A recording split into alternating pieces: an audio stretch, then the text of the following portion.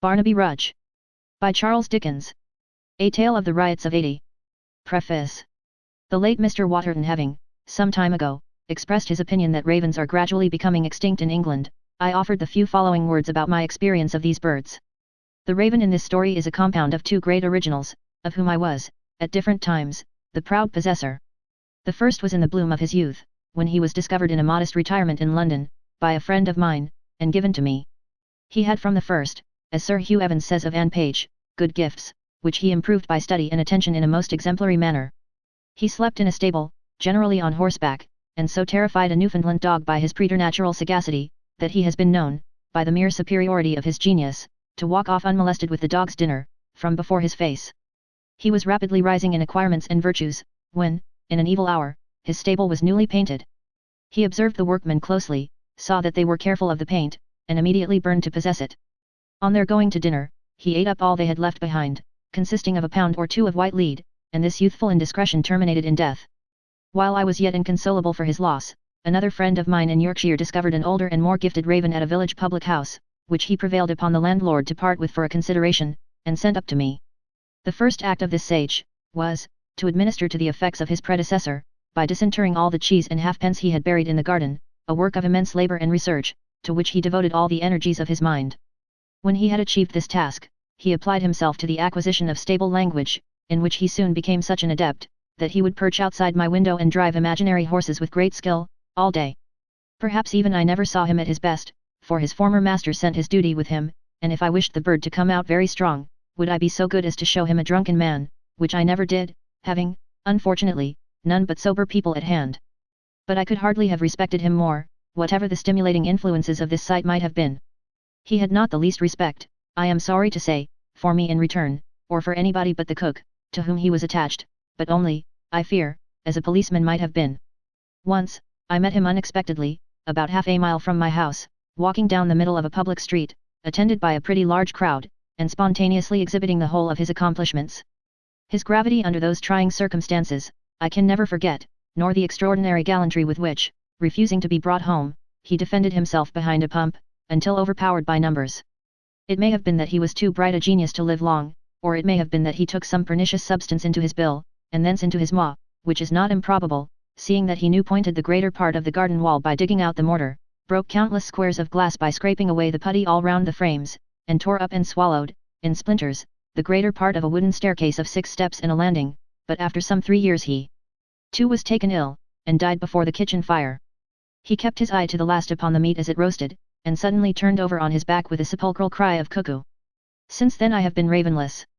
No account of the Gordon riots having been to my knowledge introduced into any work of fiction, and the subject presenting very extraordinary and remarkable features, I was led to project this tale.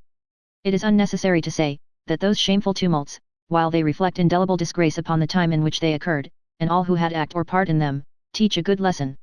That what we falsely call a religious cry is easily raised by men who have no religion, and who in their daily practice set at naught the commonest principles of right and wrong, that it is begotten of intolerance and persecution, that it is senseless, besotted, inveterate and unmerciful, all history teaches us.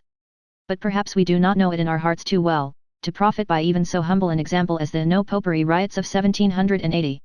However imperfectly those disturbances are set forth in the following pages, they are impartially painted by one who has no sympathy with the Romish Church, though he acknowledges, as most men do, some esteemed friends among the followers of its creed. In the description of the principal outrages, reference has been had to the best authorities of that time, such as they are. The account given in this tale, of all the main features of the riots, is substantially correct. Mr. Dennis's allusions to the flourishing condition of his trade in those days, have their foundation in truth, and not in the author's fancy. Any file of old newspapers, or odd volume of the Annual Register, will prove this with terrible ease. Even the case of Mary Jones, dwelt upon with so much pleasure by the same character, is no effort of invention. The facts were stated, exactly as they are stated here, in the House of Commons. Whether they afforded as much entertainment to the merry gentlemen assembled there, as some other most affecting circumstances of a similar nature mentioned by Sir Samuel Romilly, is not recorded. That the case of Mary Jones may speak the more emphatically for itself, I subjoin it, as related by Sir William Meredith in a speech in Parliament, on frequent executions, made in 1777. Under this Act, the Shoplifting Act, one Mary Jones was executed, whose case I shall just mention. It was at the time when press warrants were issued, on the alarm about Falkland Islands. The woman's husband was pressed, their goods seized for some debts of his, and she, with 2 small children, turned into the streets begging. It is a circumstance not to be forgotten, that she was very young, under 19, and most remarkably handsome. She went to a linen draper's shop, took some coarse linen off the counter, and slipped it under her cloak. The shopman saw her, and she laid it down. For this she was hanged. Her defense was, I have the trial in my pocket, that she had lived in credit, and wanted for nothing, till a press gang came and stole her husband from her, but since then, she had no bed to lie on, nothing to give her children to eat, and they were almost naked, and perhaps she might have done something wrong, for she hardly knew what she did. The parish officers testified the truth of this story, but it seems, there had been a good deal of shoplifting about Ludgate, an example was thought necessary, and this woman was hanged for the comfort and satisfaction of shopkeepers in Ludgate Street. When brought to receive sentence, she behaved in such a frantic manner, as proved her mind to be in a distracted and desponding state, and the child was sucking at her breast when she set out for Tyburn. In the year 1775, there stood upon the borders of Epping Forest, at a distance of about 12 miles from London, measuring from the Standard in Cornhill, or rather from the spot on or near to which the Standard used to be in days of yore, a house of public entertainment called the Maypole, which fact was demonstrated to all such travellers as could neither read nor write, and at that time a vast number both of travellers and stay-at-homes were in this condition, by the emblem reared on the roadside over against the house, which, if not of those goodly proportions that maypoles were wont to present in olden times, was a fair young ash, 30 feet in height, and straight as any arrow that ever English yeoman drew. The Maypole, by which term from henceforth is meant the house, and not its sign, the Maypole was an old building, with more gable ends than a lazy man would care to count on a sunny day, huge zigzag chimneys, out of which it seemed as though even smoke could not choose but come in more than naturally fantastic shapes, imparted to it in its tortuous progress, and vast stables, gloomy, ruinous, and empty. The place was said to have been built in the days of King Henry VIII, and there was a legend, not only that Queen Elizabeth had slept there one night while upon a hunting excursion, to wit, in a certain oak-panelled room with a deep bay window, but that next morning, while standing on a mounting block before the door with one foot in the stirrup, the Virgin Monarch had then and there boxed and cuffed an unlucky page for some neglect of duty. The matter-of-fact and doubtful folks, of whom there were a few among the Maypole customers, as unluckily there always are in every little community, were inclined to look upon this tradition as rather apocryphal, but, whenever the landlord of that ancient hostelry appealed to the mounting block itself as evidence, and triumphantly pointed out that there it stood in the same place to that very day, the doubters never failed to be put down by a large majority, and all true believers exulted as in a victory.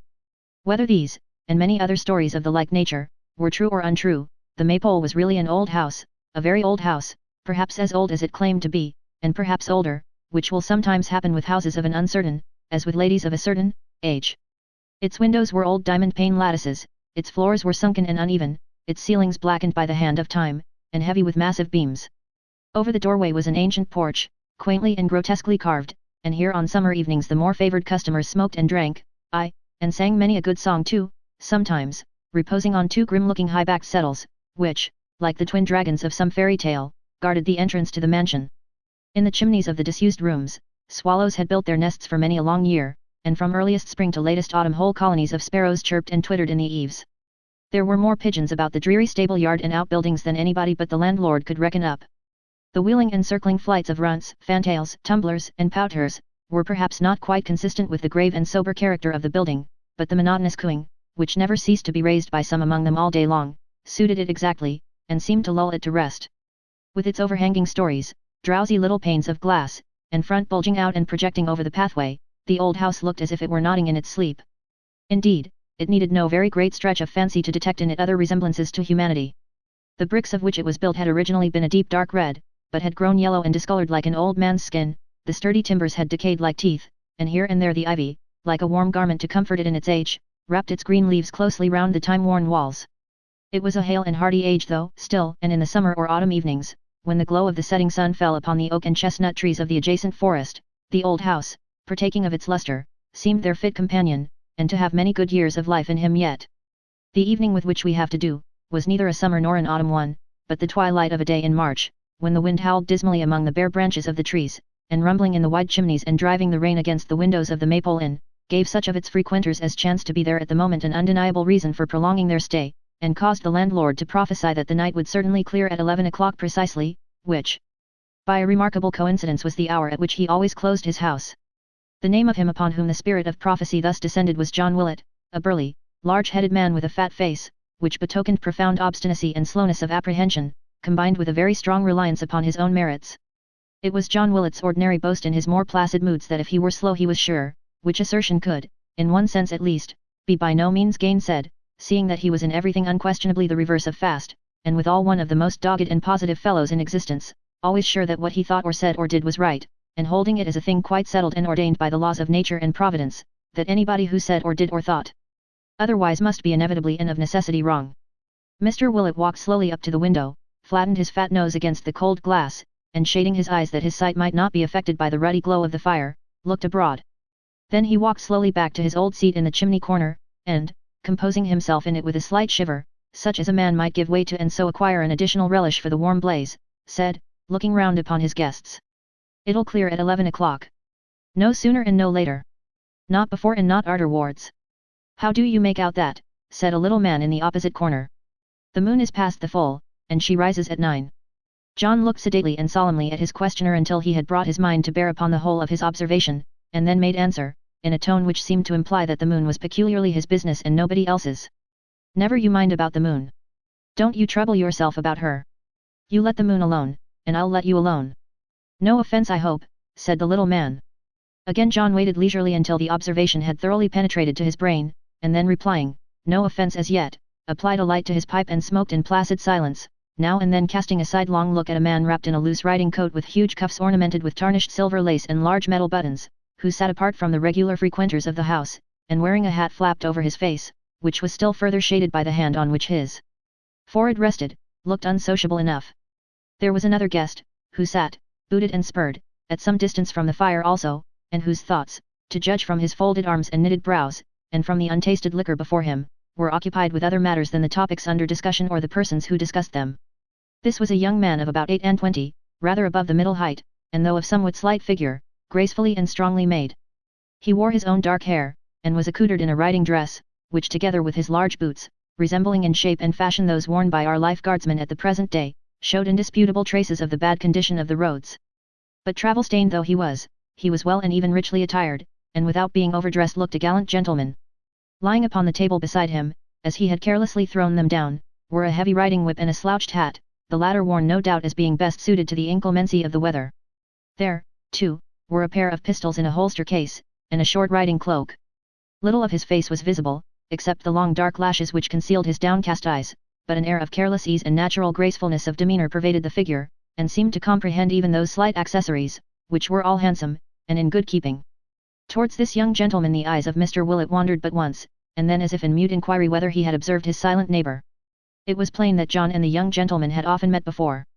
Finding that his look was not returned, or indeed observed by the person to whom it was addressed, John gradually concentrated the whole power of his eyes into one focus, and brought it to bear upon the man in the flapped hat, at whom he came to stare in course of time with an intensity so remarkable, that it affected his fireside cronies, who all, as with one accord, took their pipes from their lips, and stared with open mouths at the stranger likewise. The sturdy landlord had a large pair of dull fish-like eyes, and the little man who had hazarded the remark about the moon, and who was the parish clerk and bell-ringer of Chigwell, a village hard by, had little round black shiny eyes like beads. Moreover this little man wore at the knees of his rusty black breeches, and on his rusty black coat, and all down his long flapped waistcoat, little queer buttons like nothing except his eyes, but so like them, that as they twinkled and glistened in the light of the fire, which shone too in his bright shoe buckles, he seemed all eyes from head to foot, and to be gazing with every one of them at the unknown customer. No wonder that a man should grow restless under such an inspection as this, to say nothing of the eyes belonging to Short Tom Cobb the general chandler and post office keeper, and Long Phil Parks the ranger, both of whom, infected by the example of their companions, regarded him of the flapped hat no less attentively. The stranger became restless, perhaps from being exposed to this raking fire of eyes, perhaps from the nature of his previous meditations, most probably from the latter cause, for as he changed his position and looked hastily round, he started to find himself the object of such keen regard, and darted an angry and suspicious glance at the fireside group. It had the effect of immediately diverting all eyes to the chimney, except those of John Willet, who finding himself as it were, caught in the fact, and not being, as has been already observed, of a very ready nature, remained staring at his guest in a particularly awkward and disconcerted manner. "Well," said the stranger. "Well. There was not much in well. It was not a long speech." "I thought you gave an order," said the landlord, after a pause of 2 or 3 minutes for consideration. The stranger took off his hat, and disclosed the hard features of a man of 60 or thereabouts, much weather-beaten and worn by time, and the naturally harsh expression of which was not improved by a dark handkerchief which was bound tightly round his head, and, while it served the purpose of a wig, shaded his forehead, and almost hid his eyebrows. If it were intended to conceal or divert attention from a deep gash, now healed into an ugly seam, which when it was first inflicted must have laid bare his cheekbone, the object was but indifferently attained, for it could scarcely fail to be noted at a glance. His complexion was of a cadaverous hue, and he had a grisly jagged beard of some 3 weeks' date. Such was the figure, very meanly and poorly clad, that now rose from the seat, and stalking across the room sat down in a corner of the chimney, which the politeness or fears of the little clerk very readily assigned to him. "A highwayman," whispered Tom Cobb to Parks the ranger. "Do you suppose highwaymen don't dress handsomer than that?" replied Parks. "It's a better business than you think for, Tom, and highwaymen don't need or use to be shabby, take my word for it."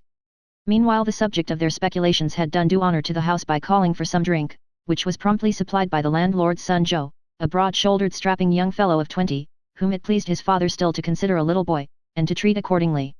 Stretching out his hands to warm them by the blazing fire, the man turned his head towards the company, and after running his eye sharply over them, said in a voice well suited to his appearance, "What house is that which stands a mile or so from here?" "Public house," said the landlord, with his usual deliberation. "Public house, father," exclaimed Joe, "where's the public house within a mile or so of the Maypole?" "He means the great house, the Warren, naturally and of course.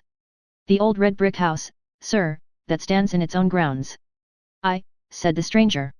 "And that 15 or 20 years ago stood in a park 5 times as broad, which with other and richer property has bit by bit changed hands and dwindled away, more's the pity," pursued the young man.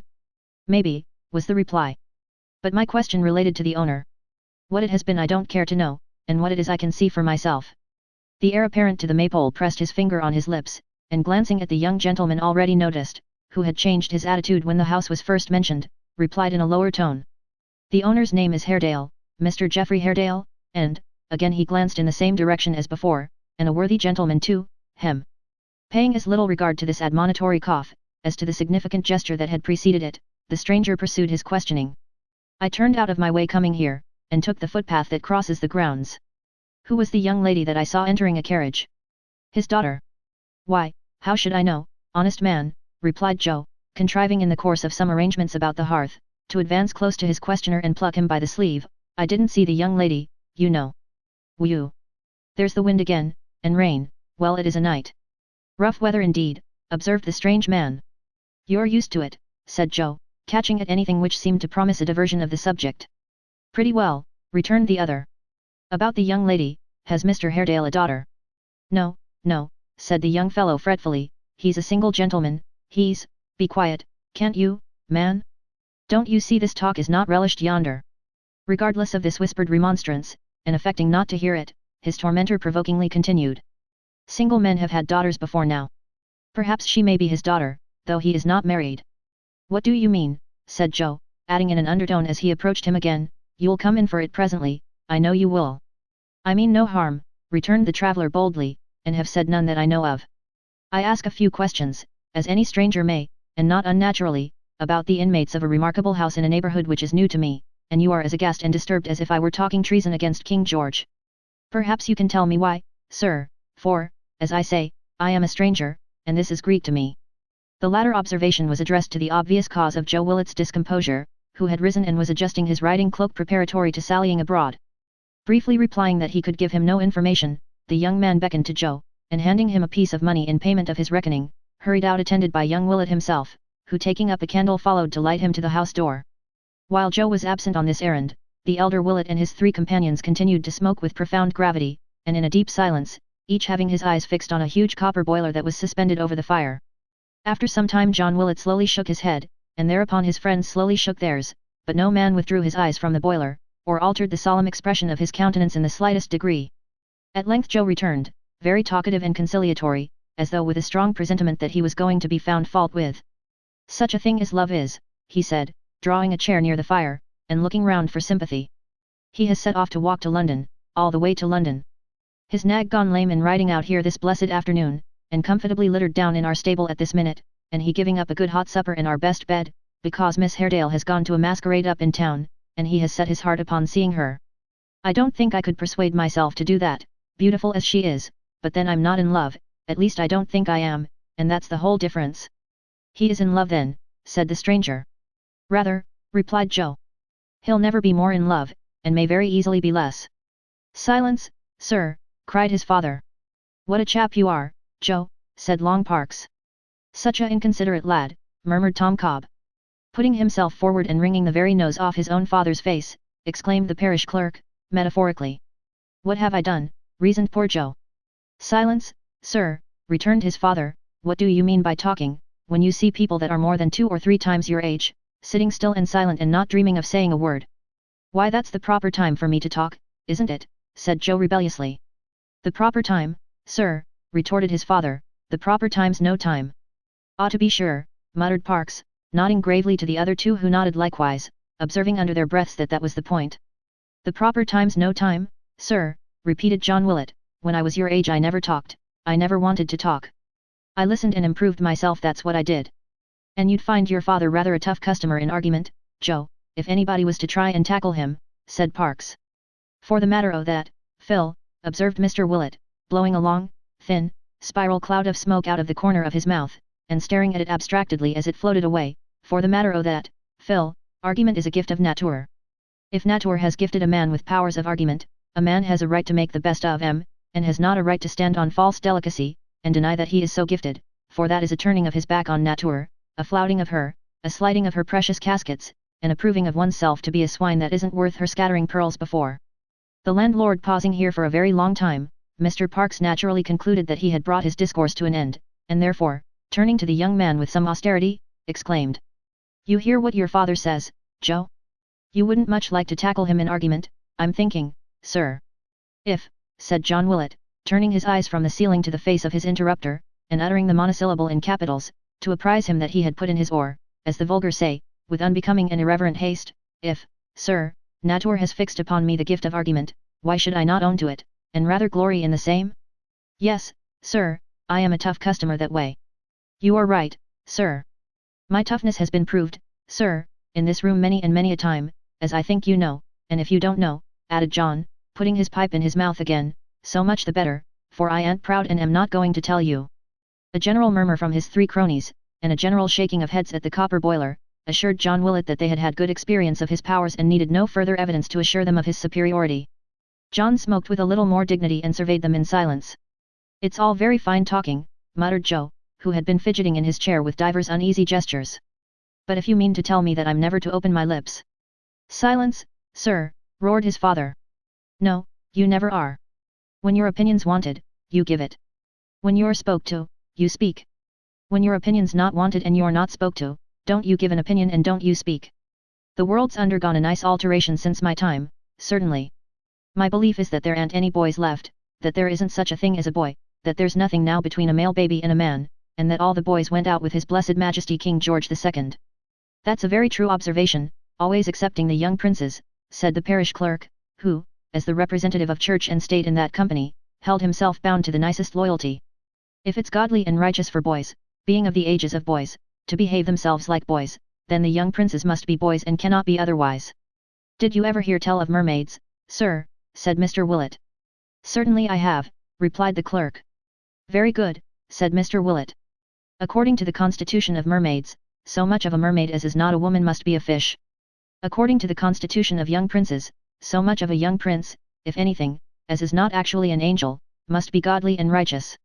Therefore if it's becoming and godly and righteous in the young princes, as it is at their ages, that they should be boys, they are and must be boys, and cannot by possibility be anything else.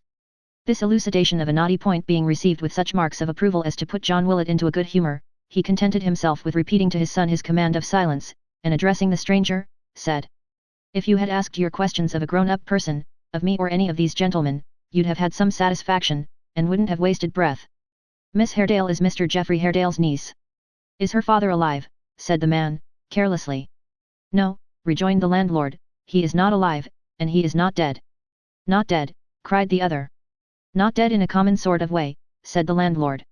The cronies nodded to each other, and Mr. Parks remarked in an undertone, shaking his head meanwhile as who should say, Let no man contradict me, for I won't believe him, that John Willett was an amazing force tonight, and fit to tackle a Chief Justice. The stranger suffered a short pause to elapse, and then asked abruptly, What do you mean? More than you think for, friend, returned John Willett. Perhaps there's more meaning in them words than you suspect. Perhaps there is, said the strange man, gruffly, but what the devil do you speak in such mysteries for? You tell me, first, that a man is not alive, nor yet dead, then, that he's not dead in a common sort of way, then, that you mean a great deal more than I think for. To tell you the truth, you may do that easily, for so far as I can make out, you mean nothing. What do you mean, I ask again? That, returned the landlord, a little brought down from his dignity by the stranger's surliness, is a Maypole story, and has been any time these 24 years. That story is Solomon Daisy's story. It belongs to the house, and nobody but Solomon Daisy has ever told it under this roof, or ever shall, that's more. The man glanced at the parish clerk, whose air of consciousness and importance plainly betokened him to be the person referred to, and, observing that he had taken his pipe from his lips, after a very long whiff to keep it alight, and was evidently about to tell his story without further solicitation, gathered his large coat about him, and shrinking further back was almost lost in the gloom of the spacious chimney corner, except when the flame, struggling from under a great faggot, whose weight almost crushed it for the time, shot upward with a strong and sudden glare, and illumining his figure for a moment, seemed afterwards to cast it into deeper obscurity than before. By this flickering light, which made the old room, with its heavy timbers and panelled walls, look as if it were built of polished ebony, the wind roaring and howling without, now rattling the latch and creaking the hinges of the stout oaken door, and now driving at the casement as though it would beat it in, by this light, and under circumstances so auspicious, Solomon Daisy began his tale. It was Mr. Reuben Haredale, Mr. Geoffrey's elder brother. Here he came to a dead stop, and made so long a pause that even John Willett grew impatient and asked why he did not proceed. Cobb, said Solomon Daisy, dropping his voice and appealing to the post office keeper, what day of the month is this? The 19th. Of March, said the clerk, bending forward, the 19th of March, that's very strange. In a low voice they all acquiesced, and Solomon went on. It was Mr. Reuben Haredale, Mr. Geoffrey's elder brother, that 22 years ago was the owner of the Warren, which, as Joe has said, not that you remember it, Joe, for a boy like you can't do that, but because you have often heard me say so, was then a much larger and better place, and a much more valuable property than it is now. His lady was lately dead, and he was left with one child, the Miss Haredale you have been inquiring about, who was then scarcely a year old.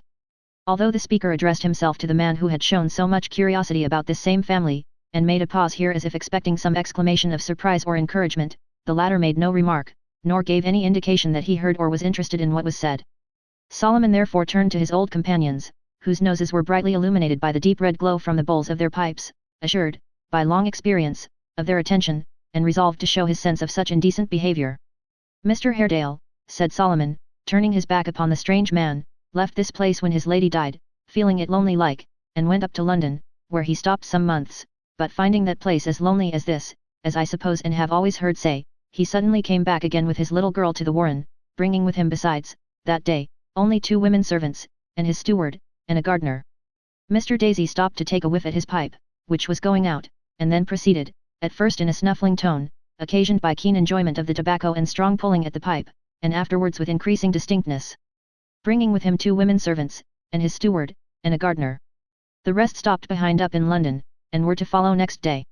It happened that night, an old gentleman who lived at Chigwell Row, and had long been poorly, deceased, and an order came to me at half after 12 o'clock at night to go and toll the passing bell. There was a movement in the little group of listeners, sufficiently indicative of the strong repugnance any one of them would have felt to have turned out at such a time upon such an errand. The clerk felt and understood it, and pursued his theme accordingly. It was a dreary thing, especially as the grave digger was laid up in his bed, from long working in a damp soil and sitting down to take his dinner on cold tombstones, and I was consequently under obligation to go alone, for it was too late to hope to get any other companion. However, I wasn't unprepared for it, as the old gentleman had often made it a request that the bell should be tolled as soon as possible after the breath was out of his body, and he had been expected to go for some days. I put as good a face upon it as I could, and muffling myself up, for it was mortal cold, started out with a lighted lantern in one hand and the key of the church in the other. At this point of the narrative, the dress of the strange man rustled as if he had turned himself to hear more distinctly.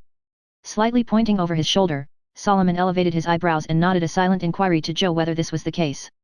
Joe shaded his eyes with his hand and peered into the corner, but could make out nothing, and so shook his head.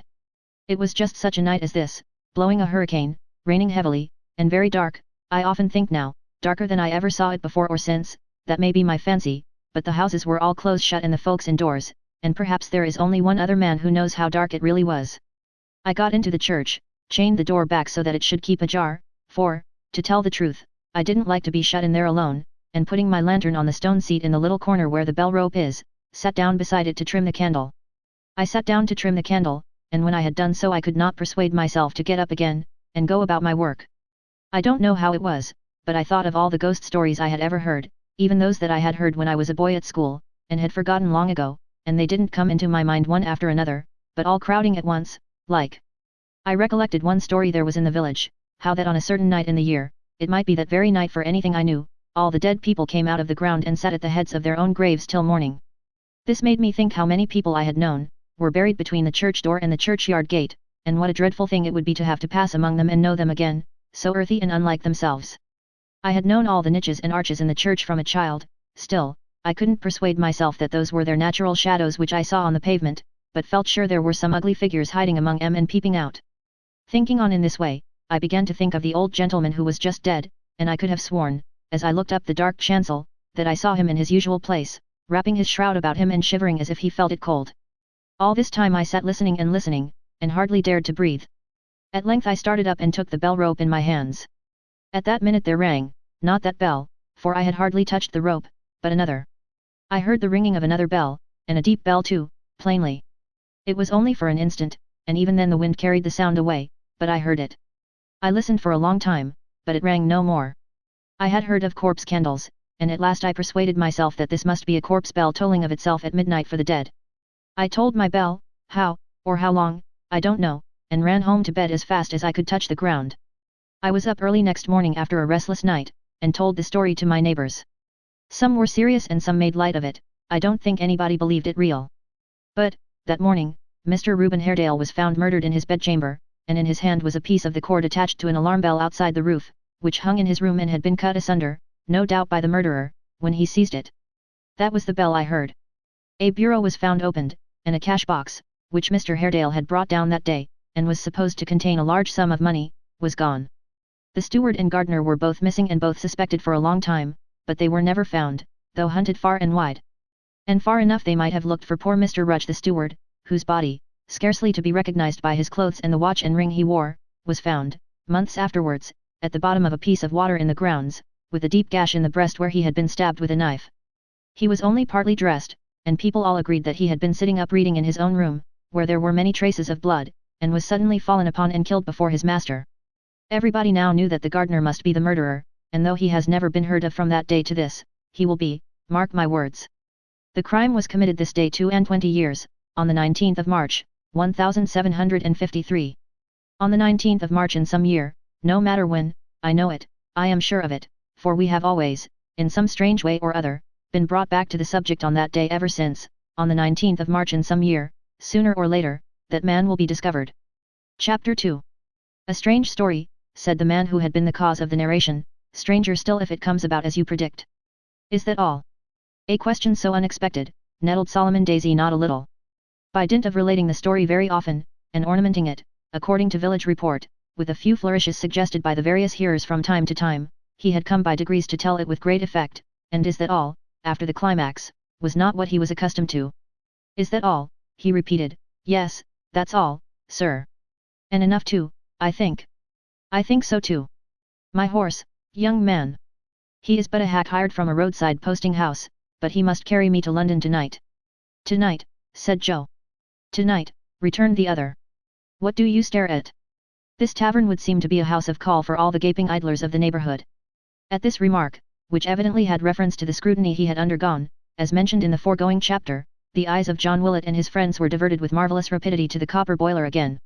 Not so with Joe, who, being a meddlesome fellow, returned the stranger's angry glance with a steady look, and rejoined. It is not a very bold thing to wonder at your going on tonight. Surely you have been asked such a harmless question in an inn before, and in better weather than this. I thought you mightn't know the way, as you seem strange to this part. The way, repeated the other, irritably. Yes. Do you know it? I'll find it, replied the man, waving his hand and turning on his heel. Landlord, take the reckoning here. John Willett did as he was desired, for on that point he was seldom slow, except in the particulars of giving change, and testing the goodness of any piece of coin that was proffered to him, by the application of his teeth or his tongue, or some other test, or in doubtful cases, by a long series of tests terminating in its rejection. The guest then wrapped his garments about him so as to shelter himself as effectually as he could from the rough weather, and without any word or sign of farewell betook himself to the stable yard.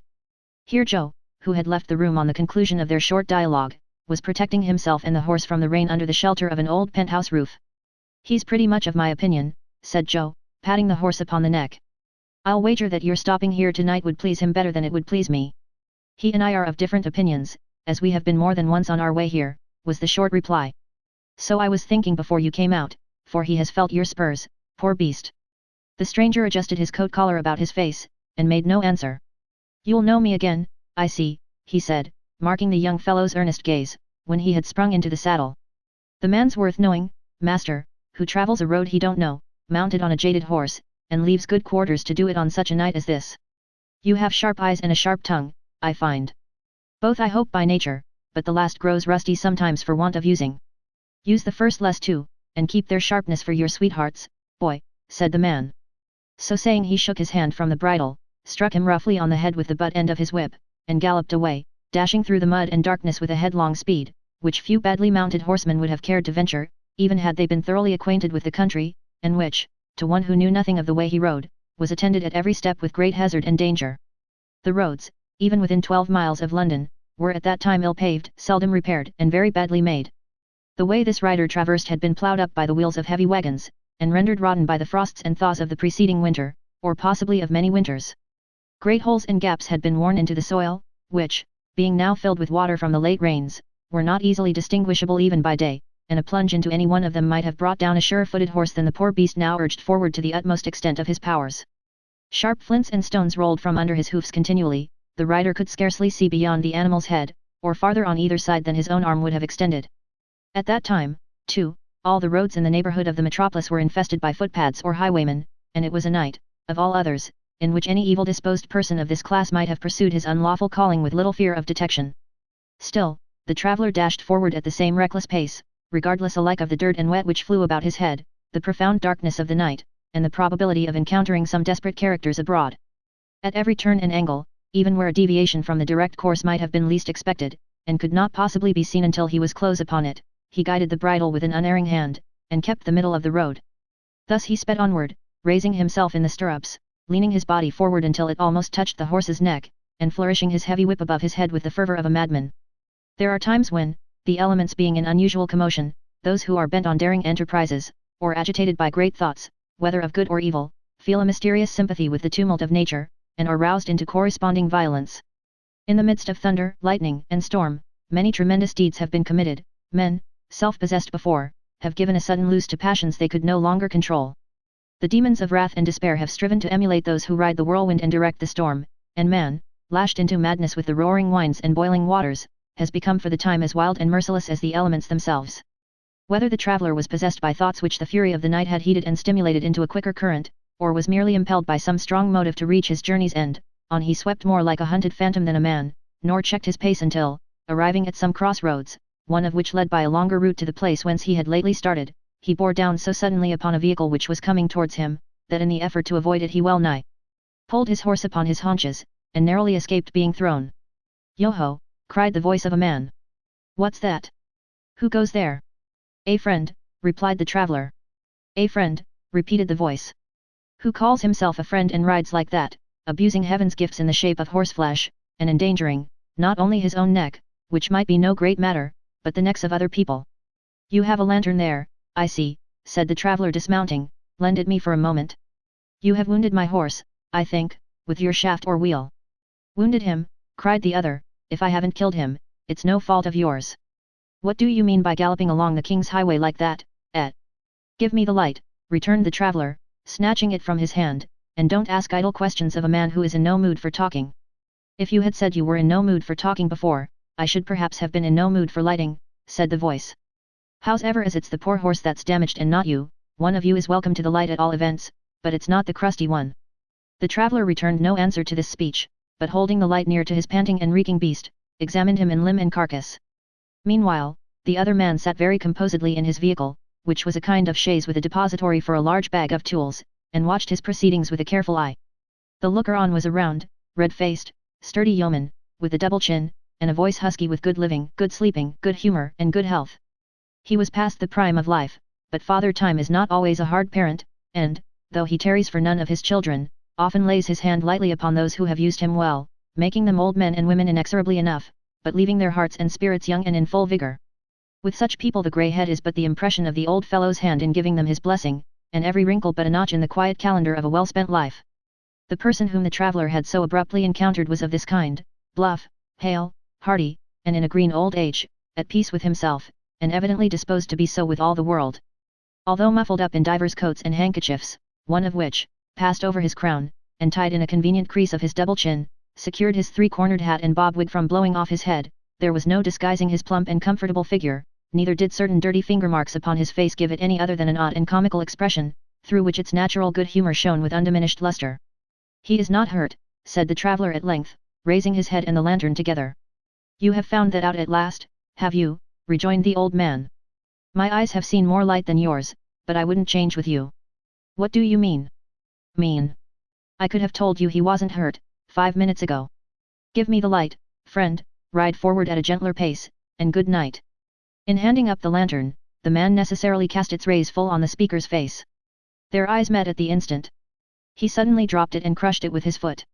"Did you never see a locksmith before, that you start as if you had come upon a ghost?" cried the old man in the chaise, "or is this," he added hastily, thrusting his hand into the tool basket and drawing out a hammer, "a scheme for robbing me? I know these roads, friend. When I travel them, I carry nothing but a few shillings, and not a crown's worth of them. I tell you plainly, to save us both trouble, that there's nothing to be got from me but a pretty stout arm considering my years, and this tool, which, mayhap from long acquaintance with, I can use pretty briskly. You shall not have it all your own way, I promise you, if you play at that game." With these words he stood upon the defensive. "I am not what you take me for, Gabriel Varden," replied the other. "Then what and who are you?" returned the locksmith. "You know my name, it seems. Let me know yours." "I have not gained the information from any confidence of yours, but from the inscription on your cart which tells it to all the town," replied the traveller. "You have better eyes for that than you had for your horse, then," said Varden, descending nimbly from his chaise. "Who are you? Let me see your face." While the locksmith alighted, the traveller had regained his saddle, from which he now confronted the old man, who, moving as the horse moved and chafing under the tightened rein, kept close beside him. "Let me see your face, I say. Stand off. No masquerading tricks," said the locksmith, "and tales at the club tomorrow, how Gabriel Varden was frightened by a surly voice in a dark night. Stand, let me see your face." Finding that further resistance would only involve him in a personal struggle with an antagonist by no means to be despised, the traveller threw back his coat, and stooping down looked steadily at the locksmith. Perhaps two men more powerfully contrasted, never opposed each other face to face. The ruddy features of the locksmith so set off and heightened the excessive paleness of the man on horseback, that he looked like a bloodless ghost, while the moisture, which hard riding had brought out upon his skin, hung there in dark and heavy drops, like dews of agony and death. The countenance of the old locksmith lighted up with the smile of one expecting to detect in this unpromising stranger some latent roguery of eye or lip, which should reveal a familiar person in that arch disguise, and spoil his jest. The face of the other, sullen and fierce, but shrinking too, was that of a man who stood at bay, while his firmly closed jaws, his puckered mouth, and more than all a certain stealthy motion of the hand within his breast, seemed to announce a desperate purpose very foreign to acting, or child's play. Thus they regarded each other for some time, in silence. "Humph," he said when he had scanned his features, "I don't know you." "Don't desire to," returned the other, muffling himself as before. "I don't," said Gabriel, "to be plain with you, friend, you don't carry in your countenance a letter of recommendation." "It's not my wish," said the traveller. "My humour is to be avoided." "Well," said the locksmith bluntly, "I think you'll have your humour."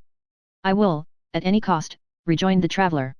"In proof of it, lay this to heart, that you were never in such peril of your life as you have been within these few moments. When you are within 5 minutes of breathing your last, you will not be nearer death than you have been tonight." "I," said the sturdy locksmith. "I, and a violent death. From whose hand?" "From mine," replied the traveller. With that he put spurs to his horse, and rode away, at first plashing heavily through the mire at a smart trot, but gradually increasing in speed until the last sound of his horse's hoofs died away upon the wind, when he was again hurrying on at the same furious gallop, which had been his pace when the locksmith first encountered him. Gabriel Varden remained standing in the road with the broken lantern in his hand, listening in stupefied silence until no sound reached his ear but the moaning of the wind, and the fast falling rain, when he struck himself 1 or 2 smart blows in the breast by way of rousing himself, and broke into an exclamation of surprise. "What in the name of wonder can this fellow be, a madman, a highwayman, a cutthroat? If he had not scoured off so fast, we'd have seen who was in most danger, he or I. I never nearer death than I have been tonight. I hope I may be no nearer to it for a score of years to come, if so, I'll be content to be no farther from it. My stars, a pretty brag this to a stout man, pooh, pooh. Gabriel resumed his seat, and looked wistfully up the road by which the traveller had come, murmuring in a half-whisper. The Maypole, 2 miles to the Maypole. I came the other road from the Warren after a long day's work at Locks and Bells, on purpose that I should not come by the Maypole and break my promise to Martha by looking in. There's resolution. It would be dangerous to go on to London without a light, and it's 4 miles, and a good half-mile besides, to the halfway house, and between this and that is the very place where one needs a light most. 2 miles to the Maypole. I told Martha I wouldn't, I said I wouldn't, and I didn't. There's resolution. Repeating these 2 last words very often, as if to compensate for the little resolution he was going to show by piquing himself on the great resolution he had shown, Gabriel Varden quietly turned back, determining to get a light at the Maypole, and to take nothing but a light. When he got to the Maypole, however, and Joe, responding to his well-known hail, came running out to the horse's head, leaving the door open behind him, and disclosing a delicious perspective of warmth and brightness, when the ruddy gleam of the fire, streaming through the old red curtains of the common room, seemed to bring with it, as part of itself, a pleasant hum of voices, and a fragrant odor of steaming grog and rare tobacco, all steeped as it were in the cheerful glow, when the shadows, flitting across the curtain, showed that those inside had risen from their snug seats, and were making room in the snuggest corner. How well he knew that corner, for the honest locksmith, and a broad glare, suddenly streaming up, bespoke the goodness of the crackling log from which a brilliant train of sparks was doubtless at that moment whirling up the chimney in honor of his coming, when, superadd to these enticements, there stole upon him from the distant kitchen a gentle sound of frying. With a musical clatter of plates and dishes, and a savoury smell that made even the boisterous wind a perfume, Gabriel felt his firmness oozing rapidly away. He tried to look stoically at the tavern, but his features would relax into a look of fondness. He turned his head the other way, and the cold black country seemed to frown him off, and drive him for a refuge into its hospitable arms. The merciful man, Joe, said the locksmith, is merciful to his beast. I'll get out for a little while. And how natural it was to get out. And how unnatural it seemed for a sober man to be plodding wearily along through miry roads, encountering the rude buffets of the wind and pelting of the rain, when there was a clean floor covered with crisp white sand, a well-swept hearth, a blazing fire, a table decorated with white cloth, bright pewter flagons, and other tempting preparations for a well-cooked meal, when there were these things, and company disposed to make the most of them, all ready to his hand, and entreating him to enjoyment. Chapter 3. Such were the locksmith's thoughts when first seated in the snug corner, and slowly recovering from a pleasant defect of vision, pleasant, because occasioned by the wind blowing in his eyes, which made it a matter of sound policy and duty to himself, that he should take refuge from the weather, and tempted him, for the same reason, to aggravate a slight cough, and declare he felt but poorly. Such were still his thoughts more than a full hour afterwards, when, supper over, he still sat with shining jovial face in the same warm nook, listening to the cricket-like chirp of little Solomon Daisy, and bearing no unimportant or slightly respected part in the social gossip round the Maypole fire. I wish he may be an honest man, that's all, said Solomon, winding up a variety of speculations relative to the stranger, concerning whom Gabriel had compared notes with the company, and so raised a grave discussion. I wish he may be an honest man. So we all do, I suppose, don't we? Observed the locksmith. I don't, said Joe. No, cried Gabriel. No. He struck me with his whip, the coward, when he was mounted and I afoot, and I should be better pleased that he turned out what I think him. And what may that be, Joe? No good, Mr. Varden. You may shake your head, father, but I say no good, and will say no good, and I would say no good 100 times over, if that would bring him back to have the drubbing he deserves. Hold your tongue, sir, said John Willett. I won't, father. It's all along of you that he ventured to do what he did. Seeing me treated like a child, and put down like a fool, he plucks up a heart and has a fling at a fellow that he thinks, and may well think too, hasn't a grain of spirit. But he's mistaken, as I'll show him, and as I'll show all of you before long. Does the boy know what he's a-saying of? Cried the astonished John Willett. Father, returned Joe, I know what I say and mean, well, better than you do when you hear me. I can bear with you, but I cannot bear the contempt that you're treating me in the way you do, brings upon me from others every day. Look at other young men of my age. Have they no liberty, no will, no right to speak? Are they obliged to sit mum-chance, and to be ordered about till they are the laughing-stock of young and old? I am a byword all over Chigwell, and I say, and it's fairer my saying so now, than waiting till you are dead, and I have got your money, I say, that before long I shall be driven to break such bounds, and that when I do, it won't be me that you'll have to blame, but your own self, and no other. John Willett was so amazed by the exasperation and boldness of his hopeful son, that he sat as one bewildered, staring in a ludicrous manner at the boiler, and endeavouring, but quite ineffectually, to collect his tardy thoughts, and invent an answer. The guests, scarcely less disturbed, were equally at a loss, and at length, with a variety of muttered, half-expressed condolences, and pieces of advice, rose to depart, being at the same time slightly muddled with liquor. The honest locksmith alone addressed a few words of coherent and sensible advice to both parties, urging John Willett to remember that Joe was nearly arrived at man's estate, and should not be ruled with too tight a hand, and exhorting Joe himself to bear with his father's caprices, and rather endeavour to turn them aside by temperate remonstrance than by ill-timed rebellion. This advice was received as such advice usually is. On John Willett it made almost as much impression as on the sign outside the door, while Joe, who took it in the best part, avowed himself more obliged than he could well express, but politely intimated his intention nevertheless of taking his own course uninfluenced by anybody. "You have always been a very good friend to me, Mr. Varden," he said, as they stood without, in the porch, and the locksmith was equipping himself for his journey home. "I take it very kind of you to say all this, but the time's nearly come when the maypole and I must part company." "Roving stones gather no moss, Joe," said Gabriel. "Nor milestones much," replied Joe. "I'm little better than one here, and see as much of the world." "Then, what would you do, Joe?" pursued the locksmith, stroking his chin reflectively. "What could you be? Where could you go, you see? I must trust to chance, Mr. Varden." "A bad thing to trust to, Joe. I don't like it. I always tell my girl when we talk about a husband for her, never to trust to chance, but to make sure beforehand that she has a good man and true, and then chance will neither make her nor break her. What are you fidgeting about there, Joe? Nothing gone in the harness, I hope?" "No, no," said Joe, finding, however, something very engrossing to do in the way of strapping and buckling, "Miss Dolly quite well." "Hearty, thank I. She looks pretty enough to be well, and good too." "She's always both, sir." "So she is, thank God. I hope," said Joe after some hesitation, "that you won't tell this story against me, this of my having been beat like the boy they'd make of me, at all events, till I have met this man again and settled the account. It'll be a better story then." "Why, who should I tell it to?" returned Gabriel. "They know it here, and I'm not likely to come across anybody else who would care about it." "That's true enough," said the young fellow with a sigh. "I quite forgot that. Yes, that's true." So saying, he raised his face, which was very red, no doubt from the exertion of strapping and buckling as aforesaid, and giving the reins to the old man, who had by this time taken his seat, sighed again and bade him good night. "Good night," cried Gabriel. "Now think better of what we have just been speaking of, and don't be rash, there's a good fellow. I have an interest in you, and wouldn't have you cast yourself away. Good night." Returning his cheery farewell with cordial goodwill, Joe Willett lingered until the sound of wheels ceased to vibrate in his ears, and then, shaking his head mournfully, re-entered the house. Gabriel Varden went his way towards London, thinking of a great many things, and most of all of flaming terms in which to relate his adventure, and so account satisfactorily to Mrs. Varden for visiting the maypole, despite certain solemn covenants between himself and that lady. Thinking begets, not only thought, but drowsiness occasionally, and the more the locksmith thought, the more sleepy he became.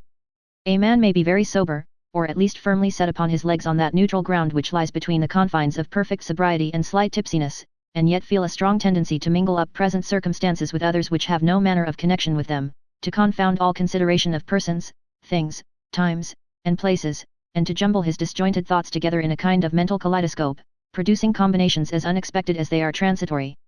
This was Gabriel Varden's state, as, nodding in his dog sleep, and leaving his horse to pursue a road with which he was well acquainted, he got over the ground unconsciously, and drew nearer and nearer home. He had roused himself once, when the horse stopped until the turnpike gate was opened, and had cried a lusty good night, to the toll keeper, but then he awoke out of a dream about picking a lock in the stomach of the great mogul, and even when he did wake, mixed up the turnpike man with his mother-in-law who had been dead 20 years. It is not surprising, therefore, that he soon relapsed, and jogged heavily along, quite insensible to his progress. And, now, he approached the great city, which lay outstretched before him like a dark shadow on the ground, reddening the sluggish air with a deep dull light, that told of labyrinths of public ways and shops, and swarms of busy people. Approaching nearer and nearer yet, this halo began to fade, and the causes which produced it slowly to develop themselves. Long lines of poorly lighted streets might be faintly traced, with here and there a lighter spot, where lamps were clustered round a square or market, or round some great building. After a time these grew more distinct, and the lamps themselves were visible, slight yellow specks, that seemed to be rapidly snuffed out, one by one, as intervening obstacles hid them from the sight. Then, sounds arose, the striking of church clocks, the distant bark of dogs, the hum of traffic in the streets, then outlines might be traced, tall steeples looming in the air, and piles of unequal roofs oppressed by chimneys. Then, the noise swelled into a louder sound, and forms grew more distinct and numerous still, and London, visible in the darkness by its own faint light, and not by that of heaven, was at hand. The locksmith, however, all unconscious of its near vicinity, still jogged on, half sleeping and half waking, when a loud cry at no great distance ahead, roused him with a start. For a moment or two he looked about him like a man who had been transported to some strange country in his sleep, but soon recognizing familiar objects, rubbed his eyes lazily and might have relapsed again, but that the cry was repeated, not once or twice or thrice, but many times, and each time, if possible, with increased vehemence. Thoroughly aroused, Gabriel, who was a bold man and not easily daunted, made straight to the spot, urging on his stout little horse as if for life or death. The matter indeed looked sufficiently serious, for, coming to the place whence the cries had proceeded, he descried the figure of a man extended in an apparently lifeless state upon the pathway, and, hovering round him, another person with a torch in his hand, which he waved in the air with a wild impatience, redoubling meanwhile those cries for help which had brought the locksmith to the spot. "What's here to do?" said the old man, alighting. "How's this, what, Barnaby?" The bearer of the torch shook his long loose hair back from his eyes, and thrusting his face eagerly into that of the locksmith, fixed upon him a look which told his history at once. "You know me, Barnaby," said Varden. He nodded, not once or twice, but a score of times, and that with a fantastic exaggeration which would have kept his head in motion for an hour, but that the locksmith held up his finger, and fixing his eye sternly upon him caused him to desist, then pointed to the body with an inquiring look. "There's blood upon him," said Barnaby with a shudder. "It makes me sick." "How came it there?" demanded Varden.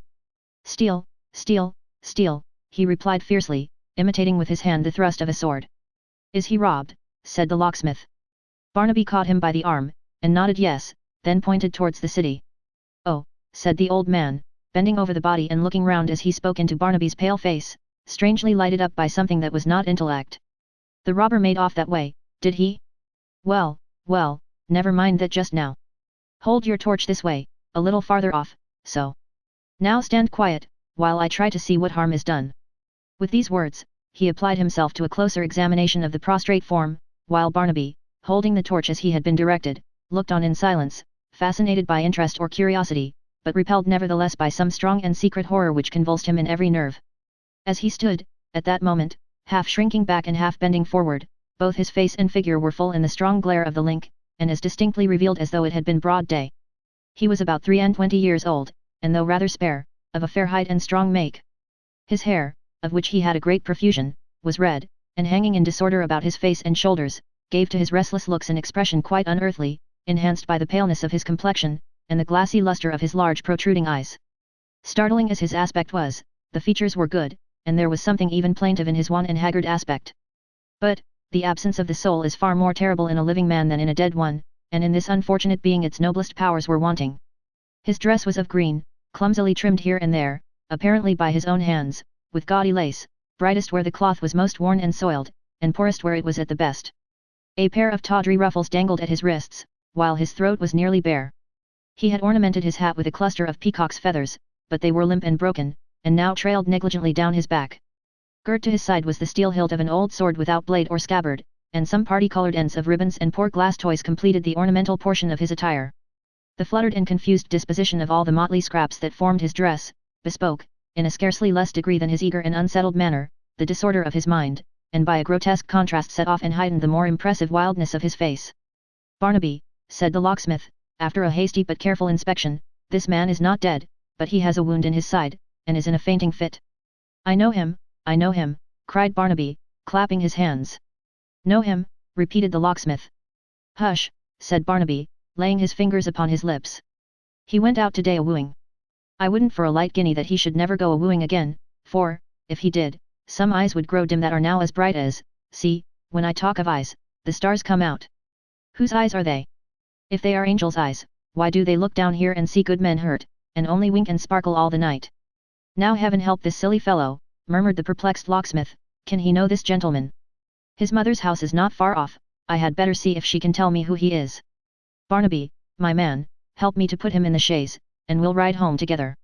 "I can't touch him," cried the idiot falling back, and shuddering as with a strong spasm, "he's bloody." "It's in his nature, I know," muttered the locksmith, "it's cruel to ask him, but I must have help. Barnaby, good Barnaby, dear Barnaby, if you know this gentleman, for the sake of his life and everybody's life that loves him, help me to raise him and lay him down. Cover him then, wrap him close, don't let me see it, smell it, hear the word. Don't speak the word, don't. No, no, I'll not. There, you see he's covered now. Gently. Well done, well done. They placed him in the carriage with great ease, for Barnaby was strong and active, but all the time they were so occupied he shivered from head to foot, and evidently experienced an ecstasy of terror. This accomplished, and the wounded man being covered with Varden's own greatcoat which he took off for the purpose, they proceeded onward at a brisk pace, Barnaby gaily counting the stars upon his fingers, and Gabriel inwardly congratulating himself upon having an adventure now, which would silence Mrs. Varden on the subject of the maypole, for that night, or there was no faith in woman. Chapter 4. In the venerable suburb, it was a suburb once, of Clerkenwell, towards that part of its confines which is nearest to the Charter House, and in one of those cool, shady streets, of which a few, widely scattered and dispersed, yet remain in such old parts of the metropolis, each tenement quietly vegetating like an ancient citizen who long ago retired from business, and dozing on in its infirmity until in course of time it tumbles down, and is replaced by some extravagant young heir, flaunting in stucco and ornamental work, and all the vanities of modern days. In this quarter, and in a street of this description, the business of the present chapter lies. At the time of which it treats, though only 66 years ago, a very large part of what is London now had no existence. Even in the brains of the wildest speculators, there had sprung up no long rows of streets connecting Highgate with Whitechapel, no assemblages of palaces in the swampy levels, nor little cities in the open fields. Although this part of town was then, as now, parcelled out in streets, and plentifully peopled, it wore a different aspect. There were gardens to many of the houses, and trees by the pavement side, with an air of freshness breathing up and down, which in these days would be sought in vain. Fields were nigh at hand, through which the new river took its winding course, and where there was merry haymaking in the summer time. Nature was not so far removed, or hard to get at, as in these days, and although there were busy trades in Clerkenwell, and working jewellers by scores, it was a purer place, with farmhouses nearer to it than many modern Londoners would readily believe, and lovers' walks at no great distance, which turned into squalid courts, long before the lovers of this age were born, or, as the phrase goes, thought of. In one of these streets, the cleanest of them all, and on the shady side of the way, for good housewives know that sunlight damages their cherished furniture, and so choose the shade rather than its intrusive glare, there stood the house with which we have to deal. It was a modest building, not very straight, not large, not tall, not bold-faced, with great staring windows, but a shy, blinking house, with a conical roof going up into a peak over its garret window of 4 small panes of glass, like a cocked hat on the head of an elderly gentleman with one eye. It was not built of brick or lofty stone, but of wood and plaster. It was not planned with a dull and wearisome regard to regularity, for no one window matched the other, or seemed to have the slightest reference to anything besides itself. The shop, for it had a shop, was, with reference to the first floor, where shops usually are, and there all resemblance between it and any other shop stopped short and ceased. People who went in and out didn't go up a flight of steps to it, or walk easily in upon a level with the street, but dived down 3 steep stairs, as into a cellar. Its floor was paved with stone and brick, as that of any other cellar might be, and in lieu of window framed and glazed it had a great black wooden flap or shutter, nearly breast high from the ground, which turned back in the daytime, admitting as much cold air as light, and very often more. Behind this shop was a wainscoted parlour, looking first into a paved yard, and beyond that again into a little terrace garden, raised some feet above it. Any stranger would have supposed that this wainscoted parlour, saving for the door of communication by which he had entered, was cut off and detached from all the world, and indeed most strangers on their first entrance were observed to grow extremely thoughtful, as weighing and pondering in their minds whether the upper rooms were only approachable by ladders from without, never suspecting that 2 of the most unassuming and unlikely doors in existence, which the most ingenious mechanician on earth must of necessity have supposed to be the doors of closets, opened out of this room, each without the smallest preparation, or so much as a quarter of an inch of passage, upon 2 dark winding flights of stairs, the one upward, the other downward, which were the sole means of communication between that chamber and the other portions of the house. With all these oddities, there was not a neater, more scrupulously tidy, or more punctiliously ordered house, in Clerkenwell, in London, in all England. There were not cleaner windows, or whiter floors, or brighter stoves, or more highly shining articles of furniture in old mahogany. There was not more rubbing, scrubbing, burnishing and polishing, in the whole street put together. Nor was this excellence attained without some cost and trouble and great expenditure of voice, as the neighbours were frequently reminded when the good lady of the house overlooked and assisted in its being put to rights on cleaning days, which were usually from Monday morning till Saturday night, both days inclusive. Leaning against the door-post of this, his dwelling, the locksmith stood early on the morning after he had met with the wounded man, gazing disconsolately at a great wooden emblem of a key, painted in vivid yellow to resemble gold, which dangled from the house front, and swung to and fro with a mournful creaking noise, as if complaining that it had nothing to unlock. Sometimes, he looked over his shoulder into the shop, which was so dark and dingy with numerous tokens of his trade, and so blackened by the smoke of a little forge, near which his prentice was at work, that it would have been difficult for one unused to such espials to have distinguished anything but various tools of uncouth make and shape, great bunches of rusty keys, fragments of iron, half-finished locks, and such like things, which garnished the walls and hung in clusters from the ceiling. After a long and patient contemplation of the golden key, and many such backward glances, Gabriel stepped into the road, and stole a look at the upper windows. One of them chanced to be thrown open at the moment, and a roguish face met his, a face lighted up by the loveliest pair of sparkling eyes that ever locksmith looked upon, the face of a pretty, laughing, girl, dimpled and fresh, and healthful, the very impersonation of good humour and blooming beauty. "Hush," she whispered, bending forward and pointing archly to the window underneath. "Mother is still asleep." "Still, my dear," returned the locksmith in the same tone. "You talk as if she had been asleep all night, instead of little more than half an hour. But I'm very thankful. Sleep's a blessing, no doubt about it." The last few words he muttered to himself. "How cruel of you to keep us up so late this morning, and never tell us where you were, or send us word," said the girl. "Ah, Dolly, Dolly," returned the locksmith, shaking his head, and smiling, "how cruel of you to run upstairs to bed. Come down to breakfast, madcap, and come down lightly, or you'll wake your mother. She must be tired, I am sure, I am." Keeping these latter words to himself, and returning his daughter's nod, he was passing into the workshop, with the smile she had awakened still beaming on his face, when he just caught sight of his prentice's brown paper cap ducking down to avoid observation, and shrinking from the window back to its former place, which the wearer no sooner reached than he began to hammer lustily. "Listening again, Simon," said Gabriel to himself. "That's bad. What in the name of wonder does he expect the girl to say, that I always catch him listening when she speaks, and never at any other time? A bad habit, Sim, a sneaking, underhanded way. Ah! You may hammer, but you won't beat that out of me, if you work at it till your time's up." So saying, and shaking his head gravely, he re-entered the workshop, and confronted the subject of these remarks. "There's enough of that just now," said the locksmith. "You needn't make any more of that confounded clatter. Breakfast's ready." "Sir," said Sim, looking up with amazing politeness, and a peculiar little bow cut short off at the neck, "I shall attend you immediately." "I suppose," muttered Gabriel, "that's out of the Apprentice's Garland or the Apprentice's Delight, or the Apprentice's Warbler, or the Apprentice's Guide to the Gallows, or some such improving textbook. Now he's going to beautify himself, here's a precious locksmith." Quite unconscious that his master was looking on from the dark corner by the parlour door, Sim threw off the paper cap, sprang from his seat, and in 2 extraordinary steps, something between skating and minuet dancing, bounded to a washing place at the other end of the shop, and there removed from his face and hands all traces of his previous work, practicing the same step all the time with the utmost gravity. This done, he drew from some concealed place a little scrap of looking glass, and with its assistance arranged his hair, and ascertained the exact state of a little carbuncle on his nose. Having now completed his toilet, he placed the fragment of mirror on a low bench, and looked over his shoulder at so much of his legs as could be reflected in that small compass, with the greatest possible complacency and satisfaction. Sim, as he was called in the locksmith's family, or Mr. Simon Tappertit, as he called himself, and required all men to style him out of doors on holidays and Sundays out, was an old-fashioned, thin-faced, sleek-haired, sharp-nosed, small-eyed little fellow, very little more than 5 feet high, and thoroughly convinced in his own mind that he was above the middle size, rather tall, in fact, than otherwise. Of his figure, which was well enough formed, though somewhat of the leanest, he entertained the highest admiration, and with his legs, which, in knee breeches, were perfect curiosities of littleness, he was enraptured to a degree amounting to enthusiasm. He also had some majestic, shadowy ideas, which had never been quite fathomed by his intimate friends, concerning the power of his eye. Indeed, he had been known to go so far as to boast that he could utterly quell and subdue the haughtiest beauty by a simple process, which he termed eyeing her over, but it must be added, that neither of this faculty, nor of the power he claimed to have, through the same gift, of vanquishing and heaving down dumb animals, even in a rabid state, had he ever furnished evidence which could be deemed quite satisfactory and conclusive. It may be inferred from these premises, that in the small body of Mr. Tappertit there was locked up an ambitious and aspiring soul.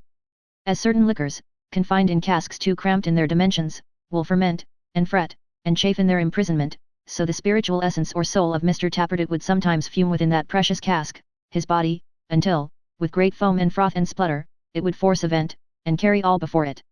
It was his custom to remark, in reference to any one of these occasions, that his soul had got into his head, and in this novel kind of intoxication many scrapes and mishaps befell him, which he had frequently concealed with no small difficulty from his worthy master.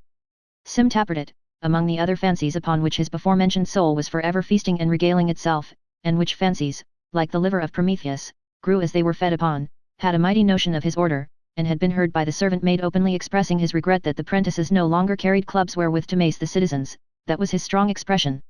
He was likewise reported to have said that in former times a stigma had been cast upon the body by the execution of George Barnwell, to which they should not have basely submitted, but should have demanded him of the legislature, temperately at first, then by an appeal to arms, if necessary, to be dealt with as they in their wisdom might think fit. These thoughts always led him to consider what a glorious engine the prentices might yet become if they had but a master spirit at their head, and then he would darkly, and to the terror of his hearers, hint at certain reckless fellows that he knew of, and at a certain lion heart ready to become their captain, who, once afoot, would make the Lord Mayor tremble on his throne. In respect of dress and personal decoration, Sim Tappertit was no less of an adventurous and enterprising character. He had been seen, beyond dispute, to pull off ruffles of the finest quality at the corner of the street on Sunday nights, and to put them carefully in his pocket before returning home, and it was quite notorious that on all great holiday occasions it was his habit to exchange his plain steel knee-buckles for a pair of glittering paste, under cover of a friendly post, planted most conveniently in that same spot. Add to this that he was in years just 20, in his looks much older, and in conceit at least 200, that he had no objection to be jested with, touching his admiration of his master's daughter, and had even, when called upon at a certain obscure tavern to pledge the lady whom he honoured with his love, toasted, with many winks and leers, a fair creature whose Christian name, he said, began with a D, and as much is known of Sim Tappertit, who has by this time followed the locksmith in to breakfast, as is necessary to be known in making his acquaintance.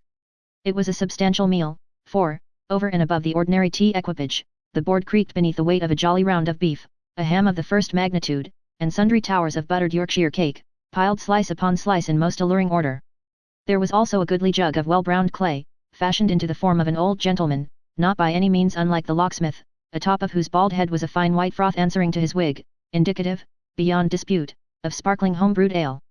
But, better far than fair home-brewed, or Yorkshire cake, or ham, or beef, or anything to eat or drink that earth or air or water can supply, there sat, presiding over all, the locksmith's rosy daughter, before whose dark eyes even beef grew insignificant, and malt became as nothing. Fathers should never kiss their daughters when young men are by. It's too much. There are bounds to human endurance. So thought Sim Tappertit when Gabriel drew those rosy lips to his, those lips within Sim's reach from day to day, and yet so far off. He had a respect for his master, but he wished the Yorkshire cake might choke him. "Father," said the locksmith's daughter, when this salute was over, and they took their seats at table, "what is this I hear about last night?" "All true, my dear, true as the gospel, doll. Young Mr. Chester robbed, and lying wounded in the road, when you came up. I, Mr. Edward. And beside him, Barnaby, calling for help with all his might. It was well it happened as it did, for the road's a lonely one, the hour was late, and, the night being cold, and poor Barnaby even less sensible than usual from surprise and fright, the young gentleman might have met his death in a very short time." "I dread to think of it," cried his daughter with a shudder. "How did you know him?" "Know him?" returned the locksmith. "I didn't know him, how could I? I had never seen him, often as I had heard and spoken of him.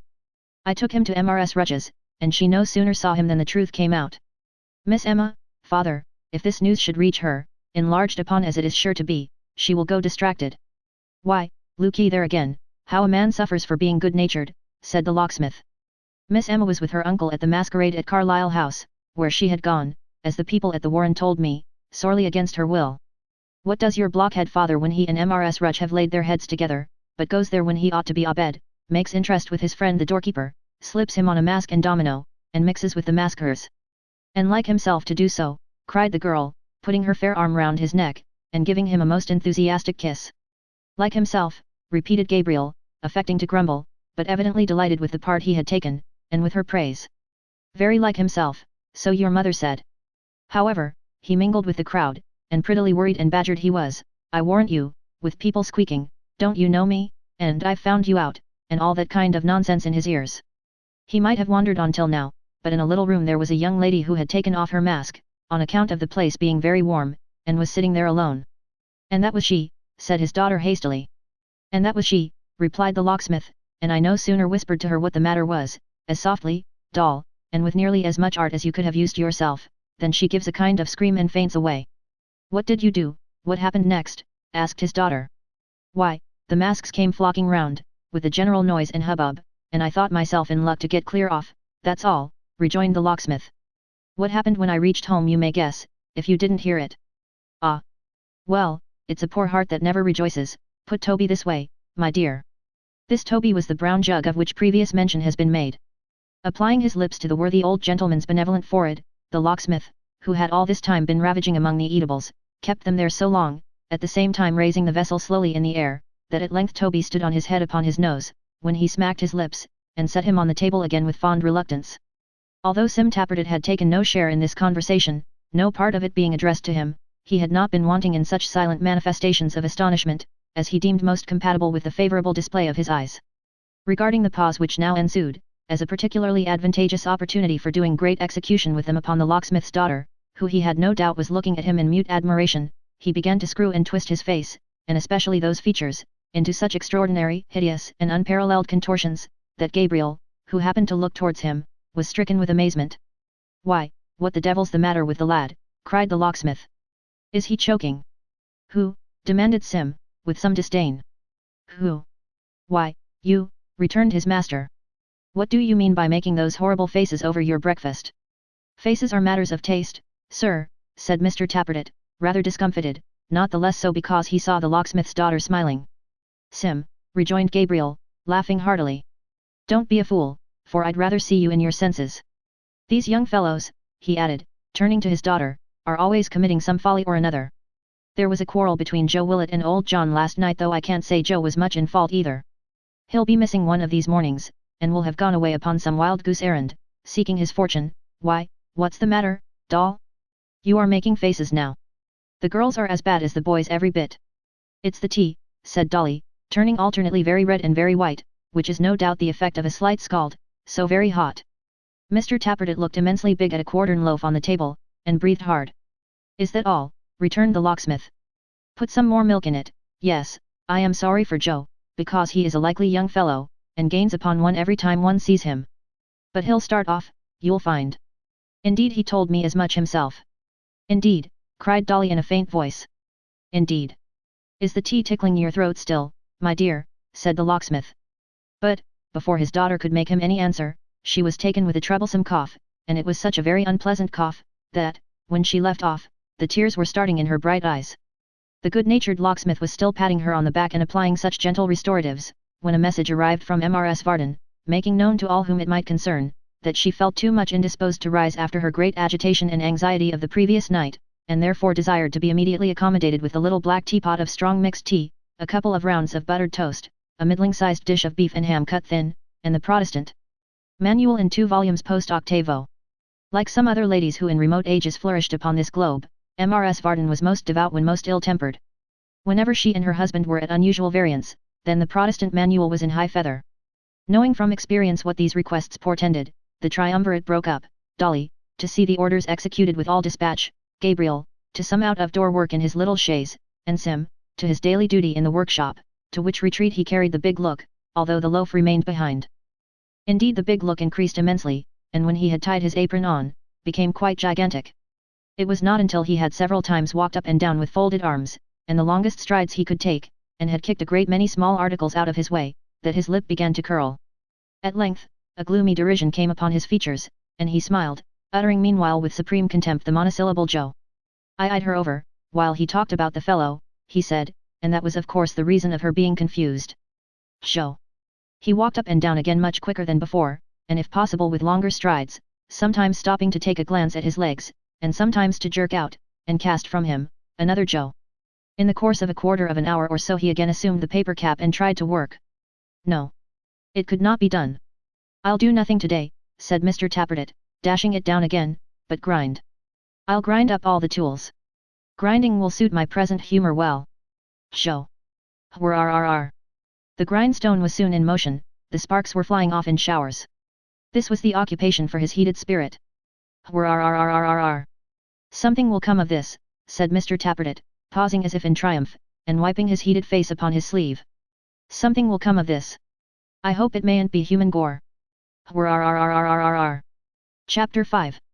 As soon as the business of the day was over, the locksmith sallied forth, alone, to visit the wounded gentleman and ascertain the progress of his recovery. The house where he had left him was in a by-street in Southwark, not far from London Bridge, and thither he hied with all speed, bent upon returning with as little delay as might be, and getting to bed betimes. The evening was boisterous, scarcely better than the previous night had been. It was not easy for a stout man like Gabriel to keep his legs at the street corners, or to make head against the high wind, which often fairly got the better of him, and drove him back some paces, or, in defiance of all his energy, forced him to take shelter in an arch or doorway until the fury of the gust was spent. Occasionally a hat or wig, or both, came spinning and trundling past him, like a mad thing, while the more serious spectacle of falling tiles and slates, or of masses of brick and mortar or fragments of stone coping rattling upon the pavement near at hand, and splitting into fragments, did not increase the pleasure of the journey, or make the way less dreary. "A trying night for a man like me to walk in," said the locksmith, as he knocked softly at the widow's door. "I'd rather be in old John's chimney corner, faith." "Who's there?" demanded a woman's voice from within. Being answered, it added a hasty word of welcome, and the door was quickly opened. She was about 40, perhaps 2 or 3 years older, with a cheerful aspect, and a face that had once been pretty. It bore traces of affliction and care, but they were of an old date, and time had smoothed them. Anyone who had bestowed but a casual glance on Barnaby might have known that this was his mother, from the strong resemblance between them, but where in his face there was wildness and vacancy, in hers there was the patient composure of long effort and quiet resignation. One thing about this face was very strange and startling. You could not look upon it in its most cheerful mood without feeling that it had some extraordinary capacity of expressing terror. It was not on the surface. It was in no one feature that it lingered. You could not take the eyes or mouth, or lines upon the cheek, and say, if this or that were otherwise, it would not be so. Yet there it always lurked, something forever dimly seen, but ever there, and never absent for a moment. It was the faintest, palest shadow of some look, to which an instant of intense and most unutterable horror only could have given birth, but indistinct and feeble as it was, it did suggest what that look must have been, and fixed it in the mind as if it had had existence in a dream. More faintly imaged, and wanting force and purpose, as it were, because of his darkened intellect, there was this same stamp upon the sun. Seen in a picture, it must have had some legend with it, and would have haunted those who looked upon the canvas. They who knew the Maypole story, and could remember what the widow was, before her husband's and his master's murder, understood it well. They recollected how the change had come, and could call to mind that when her son was born, upon the very day the deed was known, he bore upon his wrist what seemed a smear of blood but half washed out. "God save you, neighbor," said the locksmith, as he followed her, with the air of an old friend, into a little parlour where a cheerful fire was burning. "And you," she answered smiling. "Your kind heart has brought you here again. Nothing will keep you at home, I know of old, if there are friends to serve or comfort, out of doors." "Tut, tut," returned the locksmith, rubbing his hands and warming them. "You women are such talkers. What of the patient, neighbor?" "He is sleeping now. He was very restless towards daylight, and for some hours tossed and tumbled sadly. But the fever has left him, and the doctor says he will soon mend. He must not be removed until tomorrow." "He has had visitors today, humph," said Gabriel, slyly. "Yes. Old Mr. Chester has been here ever since we sent for him, and had not been gone many minutes when you knocked." "No ladies," said Gabriel, elevating his eyebrows and looking disappointed. "A letter," replied the widow. "Come. That's better than nothing," replied the locksmith. "Who was the bearer?" "Barnaby, of course." "Barnaby's a jewel," said Varden, "and comes and goes with ease where we who think ourselves much wiser would make but a poor hand of it. He is not out wandering, again, I hope. Thank heaven he is in his bed, having been up all night, as you know, and on his feet all day. He was quite tired out. Ah, neighbor, if I could but see him oftener so, if I could but tame down that terrible restlessness." "In good time," said the locksmith, kindly, "in good time, don't be downhearted. To my mind he grows wiser every day." The widow shook her head. And yet, though she knew the locksmith sought to cheer her, and spoke from no conviction of his own, she was glad to hear even this praise of her poor benighted son. "He will be a cute man yet," resumed the locksmith. "Take care, when we are growing old and foolish, Barnaby doesn't put us to the blush, that's all. But our other friend," he added, looking under the table and about the floor, "sharpest and cunningest of all the sharp and cunning ones, where's he?" "In Barnaby's room," rejoined the widow, with a faint smile. "Ah! He's a knowing blade," said Varden, shaking his head. "I should be sorry to talk secrets before him. Oh! He's a deep customer. I've no doubt he can read and write and cast accounts if he chooses." "What was that? Him tapping at the door?" "No," returned the widow. "It was in the street, I think. Hark! Yes. There again. 'Tis someone knocking softly at the shutter. Who can it be?" They had been speaking in a low tone, for the invalid lay overhead, and the walls and ceilings being thin and poorly built, the sound of their voices might otherwise have disturbed his slumber. The party without, whoever it was, could have stood close to the shutter without hearing anything spoken, and, seeing the light through the chinks and finding all so quiet, might have been persuaded that only one person was there. "Some thief or ruffian maybe," said the locksmith. "Give me the light." "No, no," she returned hastily. "Such visitors have never come to this poor dwelling. Do you stay here? You're within call, at the worst. I would rather go myself, alone." "Why?" said the locksmith, unwillingly relinquishing the candle he had caught up from the table. "Because, I don't know why, because the wish is so strong upon me," she rejoined. "There again, do not detain me, I beg of you." Gabriel looked at her, in great surprise to see one who was usually so mild and quiet thus agitated, and with so little cause. She left the room and closed the door behind her. She stood for a moment as if hesitating, with her hand upon the lock. In this short interval the knocking came again, and a voice close to the window, a voice the locksmith seemed to recollect, and to have some disagreeable association with, whispered, "Make haste." The words were uttered in that low distinct voice which finds its way so readily to sleepers' ears, and wakes them in a fright. For a moment it startled even the locksmith, who involuntarily drew back from the window, and listened. The wind rumbling in the chimney made it difficult to hear what passed, but he could tell that the door was opened, that there was the tread of a man upon the creaking boards, and then a moment's silence, broken by a suppressed something which was not a shriek or groan or cry for help, and yet might have been either or all three, and the words "My God," uttered in a voice it chilled him to hear. He rushed out upon the instant. There, at last, was that dreadful look, the very one he seemed to know so well and yet had never seen before, upon her face. There she stood, frozen to the ground, gazing with starting eyes, and livid cheeks, and every feature fixed and ghastly, upon the man he had encountered in the dark last night. His eyes met those of the locksmith. It was but a flash, an instant, a breath upon a polished glass, and he was gone. The locksmith was upon him, had the skirts of his streaming garment almost in his grasp, when his arms were tightly clutched, and the widow flung herself upon the ground before him. The other way," she cried. "He went the other way. Turn, turn. The other way." "I see him now," rejoined the locksmith, pointing, "yonder, there is his shadow passing by that light." "What, who is this? Let me go." Come back," exclaimed the woman, clasping him, "do not touch him on your life. I charge you, come back. He carries other lives besides his own. Come back." "What does this mean?" cried the locksmith. "No matter what it means, don't ask, don't speak, don't think about it. He is not to be followed, checked, or stopped. Come back." The old man looked at her in wonder, as she writhed and clung about him, and, borne down by her passion, suffered her to drag him into the house. It was not until she had chained and double-locked the door, fastened every bolt and bar with the heat and fury of a maniac, and drawn him back into the room, that she turned upon him, once again, that stony look of horror, and, sinking down into a chair, covered her face, and shuddered, as though the hand of death were on her. Chapter 6. Beyond all measure astonished by the strange occurrences which had passed with so much violence and rapidity, the locksmith gazed upon the shuddering figure in the chair like one half stupefied, and would have gazed much longer, had not his tongue been loosened by compassion and humanity. "You are ill," said Gabriel. "Let me call some neighbor in." "Not for the world," she rejoined, motioning to him with her trembling hand, and holding her face averted. "It is enough that you have been by, to see this." "Nay, more than enough, or less," said Gabriel. "Be it so," she returned. "As you like. Ask me no questions, I entreat you." "Neighbor," said the locksmith, after a pause. "Is this fair or reasonable or just to yourself? Is it like you, who have known me so long and sought my advice in all matters, like you, who from a girl have had a strong mind and a staunch heart?" "I have need of them," she replied. "I am growing old, both in years and care. Perhaps that, and too much trial, have made them weaker than they used to be." "Do not speak to me. How can I see what I have seen, and hold my peace?" returned the locksmith. "Who was that man, and why has his coming made this change in you?" She was silent, but held to the chair as though to save herself from falling on the ground. "I take the license of an old acquaintance, Mary," said the locksmith, "who has ever had a warm regard for you, and maybe has tried to prove it when he could. Who is this ill-favoured man, and what has he to do with you? Who is this ghost, that is only seen in the black nights and bad weather? How does he know, and why does he haunt this house, whispering through chinks and crevices, as if there was that between him and you, which neither durst so much as speak aloud of? Who is he?"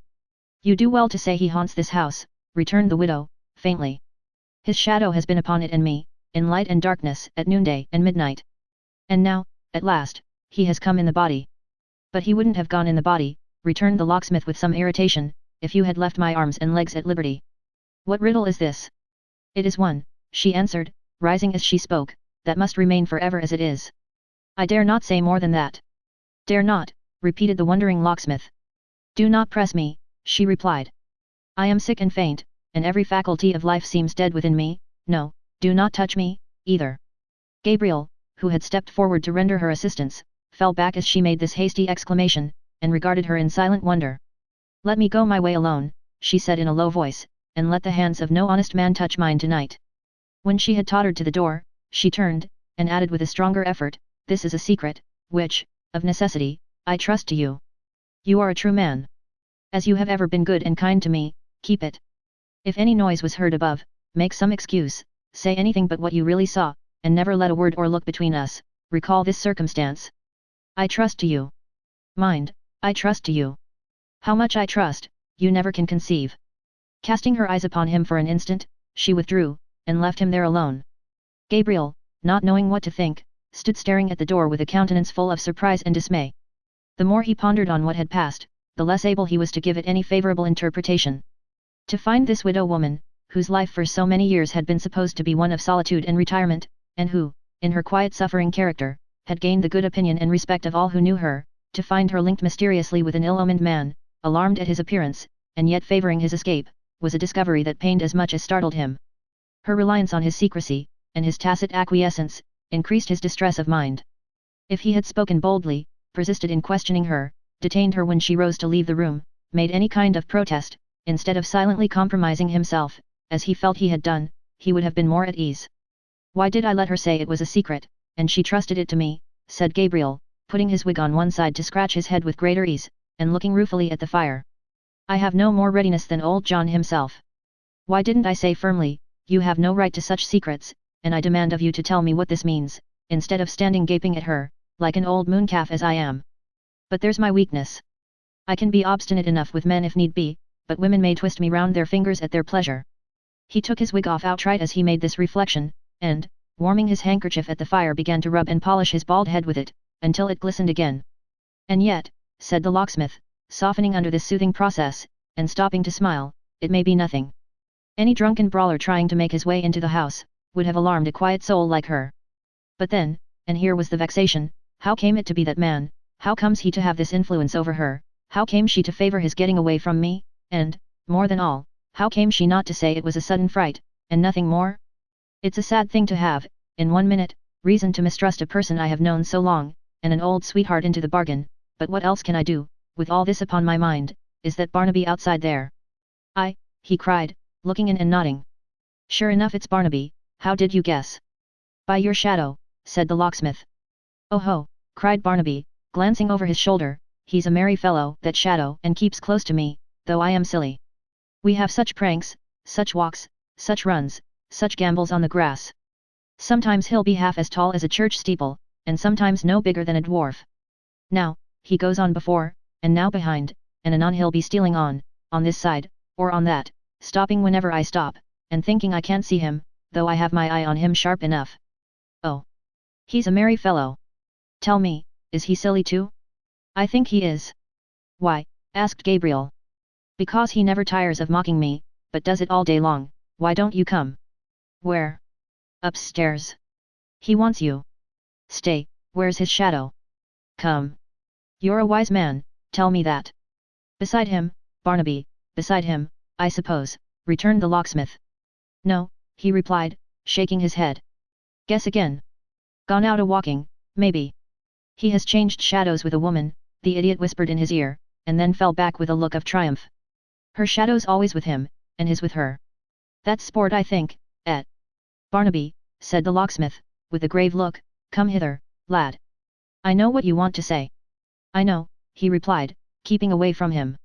But I'm cunning, I'm silent. I only say so much to you, are you ready? As he spoke, he caught up the light, and waved it with a wild laugh above his head. Softly, gently, said the locksmith, exerting all his influence to keep him calm and quiet. I thought you had been asleep. So I have been asleep, he rejoined, with widely opened eyes. There have been great faces coming and going, close to my face, and then a mile away, low places to creep through, whether I would or no, high churches to fall down from, strange creatures crowded up together neck and heels, to sit upon the bed, that sleep, dreams, Barnaby, dreams, said the locksmith. Dreams, he echoed softly, drawing closer to him. Those are not dreams. What are, replied the locksmith, if they are not?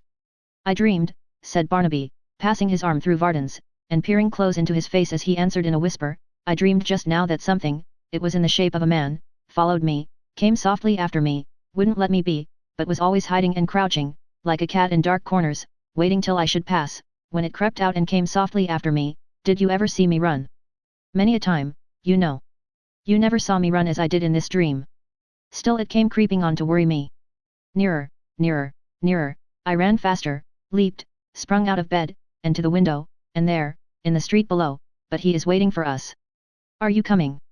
What in the street below, Barnaby, said Varden, imagining that he traced some connection between this vision and what had actually occurred. Barnaby looked into his face, muttered incoherently, waved the light above his head again, laughed, and drawing the locksmith's arm more tightly through his own, led him up the stairs in silence. They entered a homely bedchamber, garnished in a scanty way with chairs, whose spindle shanks bespoke their age, and other furniture of very little worth, but clean and neatly kept. Reclining in an easy chair before the fire, pale and weak from waste of blood, was Edward Chester, the young gentleman who had been the first to quit the Maypole on the previous night, and who, extending his hand to the locksmith, welcomed him as his preserver and friend. Say no more, sir, say no more, said Gabriel. I hope I would have done at least as much for any man in such a strait, and most of all for you, sir. A certain young lady, he added, with some hesitation, has done us many a kind turn, and we naturally feel, I hope I give you no offence in saying this, sir. The young man smiled and shook his head, at the same time moving in his chair as if in pain. It's no great matter, he said, in answer to the locksmith's sympathizing look, a mere uneasiness arising at least as much from being cooped up here, as from the slight wound I have, or from the loss of blood. Be seated, Mr. Varden. If I may make so bold, Mr. Edward, as to lean upon your chair, returned the locksmith, accommodating his action to his speech, and bending over him, I'll stand here for the convenience of speaking low. Barnaby is not in his quietest humour tonight, and at such times talking never does him good. They both glanced at the subject of this remark, who had taken a seat on the other side of the fire, and, smiling vacantly, was making puzzles on his fingers with a skein of string. Pray, tell me, sir, said Varden, dropping his voice still lower, exactly what happened last night. I have my reason for inquiring. You left the Maypole, alone. And walked homeward alone, until I had nearly reached the place where you found me, when I heard the gallop of a horse. Behind you, said the locksmith. Indeed, yes, behind me. It was a single rider, who soon overtook me, and checking his horse, inquired the way to London. You were on the alert, sir, knowing how many highwaymen there are, scouring the roads in all directions, said Varden. I was, but I had only a stick, having imprudently left my pistols in their holster case with the landlord's son. I directed him as he desired. Before the words had passed my lips, he rode upon me furiously, as if bent on trampling me down beneath his horse's hoofs. In starting aside, I slipped and fell. You found me with a stab and an ugly bruise or two, and without my purse, in which he found little enough for his pains. And now, Mr. Varden, he added, shaking the locksmith by the hand, saving the extent of my gratitude to you, you know as much as I dot.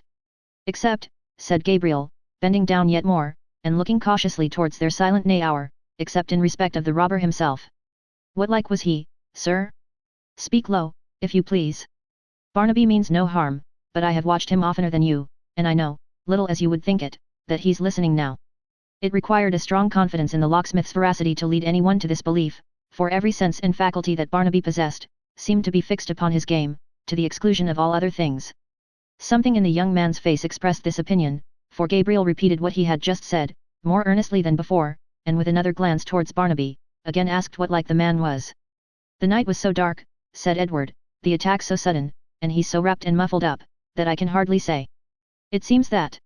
Don't mention his name, sir, returned the locksmith, following his look towards Barnaby, I know he saw him. I want to know what you saw. All I remember is, said Edward, that as he checked his horse his hat was blown off. He caught it, and replaced it on his head, which I observed was bound with a dark handkerchief. A stranger entered the Maypole while I was there, whom I had not seen, for I had sat apart for reasons of my own, and when I rose to leave the room and glanced round, he was in the shadow of the chimney and hidden from my sight. But, if he and the robber were two different persons, their voices were strangely and most remarkably alike, for directly the man addressed me in the road, I recognized his speech again. It is as I feared. The very man was here tonight, thought the locksmith, changing color. What dark history is this? Hello, cried a hoarse voice in his ear. Hello, hello, hello. Bow wow wow. What's the matter here? Hallelujah. The speaker, who made the locksmith start as if he had been some supernatural agent, was a large raven, who had perched upon the top of the easy chair, unseen by him and Edward, and listened with a polite attention and a most extraordinary appearance of comprehending every word, to all they had said up to this point, turning his head from one to the other, as if his office were to judge between them, and it were of the very last importance that he should not lose a word. Look at him, said Varden, divided between admiration of the bird and a kind of fear of him. Was there ever such a knowing imp as that? Oh, he's a dreadful fellow. The raven, with his head very much on one side, and his bright eye shining like a diamond, preserved a thoughtful silence for a few seconds, and then replied in a voice so hoarse and distant, that it seemed to come through his thick feathers rather than out of his mouth. Hello, hello, hello. What's the matter here? Keep up your spirits. Never say die. Bow wow wow. I'm a devil, I'm a devil, I'm a devil. Hurrah, and then, as if exulting in his infernal character, he began to whistle. I more than half believe he speaks the truth. Upon my word I do, said Varden. Do you see how he looks at me, as if he knew what I was saying? To which the bird, balancing himself on tiptoe, as it were, and moving his body up and down in a sort of grave dance, rejoined, I'm a devil, I'm a devil, I'm a devil, and flapped his wings against his sides as if he were bursting with laughter. Barnaby clapped his hands, and fairly rolled upon the ground in an ecstasy of delight. Strange companions, sir, said the locksmith, shaking his head, and looking from one to the other. The bird has all the wit. Strange indeed, said Edward, holding out his forefinger to the raven, who, in acknowledgement of the attention, made a dive at it immediately with his iron bill. Is he old? A mere boy, sir, replied the locksmith. 120, or thereabouts. Call him down, Barnaby, my man. Call him, echoed Barnaby, sitting upright upon the floor, and staring vacantly at Gabriel, as he thrust his hair back from his face. But who can make him come? He calls me, and makes me go where he will. He goes on before, and I follow. He's the master, and I'm the man. Is that the truth, Grip? The raven gave a short, comfortable, confidential kind of croak, a most expressive croak, which seemed to say, you needn't let these fellows into our secrets. We understand each other. It's all right. I make him come, cried Barnaby, pointing to the bird. Him, who never goes to sleep, or so much as winks, why, any time of night, you may see his eyes in my dark room, shining like two sparks. And every night, and all night too, he's broad awake, talking to himself, thinking what he shall do tomorrow, where we shall go, and what he shall steal and hide and bury. I make him come. Ha ha ha. On second thoughts, the bird appeared disposed to come of himself.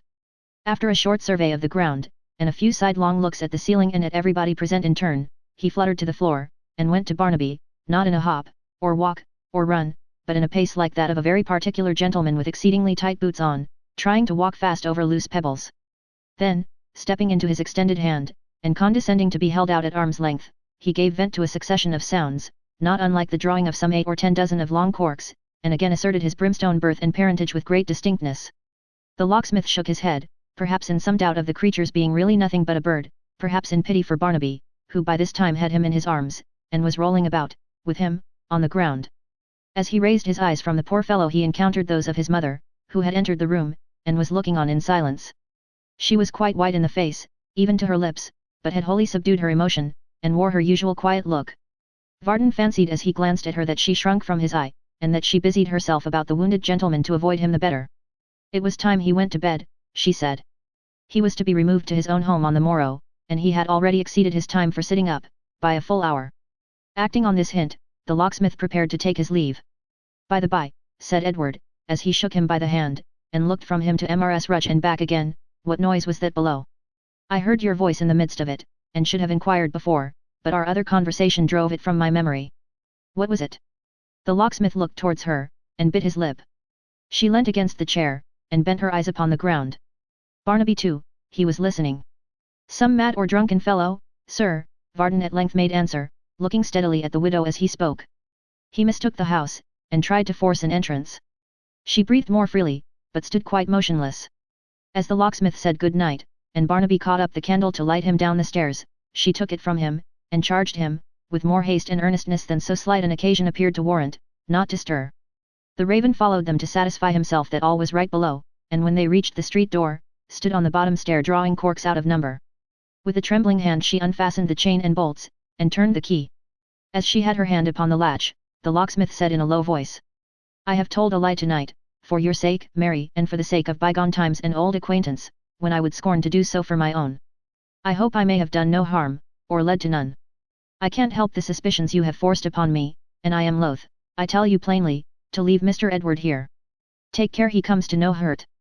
I doubt the safety of this roof, and am glad he leaves it so soon. Now, let me go." For a moment she hid her face in her hands and wept, but resisting the strong impulse which evidently moved her to reply, opened the door, no wider than was sufficient for the passage of his body, and motioned him away. As the locksmith stood upon the step, it was chained and locked behind him, and the raven, in furtherance of these precautions, barked like a lusty house dog. In league with that ill-looking figure that might have fallen from a gibbet, he listening and hiding here, Barnaby first upon the spot last night, can she who has always borne so fair a name be guilty of such crimes in secret, said the locksmith, musing. Heaven forgive me if I am wrong, and send me just thoughts, but she is poor, the temptation may be great, and we daily hear of things as strange. Bark away, my friend. If there's any wickedness going on, that raven's in it, I'll be sworn. Chapter 7.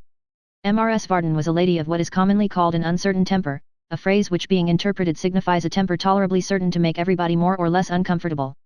Thus it generally happened, that when other people were merry, Mrs. Varden was dull, and that when other people were dull, Mrs. Varden was disposed to be amazingly cheerful.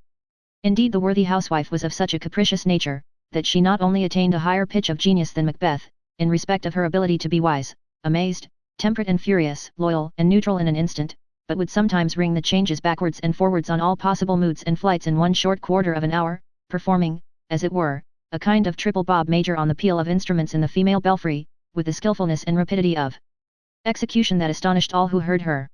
It had been observed in this good lady, who did not want for personal attractions, being plump and buxom to look at, though like her fair daughter, somewhat short in stature, that this uncertainty of disposition strengthened and increased with her temporal prosperity, and divers wise men and matrons, on friendly terms with the locksmith and his family, even went so far as to assert, that a tumble down some half-dozen rounds in the world's ladder, such as the breaking of the bank in which her husband kept his money, or some little fall of that kind, would be the making of her, and could hardly fail to render her one of the most agreeable companions in existence. Whether they were right or wrong in this conjecture, certain it is that minds, like bodies, will often fall into a pimpled ill-conditioned state from mere excess of comfort, and like them, are often successfully cured by remedies in themselves very nauseous and unpalatable. Mrs. Varden's chief aider and abettor, and at the same time her principal victim and object of wrath, was her single domestic servant, one Miss Miggs, or as she was called, in conformity with those prejudices of society which lop and top from poor handmaidens all such genteel excrescences, Miggs. This Miggs was a tall young lady, very much addicted to pattens in private life, slender and shrewish, of a rather uncomfortable figure, and though not absolutely ill-looking, of a sharp and acid visage. As a general principle and abstract proposition, Miggs held the male sex to be utterly contemptible and unworthy of notice, to be fickle, false, base, sottish, inclined to perjury, and wholly undeserving. When particularly exasperated against them, which, scandal said, was when Sim Tappertit slighted her most, she was accustomed to wish with great emphasis that the whole race of women could but die off, in order that the men might be brought to know the real value of the blessings by which they set so little store. Nay, her feeling for her order ran so high, that she sometimes declared, if she could only have good security for a fair, round number, say 10,000, of young virgins following her example, she would, to spite mankind, hang, drown, stab, or poison herself, with a joy past all expression. It was the voice of Miggs that greeted the locksmith, when he knocked at his own house, with the shrill cry of "Who's there?"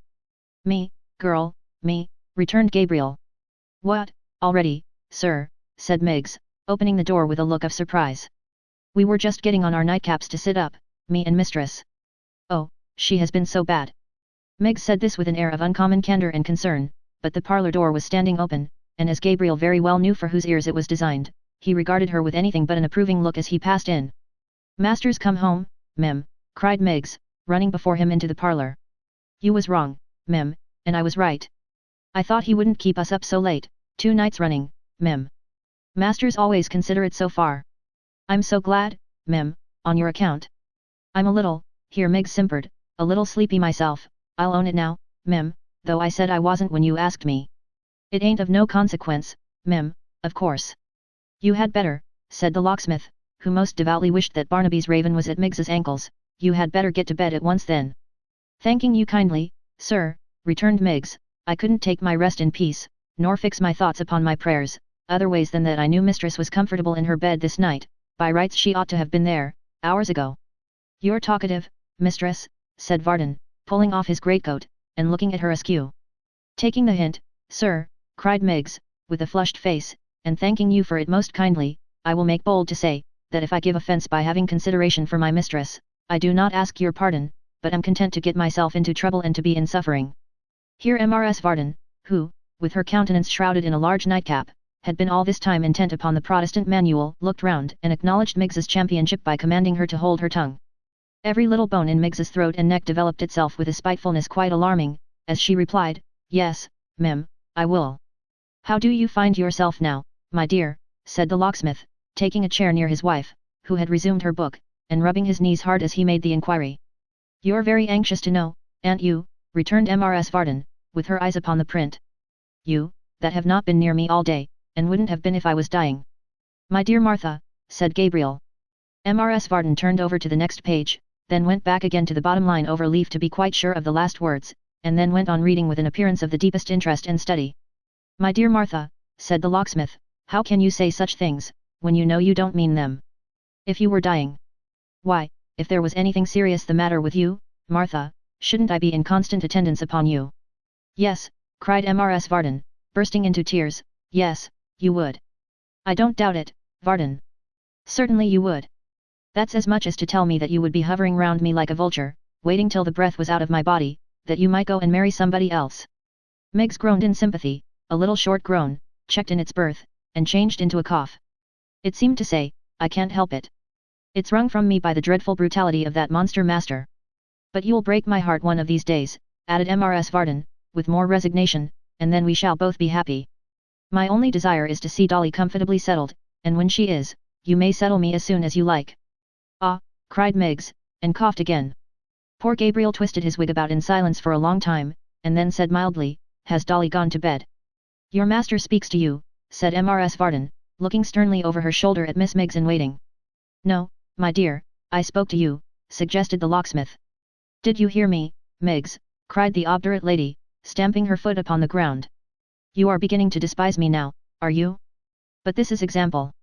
At this cruel rebuke, Miggs, whose tears were always ready for large or small parties, on the shortest notice and the most reasonable terms, fell a-crying violently, holding both her hands tight upon her heart meanwhile, as if nothing less would prevent its splitting into small fragments. Mrs. Varden, who likewise possessed that faculty in high perfection, wept too, against Miggs, and with such effect that Miggs gave in after a time, and, except for an occasional sob, which seemed to threaten some remote intention of breaking out again, left her mistress in possession of the field. Her superiority being thoroughly asserted, that lady soon desisted likewise, and fell into a quiet melancholy. The relief was so great, and the fatiguing occurrences of last night so completely overpowered the locksmith, that he nodded in his chair, and would doubtless have slept there all night, but for the voice of Mrs. Varden, which, after a pause of some 5 minutes, awoke him with a start. "If I am ever," said Mrs. V, not scolding, but in a sort of monotonous remonstrance, in spirits, "if I am ever cheerful, if I am ever more than usually disposed to be talkative and comfortable, this is the way I am treated." "Such spirits as you was in too, mem, but half an hour ago," cried Miggs. "I never see such company." "Because," said Mrs. Varden, "because I never interfere or interrupt, because I never question where anybody comes or goes, because my whole mind and soul is bent on saving where I can save, and labouring in this house, therefore, they try me as they do." "Martha," urged the locksmith, endeavouring to look as wakeful as possible, "what is it you complain of?" "I really came home with every wish and desire to be happy." "I did, indeed." "What do I complain of?" retorted his wife. "Is it a chilling thing to have one's husband sulking and falling asleep directly he comes home, to have him freezing all one's warm-heartedness, and throwing cold water over the fireside? Is it natural, when I know he went out upon a matter in which I am as much interested as anybody can be, that I should wish to know all that has happened, or that he should tell me without my begging and praying him to do it? Is that natural, or is it not?" "I am very sorry, Martha," said the good-natured locksmith. "I was really afraid you were not disposed to talk pleasantly. I'll tell you everything, I shall only be too glad, my dear." "No, Varden," returned his wife, rising with dignity. "I dare say, thank you.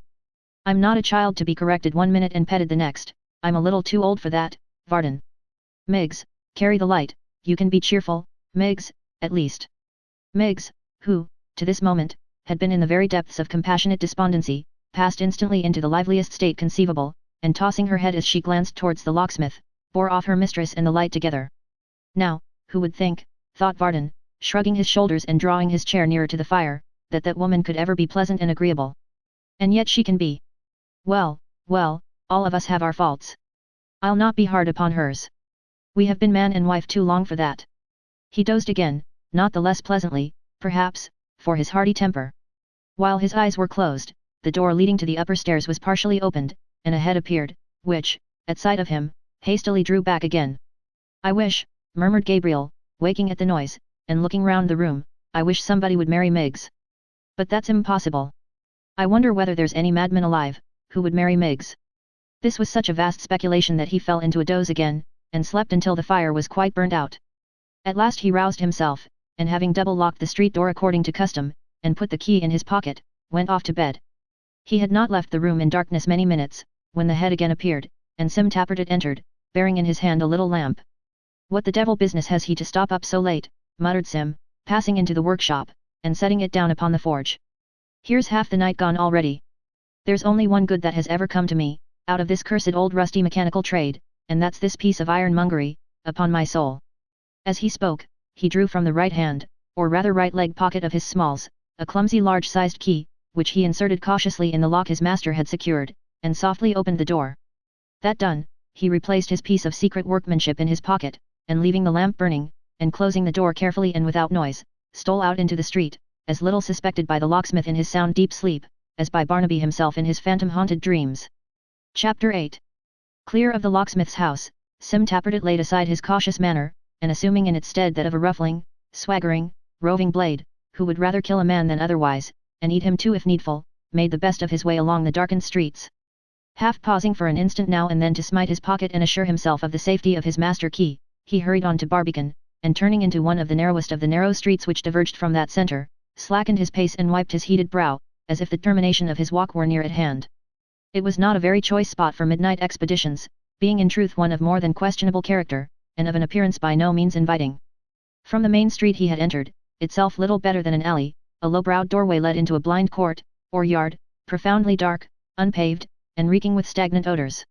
Into this ill-favoured pit, the locksmith's vagrant prentice groped his way, and stopping at a house from whose defaced and rotten front the rude effigy of a bottle swung to and fro like some gibbeted malefactor, struck thrice upon an iron grating with his foot. After listening in vain for some response to his signal, Mr. Tappertit became impatient, and struck the grating thrice again. A further delay ensued, but it was not of long duration. The ground seemed to open at his feet, and a ragged head appeared. "Is that the captain?" said a voice as ragged as the head. "Yes," replied Mr. Tappertit haughtily, descending as he spoke. "Who should it be?" "It's so late, we gave you up," returned the voice, as its owner stopped to shut and fasten the grating. "You're late, sir." "Lead on," said Mr. Tappertit, with a gloomy majesty, "and make remarks when I require you. Forward." This latter word of command was perhaps somewhat theatrical and unnecessary, inasmuch as the descent was by a very narrow, steep, and slippery flight of steps, and any rashness or departure from the beaten track must have ended in a yawning water butt. But Mr. Tappertit being, like some other great commanders, favourable to strong effects, and personal display, cried forward, again, in the hoarsest voice he could assume, and led the way, with folded arms and knitted brows, to the cellar down below, where there was a small copper fixed in one corner, a chair or two, a form and table, a glimmering fire, and a truckle bed, covered with a ragged patchwork rug. "Welcome, noble captain," cried a lanky figure, rising as from a nap. The captain nodded. Then, throwing off his outer coat, he stood composed in all his dignity, and eyed his follower over. "What news tonight?" he asked, when he had looked into his very soul. "Nothing particular," replied the other, stretching himself, and he was so long already that it was quite alarming to see him do it. "How come you to be so late?" "No matter," was all the captain deigned to say in answer. "Is the room prepared?" "It is," replied the follower. "The comrade, is he here?" "Yes." And a sprinkling of the others, "You hear him?" "Playing skittles," said the captain moodily. "Light-hearted revellers." There was no doubt respecting the particular amusement in which these heedless spirits were indulging, for even in the close and stifling atmosphere of the vault, the noise sounded like distant thunder.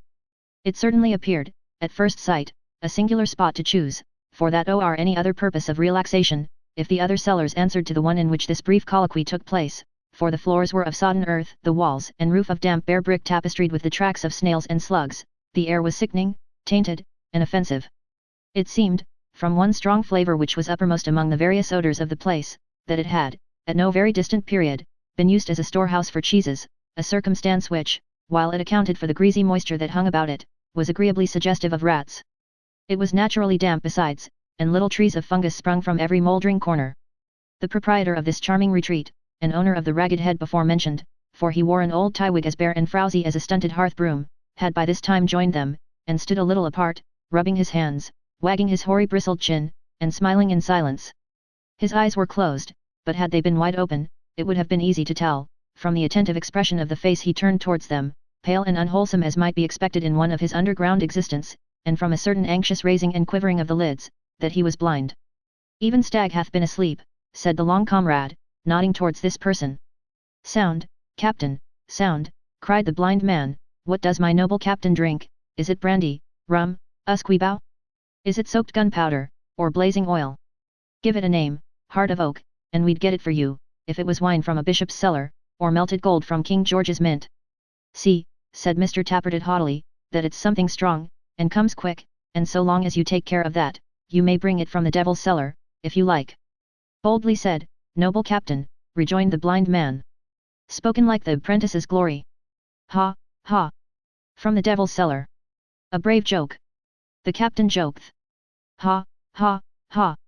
I'll tell you what, my fine feller," said Mr. Tappertit, eyeing the host over as he walked to a closet, and took out a bottle and glass as carelessly as if he had been in full possession of his sight. "If you make that row, you'll find that the captain's very far from joking, and so I tell you." "He's got his eyes on me," cried Stagg, stopping short on his way back, and affecting to screen his face with the bottle. "I feel 'em though I can't see 'em. Take 'em off, noble captain. Remove 'em, for they pierce like gimlets." Mr. Tappertit smiled grimly at his comrade, and twisting out one more look, a kind of ocular screw, under the influence of which the blind man feigned to undergo great anguish and torture, bade him, in a softened tone, approach and hold his peace. "I obey you, captain," cried Stagg, drawing close to him and filling out a bumper without spilling a drop, by reason that he held his little finger at the brim of the glass, and stopped at the instant the liquor touched it. "Drink, noble governor. Death to all masters, life to all prentices, and love to all fair damsels. Drink, brave general, and warm your gallant heart." Mr. Tappertit condescended to take the glass from his outstretched hand. Stagg then dropped on one knee, and gently smoothed the calves of his legs, with an air of humble admiration. "That I had but eyes," he cried, "to behold my captain's symmetrical proportions. That I had but eyes, to look upon these twin invaders of domestic peace." "Get out," said Mr. Tappertit, glancing downward at his favourite limbs. "Go along, will you, Stagg? When I touch my own afterwards," cried the host, smiting them reproachfully, "I hate 'em. Comparatively speaking, they've no more shape than wooden legs, beside these models of my noble captains." "Yours," exclaimed Mr. Tappertit. "No, I should think not. Don't talk about those precious old toothpicks in the same breath with mine, that's rather too much. Here. Take the glass. Benjamin. Lead on. To business." With these words, he folded his arms again, and frowning with a sullen majesty, passed with his companion through a little door at the upper end of the cellar, and disappeared, leaving Stagg to his private meditations. The vault they entered, strewn with sawdust and dimly lighted, was between the outer one from which they had just come, and that in which the skittle players were diverting themselves, as was manifested by the increased noise and clamour of tongues, which was suddenly stopped, however, and replaced by a dead silence, at a signal from the long comrade. Then, this young gentleman, going to a little cupboard, returned with a thigh bone, which in former times must have been part and parcel of some individual at least as long as himself, and placed the same in the hands of Mr. Tappertit, who, receiving it as a sceptre and staff of authority, cocked his three-cornered hat fiercely on the top of his head, and mounted a large table, whereon a chair of state, cheerfully ornamented with a couple of skulls, was placed ready for his reception. He had no sooner assumed this position, than another young gentleman appeared, bearing in his arms a huge clasped book, who made him a profound obeisance, and delivering it to the long comrade, advanced to the table, and turning his back upon it, stood there atlas-wise. Then, the long comrade got upon the table too, and seating himself in a lower chair than Mr. Tappertit's, with much state and ceremony, placed the large book on the shoulders of their mute companion as deliberately as if he had been a wooden desk, and prepared to make entries therein with a pen of corresponding size. When the long comrade had made these preparations, he looked towards Mr. Tappertit, and Mr. Tappertit, flourishing the bone, knocked 9 times therewith upon one of the skulls. At the 9th stroke, a third young gentleman emerged from the door leading to the skittle ground, and bowing low, awaited his commands. "Prentice," said the mighty captain, "who waits without?" The apprentice made answer that a stranger was in attendance, who claimed admission into that secret society of prentice knights, and a free participation in their rights, privileges, and immunities. Thereupon Mr. Tappertit flourished the bone again, and giving the other skull a prodigious rap on the nose, exclaimed "Admit him." At these dread words the prentice bowed once more, and so withdrew as he had come. There soon appeared at the same door, 2 other prentices, having between them a third, whose eyes were bandaged, and who was attired in a bagwig, and a broad-skirted coat, trimmed with tarnished lace, and who was girded with a sword, in compliance with the laws of the institution regulating the introduction of candidates, which required them to assume this courtly dress, and kept it constantly in lavender, for their convenience. One of the conductors of this novice held a rusty blunderbuss pointed towards his ear, and the other a very ancient sabre, with which he carved imaginary offenders as he came along in a sanguinary and anatomical manner. As this silent group advanced, Mr. Tappertit fixed his hat upon his head. The novice then laid his hand upon his breast and bent before him. When he had humbled himself sufficiently, the captain ordered the bandage to be removed, and proceeded to eye him over. "Ha," said the captain, thoughtfully, when he had concluded this ordeal. "Proceed." The long comrade read aloud as follows: Mark Gilbert. Age, 19. Bound to Thomas Curzon, hosier, Golden Fleece, Aldgate. Loves Curzon's daughter. Cannot say that Curzon's daughter loves him. Should think it probable. Curzon pulled his ears last Tuesday week. "How?" cried the captain, starting. "For looking at his daughter, please you," said the novice. "Write Curzon down," denounced, said the captain. "Put a black cross against the name of Curzon." "So please you," said the novice, "that's not the worst, he calls his prentice idle dog, and stops his beer unless he works to his liking. He gives Dutch cheese, too, eating Cheshire, sir, himself, and Sundays out, are only once a month. This," said Mr. Tappert gravely, "is a flagrant case. Put 2 black crosses to the name of Curzon."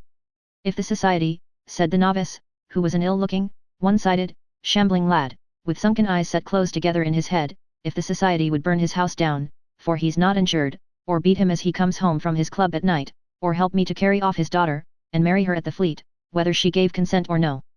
Mr. Tappertit waved his grisly truncheon as an admonition to him not to interrupt, and ordered 3 black crosses to the name of Curzon. "Which means," he said in gracious explanation, "vengeance, complete and terrible. Prentice, do you love the Constitution?" To which the novice, being to that end instructed by his attendant sponsors, replied, "I do. The Church, the State, and everything established, but the masters," quoth the captain. Again the novice said, "I do." Having said it, he listened meekly to the captain, who in an address prepared for such occasions, told him how that under that same Constitution, which was kept in a strong box somewhere, but where exactly he could not find out, or he would have endeavoured to procure a copy of it, the prentices had, in times gone by, had frequent holidays of right, broken people's heads by scores, defied their masters, nay, even achieved some glorious murders in the streets, which privileges had gradually been wrested from them, and in all which noble aspirations they were now restrained, how the degrading checks imposed upon them were unquestionably attributable to the innovating spirit of the times, and how they united therefore to resist all change, except such change as would restore those good old English customs, by which they would stand or fall. After illustrating the wisdom of going backward, by reference to that sagacious fish, the crab, and the not unfrequent practice of the mule and donkey, he described their general objects, which were briefly vengeance on their tyrant masters, of whose grievous and insupportable oppression no prentice could entertain a moment's doubt, and the restoration, as aforesaid, of their ancient rights and holidays, for neither of which objects were they now quite ripe, being barely 20 strong, but which they pledged themselves to pursue with fire and sword when needful. Then he described the oath which every member of that small remnant of a noble body took, and which was of a dreadful and impressive kind, binding him, at the bidding of his chief, to resist and obstruct the Lord Mayor, sword-bearer, and chaplain, to despise the authority of the sheriffs, and to hold the court of aldermen as naught, but not on any account, in case the fullness of time should bring a general rising of prentices, to damage or in any way disfigure Temple Bar, which was strictly constitutional and always to be approached with reverence. Having gone over these several heads with great eloquence and force, and having further informed the novice that this society had its origin in his own teeming brain, stimulated by a swelling sense of wrong and outrage, Mr. Tappertit demanded whether he had strength of heart to take the mighty pledge required, or whether he would withdraw while retreat was yet in his power. To this the novice made rejoinder, that he would take the vow, though it should choke him, and it was accordingly administered with many impressive circumstances, among which the lighting up of the 2 skulls with a candle end inside of each, and a great many flourishes with the bone, were chiefly conspicuous, not to mention a variety of grave exercises with the blunderbuss and sabre, and some dismal groaning by unseen prentices without. All these dark and direful ceremonies being at length completed, the table was put aside, the chair of state removed, the sceptre locked up in its usual cupboard, the doors of communication between the three cellars thrown freely open, and the prentice knights resigned themselves to merriment. But Mr. Tappertit, who had a soul above the vulgar herd, and who, on account of his greatness, could only afford to be merry now and then, threw himself on a bench with the air of a man who was faint with dignity. He looked with an indifferent eye, alike on skittles, cards, and dice, thinking only of the locksmith's daughter, and the base degenerate days on which he had fallen. "My noble captain neither games, nor sings, nor dances," said his host, taking a seat beside him.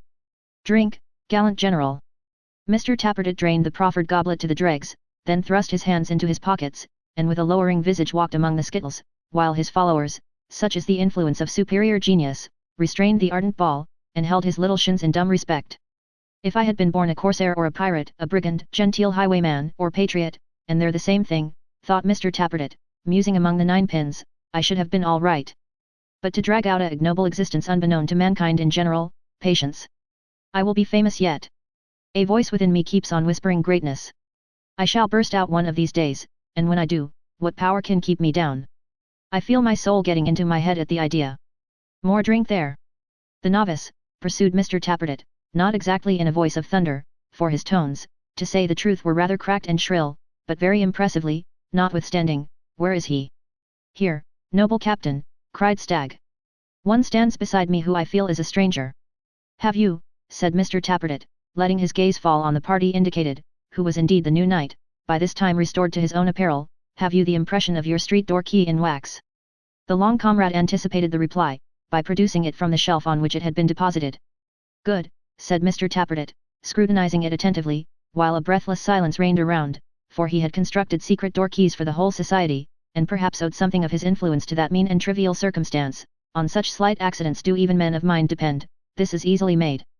"Come hither, friend." With that, he beckoned the new knight apart, and putting the pattern in his pocket, motioned to him to walk by his side. "And so," he said, when they had taken a few turns up and down, you love your master's daughter." "I do," said the prentice. "Honor bright. No chaff, you know." "Have you," rejoined Mr. Tappertit, catching him by the wrist, and giving him a look which would have been expressive of the most deadly malevolence, but for an accidental hiccup that rather interfered with it, "have you a rival?" "Not as I know on," replied the prentice. "If you had now," said Mr. Tappertit, "what would you, at?" The prentice looked fierce and clenched his fists. "It is enough," cried Mr. Tappertit hastily, "we understand each other. We are observed. I thank you." So saying, he cast him off again, and calling the long comrade aside after taking a few hasty turns by himself, bade him immediately write and post against the wall, a notice, proscribing one Joseph Willett, commonly known as Joe, of Chigwell, forbidding all prentice knights to succour, comfort, or hold communion with him, and requiring them, on pain of excommunication, to molest, hurt, wrong, annoy, and pick quarrels with the said Joseph, whensoever and wheresoever they, or any of them, should happen to encounter him. Having relieved his mind by this energetic proceeding, he condescended to approach the festive board, and warming by degrees, at length deigned to preside, and even to enchant the company with a song.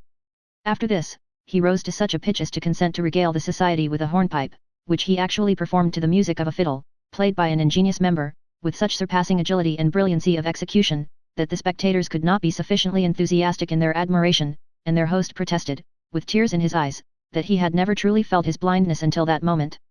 But the host, withdrawing, probably to weep in secret, soon returned with the information that it wanted little more than an hour of day, and that all the cocks in Barbican had already begun to crow, as if their lives depended on it. At this intelligence, the prentice knights arose in haste, and marshalling into a line, filed off one by one and dispersed with all speed to their several homes, leaving their leader to pass the grating last. "Good night, noble captain," whispered the blind man as he held it open for his passage out. "Farewell, brave general. Bye, illustrious commander. Good luck go with you for a conceited, bragging, empty-headed, duck-legged idiot." With which parting words, coolly added as he listened to his receding footsteps and locked the grate upon himself, he descended the steps, and lighting the fire below the little copper, prepared, without any assistance, for his daily occupation, which was to retail at the area head above pennyworths of broth and soup, and savoury puddings, compounded of such scraps as were to be bought in the heap for the least money at Fleet Market in the evening time, and for the sale of which he had need to have depended chiefly on his private connection, for the court had no thoroughfare, and was not that kind of place in which many people were likely to take the air, or to frequent as an agreeable promenade. Chapter 9. Chroniclers are privileged to enter where they list, to come and go through keyholes, to ride upon the wind, to overcome, in their soarings up and down, all obstacles of distance, time, and place. Thrice blessed be this last consideration, since it enables us to follow the disdainful Miggs even into the sanctity of her chamber, and to hold her in sweet companionship through the dreary watches of the night. Miss Miggs, having undone her mistress, as she phrased it, which means, assisted to undress her, and having seen her comfortably to bed in the back room on the first floor, withdrew to her own apartment, in the attic story. Notwithstanding her declaration in the locksmith's presence, she was in no mood for sleep, so, putting her light upon the table and withdrawing the little window curtain, she gazed out pensively at the wild night sky. Perhaps she wondered what star was destined for her habitation when she had run her little course below, perhaps speculated which of those glimmering spheres might be the natal orb of Mr. Tappertit, perhaps marvelled how they could gaze down on that perfidious creature, man, and not sicken and turn green as chemists' lamps, perhaps thought of nothing in particular. Whatever she thought about, there she sat, until her attention, alive to anything connected with the insinuating prentice, was attracted by a noise in the next room to her own, his room, the room in which he slept, and dreamed, it might be, sometimes dreamed of her. That he was not dreaming now, unless he was taking a walk in his sleep, was clear, for every now and then there came a shuffling noise, as though he were engaged in polishing the whitewashed wall, then a gentle creaking of his door, then the faintest indication of his stealthy footsteps on the landing place outside. Noting this latter circumstance, Miss Miggs turned pale and shuddered, as mistrusting his intentions, and more than once exclaimed, below her breath, "Oh, what a providence it is, as I am bolted in," which, owing doubtless to her alarm, was a confusion of ideas on her part between a bolt and its use, for though there was one on the door, it was not fastened. Miss Miggs's sense of hearing, however, having as sharp an edge as her temper, and being of the same snappish and suspicious kind, very soon informed her that the footsteps passed her door, and appeared to have some object quite separate and disconnected from herself. At this discovery she became more alarmed than ever, and was about to give utterance to those cries of thieves, and murder, which she had hitherto restrained, when it occurred to her to look softly out, and see that her fears had some good palpable foundation. Looking out accordingly, and stretching her neck over the handrail, she descried, to her great amazement, Mr. Tappertit completely dressed, stealing downstairs, one step at a time, with his shoes in one hand and a lamp in the other. Following him with her eyes, and going down a little way herself to get the better of an intervening angle, she beheld him thrust his head in at the parlour door, draw it back again with great swiftness, and immediately begin a retreat upstairs with all possible expedition. "Here's mysteries," said the damsel, when she was safe in her own room again, quite out of breath. "Oh, gracious, here's mysteries." The prospect of finding anybody out in anything, would have kept Miss Miggs awake under the influence of henbane. Presently, she heard the step again, as she would have done if it had been that of a feather endowed with motion and walking down on tiptoe. Then gliding out as before, she again beheld the retreating figure of the prentice, again he looked cautiously in at the parlour door, but this time instead of retreating, he passed in and disappeared. Miggs was back in her room, and had her head out of the window, before an elderly gentleman could have winked and recovered from it. Out he came at the street door, shut it carefully behind him, tried it with his knee, and swaggered off, putting something in his pocket as he went along. At this spectacle Miggs cried gracious, again, and then goodness gracious, and then goodness gracious me, and then, candle in hand, went downstairs as he had done. Coming to the workshop, she saw the lamp burning on the forge, and everything as Sim had left it. "Why, I wish I may only have a walking funeral, and never be buried decent with a mourning coach and feathers, if the boy hasn't been and made a key for his own self," cried Miggs. "Oh, the little villain!" This conclusion was not arrived at without consideration, and much peeping and peering about, nor was it unassisted by the recollection that she had on several occasions come upon the prentice suddenly, and found him busy at some mysterious occupation. Lest the fact of Miss Miggs calling him, on whom she stooped to cast a favourable eye, a boy, should create surprise in any breast, it may be observed that she invariably affected to regard all male bipeds under 30 as mere chits and infants, which phenomenon is not unusual in ladies of Miss Miggs's temper, and is indeed generally found to be the associate of such indomitable and savage virtue. Miss Miggs deliberated within herself for some little time, looking hard at the shop door while she did so, as though her eyes and thoughts were both upon it, and then, taking a sheet of paper from a drawer, twisted it into a long thin spiral tube. Having filled this instrument with a quantity of small coal dust from the forge, she approached the door, and dropping on one knee before it, dexterously blew into the keyhole as much of these fine ashes as the lock would hold. When she had filled it to the brim in a very workmanlike and skilful manner, she crept upstairs again, and chuckled as she went. "There," cried Miggs, rubbing her hands, "now let's see whether you won't be glad to take some notice of me, Mr. He. You'll have eyes for somebody besides Miss Dolly now, I think. A fat-faced puss she is, as ever I come across."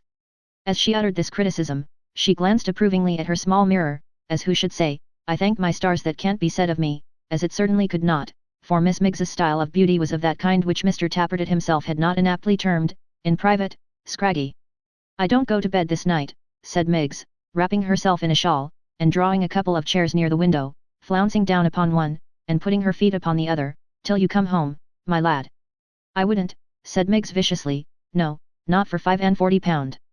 With that, and with an expression of face in which a great number of opposite ingredients, such as mischief, cunning, malice, triumph, and patient expectation, were all mixed up together in a kind of physiognomical punch, Miss Miggs composed herself to wait and listen, like some fair ogress who had set a trap and was watching for a nibble from a plump young traveller. She sat there, with perfect composure, all night. At length, just upon break of day, there was a footstep in the street, and presently she could hear Mr. Tappertit stop at the door. Then she could make out that he tried his key, that he was blowing into it, that he knocked it on the nearest post to beat the dust out, that he took it under a lamp to look at it, that he poked bits of stick into the lock to clear it, that he peeped into the keyhole, first with one eye, and then with the other, that he tried the key again, that he couldn't turn it, and what was worse, couldn't get it out, that he bent it, that then it was much less disposed to come out than before, that he gave it a mighty twist and a great pull, and then it came out so suddenly that he staggered backwards, that he kicked the door, that he shook it, finally, that he smote his forehead, and sat down on the step in despair. When this crisis had arrived, Miss Miggs, affecting to be exhausted with terror, and to cling to the window-sill for support, put out her nightcap, and demanded in a faint voice who was there. Mr. Tappertit cried hush, and, backing to the road, exhorted her in frenzied pantomime to secrecy and silence. Tell me one thing, said Miggs. Is it thieves? No, no, no, cried Mr. Tappertit. Then, said Miggs, more faintly than before, it's fire. Where is it, sir? It's near this room, I know. I've a good conscience, sir, and would much rather die than go down a ladder. All I wish is, respecting my love to my married sister, Golden Lion Court, number 27, second bell handle on the right-hand doorpost. Miggs, cried Mr. Tappertit, don't you know me? Sim, you know, Sim. Oh, what about him? Cried Miggs, clasping her hands. Is he in any danger? Is he in the midst of flames and blazes? Oh gracious, gracious! Why I'm here, and I, rejoined Mr. Tappertit, knocking himself on the breast. Don't you see me? What a fool you are, Miggs! There, cried Miggs, unmindful of this compliment. Why, so it, goodness, what is the meaning of, if you please, Mem, here's. No, no, cried Mr. Tappertit, standing on tiptoe, as if by that means he, in the street, were any nearer being able to stop the mouth of Miggs in the garret. Don't, I've been out without leave and something or another's the matter with the lock. Come down, and undo the shop window, that I may get in that way. I dursn't do it, Simeon, cried Miggs, for that was her pronunciation of his Christian name. I dursn't do it, indeed. You know as well as anybody, how particular I am. And to come down in the dead of night, when the house is wrapped in slumbers and wild in obscurity. And there she stopped and shivered, for her modesty caught cold at the very thought. But Miggs, cried Mr. Tappertit, getting under the lamp, that she might see his eyes.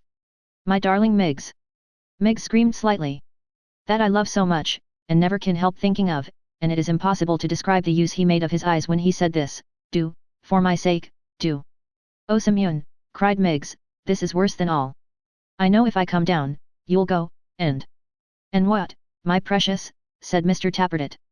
And try, said Miggs, hysterically, to kiss me, or some such dreadfulness, I know you will.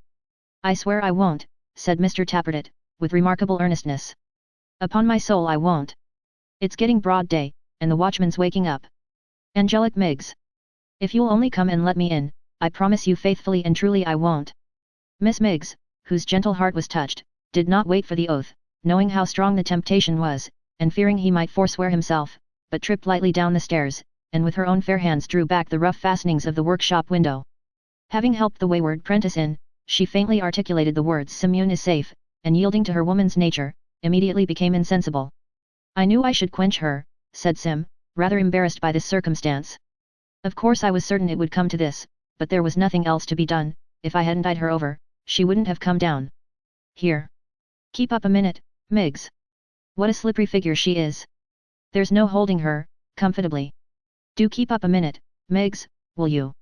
As Miggs, however, was deaf to all entreaties, Mr. Tappertit leant her against the wall as one might dispose of a walking stick or umbrella, until he had secured the window, when he took her in his arms again, and, in short stages and with great difficulty, arising from her being tall and his being short, and perhaps in some degree from that peculiar physical conformation on which he had already remarked, carried her upstairs, and planting her, in the same umbrella and walking stick fashion, just inside her own door, left her to her repose. "He may be as cool as he likes," said Miss Miggs, recovering as soon as she was left alone, "but I'm in his confidence and he can't help himself, nor couldn't if he was 20 simoonses." Chapter 10. It was on one of those mornings, common in early spring, when the year, fickle and changeable in its youth like all other created things, is undecided whether to step backward into winter or forward into summer, and in its uncertainty inclines now to the one and now to the other, and now to both at once, wooing summer in the sunshine, and lingering still with winter in the shade. It was, in short, on one of those mornings, when it is hot and cold, wet and dry, bright and lowering, sad and cheerful, withering and genial, in the compass of 1 short hour, that old John Willett, who was dropping asleep over the copper boiler, was roused by the sound of a horse's feet, and glancing out at window, beheld a traveller of goodly promise, checking his bridle at the maypole door. He was none of your flippant young fellows, who would call for a tankard of mulled ale, and make themselves as much at home as if they had ordered a hogshead of wine, none of your audacious young swaggerers, who would even penetrate into the bar, that solemn sanctuary, and, smiting old John upon the back, inquire if there was never a pretty girl in the house, and where he hid his little chambermaids, with 100 other impertinences of that nature, none of your free and easy companions, who would scrape their boots upon the fire-dogs in the common room, and be not at all particular on the subject of spittoons, none of your unconscionable blades, requiring impossible chops, and taking unheard of pickles for granted. He was a staid, grave, placid gentleman, something past the prime of life, yet upright in his carriage, for all that, and slim as a greyhound. He was well mounted upon a sturdy chestnut cob, and had the graceful seat of an experienced horseman, while his riding gear, though free from such fopperies as were then in vogue, was handsome and well chosen. He wore a riding coat of a somewhat brighter green than might have been expected to suit the taste of a gentleman of his years, with a short, black velvet cape, and laced pocket-holes and cuffs, all of a jaunty fashion. His linen, too, was of the finest kind, worked in a rich pattern at the wrists and throat, and scrupulously white. Although he seemed, judging from the mud he had picked up on the way, to have come from London, his horse was as smooth and cool as his own iron-grey periwig and pigtail. Neither man nor beast had turned a single hair, and saving for his soiled skirts and spatter-dashes, this gentleman, with his blooming face, white teeth, exactly ordered dress, and perfect calmness, might have come from making an elaborate and leisurely toilet, to sit for an equestrian portrait at old John Willett's gate. It must not be supposed that John observed these several characteristics by other than very slow degrees, or that he took in more than half a one at a time, or that he even made up his mind upon that, without a great deal of very serious consideration. Indeed, if he had been distracted in the first instance by questionings and orders, it would have taken him at the least a fortnight to have noted what is here set down, but it happened that the gentleman, being struck with the old house, or with the plump pigeons which were scheming and curtsying about it, or with the tall maypole, on the top of which a weathercock, which had been out of order for 15 years, performed a perpetual walk to the music of its own creaking, sat for some little time looking round in silence. Hence John, standing with his hand upon the horse's bridle, and his great eyes on the rider, and with nothing passing to divert his thoughts, had really got some of these little circumstances into his brain by the time he was called upon to speak. "A quaint place this," said the gentleman, and his voice was as rich as his dress. "Are you the landlord?" "At your service, sir," replied John Willett. "You can give my horse good stabling, can you, and me an early dinner, I am not particular what, so that it be cleanly served, and a decent room of which there seems to be no lack in this great mansion," said the stranger, again running his eyes over the exterior. "You can have, sir," returned John with a readiness quite surprising, "anything you please." "It's well I am easily satisfied," returned the other with a smile, "or that might prove a hearty pledge, my friend." And saying so, he dismounted, with the aid of the block before the door, in a twinkling. "Hello there, Hugh," roared John. "I ask your pardon, sir, for keeping you standing in the porch, but my son has gone to town on business, and the boy being, as I may say, of a kind of use to me, I'm rather put out when he's away. Hugh, a dreadful idle vagrant fellow, sir, half a gypsy, as I think, always sleeping in the sun in summer, and in the straw in winter time, sir, Hugh. Dear Lord, to keep a gentleman awaiting here through him, Hugh. I wish that chap was dead, I do indeed." "Possibly he is," returned the other. "I should think if he were living, he would have heard you by this time. In his fits of laziness, he sleeps so desperate hard," said the distracted host, "that if you were to fire off cannon balls into his ears, it wouldn't wake him, sir." The guest made no remark upon this novel cure for drowsiness, and recipe for making people lively, but, with his hands clasped behind him, stood in the porch, very much amused to see old John, with the bridle in his hand, wavering between a strong impulse to abandon the animal to his fate, and a half disposition to lead him into the house, and shut him up in the parlour, while he waited on his master. "Pillory the fellow," here he is at last," cried John, in the very height and zenith of his distress. "Did you hear me a-calling, villain?" The figure he addressed made no answer, but putting his hand upon the saddle, sprung into it at a bound, turned the horse's head towards the stable, and was gone in an instant. "Brisk enough when he is awake," said the guest. "Brisk enough, sir," replied John, looking at the place where the horse had been, as if not yet understanding quite what had become of him. "He melts, I think. He goes like a drop of froth. You look at him, and there he is. You look at him again, and there he isn't." Having, in the absence of any more words, put this sudden climax to what he had faintly intended should be a long explanation of the whole life and character of his man, the oracular John Willett led the gentleman up his wide dismantled staircase into the Maypole's best apartment.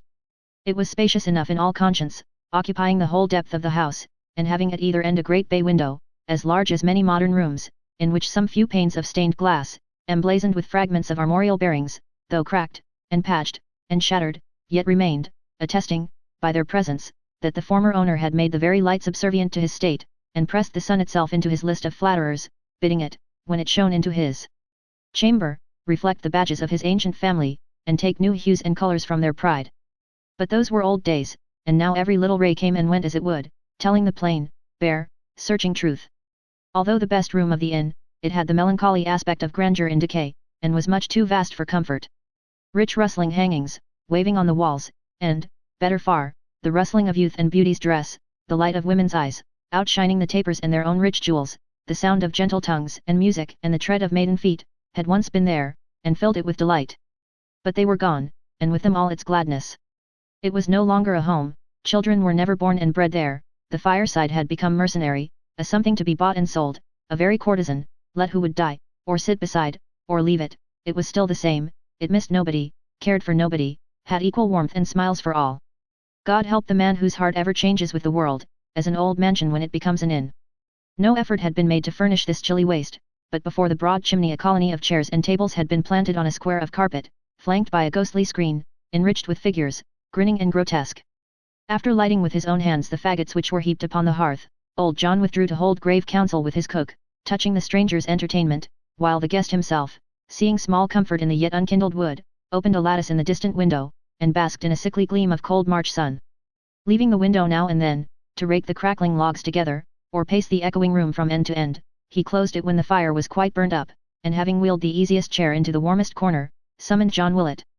"Sir," said John. He wanted pen, ink, and paper. There was an old standish on the mantelshelf containing a dusty apology for all three. Having set this before him, the landlord was retiring, when he motioned him to stay. "There's a house not far from here," said the guest when he had written a few lines, "which you call the Warren, I believe." As this was said in the tone of one who knew the fact, and asked the question as a thing of course, John contented himself with nodding his head in the affirmative, at the same time taking one hand out of his pockets to cough behind, and then putting it in again. "I want this note," said the guest, glancing on what he had written, and folding it, conveyed there without loss of time, and an answer brought back here. "Have you a messenger at hand?" John was thoughtful for a minute or thereabouts, and then said yes. "Let me see him," said the guest. This was disconcerting, for Joe being out, and Hugh engaged in rubbing down the chestnut cob, he designed sending on the errand, Barnaby, who had just then arrived in one of his rambles, and who, so that he thought himself employed on a grave and serious business, would go anywhere. "Why, the truth is," said John after a long pause, "that the person who'd go quickest, is a sort of natural, as one may say, sir, and though quick of foot, and as much to be trusted as the post itself, he's not good at talking, being touched and flighty, sir." "You don't," said the guest, raising his eyes to John's fat face, "you don't mean, what's the fellow's name, you don't mean Barnaby?" "Yes, I do," returned the landlord, his features turning quite expressive with surprise.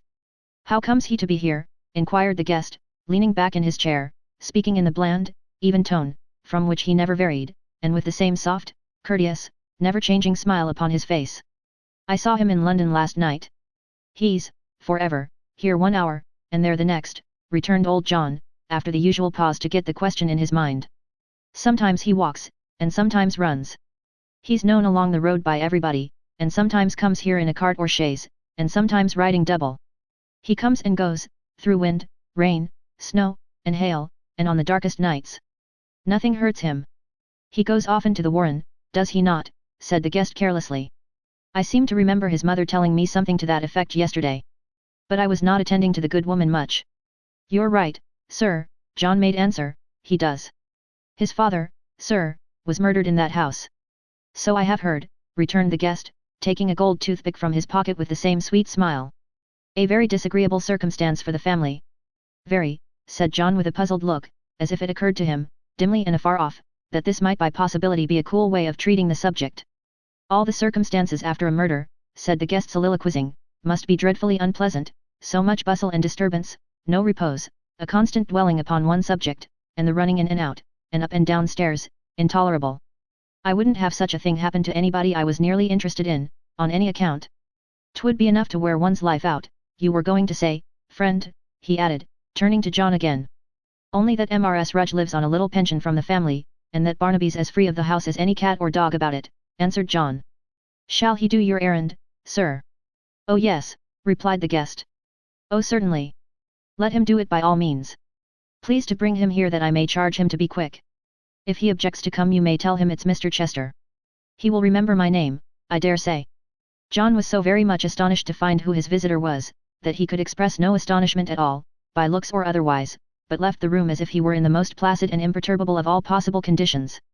It has been reported that when he got downstairs, he looked steadily at the boiler for 10 minutes by the clock, and all that time never once left off shaking his head, for which statement there would seem to be some ground of truth and feasibility, inasmuch as that interval of time did certainly elapse, before he returned with Barnaby to the guest's apartment. Come hither, lad, said Mr. Chester. You know Mr. Geoffrey Haredale? Barnaby laughed, and looked at the landlord as though he would say, you hear him. John, who was greatly shocked at this breach of decorum, clapped his finger to his nose, and shook his head in mute remonstrance. He knows him, sir, said John, frowning aside at Barnaby, as well as you or I do. I haven't the pleasure of much acquaintance with the gentleman, returned his guest. You may have. Limit the comparison to yourself, my friend. Although this was said with the same easy affability, and the same smile, John felt himself put down, and laying the indignity at Barnaby's door, determined to kick his raven, on the very first opportunity. Give that, said the guest, who had by this time sealed the note, and who beckoned his messenger towards him as he spoke, into Mr. Haredale's own hands. Wait for an answer, and bring it back to me here. If you should find that Mr. Haredale is engaged just now, tell him, can he remember a message, landlord? When he chooses, sir, replied John. He won't forget this one. How are you sure of that? John merely pointed to him as he stood with his head bent forward, and his earnest gaze fixed closely on his questioner's face, and nodded sagely. Tell him then, Barnaby, should he be engaged, said Mr. Chester, that I shall be glad to wait his convenience here, and to see him, if he will call, at any time this evening. At the worst I can have a bed here, will it, I suppose? Old John, immensely flattered by the personal notoriety implied in this familiar form of address, answered, with something like a knowing look, I should believe you could, sir, and was turning over in his mind various forms of eulogium, with the view of selecting one appropriate to the qualities of his best bed, when his ideas were put to flight by Mr. Chester giving Barnaby the letter, and bidding him make all speed away. Speed, said Barnaby, folding the little packet in his breast, speed. If you want to see hurry and mystery, come here. Here. With that, he put his hand, very much to John Willet's horror, on the guest's fine broadcloth sleeve, and led him stealthily to the back window. Look down there, he said softly, do you mark how they whisper in each other's ears, then dance and leap, to make believe they are in sport? Do you see how they stop for a moment, when they think there is no one looking, and mutter among themselves again, and then how they roll and gambol, delighted with the mischief they've been plotting? Look at 'em now. See how they whirl and plunge. And now they stop again, and whisper, cautiously together, little thinking, mind, how often I have lain upon the grass and watched them. I say, what is it that they plot and hatch? Do you know? They are only clothes, returned the guest, such as we wear, hanging on those lines to dry, and fluttering in the wind. Clothes, echoed Barnaby, looking close into his face, and falling quickly back. Ha ha! Why, how much better to be silly, than as wise as you. You don't see shadowy people there, like those that live and sleep, not you. Nor eyes in the knotted panes of glass, nor swift ghosts when it blows hard, nor do you hear voices in the air, nor see men stalking in the sky, not you. I lead a merrier life than you, with all your cleverness. You're the dull men. We're the bright ones. Ha! Ha! I'll not change with you, clever as you are, not I. With that, he waved his hat above his head, and darted off. A strange creature, upon my word, said the guest, pulling out a handsome box, and taking a pinch of snuff. He wants imagination, said Mr. Willet, very slowly, and after a long silence, that's what he wants. I've tried to instill it into him, many and many's the time, but," John added this in confidence, "he ain't made for it, that's the fact." To record that Mr. Chester smiled at John's remark would be little to the purpose, for he preserved the same conciliatory and pleasant look at all times. He drew his chair nearer to the fire though, as a kind of hint that he would prefer to be alone, and John, having no reasonable excuse for remaining, left him to himself. Very thoughtful old John Willett was, while the dinner was preparing, and if his brain were ever less clear at one time than another, it is but reasonable to suppose that he addled it in no slight degree by shaking his head so much that day. That Mr. Chester, between whom and Mr. Haredale, it was notorious to all the neighbourhood, a deep and bitter animosity existed, should come down there for the sole purpose, as it seemed, of seeing him, and should choose the Maypole for their place of meeting, and should send to him express, were stumbling blocks John could not overcome. The only resource he had, was to consult the boiler, and wait impatiently for Barnaby's return. But Barnaby delayed beyond all precedent. The visitor's dinner was served, removed, his wine was set, the fire replenished, the hearth clean swept, the light waned without, it grew dusk, became quite dark, and still no Barnaby appeared. Yet, though John Willett was full of wonder and misgiving, his guest sat cross-legged in the easy chair, to all appearance as little ruffled in his thoughts as in his dress, the same calm, easy, cool gentleman, without a care or thought beyond his golden toothpick. "Barnaby's late," John ventured to observe, as he placed a pair of tarnished candlesticks, some 3 feet high, upon the table, and snuffed the lights they held. "He is rather so," replied the guest, sipping his wine. "He will not be much longer, I dare say." John coughed and raked the fire together. "As your roads bear no very good character, if I may judge from my son's mishap, though," said Mr. Chester, "and as I have no fancy to be knocked on the head, which is not only disconcerting at the moment, but places one, besides, in a ridiculous position with respect to the people who chance to pick one up, I shall stop here tonight." "I think you said you had a bed to spare." "Such a bed, sir," returned John Willett, such a bed as few, even of the gentry's houses, own. A fixed her here, sir. I've heard say that bedstead is nigh 200 years of age. Your noble son, a fine young gentleman, slept in it last, sir, half a year ago." "Upon my life, a recommendation," said the guest, shrugging his shoulders and wheeling his chair nearer to the fire. "See that it be well aired, Mr. Willett, and let a blazing fire be lighted there at once. This house is something damp and chilly." John raked the faggots up again, more from habit than presence of mind, or any reference to this remark, and was about to withdraw, when a bounding step was heard upon the stair, and Barnaby came panting in. "He'll have his foot in the stirrup in an hour's time," he cried, advancing. "He has been riding hard all day, has just come home, but will be in the saddle again as soon as he has eat and drank, to meet his loving friend." "Was that his message?" asked the visitor, looking up, but without the smallest discomposure, or at least without the show of any. "All but the last words," Barnaby rejoined. "He meant those. I saw that, in his face." "This for your pains," said the other, putting money in his hand, and glancing at him steadfastly. "This for your pains, sharp Barnaby." "For Grip, and me, and Hugh, to share among us," he rejoined, putting it up, and nodding, as he counted it on his fingers. "Grip 1, me 2, Hugh 3, the dog, the goat, the cats, well, we shall spend it pretty soon, I warn you. Stay, look. Do you wise men see nothing there, now?" He bent eagerly down on one knee, and gazed intently at the smoke, which was rolling up the chimney in a thick black cloud. John Willett, who appeared to consider himself particularly and chiefly referred to under the term wise men, looked that way likewise, and with great solidity of feature. "Now, where do they go to, when they spring so fast up there?" asked Barnaby. "Why do they tread so closely on each other's heels, and why are they always in a hurry, which is what you blame me for, when I only take pattern by these busy folk about me? More of 'em, catching to each other's skirts, and as fast as they go, others come. What a merry dance it is! I would that Grip and I could frisk like that." "What has he in that basket at his back?" asked the guest after a few moments, during which Barnaby was still bending down to look higher up the chimney, and earnestly watching the smoke.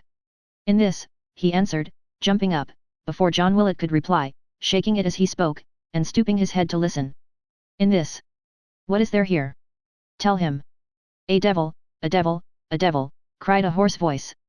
"Here's money," said Barnaby, chinking it in his hand, "money for a treat, Grip." "Hurrah! Hurrah! Hurrah!" replied the raven, "keep up your spirits. Never say die. Bow, wow, wow." Mr. Willett, who appeared to entertain strong doubts whether a customer in a laced coat and fine linen could be supposed to have any acquaintance even with the existence of such unpolite gentry as the bird claimed to belong to, took Barnaby off at this juncture, with the view of preventing any other improper declarations, and quitted the room with his very best bow. Chapter 11.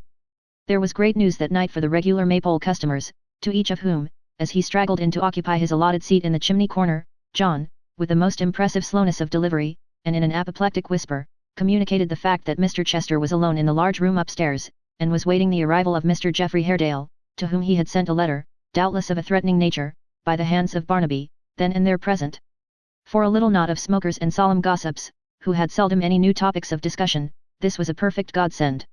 Here was a good, dark-looking mystery progressing under that very roof, brought home to the fireside, as it were, and enjoyable without the smallest pains or trouble. It is extraordinary what a zest and relish it gave to the drink, and how it heightened the flavour of the tobacco. Every man smoked his pipe with a face of grave and serious delight, and looked at his neighbour with a sort of quiet congratulation. Nay, it was felt to be such a holiday and special night, that, on the motion of little Solomon Daisy, every man, including John himself, put down his sixpence for a can of flip, which grateful beverage was brewed with all dispatch, and set down in the midst of them on the brick floor, both that it might simmer and stew before the fire, and that its fragrant steam, rising up among them, and mixing with the wreaths of vapour from their pipes, might shroud them in a delicious atmosphere of their own, and shut out all the world. The very furniture of the room seemed to mellow and deepen in its tone, the ceiling and walls looked blacker and more highly polished, the curtains of a ruddier red, the fire burnt clear and high, and the crickets in the hearthstone chirped with a more than wonted satisfaction. There were present two, however, who showed but little interest in the general contentment. Of these, one was Barnaby himself, who slept, or, to avoid being beset with questions, feigned to sleep, in the chimney corner; the other, Hugh, who, sleeping too, lay stretched upon the bench on the opposite side, in the full glare of the blazing fire. The light that fell upon this slumbering form, showed it in all its muscular and handsome proportions. It was that of a young man, of a hale athletic figure, and a giant's strength, whose sunburnt face and swarthy throat, overgrown with jet black hair, might have served a painter for a model. Loosely attired, in the coarsest and roughest garb, with scraps of straw and hay, his usual bed, clinging here and there, and mingling with his uncombed locks, he had fallen asleep in a posture as careless as his dress. The negligence and disorder of the whole man, with something fierce and sullen in his features, gave him a picturesque appearance, that attracted the regards even of the Maypole customers who knew him well, and caused Long Parks to say that Hugh looked more like a poaching rascal tonight than ever he had seen him yet. "He's waiting here, I suppose," said Solomon, "to take Mr. Haredale's horse." "That's it, sir," replied John Willett. "He's not often in the house, you know. He's more at his ease among horses than men. I look upon him as an animal himself." Following up this opinion with a shrug that seemed meant to say, "We can't expect everybody to be like us," John put his pipe into his mouth again, and smoked like one who felt his superiority over the general run of mankind. "That chap, sir," said John, taking it out again after a time, and pointing at him with the stem, "though he's got all his faculties about him, bottled up and corked down, if I may say so, somewheres or another." "Very good," said Parks, nodding his head. "A very good expression, Johnny. You'll be a-tackling somebody presently. You're in twig tonight, I see." "Take care," said Mr. Willett, not at all grateful for the compliment, "that I don't tackle you, sir, which I shall certainly endeavour to do, if you interrupt me when I'm making observations. That chap, I was a-saying, though he has all his faculties about him, somewheres or another, bottled up and corked down, has no more imagination than Barnaby has." "And why hasn't he?" The three friends shook their heads at each other, saying by that action, without the trouble of opening their lips, "Do you observe what a philosophical mind our friend has?" "Why hasn't he?" said John, gently striking the table with his open hand. "Because they was never drawed out of him when he was a boy. That's why. What would any of us have been, if our fathers hadn't drawed our faculties out of us? What would my boy Joe have been, if I hadn't drawed his faculties out of him? Do you mind what I'm a-saying of, gentlemen?" "Ah, we mind you," cried Parks. "Go on improving of us, Johnny." "Consequently, then," said Mr. Willett, "that chap, whose mother was hung when he was a little boy, along with 6 others, for passing bad notes, and it's a blessed thing to think how many people are hung in batches every 6 weeks for that, and such like offences, as showing how wide awake our government is, that chap that was then turned loose, and had to mind cows, and frighten birds away, and what not, for a few pence to live on, and so got on by degrees to mind horses, and to sleep in course of time in lofts and litter, instead of under haystacks and hedges, till at last he come to be hostler at the Maypole for his board and lodging and a annual trifle. That chap that can't read nor write, and has never had much to do with anything but animals, and has never lived in any way but like the animals he has lived among, is a animal. And," said Mr. Willett, arriving at his logical conclusion, "is to be treated accordingly." "Willett," said Solomon Daisy, who had exhibited some impatience at the intrusion of so unworthy a subject on their more interesting theme. When Mr. Chester come this morning, did he order the large room? He signified, sir, said John, that he wanted a large apartment. Yes. Certainly. Why then, I'll tell you what, said Solomon, speaking softly and with an earnest look. He and Mr. Haredale are going to fight a duel in it. Everybody looked at Mr. Willett, after this alarming suggestion. Mr. Willett looked at the fire, weighing in his own mind the effect which such an occurrence would be likely to have on the establishment. Well, said John, I don't know, I am sure, I remember that when I went up last, he had put the lights upon the mantel-shelf. It's as plain, returned Solomon, as the nose on Parks's face. Mr. Parks, who had a large nose, rubbed it, and looked as if he considered this a personal allusion. They'll fight in that room. You know by the newspapers what a common thing it is for gentlemen to fight in coffee-houses without seconds. One of 'em will be wounded or perhaps killed in this house. That was a challenge that Barnaby took then, said John. Enclosing a slip of paper with the measure of his sword upon it. I'll bet a guinea, answered the little man. We know what sort of gentleman Mr. Haredale is. You have told us what Barnaby said about his looks, when he came back. Depend upon it, I'm right. Now, mind. The flip had had no flavour till now. The tobacco had been of mere English growth, compared with its present taste. A duel in that great old rambling room upstairs, and the best bed ordered already for the wounded man. Would it be swords or pistols, now, said John. Heaven knows. Perhaps both, returned Solomon. The gentlemen wear swords, and may easily have pistols in their pockets, most likely have, indeed. If they fire at each other without effect, then they'll draw, and go to work in earnest. A shade passed over Mr. Willett's face as he thought of broken windows and disabled furniture, but bethinking himself that one of the parties would probably be left alive to pay the damage, he brightened up again. And then, said Solomon, looking from face to face, then we shall have one of those stains upon the floor that never come out. If Mr. Haredale wins, depend upon it, it'll be a deep one, or if he loses, it will perhaps be deeper still, for he'll never give in unless he's beaten down. We know him better, Better indeed, they whispered all together. As to its ever being got out again, said Solomon, I tell you it never will, or can be. Why, do you know that it has been tried, at a certain house we are acquainted with? The Warren, cried John. No, sure. Yes, sure, yes. It's only known by very few. It has been whispered about though, for all that. They planed the board away, but there it was. They went deep, but it went deeper. They put new boards down, but there was one great spot that came through still, and showed itself in the old place. And, hark ye, draw nearer, Mr. Geoffrey made that room his study, and sits there, always, with his foot, as I have heard, upon it, and he believes, through thinking of it long and very much, that it will never fade until he finds the man who did the deed. As this recital ended, and they all drew closer round the fire, the tramp of a horse was heard without. The very man, cried John, starting up. Hugh! Hugh! The sleeper staggered to his feet, and hurried after him. John quickly returned, ushering in with great attention and deference, for Mr. Haredale was his landlord, the long-expected visitor, who strode into the room clanking his heavy boots upon the floor, and looking keenly round upon the bowing group, raised his hat in acknowledgment of their profound respect. You have a stranger here, Willett, who sent to me, he said, in a voice which sounded naturally stern and deep. Where is he? In the great room upstairs, sir, answered John. Show the way. Your staircase is dark, I know. Gentlemen, good night. With that, he signed to the landlord to go on before, and went clanking out, and up the stairs, old John, in his agitation, ingeniously lighting everything but the way, and making a stumble at every second step. Stop, he said, when they reached the landing. I can announce myself. Don't wait. He laid his hand upon the door, entered, and shut it heavily. Mr. Willett was by no means disposed to stand there listening by himself, especially as the walls were very thick, so descended, with much greater alacrity than he had come up, and joined his friends below. Chapter 12.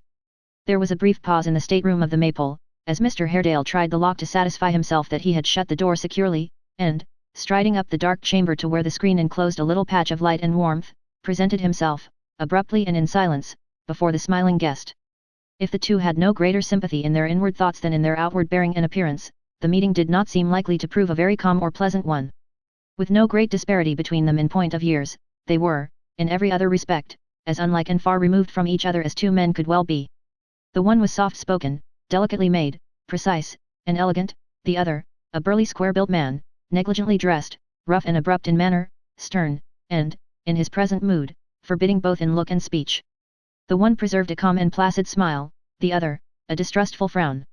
The newcomer, indeed, appeared bent on showing by his every tone and gesture his determined opposition and hostility to the man he had come to meet. The guest who received him, on the other hand, seemed to feel that the contrast between them was all in his favour, and to derive a quiet exultation from it which put him more at his ease than ever. "Haredale," said this gentleman, without the least appearance of embarrassment or reserve, "I am very glad to see you. Let us dispense with compliments. They are misplaced between us," returned the other, waving his hand, "and say plainly what we have to say. You have asked me to meet you. I am here. Why do we stand face to face again? Still the same frank and sturdy character, I see." "Good or bad, sir, I am," returned the other, leaning his arm upon the chimney-piece, and turning a haughty look upon the occupant of the easy chair, "the man I used to be. I have lost no old likings or dislikings, my memory has not failed me by a hair's breadth. You ask me to give you a meeting. I say, I am here." "Our meeting, Haredale," said Mr. Chester, tapping his snuff-box, and following with a smile the impatient gesture he had made, perhaps unconsciously, towards his sword, "is one of conference and peace, I hope." "I have come here," returned the other, "at your desire, holding myself bound to meet you, when and where you would. I have not come to bandy pleasant speeches, or hollow professions. You are a smooth man of the world, sir, and at such play have me at a disadvantage. The very last man on this earth with whom I would enter the lists to combat with gentle compliments and masked faces, is Mr. Chester, I do assure you. I am not his match at such weapons, and have reason to believe that few men are." "You do me a great deal of honour, Haredale," returned the other, most composedly, "and I thank you. I will be frank with you." "I beg your pardon, will be what?" "Frank, open, perfectly candid." "Ha!" cried Mr. Haredale, drawing his breath. "But don't let me interrupt you. So resolved am I to hold this course," returned the other, tasting his wine with great deliberation, "that I have determined not to quarrel with you, and not to be betrayed into a warm expression or a hasty word." "There again," said Mr. Haredale, "you have me at a great advantage. Your self-command is not to be disturbed, when it will serve my purpose, you would say," rejoined the other, interrupting him with the same complacency. "Granted. I allow it. And I have a purpose to serve now. So have you. I am sure our object is the same. Let us attain it like sensible men, who have ceased to be boys some time. Do you drink?" "With my friends," returned the other. "At least," said Mr. Chester, "you will be seated." "I will stand," returned Mr. Haredale impatiently, "on this dismantled, beggared hearth, and not pollute it, fallen as it is, with mockeries." "Go on." "You are wrong, Haredale," said the other, crossing his legs, and smiling as he held his glass up in the bright glow of the fire. "You are really very wrong. The world is a lively place enough, in which we must accommodate ourselves to circumstances, sail with the stream as glibly as we can, be content to take froth for substance, the surface for the depth, the counterfeit for the real coin. I wonder no philosopher has ever established that our globe itself is hollow. It should be, if nature is consistent in her works. You think it is, perhaps. I should say," he returned, sipping his wine, "there could be no doubt about it. Well, we, in trifling with this jingling toy, have had the ill luck to jostle and fall out. We are not what the world calls friends, but we are as good and true and loving friends for all that, as 9 out of every 10 of those on whom it bestows the title. You have a niece, and I a son, a fine lad, Haredale, but foolish. They fall in love with each other, and form what this same world calls an attachment, meaning a something fanciful and false like the rest, which, if it took its own free time, would break like any other bubble.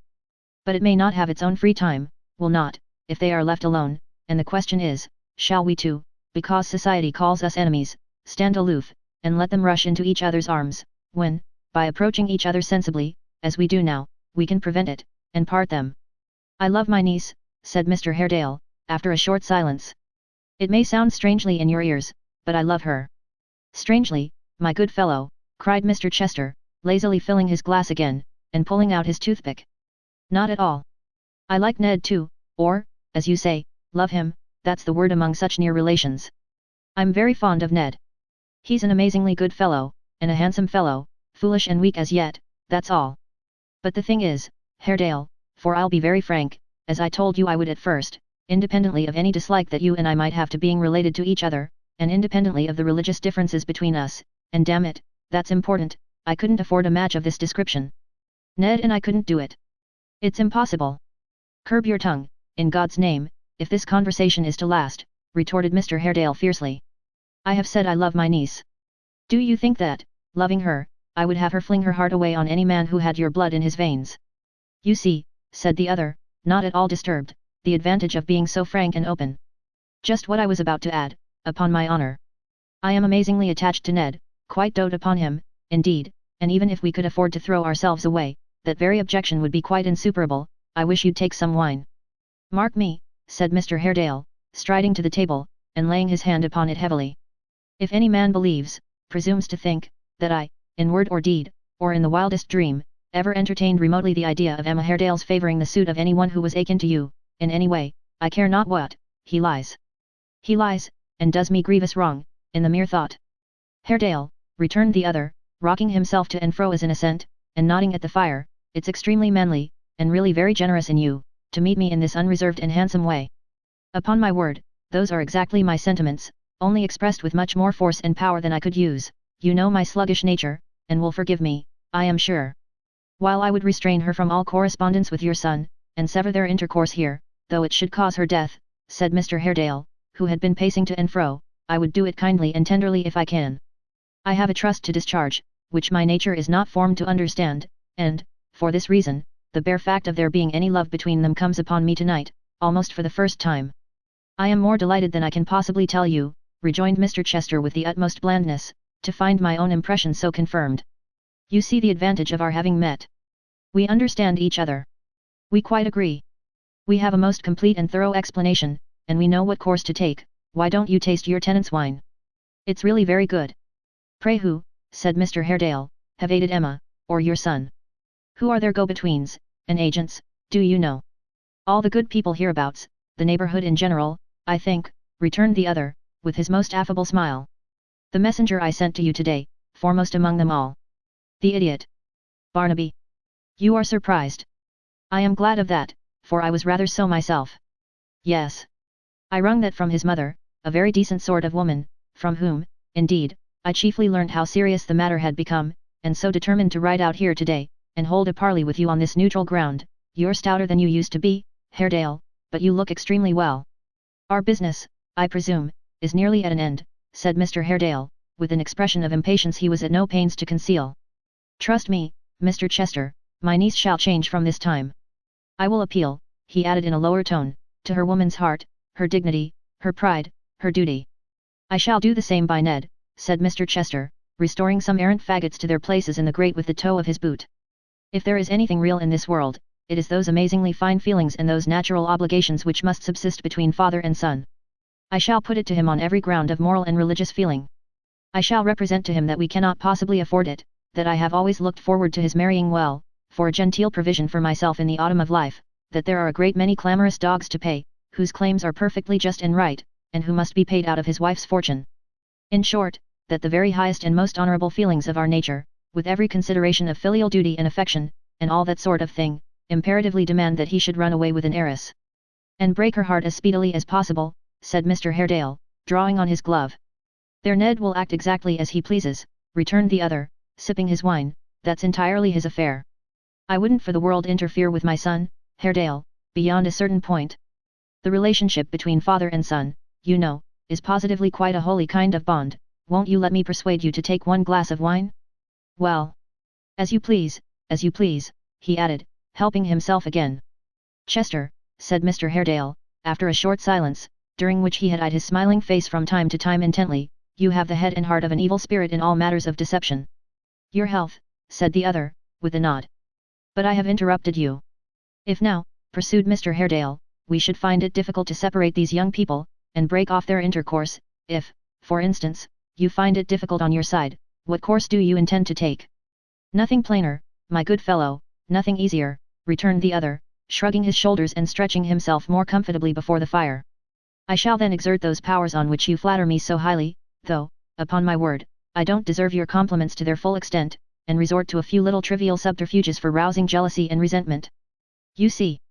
In short, justifying the means by the end, we are, as a last resource for tearing them asunder, to resort to treachery and lying, said Mr. Haredale. Oh dear no. Fie, returned the other, relishing a pinch of snuff extremely. Not lying. Only a little management, a little diplomacy, a little intriguing, that's the word. I wish, said Mr. Haredale, moving to and fro, and stopping, and moving on again, like one who was ill at ease, that this could have been foreseen or prevented. But as it has gone so far, and it is necessary for us to act, it is of no use shrinking or regretting. Well, I shall second your endeavours to the utmost of my power. There is one topic in the whole wide range of human thoughts on which we both agree. We shall act in concert, but apart. There will be no need, I hope, for us to meet again. Are you going? Said Mr. Chester, rising with a graceful indolence. Let me light you down the stairs. Pray keep your seat, returned the other drily, I know the way. So, waving his hand slightly, and putting on his hat as he turned upon his heel, he went clanking out as he had come, shut the door behind him, and tramped down the echoing stairs. Pah! A very coarse animal, indeed, said Mr. Chester, composing himself in the easy chair again. A rough brute. Quite a human badger. John Willett and his friends, who had been listening intently for the clash of swords, or firing of pistols in the great room, and had indeed settled the order in which they should rush in when summoned, in which procession old John had carefully arranged that he should bring up the rear, were very much astonished to see Mr. Haredale come down without a scratch, call for his horse, and ride away thoughtfully at a foot-pace. After some consideration, it was decided that he had left the gentleman above, for dead, and had adopted this stratagem to divert suspicion or pursuit. As this conclusion involved the necessity of their going upstairs forthwith, they were about to ascend in the order they had agreed upon, when a smart ringing at the guest's bell, as if he had pulled it vigorously, overthrew all their speculations, and involved them in great uncertainty and doubt. At length Mr. Willett agreed to go upstairs himself, escorted by Hugh and Barnaby, as the strongest and stoutest fellows on the premises, who were to make their appearance under pretence of clearing away the glasses. Under this protection, the brave and broad-faced John boldly entered the room, half a foot in advance, and received an order for a bootjack without trembling. But when it was brought, and he lent his sturdy shoulder to the guest, Mr. Willett was observed to look very hard into his boots as he pulled them off, and, by opening his eyes much wider than usual, to appear to express some surprise and disappointment at not finding them full of blood. He took occasion, too, to examine the gentleman as closely as he could, expecting to discover sundry loopholes in his person, pierced by his adversary's sword. Finding none, however, and observing in course of time that his guest was as cool and unruffled, both in his dress and temper, as he had been all day, old John at last heaved a deep sigh, and began to think no duel had been fought that night. And now, Willett, said Mr. Chester, if the room's well aired, I'll try the merits of that famous bed. The room, sir, returned John, taking up a candle, and nudging Barnaby and Hugh to accompany them, in case the gentleman should unexpectedly drop down faint or dead from some internal wound, the room's as warm as any toast in a tankard. Barnaby, take you that other candle, and go on before. Hugh. Follow up, sir, with the easy chair. In this order, and still, in his earnest inspection, holding his candle very close to the guest, now making him feel extremely warm about the legs, now threatening to set his wig on fire, and constantly begging his pardon with great awkwardness and embarrassment, John led the party to the best bedroom, which was nearly as large as the chamber from which they had come, and held, drawn out near the fire for warmth, a great old spectral bedstead, hung with faded brocade, and ornamented, at the top of each carved post, with a plume of feathers that had once been white, but with dust and age had now grown hearse-like and funereal. Good night, my friends, said Mr. Chester with a sweet smile, seating himself, when he had surveyed the room from end to end, in the easy chair which his attendants wheeled before the fire. Good night. Barnaby, my good fellow, you say some prayers before you go to bed, I hope. Barnaby nodded. He has some nonsense that he calls his prayers, sir, returned old John, officiously. I'm afraid there ain't much good in 'em. And Hugh, said Mr. Chester, turning to him. Not I, he answered. I know his, pointing to Barnaby, they're well enough. He sings 'em sometimes in the straw. I listen. He's quite a animal, sir, John whispered in his ear with dignity. You'll excuse him, I'm sure. If he has any soul at all, sir, it must be such a very small one, that it don't signify what he does or doesn't in that way. Good night, sir. The guest rejoined God bless you, with a fervour that was quite affecting, and John, beckoning his guards to go before, bowed himself out of the room, and left him to his rest in the Maypole's ancient bed. Chapter 13. If Joseph Willett, the denounced and proscribed of prentices, had happened to be at home when his father's courtly guest presented himself before the Maypole door, that is, if it had not perversely chanced to be one of the half-dozen days in the whole year on which he was at liberty to absent himself for as many hours without question or reproach, he would have contrived, by hook or crook, to dive to the very bottom of Mr. Chester's mystery, and to come at his purpose with as much certainty as though he had been his confidential adviser. In that fortunate case, the lovers would have had quick warning of the ills that threatened them, and the aid of various timely and wise suggestions to boot, for all Joe's readiness of thought and action, and all his sympathies and good wishes, were enlisted in favour of the young people, and were staunch in devotion to their cause. Whether this disposition arose out of his old prepossessions in favor of the young lady, whose history had surrounded her in his mind, almost from his cradle, with circumstances of unusual interest, or from his attachment towards the young gentleman, into whose confidence he had, through his shrewdness and alacrity, and the rendering of sundry important services as a spy and messenger, almost imperceptibly glided, whether they had their origin in either of these sources, or in the habit natural to youth, or in the constant badgering and worrying of his venerable parent, or in any hidden little love affair of his own which gave him something of a fellow feeling in the matter, it is needless to inquire, especially as Joe was out of the way, and had no opportunity on that particular occasion of testifying to his sentiments either on one side or the other. It was, in fact, the 25th of March, which, as most people know to their cost, is, and has been time out of mind, one of those unpleasant epochs termed quarter days. On this 25th of March, it was John Willet's pride annually to settle, in hard cash, his account with a certain vintner and distiller in the city of London, to give into whose hands a canvas bag containing its exact amount, and not a penny more or less, was the end and object of a journey for Joe, so surely as the year and day came round. This journey was performed upon an old grey mare, concerning whom John had an indistinct set of ideas hovering about him, to the effect that she could win a plate or cup if she tried. She never had tried, and probably never would now, being some 14 or 15 years of age, short in wind, long in body, and rather the worse for wear in respect of her mane and tail. Notwithstanding these slight defects, John perfectly gloried in the animal, and when she was brought round to the door by Hugh, actually retired into the bar, and there, in a secret grove of lemons, laughed with pride. "There's a bit of horseflesh, Hugh," said John, when he had recovered enough self-command to appear at the door again. "There's a comely creature. There's high mettle. There's bone." There was bone enough beyond all doubt, and so Hugh seemed to think, as he sat sideways in the saddle, lazily doubled up with his chin nearly touching his knees, and heedless of the dangling stirrups and loose bridle rein, sauntered up and down on the little green before the door.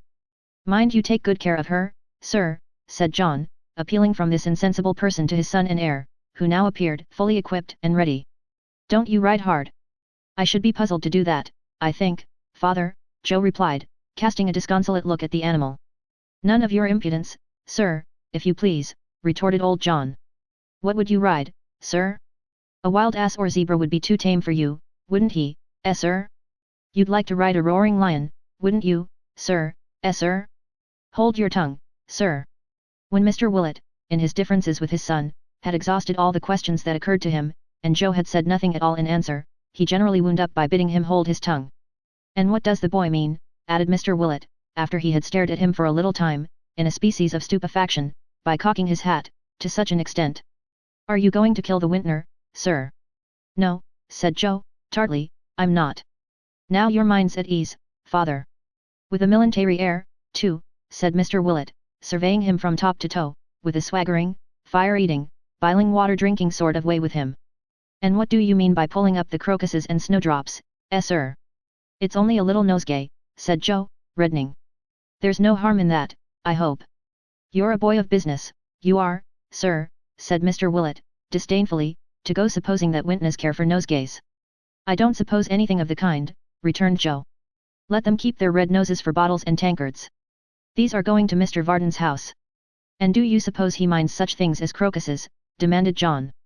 "I don't know, and to say the truth, I don't care," said Joe. "Come, father, give me the money, and in the name of patience let me go." "There it is, sir," replied John, "and take care of it, and mind you don't make too much haste back, but give the mare a long rest, do you mind?" I mind," returned Joe. "She'll need it, heaven knows." "And don't you score up too much at the Black Lion," said John. "Mind that too." "Then why don't you let me have some money of my own," retorted Joe, sorrowfully. "Why don't you, father? What do you send me into London for, giving me only the right to call for my dinner at the Black Lion, which you're to pay for next time you go, as if I was not to be trusted with a few shillings? Why do you use me like this? It's not right of you. You can't expect me to be quiet under it." "Let him have money," cried John, in a drowsy reverie. "What does he call money, guineas? Hasn't he got money? Over and above the tolls, hasn't he 1 and 6pence? 1 and 6pence, repeated his son contemptuously. "Yes, sir," returned John, 1 and 6pence.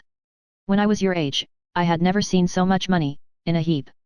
A shilling of it is in case of accidents, the mare casting a shoe, or the like of that. The other 6pence is to spend in the diversions of London, and the diversion I recommend is going to the top of the Monument, and sitting there. There's no temptation there, sir, no drink, no young women, no bad characters of any sort, nothing but imagination. That's the way I enjoyed myself when I was your age, sir." To this, Joe made no answer, but beckoning Hugh, leaped into the saddle and rode away, and a very stalwart, manly horseman he looked, deserving a better charger than it was his fortune to bestride. John stood staring after him, or rather after the grey mare, for he had no eyes for her rider until man and beast had been out of sight some 20 minutes, when he began to think they were gone, and slowly re-entering the house, fell into a gentle doze. The unfortunate grey mare, who was the agony of Joe's life, floundered along at her own will and pleasure until the maypole was no longer visible, and then, contracting her legs into what in a puppet would have been looked upon as a clumsy and awkward imitation of a canter, mended her pace all at once, and did it of her own accord. The acquaintance with her rider's usual mode of proceeding, which suggested this improvement in hers, impelled her likewise to turn up a byway, leading, not to London, but through lanes running parallel with the road they had come, and passing within a few hundred yards of the maypole, which led finally to an enclosure surrounding a large, old, red brick mansion, the same of which mention was made as the warren in the first chapter of this history. Coming to a dead stop in a little copse thereabout, she suffered her rider to dismount with right goodwill, and to tie her to the trunk of a tree. "Stay there, old girl," said Joe, "and let us see whether there's any little commission for me today." So saying, he left her to browse upon such stunted grass and weeds as happened to grow within the length of her tether, and passing through a wicket gate, entered the grounds on foot. The pathway, after a very few minutes walking, brought him close to the house, towards which, and especially towards one particular window, he directed many covered glances. It was a dreary, silent building, with echoing courtyards, desolated turret chambers and whole suites of rooms shut up and mouldering to ruin. The terrace garden, dark with the shade of overhanging trees, had an air of melancholy that was quite oppressive. Great iron gates, disused for many years, and red with rust, drooping on their hinges and overgrown with long rank grass, seemed as though they tried to sink into the ground, and hide their fallen state among the friendly weeds. The fantastic monsters on the walls, green with age and damp, and covered here and there with moss, looked grim and desolate.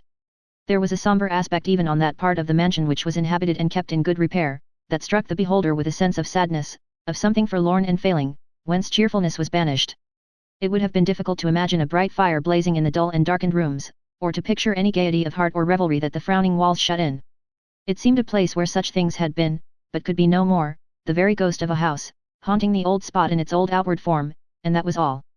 Much of this decayed and sombre look was attributable, no doubt, to the death of its former master, and the temper of its present occupant, but remembering the tale connected with the mansion, it seemed the very place for such a deed, and one that might have been its predestined theatre years upon years ago.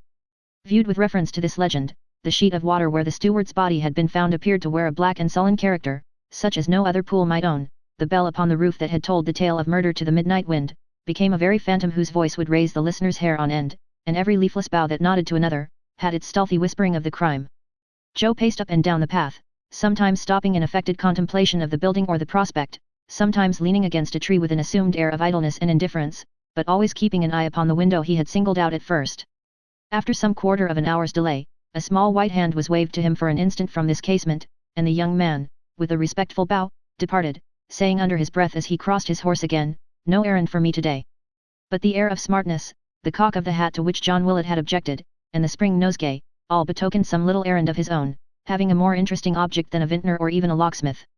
So, indeed, it turned out, for when he had settled with the vintner, whose place of business was down in some deep cellars hard by Thames Street, and who was as purple-faced an old gentleman as if he had all his life supported their arched roof on his head, when he had settled the account, and taken the receipt, and declined tasting more than 3 glasses of old sherry, to the unbounded astonishment of the purple-faced vintner, who, gimlet in hand, had projected an attack upon at least a score of dusty casks, and who stood transfixed, or morally gimleted as it were, to his own wall, when he had done all this, and disposed besides of a frugal dinner at the Black Lion in Whitechapel, spurning the monument and John's advice, he turned his steps towards the locksmith's house, attracted by the eyes of blooming Dolly Varden. Joe was by no means a sheepish fellow, but, for all that, when he got to the corner of the street in which the locksmith lived, he could by no means make up his mind to walk straight to the house. First, he resolved to stroll up another street for 5 minutes, then up another street for 5 minutes more, and so on until he had lost full half an hour, when he made a bold plunge and found himself with a red face and a beating heart in the smoky workshop. "Joe Willett, or his ghost," said Varden, rising from the desk at which he was busy with his books, and looking at him under his spectacles. "Which is it? Joe in the flesh, eh? That's hearty. And how are all the Chigwell company, Joe?" "Much as usual, sir, they and I agree as well as ever." "Well, well," said the locksmith. "We must be patient, Joe, and bear with old folks' foibles. How's the mare, Joe? Does she do the 4 miles an hour as easily as ever? Ha, ha, ha. Does she, Joe? What have we there, Joe? A nosegay. A very poor one, sir, I thought Miss Dolly. No, no, said Gabriel, dropping his voice, and shaking his head, not Dolly. Give M to her mother, Joe. A great deal better give M to her mother. Would you mind giving M to Mrs. Varden, Joe? Oh no, sir, Joe replied, and endeavoring, but not with the greatest possible success, to hide his disappointment. I shall be very glad, I'm sure. That's right, said the locksmith, patting him on the back. It don't matter who has M, Joe. Not a bit, sir, dear heart, how the words stuck in his throat. Come in, said Gabriel. I have just been called to tea. She's in the parlour. She, thought Joe. Which of M I wonder, Mrs. or Miss? The locksmith settled the doubt as neatly as if it had been expressed aloud, by leading him to the door, and saying, Martha, my dear, here's young Mr. Willett. Now, Mrs. Varden, regarding the maypole as a sort of human man-trap, or decoy for husbands, viewing its proprietor, and all who aided and abetted him, in the light of so many poachers among Christian men, and believing, moreover, that the publicans coupled with sinners in Holy Writ were veritable licensed victuallers, was far from being favourably disposed towards her visitor. Wherefore she was taken faint directly, and being duly presented with the crocuses and snowdrops, divined on further consideration that they were the occasion of the languor which had seized upon her spirits. I'm afraid I couldn't bear the room another minute, said the good lady, if they remained here. Would you excuse my putting them out of window? Joe begged she wouldn't mention it on any account, and smiled feebly as he saw them deposited on the sill outside. If anybody could have known the pains he had taken to make up that despised and misused bunch of flowers. I feel it quite a relief to get rid of them, I assure you, said Mrs. Varden. I'm better already. And indeed she did appear to have plucked up her spirits. Joe expressed his gratitude to Providence for this favourable dispensation, and tried to look as if he didn't wonder where Dolly was. You're sad people at Chigwell, Mr. Joseph, said Mrs. I hope not, ma'am, returned Joe. You're the cruellest and most inconsiderate people in the world, said Mrs. Varden, bridling. I wonder old Mr. Willett, having been a married man himself, doesn't know better than to conduct himself as he does. His doing it for profit is no excuse. I would rather pay the money 20 times over, and have Varden come home like a respectable and sober tradesman. If there is one character, said Mrs. Varden with great emphasis, that offends and disgusts me more than another, it is a sot. Come, Martha, my dear, said the locksmith cheerily, let us have tea, and don't let us talk about sots. There are none here, and Joe don't want to hear about them, I dare say. At this crisis, Miggs appeared with toast. I dare say he does not, said Mrs. Varden, and I dare say you do not, Varden. It's a very unpleasant subject, I have no doubt, though I won't say it's personal. Miggs coughed. Whatever I may be forced to think, Miggs sneezed expressively. You never will know, Varden, and nobody at young Mr. Willett's age, you'll excuse me, sir, can be expected to know, what a woman suffers when she is waiting at home under such circumstances. If you don't believe me, as I know you don't, here's Miggs, who is only too often a witness of it, ask her. Oh, she were very bad the other night, sir, indeed she were, said Miggs. If you hadn't the sweetness of an angel in you, mim, I don't think you could bear it, I rally don't. Miggs, said Mrs. Varden, you're profane. Begging your pardon, mim, returned Miggs, with shrill rapidity, such was not my intentions, and such I hope is not my character, though I am but a servant. Answering me, Miggs, and providing yourself, retorted her mistress, looking round with dignity, is one and the same thing. How dare you speak of angels in connection with your sinful fellow beings, mere, said Mrs. Varden, glancing at herself in a neighbouring mirror, and arranging the ribbon of her cap in a more becoming fashion, mere worms and grovellers as we are. I did not intend, mem, if you please, to give offence, said Miggs, confident in the strength of her compliment, and developing strongly in the throat as usual, and I did not expect it would be took as such. I hope I know my own unworthiness, and that I hate and despise myself and all my fellow creatures as every practicable Christian should. You'll have the goodness, if you please, said Mrs. Varden, loftily, to step upstairs and see if Dolly has finished dressing, and to tell her that the chair that was ordered for her will be here in a minute, and that if she keeps it waiting, I shall send it away that instant. I'm sorry to see that you don't take your tea, Varden, and that you don't take yours, Mr. Joseph, though of course it would be foolish of me to expect that anything that can be had at home, and in the company of females, would please you. This pronoun was understood in the plural sense, and included both gentlemen, upon both of whom it was rather hard and undeserved, for Gabriel had applied himself to the meal with a very promising appetite, until it was spoilt by Mrs. Varden herself, and Joe had as great a liking for the female society of the locksmith's house, or for a part of it at all events, as man could well entertain.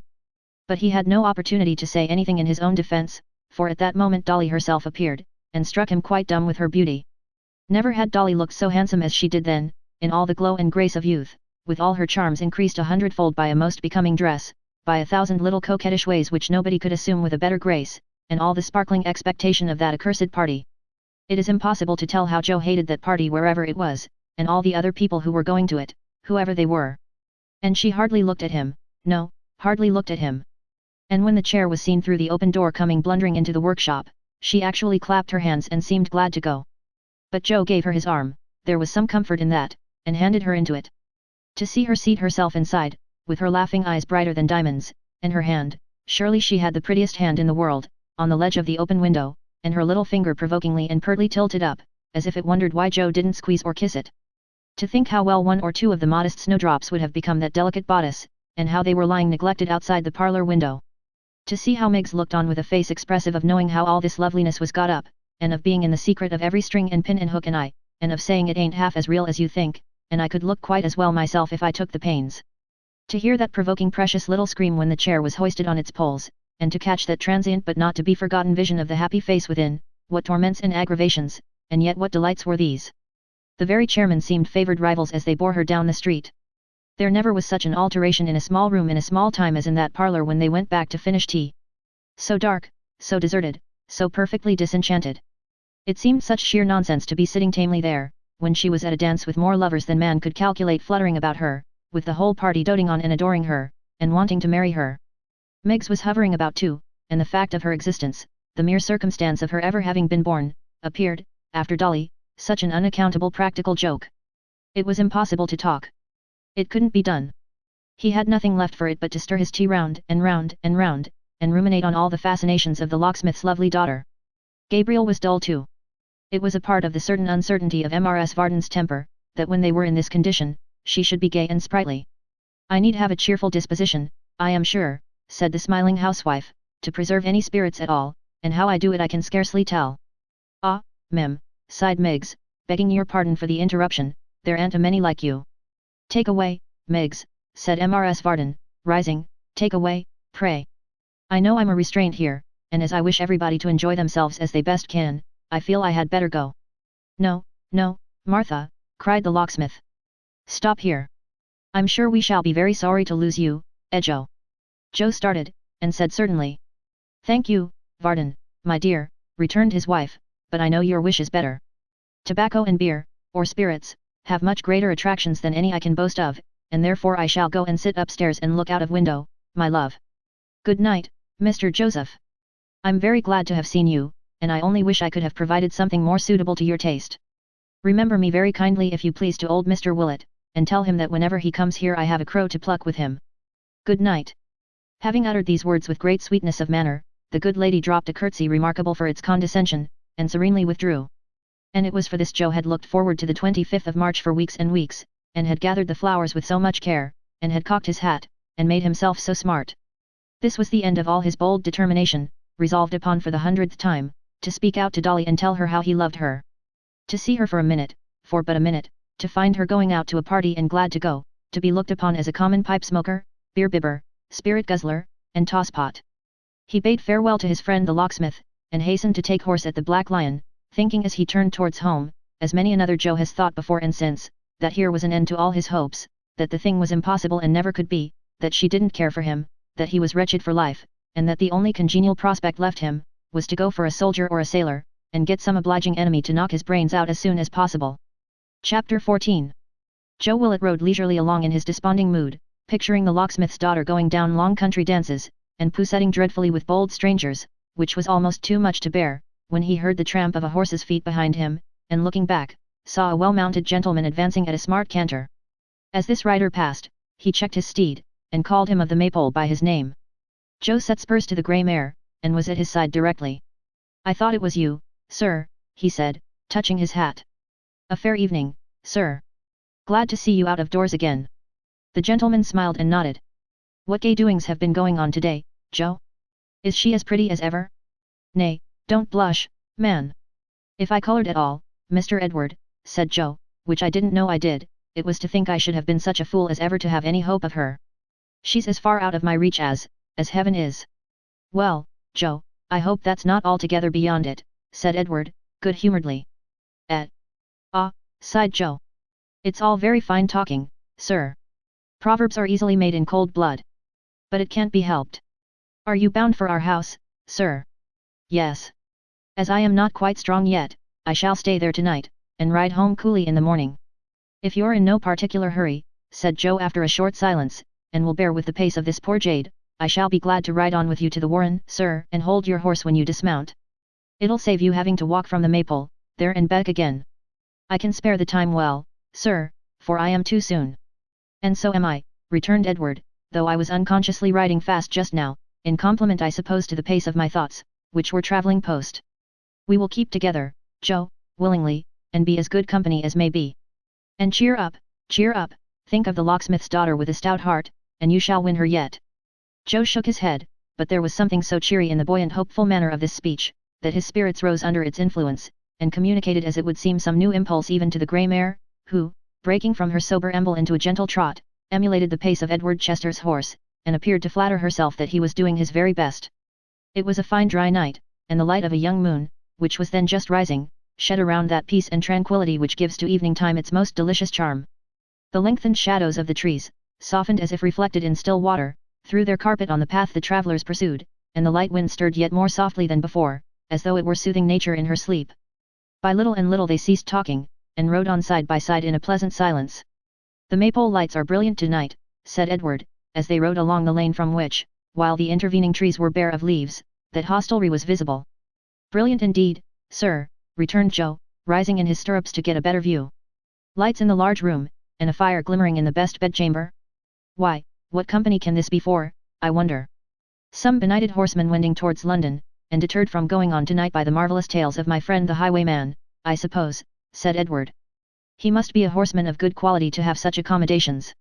Your bed too, sir. No matter, Joe. Any other room will do for me. But come, there's 9 striking. We may push on. They cantered forward at as brisk a pace as Joe's charger could attain, and presently stopped in the little copse where he had left her in the morning. Edward dismounted, gave his bridle to his companion, and walked with a light step towards the house. A female servant was waiting at a side gate in the garden wall, and admitted him without delay. He hurried along the terrace walk, and darted up a flight of broad steps leading into an old and gloomy hall, whose walls were ornamented with rusty suits of armour, antlers, weapons of the chase, and such like garniture. Here he paused, but not long, for as he looked round, as if expecting the attendant to have followed, and wondering she had not done so, a lovely girl appeared, whose dark hair next moment rested on his breast. Almost at the same instant a heavy hand was laid upon her arm. Edward felt himself thrust away, and Mr. Haredale stood between them. He regarded the young man sternly without removing his hat, with one hand clasped his niece, and with the other, in which he held his riding whip, motioned him towards the door. The young man drew himself up, and returned his gaze. This is well done of you, sir, to corrupt my servants, and enter my house unbidden and in secret, like a thief, said Mr. Haredale. Leave it, sir, and return no more. Miss Haredale's presence, returned the young man, and your relationship to her, give you a license which, if you are a brave man, you will not abuse. You have compelled me to this course, and the fault is yours, not mine. It is neither generous nor honourable nor the act of a true man, sir, retorted the other, to tamper with the affections of a weak, trusting girl, while you shrink, in your unworthiness, from her guardian and protector, and dare not meet the light of day. More than this I will not say to you, save that I forbid you this house, and require you to be gone. It is neither generous nor honourable nor the act of a true man to play the spy, said Edward. Your words imply dishonour, and I reject them with the scorn they merit. You will find, said Mr. Haredale, calmly, your trusty go-between in waiting at the gate by which you entered. I have played no spy's part, sir. I chanced to see you pass the gate, and followed.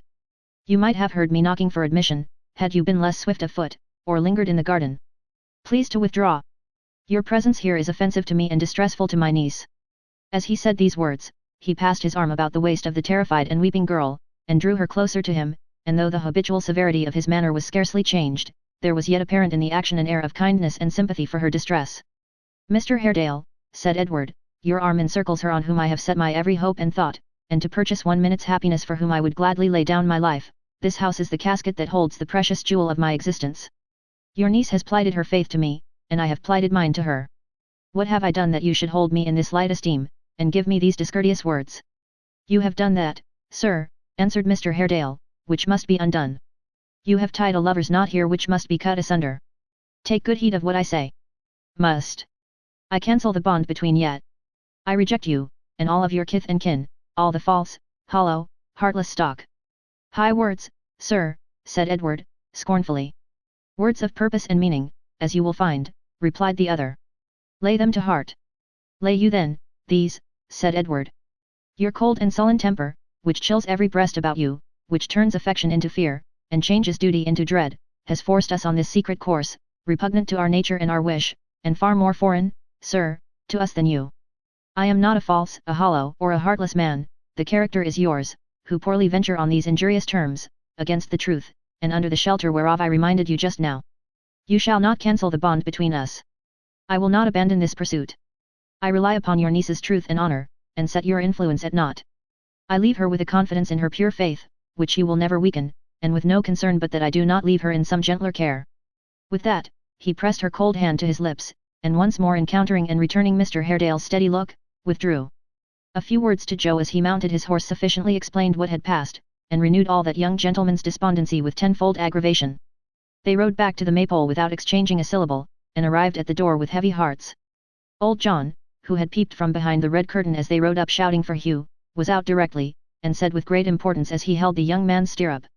He's comfortable in bed, the best bed. A thorough gentleman, the smilingest, affablest gentleman I ever had to do with. Who, Willett, said Edward carelessly, as he dismounted. Your worthy father, sir, replied John. Your honourable, venerable father. What does he mean, said Edward, looking with a mixture of alarm and doubt, at Joe. What do you mean, said Joe. Don't you see Mr. Edward doesn't understand, father?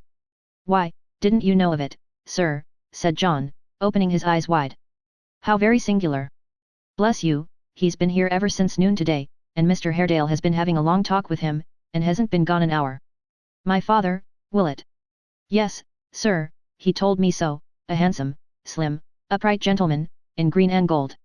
In your old room up yonder, sir. No doubt you can go in, sir, said John, walking backwards into the road and looking up at the window. He hasn't put out his candles yet, I see. Edward glanced at the window also, and hastily murmuring that he had changed his mind, forgotten something, and must return to London, mounted his horse again and rode away, leaving the Willets, father and son, looking at each other in mute astonishment. Chapter 15. At noon next day, John Willet's guest sat lingering over his breakfast in his own home, surrounded by a variety of comforts, which left the Maypole's highest flight and utmost stretch of accommodation at an infinite distance behind, and suggested comparisons very much to the disadvantage and disfavour of that venerable tavern. In the broad old-fashioned window seat, as capacious as many modern sofas, and cushioned to serve the purpose of a luxurious settee, in the broad old-fashioned window seat of a roomy chamber, Mr. Chester lounged, very much at his ease, over a well-furnished breakfast table. He had exchanged his riding coat for a handsome morning gown, his boots for slippers, had been at great pains to atone for the having been obliged to make his toilet when he rose without the aid of dressing-case and tiring equipage, and, having gradually forgotten through these means the discomforts of an indifferent night and an early ride, was in a state of perfect complacency, indolence, and satisfaction. The situation in which he found himself, indeed, was particularly favourable to the growth of these feelings, for, not to mention the lazy influence of a late and lonely breakfast, with the additional sedative of a newspaper, there was an air of repose about his place of residence peculiar to itself, and which hangs about it, even in these times, when it is more bustling and busy than it was in days of yore. There are, still, worse places than the Temple, on a sultry day, for basking in the sun, or resting idly in the shade. There is yet a drowsiness in its courts, and a dreamy dullness in its trees and gardens. Those who pace its lanes and squares may yet hear the echoes of their footsteps on the sounding stones, and read upon its gates, in passing from the tumult of the Strand or Fleet Street, who enters here leaves noise behind. There is still the plash of falling water in Fairfountain Court, and there are yet nooks and corners where dun-haunted students may look down from their dusty garrets, on a vagrant ray of sunlight patching the shade of the tall houses, and seldom troubled to reflect a passing stranger's form. There is yet, in the Temple, something of a clerkly monkish atmosphere, which public offices of law have not disturbed, and even legal firms have failed to scare away. In summer-time, its pumps suggest to thirsty idlers, springs cooler, and more sparkling, and deeper than other wells, and as they trace the spillings of full pitchers on the heated ground, they snuff the freshness, and, sighing, cast sad looks towards the Thames, and think of baths and boats, and saunter on, despondent.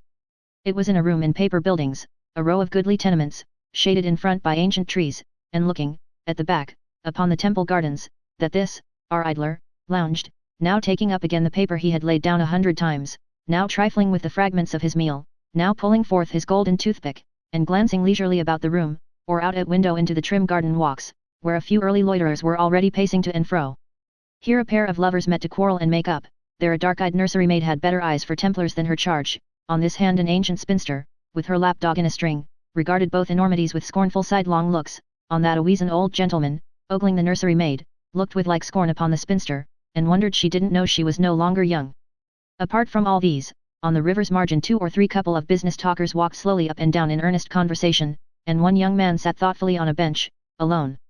"Ned is amazingly patient," said Mr. Chester, glancing at this last-named person as he set down his teacup and plied the golden toothpick, "immensely patient. He was sitting yonder when I began to dress, and has scarcely changed his posture since. A most eccentric dog." As he spoke, the figure rose, and came towards him with a rapid pace. "Really, as if he had heard me," said the father, resuming his newspaper with a yawn. "Dear Ned." Presently the room door opened, and the young man entered, to whom his father gently waved his hand, and smiled. "Are you at leisure for a little conversation, sir?" said Edward. "Surely, Ned. I am always at leisure.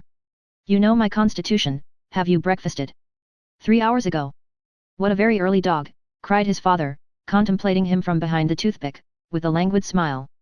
"The truth is," said Edward, bringing a chair forward, and seating himself near the table, "that I slept but ill last night, and was glad to rise. The cause of my uneasiness cannot but be known to you, sir, and it is upon that I wish to speak."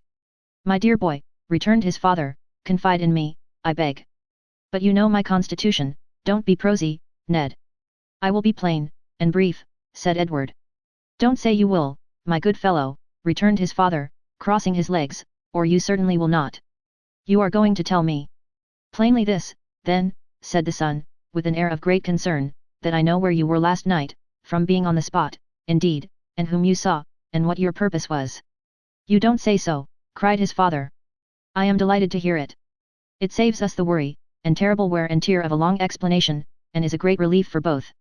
At the very house. Why didn't you come up? I should have been charmed to see you. I knew that what I had to say would be better said after a night's reflection, when both of us were cool," returned the son. "'Fore Gad, Ned," rejoined the father, "I was cool enough last night. That detestable maypole. By some infernal contrivance of the builder, it holds the wind, and keeps it fresh.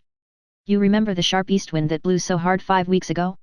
I give you my honor it was rampant in that old house last night, though out of doors there was a dead calm. But you were saying—" "I was about to say, heaven knows how seriously and earnestly, that you have made me wretched, sir.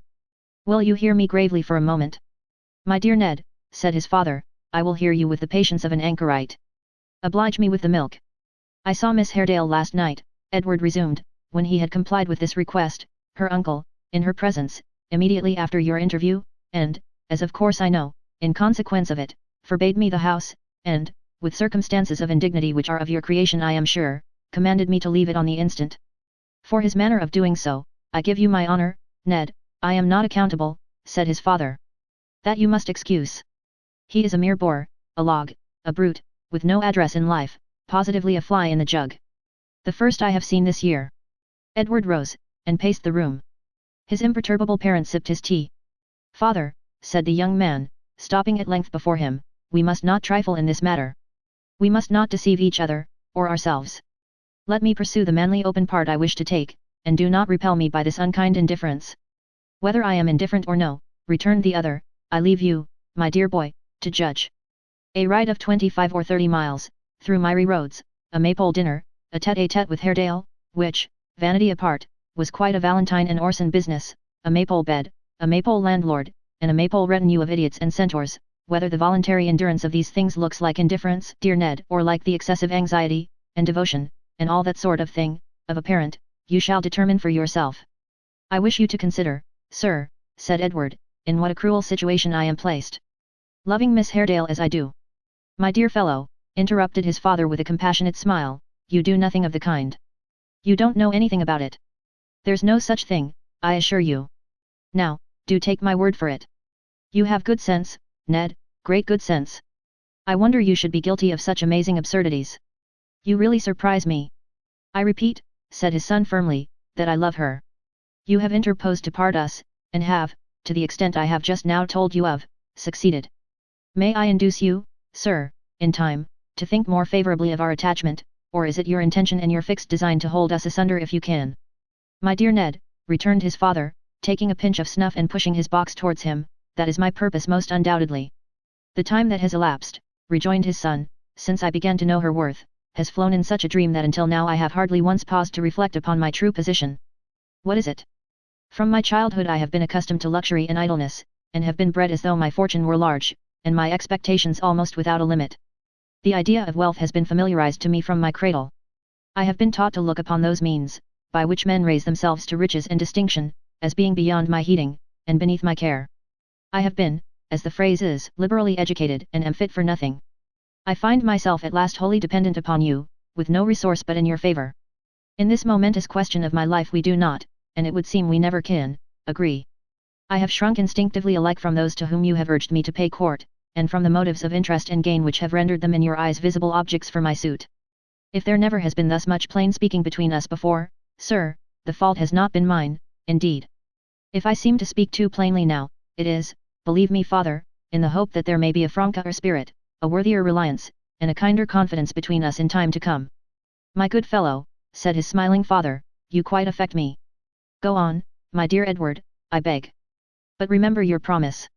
There is great earnestness, vast candour, a manifest sincerity in all you say, but I fear I observe the faintest indications of a tendency to prose. I am very sorry, sir. I am very sorry, too, Ned, but you know that I cannot fix my mind for any long period upon one subject. If you'll come to the point at once, I'll imagine all that ought to go before, and conclude it said. Oblige me with the milk again. Listening, invariably makes me feverish. What I would say then, tends to this, said Edward. I cannot bear this absolute dependence, sir, even upon you. Time has been lost and opportunity thrown away, but I am yet a young man, and may retrieve it. Will you give me the means of devoting such abilities and energies as I possess, to some worthy pursuit? Will you let me try to make for myself an honourable path in life? For any term you please to name, say for 5 years if you will, I will pledge myself to move no further in the matter of our difference without your full concurrence.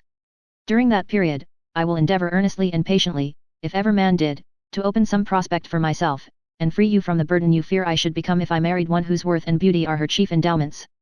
Will you do this, sir? At the expiration of the term we agree upon, let us discuss this subject again. Till then, unless it is revived by you, let it never be renewed between us. My dear Ned, returned his father, laying down the newspaper at which he had been glancing carelessly, and throwing himself back in the window seat, I believe you know how very much I dislike what are called family affairs, which are only fit for plebeian Christmas days, and have no manner of business with people of our condition. But as you are proceeding upon a mistake, Ned, altogether upon a mistake, I will conquer my repugnance to entering on such matters, and give you a perfectly plain and candid answer, if you will do me the favour to shut the door. Edward having obeyed him, he took an elegant little knife from his pocket, and paring his nails, continued. You have to thank me, Ned, for being of good family, for your mother, charming person as she was, and almost broken-hearted, and so forth, as she left me, when she was prematurely compelled to become immortal, had nothing to boast of in that respect. Her father was at least an eminent lawyer, sir, said Edward. Quite right, Ned, perfectly so. He stood high at the bar, had a great name and great wealth, but having risen from nothing, I have always closed my eyes to the circumstance and steadily resisted its contemplation, but I fear his father dealt in pork, and that his business did once involve cow heel and sausages. He wished to marry his daughter into a good family. He had his heart's desire, Ned. I was a younger son's younger son, and I married her. We each had our object, and gained it. She stepped at once into the politest and best circles, and I stepped into a fortune which I assure you was very necessary to my comfort, quite indispensable. Now, my good fellow, that fortune is among the things that have been. It is gone, Ned, and has been gone. How old are you? I always forget. 27, sir. Are you indeed? Cried his father, raising his eyelids in a languishing surprise. So much. Then I should say, Ned, that as nearly as I remember, its skirts vanished from human knowledge, about 18 or 19 years ago. It was about that time when I came to live in these chambers, once your grandfather's, and bequeathed by that extremely respectable person to me, and commenced to live upon an inconsiderable annuity in my past reputation. You are jesting with me, sir, said Edward. Not in the slightest degree, I assure you, returned his father with great composure. These family topics are so extremely dry, that I am sorry to say they don't admit of any such relief. It is for that reason, and because they have an appearance of business, that I dislike them so very much. Well, you know the rest. A son, Ned, unless he is old enough to be a companion, that is to say, unless he is some 2 or 23, is not the kind of thing to have about one. He is a restraint upon his father is a restraint upon him, and they make each other mutually uncomfortable. Therefore, until within the last 4 years or so, I have a poor memory for dates, and if I mistake, you will correct me in your own mind, you pursued your studies at a distance, and picked up a great variety of accomplishments. Occasionally we passed a week or 2 together here, and disconcerted each other as only such near relations can. At last you came home. I candidly tell you, my dear boy, that if you had been awkward and overgrown, I should have exported you to some distant part of the world. I wish with all my soul you had, sir, said Edward. No you don't, Ned, said his father coolly, you are mistaken, I assure you. I found you a handsome, prepossessing, elegant fellow, and I threw you into the society I can still command. Having done that, my dear fellow, I consider that I have provided for you in life, and rely upon your doing something to provide for me in return. I do not understand your meaning, sir. My meaning, Ned, is obvious. I observe another fly in the cream jug, but have the goodness not to take it out as you did the first, for their walk when their legs are milky, is extremely ungraceful and disagreeable. My meaning is, that you must do as I did, that you must marry well and make the most of yourself. A mere fortune hunter, cried the son, indignantly. What in the devil's name, Ned, would you be, returned the father. All men are fortune hunters, are they not? The law, the church, the court, the camp, see how they are all crowded with fortune hunters, jostling each other in the pursuit. The stock exchange, the pulpit, the counting house, the royal drawing room, the senate, what but fortune hunters are they filled with? A fortune hunter. Yes. You are one, and you would be nothing else, my dear Ned, if you were the greatest courtier, lawyer, legislator, prelate, or merchant, in existence.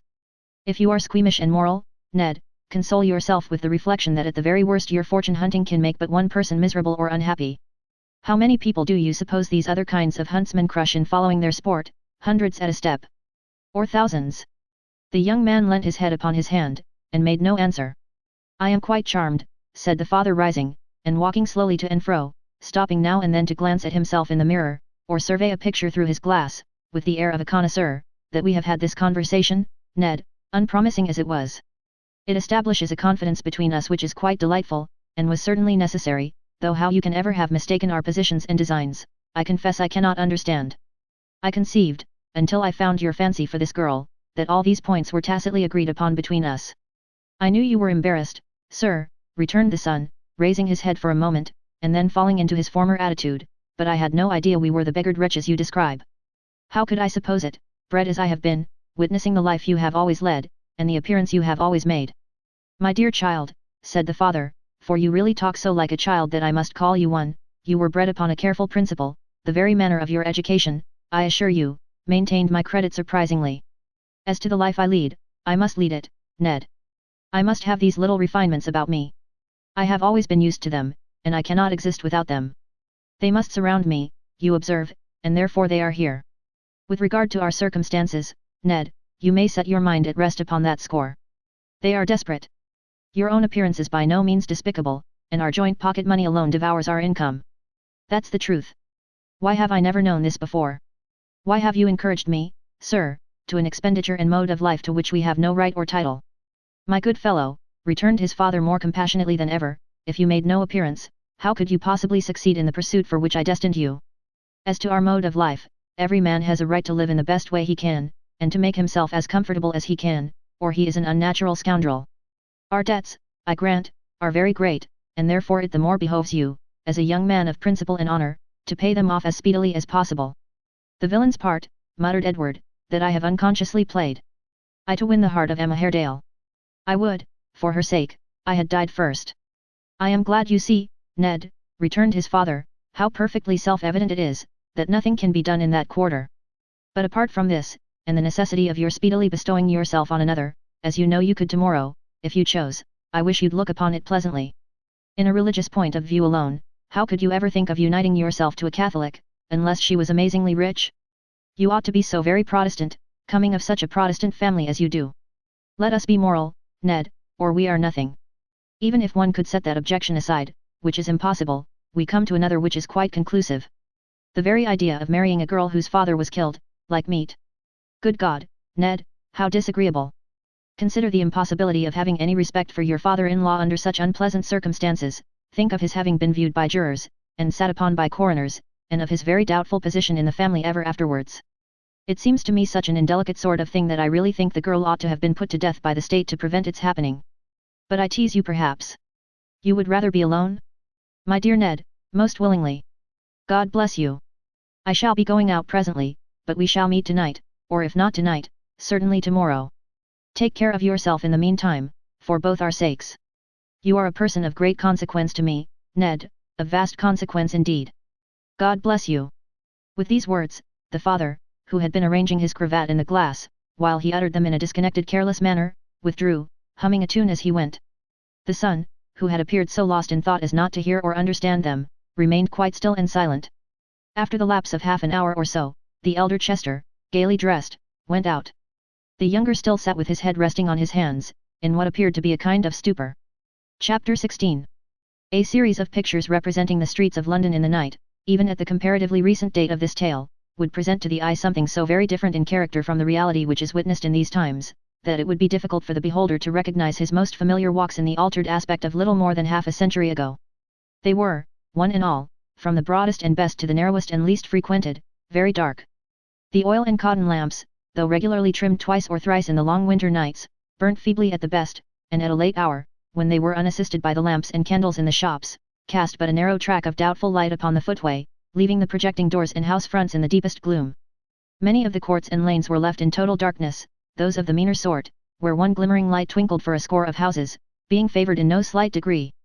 Even in these places, the inhabitants had often good reason for extinguishing their lamp as soon as it was lighted, and the watch being utterly inefficient and powerless to prevent them, they did so at their pleasure.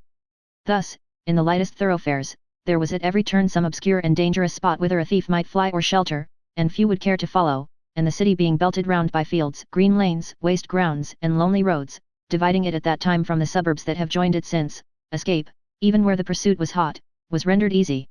It is no wonder that with these favouring circumstances in full and constant operation, street robberies, often accompanied by cruel wounds, and not unfrequently by loss of life, should have been of nightly occurrence in the very heart of London, or that quiet folks should have had great dread of traversing its streets after the shops were closed.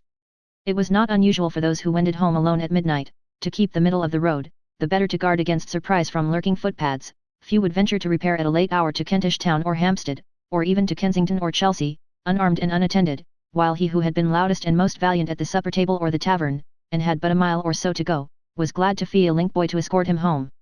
There were many other characteristics, not quite so disagreeable, about the thoroughfares of London then, with which they had been long familiar. Some of the shops, especially those to the eastward of Temple Bar, still adhered to the old practice of hanging out a sign, and the creaking and swinging of these boards in their iron frames on windy nights, formed a strange and mournful concert for the ears of those who lay awake in bed or hurried through the streets. Long stands of hackney chairs and groups of chairmen, compared with whom the coachmen of our day are gentle and polite, obstructed the way and filled the air with clamour. Night sellers, indicated by a little stream of light crossing the pavement, and stretching out halfway into the road, and by the stifled roar of voices from below, yawned for the reception and entertainment of the most abandoned of both sexes. Under every shed and bulk small groups of link boys gamed away the earnings of the day, or one more weary than the rest, gave way to sleep, and let the fragment of his torch fall hissing on the puddled ground. Then there was the watch with staff and lantern crying the hour, and the kind of weather, and those who woke up at his voice and turned them round in bed, were glad to hear it rained, or snowed, or blew, or froze, for very comfort's sake. The solitary passenger was startled by the chairman's cry of "By your leave there," as two came trotting past him with their empty vehicle, carried backwards to show its being disengaged, and hurried to the nearest stand. Many a private chair, too, enclosing some fine lady, monstrously hooped and furbeloed, and preceded by running footmen bearing flambeaux, for which extinguishers are yet suspended before the doors of a few houses of the better sort, made the way gay and light as it danced along, and darker and more dismal when it had passed. It was not unusual for these running gentry, who carried it with a very high hand, to quarrel in the servants' hall while waiting for their masters and mistresses, and, falling to blows either there or in the street without, to strew the place of skirmish with hair powder, fragments of bagwigs, and scattered nosegays. Gaming, the vice which ran so high among all classes, the fashion being of course set by the upper, was generally the cause of these disputes, for cards and dice were as openly used, and worked as much mischief, and yielded as much excitement below stairs, as above. While incidents like these, arising out of drums and masquerades and parties at quadrille, were passing at the west end of the town. Heavy stage coaches and scarce heavier wagons were lumbering slowly towards the city, the coachman, guard, and passengers, armed to the teeth, and the coach, a day or so perhaps behind its time, but that was nothing, despoiled by highwaymen, who made no scruple to attack, alone and single-handed, a whole caravan of goods and men, and sometimes shot a passenger or two, and were sometimes shot themselves, as the case might be. On the morrow, rumours of this new act of daring on the road yielded matter for a few hours' conversation through the town, and a public progress of some fine gentleman, half drunk, to Tyburn, dressed in the newest fashion, and damning the ordinary with unspeakable gallantry and grace, furnished to the populace, at once a pleasant excitement and a wholesome and profound example. Among all the dangerous characters who, in such a state of society, prowled and skulked in the metropolis at night, there was one man from whom many as uncouth and fierce as he, shrunk with an involuntary dread. Who he was, or whence he came, was a question often asked, but which none could answer. His name was unknown, he had never been seen until within about 8 days or thereabouts, and was equally a stranger to the old ruffians, upon whose haunts he ventured fearlessly, as to the young. He could be no spy, for he never removed his slouched hat to look about him, entered into conversation with no man, heeded nothing that passed, listened to no discourse, regarded nobody that came or went. But so surely as the dead of night set in, so surely this man was in the midst of the loose concourse in the night cellar where outcasts of every grade resorted, and there he sat till morning. He was not only a spectre at their licentious feasts, a something in the midst of their revelry and riot that chilled and haunted them, but out of doors he was the same. Directly it was dark, he was abroad, never in company with any one, but always alone, never lingering or loitering, but always walking swiftly, and looking, so they said who had seen him, over his shoulder from time to time, and as he did so quickening his pace. In the fields, the lanes, the roads, in all quarters of the town, east, west, north, and south, that man was seen gliding on like a shadow. He was always hurrying away. Those who encountered him, saw him steal past, caught sight of the backward glance, and so lost him in the darkness. This constant restlessness, and flitting to and fro, gave rise to strange stories. He was seen in such distant and remote places, at times so nearly tallying with each other, that some doubted whether there were not two of them, or more, some, whether he had not unearthly means of travelling from spot to spot. The footpad hiding in a ditch had marked him passing like a ghost along its brink, the vagrant had met him on the dark high road, the beggar had seen him pause upon the bridge to look down at the water, and then sweep on again. They who dealt in bodies with the surgeons could swear he slept in churchyards, and that they had beheld him glide away among the tombs on their approach. And as they told these stories to each other, one who had looked about him would pull his neighbour by the sleeve, and there he would be among them. At last, one man, he was one of those whose commerce lay among the graves, resolved to question this strange companion. Next night, when he had eat his poor meal voraciously, he was accustomed to do that, they had observed, as though he had no other in the day, this fellow sat down at his elbow. "A black night, master." "It is a black night. Blacker than last, though that was pitchy too. Didn't I pass you near the turnpike in the Oxford road? It's like you may. I don't know." "Come, come, master," cried the fellow, urged on by the looks of his comrades, and slapping him on the shoulder, "be more companionable and communicative. Be more the gentleman in this good company. There are tales among us that you have sold yourself to the devil, and I know not what." "We all have we not?" returned the stranger, looking up. "If we were fewer in number, perhaps he would give better wages." "It goes rather hard with you, indeed," said the fellow, as the stranger disclosed his haggard unwashed face, and torn clothes. "What of that? Be merry, master. A stave of a roaring song now. Sing you, if you desire to hear one," replied the other, shaking him roughly off, "and don't touch me if you're a prudent man. I carry arms which go off easily, they have done so before now and make it dangerous for strangers who don't know the trick of them, to lay hands upon me." "Do you threaten?" said the fellow. "Yes," returned the other, rising and turning upon him, and looking fiercely round as if in apprehension of a general attack. His voice, and look, and bearing, all expressive of the wildest recklessness and desperation, daunted while they repelled the bystanders. Although in a very different sphere of action now, they were not without much of the effect they had wrought at the Maypole Inn. "I am what you all are, and live as you all do," said the man sternly, after a short silence. "I am in hiding here like the rest, and if we were surprised would perhaps do my part with the best of yet. If it's my humour to be left to myself, let me have it. Otherwise," and here he swore a tremendous oath, "there'll be mischief done in this place, though there are odds of a score against me." A low murmur, having its origin perhaps in a dread of the man and the mystery that surrounded him, or perhaps in a sincere opinion on the part of some of those present, that it would be an inconvenient precedent to meddle too curiously with a gentleman's private affairs if he saw reason to conceal them, warned the fellow who had occasioned this discussion that he had best pursue it no further. After a short time the strange man lay down upon a bench to sleep, and when they thought of him again, they found he was gone. Next night, as soon as it was dark, he was abroad again and traversing the streets. He was before the locksmith's house more than once, but the family were out, and it was close shut. This night he crossed London Bridge and passed into Southwark. As he glided down a by-street, a woman with a little basket on her arm, turned into it at the other end. Directly he observed her, he sought the shelter of an archway, and stood aside until she had passed. Then he emerged cautiously from his hiding place, and followed. She went into several shops to purchase various kinds of household necessaries, and round every place at which she stopped he hovered like her evil spirit, following her when she reappeared. It was nigh 11 o'clock, and the passengers in the streets were thinning fast, when she turned, doubtless to go home. The phantom still followed her. She turned into the same by-street in which he had seen her first, which, being free from shops, and narrow, was extremely dark.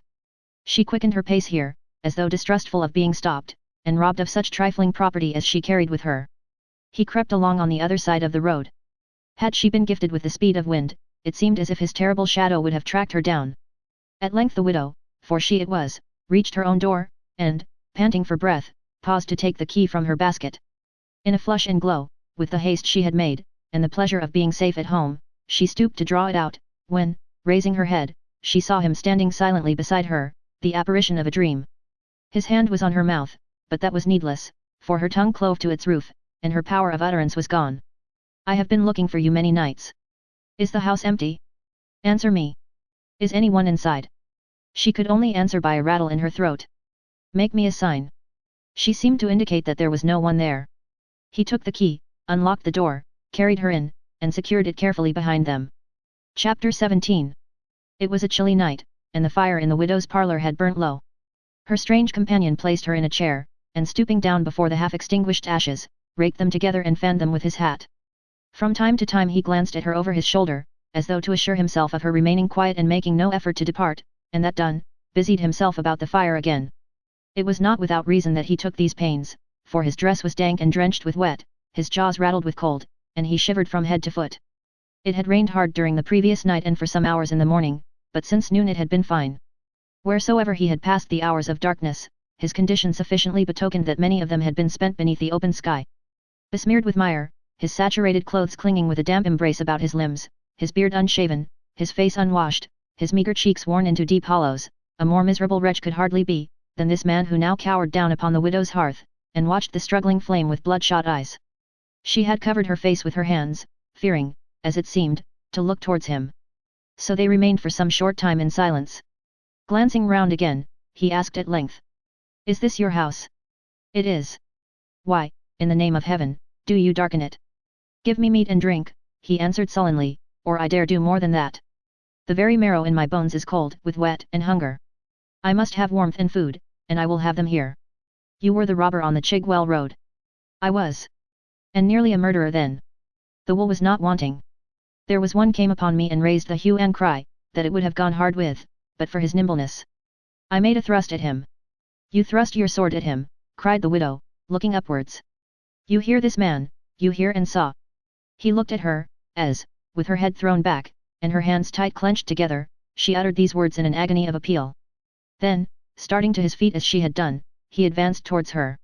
Beware, she cried in a suppressed voice, whose firmness stopped him midway.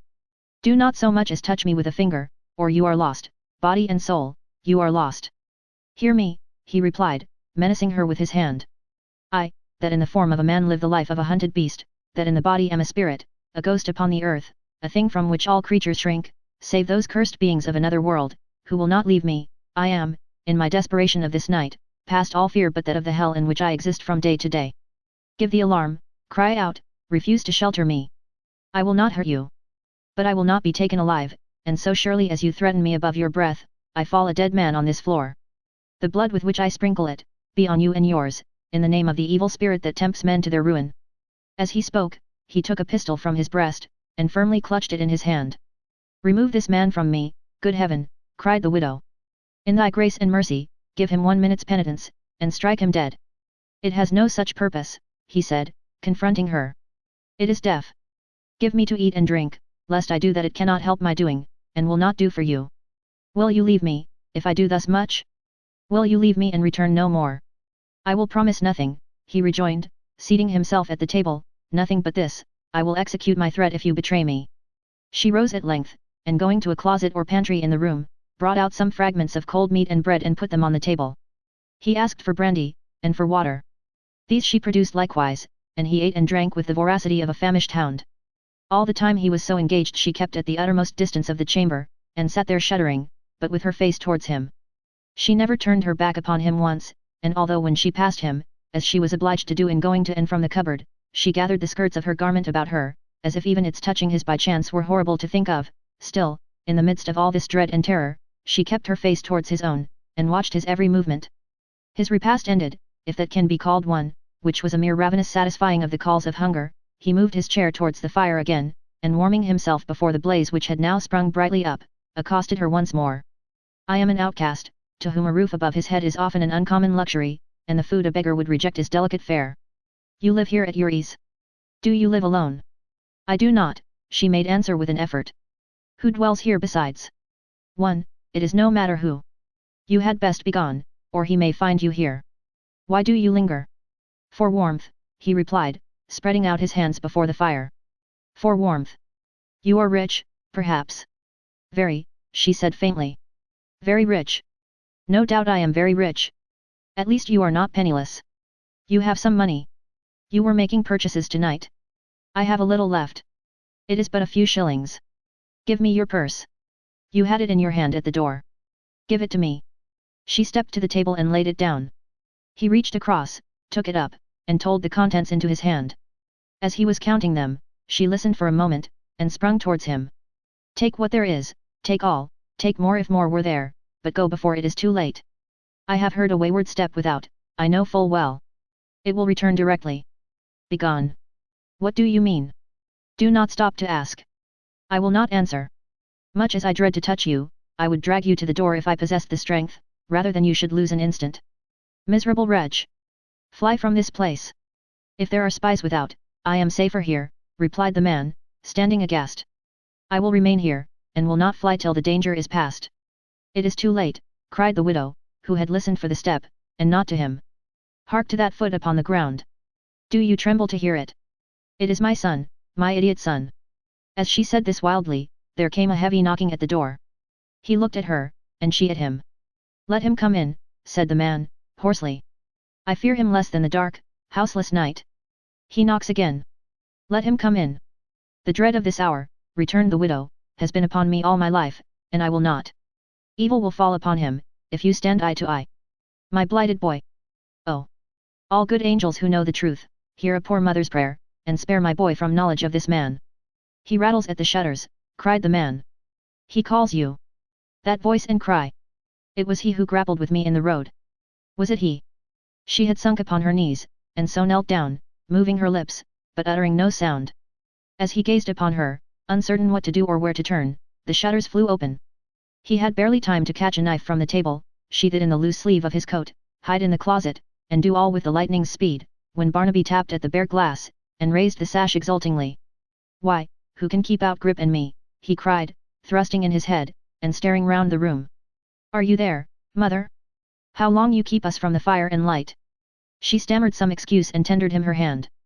But Barnaby sprung lightly in without assistance, and putting his arms about her neck, kissed her 100 times.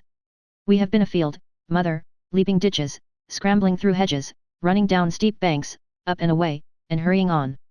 The wind has been blowing, and the rushes and young plants bowing and bending to it, lest it should do them harm, the cowards, and Grip, ha ha ha, brave Grip, who cares for nothing, and when the wind rolls him over in the dust, turns manfully to bite it. Grip, bold Grip, has quarrelled with every little bowing twig, thinking, he told me, that it mocked him, and has worried it like a bulldog. Ha ha ha." The raven, in his little basket at his master's back, hearing this frequent mention of his name in a tone of exultation, expressed his sympathy by crowing like a cock, and afterwards running over his various phrases of speech with such rapidity, and in so many varieties of hoarseness, that they sounded like the murmurs of a crowd of people. "He takes such care of me besides," said Barnaby. "Such care, mother. He watches all the time I sleep, and when I shut my eyes and make believe to slumber, he practices new learning softly, but he keeps his eye on me the while, and if he sees me laugh, though never so little, stops directly.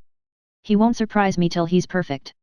The raven crowed again in a rapturous manner which plainly said, those are certainly some of my characteristics, and I glory in them.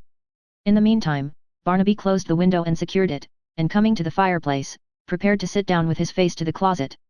But his mother prevented this, by hastily taking that side herself, and motioning him towards the other. "How pale you are tonight," said Barnaby, leaning on his stick. "We have been cruel, Grip, and made her anxious. Anxious in good truth, and sick at heart." The listener held the door of his hiding place open with his hand, and closely watched her son.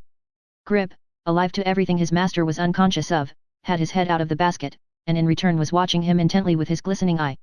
"He flaps his wings," said Barnaby, turning almost quickly enough to catch the retreating form and closing door, "as if there were strangers here, but Grip is wiser than to fancy that. Jump then." Accepting this invitation with a dignity peculiar to himself, the bird hopped up on his master's shoulder, from that to his extended hand, and so to the ground. Barnaby unstrapping the basket and putting it down in a corner with the lid open, Grip's first care was to shut it down with all possible dispatch, and then to stand upon it.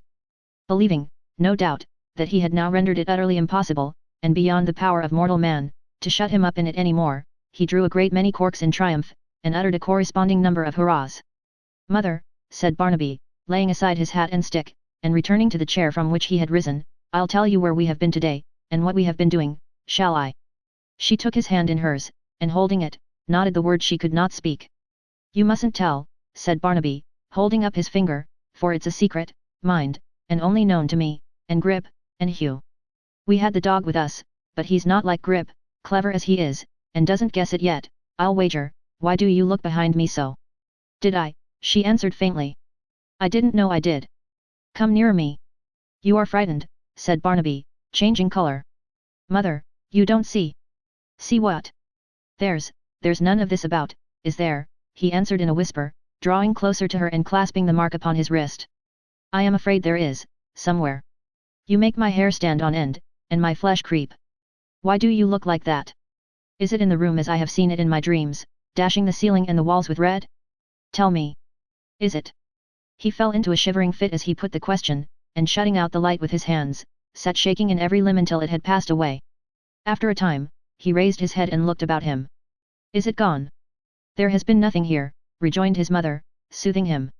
"Nothing indeed, dear Barnaby. Look. You see there are but you and me." He gazed at her vacantly, and, becoming reassured by degrees, burst into a wild laugh. "But let us see," he said, thoughtfully. "Were we talking? Was it you and me? Where have we been?" "Nowhere but here." But Hugh, and I," said Barnaby, "that's it. Maypole Hugh, and I, you know, and Grip, we have been lying in the forest, and among the trees by the roadside, with the dark lantern after night came on, and the dog in a noose ready to slip him when the man came by." "What man?" "The robber, him that the stars winked at. We have waited for him after dark these many nights, and we shall have him. I'd know him in 1,000. Mother, see here. This is the man. Look." He twisted his handkerchief round his head, pulled his hat upon his brow, wrapped his coat about him, and stood up before her, so like the original he counterfeited, that the dark figure peering out behind him might have passed for his own shadow. "Ha ha ha! We shall have him," he cried, ridding himself of the semblance as hastily as he had assumed it. "You shall see him, mother, bound hand and foot, and brought to London at a saddle girth, and you shall hear of him at Tyburn Tree if we have luck." "So Hugh says. You're pale again, and trembling. And why do you look behind me so?" "It is nothing," she answered. "I am not quite well. Go you to bed, dear, and leave me here." "To bed," he answered. "I don't like bed. I like to lie before the fire, watching the prospects in the burning coals, the rivers, hills and dells, in the deep, red sunset, and the wild faces. I am hungry too, and Grip has eaten nothing since broad noon. Let us to supper." "Grip. To supper, lad." The raven flapped his wings, and, croaking his satisfaction, hopped to the feet of his master, and there held his bill open, ready for snapping up such lumps of meat as he should throw him. Of these he received about a score in rapid succession, without the smallest discomposure. "That's all," said Barnaby. "More," cried Grip. "More." But it appearing for a certainty that no more was to be had, he retreated with his store, and disgorging the morsels one by one from his pouch, hid them in various corners, taking particular care, however, to avoid the closet, as being doubtful of the hidden man's propensities and power of resisting temptation. When he had concluded these arrangements, he took a turn or two across the room with an elaborate assumption of having nothing on his mind, but with one eye hard upon his treasure all the time, and then, and not till then, began to drag it out, piece by piece, and eat it with the utmost relish. Barnaby, for his part, having pressed his mother to eat in vain, made a hearty supper too. Once during the progress of his meal, he wanted more bread from the closet and rose to get it. She hurriedly interposed to prevent him, and summoning her utmost fortitude, passed into the recess, and brought it out herself. "Mother," said Barnaby, looking at her steadfastly as she sat down beside him after doing so, "is today my birthday?" "Today," she answered. "Don't you recollect it was but a week or so ago, and that summer, autumn, and winter have to pass before it comes again?" "I remember that it has been so till now," said Barnaby. "But I think today must be my birthday too, for all that." She asked him why. "I'll tell you why," he said. "I have always seen you, I didn't let you know it, but I have, on the evening of that day grow very sad. I have seen you cry when Grip and I were most glad, and look frightened with no reason, and I have touched your hand, and felt that it was cold, as it is now. Once, mother, on a birthday that was, also, Grip and I thought of this after we went upstairs to bed, and when it was midnight, striking 1 o'clock, we came down to your door to see if you were well. You were on your knees. I forget what it was you said. Grip, what was it we heard her say that night?" "I'm a devil," rejoined the raven promptly. "No, no," said Barnaby. "But you said something in a prayer, and when you rose and walked about, you looked, as you have done ever since, mother, towards night on my birthday, just as you do now. I have found that out, you see, though I am silly. So I say you're wrong, and this must be my birthday, Grip." The bird received this information with a crow of such duration as a cock, gifted with intelligence beyond all others of his kind, might usher in the longest day with. Then, as if he had well considered the sentiment, and regarded it as apposite to birthdays, he cried, "Never say die," a great many times, and flapped his wings for emphasis. The widow tried to make light of Barnaby's remark, and endeavoured to divert his attention to some new subject, too easy a task at all times, as she knew. His supper done, Barnaby, regardless of her entreaties, stretched himself on the mat before the fire, Grip perched upon his leg, and divided his time between dozing in the grateful warmth, and endeavouring, as it presently appeared, to recall a new accomplishment he had been studying all day. A long and profound silence ensued, broken only by some change of position on the part of Barnaby, whose eyes were still wide open and intently fixed upon the fire, or by an effort of recollection on the part of Grip, who would cry in a low voice from time to time, "Polly put the ket," and there stop short, forgetting the remainder, and go off in a doze again. After a long interval, Barnaby's breathing grew more deep and regular, and his eyes were closed. But even then the unquiet spirit of the raven interposed. "Polly put the ket," cried Grip, and his master was broad awake again. At length Barnaby slept soundly, and the bird with his bill sunk upon his breast itself puffed out into a comfortable alderman-like form, and his bright eye growing smaller and smaller, really seemed to be subsiding into a state of repose. Now and then he muttered in a sepulchral voice, "Polly put the ket," but very drowsily, and more like a drunken man than a reflecting raven. The widow, scarcely venturing to breathe, rose from her seat. The man glided from the closet, and extinguished the candle. "Tle on," cried Grip, suddenly struck with an idea and very much excited. "Tle on! Hurrah! Polly put the ket tle on, we'll all have tea, Polly put the ket tle on, we'll all have tea. Hurrah, hurrah, hurrah! I'm a devil, I'm a devil, I'm a ket tle on, keep up your spirits, never say die, bow, wow, wow, I'm a devil, I'm a ket tle, I'm a, Polly put the ket tle on, we'll all have tea." They stood rooted to the ground, as though it had been a voice from the grave. But even this failed to awaken the sleeper. He turned over towards the fire, his arm fell to the ground, and his head drooped heavily upon it. The widow and her unwelcome visitor gazed at him and at each other for a moment, and then she motioned him towards the door. "Stay," he whispered. "You teach your son well. I have taught him nothing that you heard tonight. Depart instantly, or I will rouse him. You are free to do so." "Shall I rouse him?" "You dare not do that." "I dare do anything, I have told you. He knows me well, it seems. At least I will know him." "Would you kill him in his sleep?" cried the widow, throwing herself between them.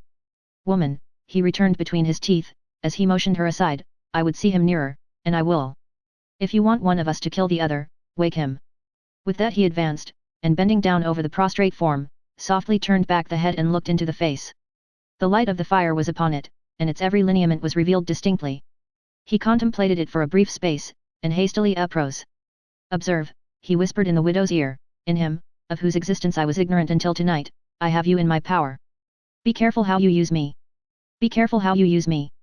I am destitute and starving, and a wanderer upon the earth. I may take a sure and slow revenge. There is some dreadful meaning in your words. I do not fathom it. There is a meaning in them, and I see you fathom it to its very depth. You have anticipated it for years, you have told me as much. I leave you to digest it. Do not forget my warning. He pointed, as he left her, to the slumbering form, and stealthily withdrawing, made his way into the street. She fell on her knees beside the sleeper, and remained like one stricken into stone, until the tears which fear had frozen so long, came tenderly to her relief. "O thou," she cried, "who hast taught me such deep love for this one remnant of the promise of a happy life, out of whose affliction, even, perhaps the comfort springs that he is ever a relying, loving child to me, never growing old or cold at heart, but needing my care and duty in his manly strength as in his cradle time, help him, in his darkened walk through this sad world, or he is doomed, and my poor heart is broken." Chapter 18. Gliding along the silent streets, and holding his course where they were darkest and most gloomy, the man who had left the widow's house crossed London Bridge, and arriving in the city, plunged into the backways, lanes, and courts, between Cornhill and Smithfield, with no more fixedness of purpose than to lose himself among their windings, and baffle pursuit, if any one were dogging his steps. It was the dead time of the night, and all was quiet. Now and then a drowsy watchman's footsteps sounded on the pavement, or the lamplighter on his rounds went flashing past, leaving behind a little track of smoke mingled with glowing morsels of his hot red link. He hid himself even from these partakers of his lonely walk, and, shrinking in some arch or doorway while they passed, issued forth again when they were gone, and so pursued his solitary way. To be shelterless and alone in the open country, hearing the wind moan and watching for day through the whole long weary night, to listen to the falling rain, and crouch for warmth beneath the lee of some old barn or rick, or in the hollow of a tree, are dismal things, but not so dismal as the wandering up and down where shelter is, and beds and sleepers are by thousands, a houseless rejected creature.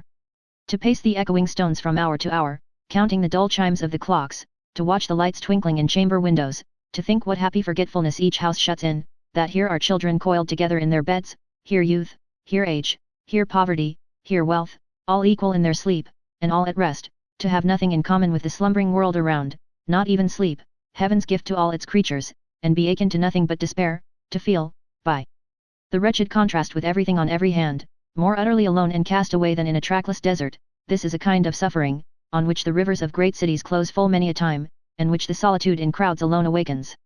The miserable man paced up and down the streets, so long, so wearisome, so like each other, and often cast a wistful look towards the east, hoping to see the first faint streaks of day. But obdurate night had yet possession of the sky, and his disturbed and restless walk found no relief. One house in a back street was bright with the cheerful glare of lights, there was the sound of music in it too, and the tread of dancers, and there were cheerful voices, and many a burst of laughter.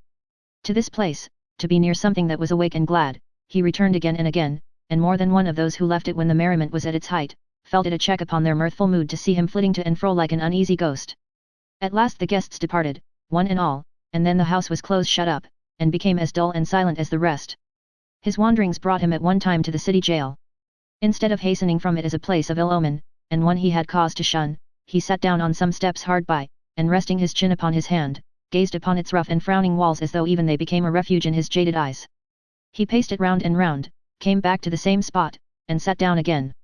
He did this often, and once, with a hasty movement, crossed to where some men were watching in the prison lodge, and had his foot upon the steps as though determined to accost them.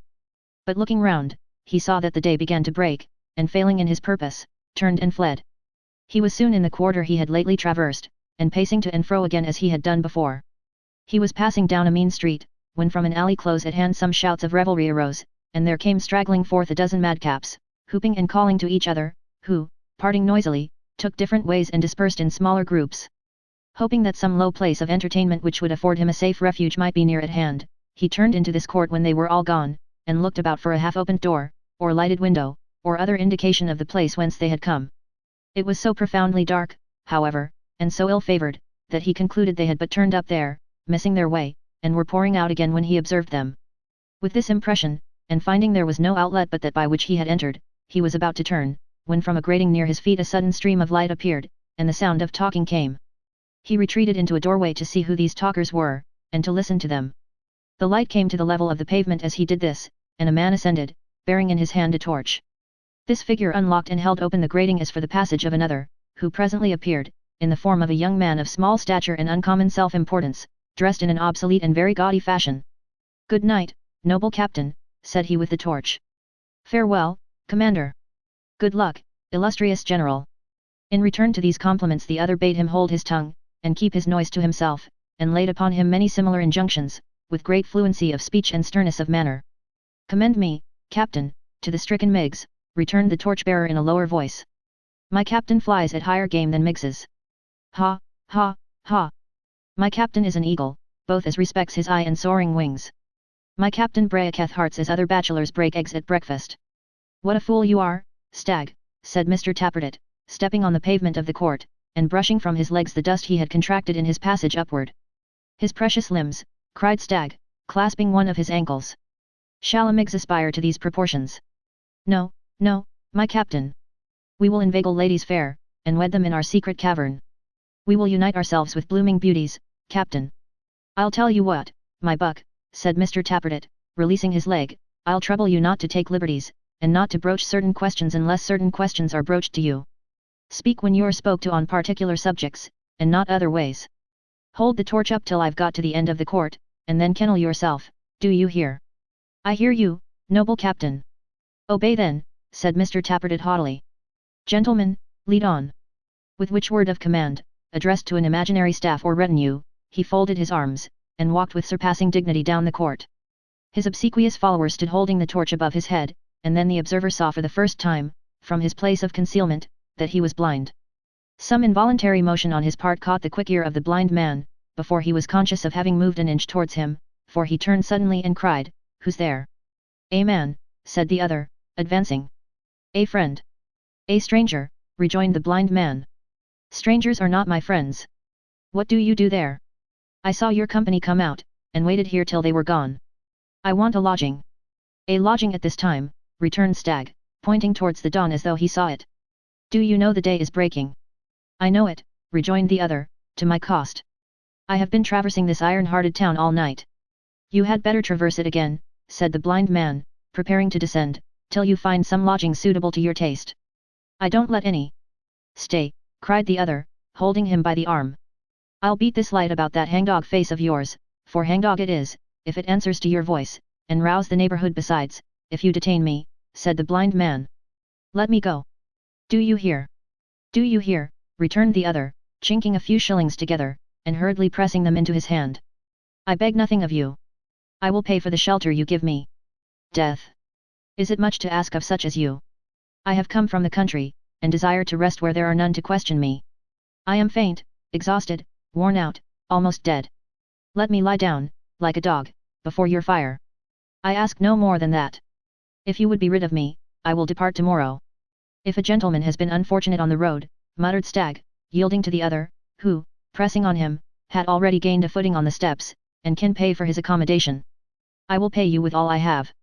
I am just now past the want of food, God knows, and wish but to purchase shelter. What companion have you below?" "None." "Then fasten your grate there, and show me the way. Quick!"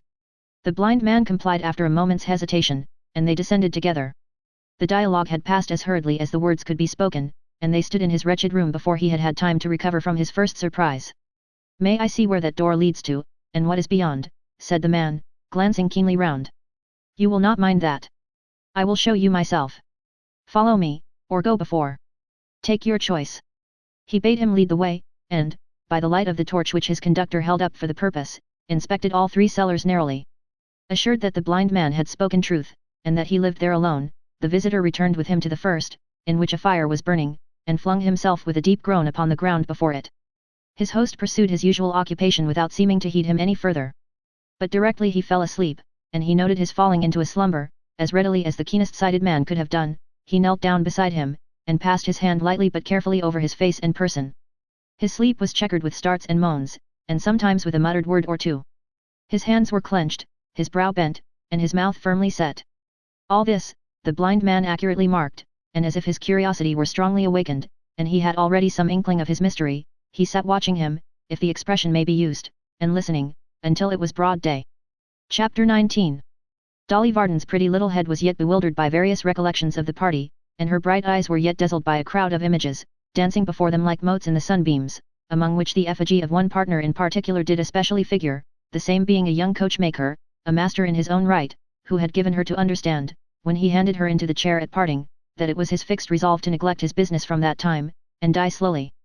For the love of her, Dolly's head and eyes and thoughts, and seven senses, were all in a state of flutter and confusion for which the party was accountable, although it was now 3 days old, when, as she was sitting listlessly at breakfast, reading all manner of fortunes, that is to say, of married and flourishing fortunes, in the grounds of her teacup, a step was heard in the workshop, and Mr. Edward Chester was descried through the glass door, standing among the rusty locks and keys. Like love among the roses, for which apt comparison the historian may by no means take any credit to himself, the same being the invention, in a sentimental mood, of the chaste and modest Miggs, who, beholding him from the doorsteps she was then cleaning, did, in her maiden meditation, give utterance to the simile.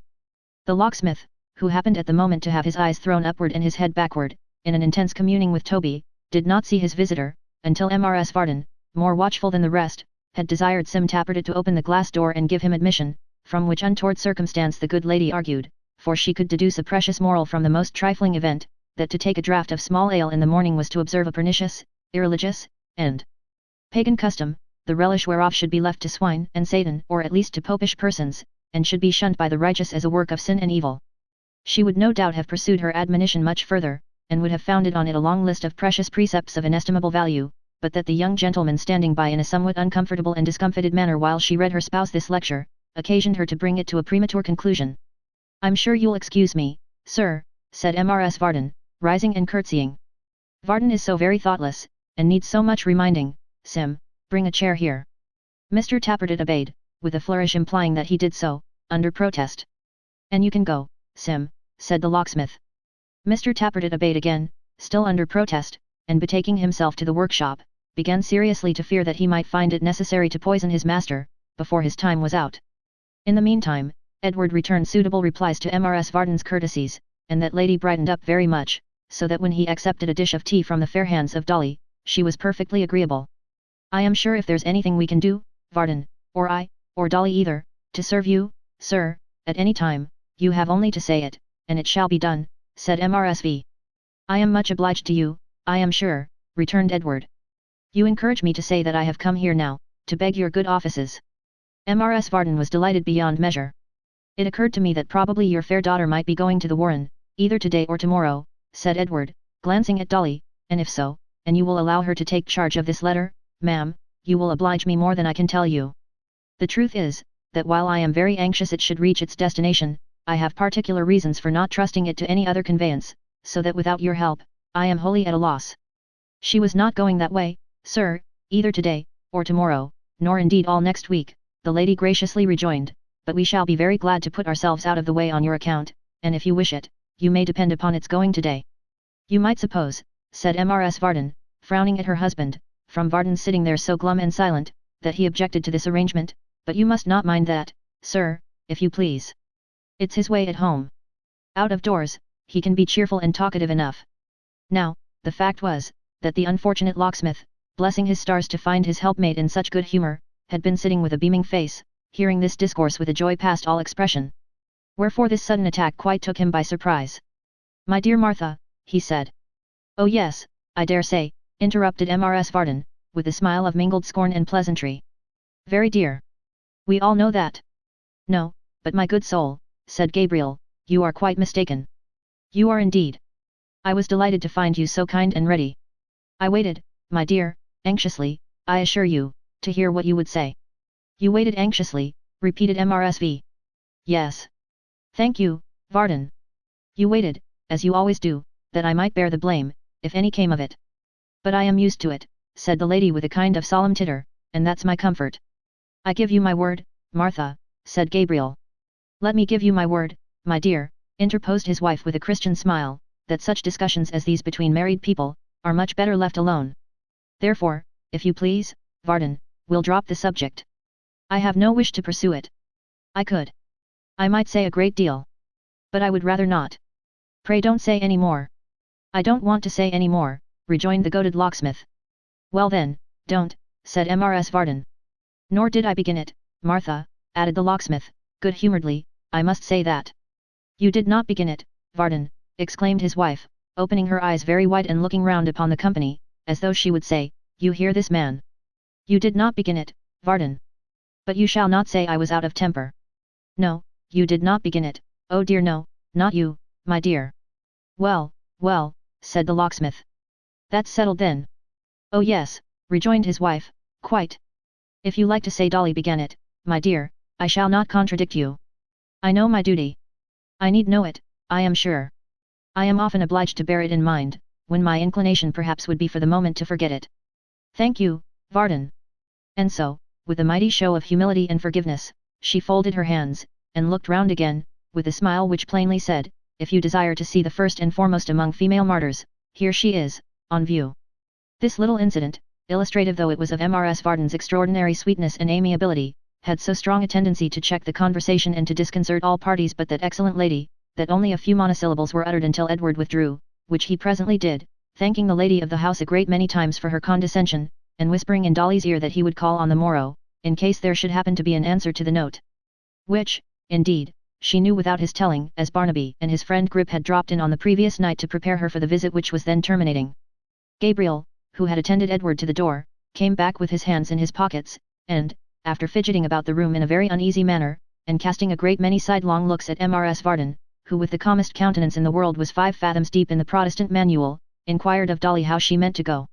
Dolly supposed by the stage-coach, and looked at her lady mother, who finding herself silently appealed to, dived down at least another fathom into the manual, and became unconscious of all earthly things. Martha, said the locksmith. I hear you, Varden, said his wife, without rising to the surface.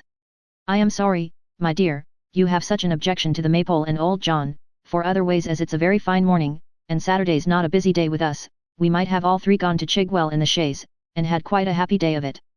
Mrs. Varden immediately closed the manual, and bursting into tears, requested to be led upstairs. What is the matter now, Martha? Inquired the locksmith. To which Martha rejoined, oh, don't speak to me, and protested in agony that if anybody had told her so, she wouldn't have believed it.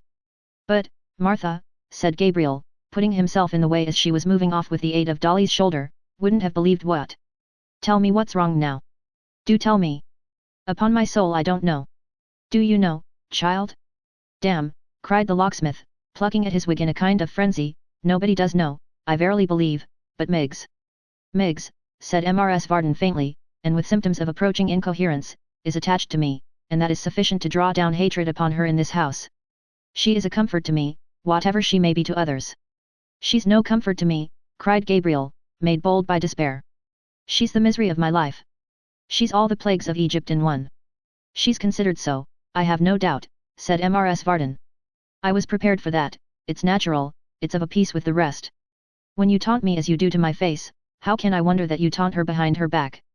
And here the incoherence coming on very strong, Mrs. Varden wept and laughed and sobbed, and shivered, and hiccuped, and choked, and said she knew it was very foolish but she couldn't help it, and that when she was dead and gone, perhaps they would be sorry for it, which really under the circumstances did not appear quite so probable as she seemed to think, with a great deal more to the same effect. In a word, she passed with great decency through all the ceremonies incidental to such occasions, and being supported upstairs, was deposited in a highly spasmodic state on her own bed, where Miss Miggs shortly afterwards flung herself upon the body. The philosophy of all this was, that Mrs. Varden wanted to go to Chigwell, that she did not want to make any concession or explanation, that she would only go on being implored and entreated so to do, and that she would accept no other terms. Accordingly, after a vast amount of moaning and crying upstairs, and much damping of foreheads, and vinegaring of temples, and heart-churning of noses, and so forth, and after most pathetic adjurations from Miggs, assisted by warm brandy and water not over weak, and divers other cordials, also of a stimulating quality, administered at first in teaspoonfuls and afterwards in increasing doses, and of which Miss Miggs herself partook as a preventive measure, for fainting is infectious, after all. These remedies, and many more too numerous to mention, but not to take, had been applied, and many verbal consolations, moral, religious, and miscellaneous, had been superadded thereto. The locksmith humbled himself, and the end was gained.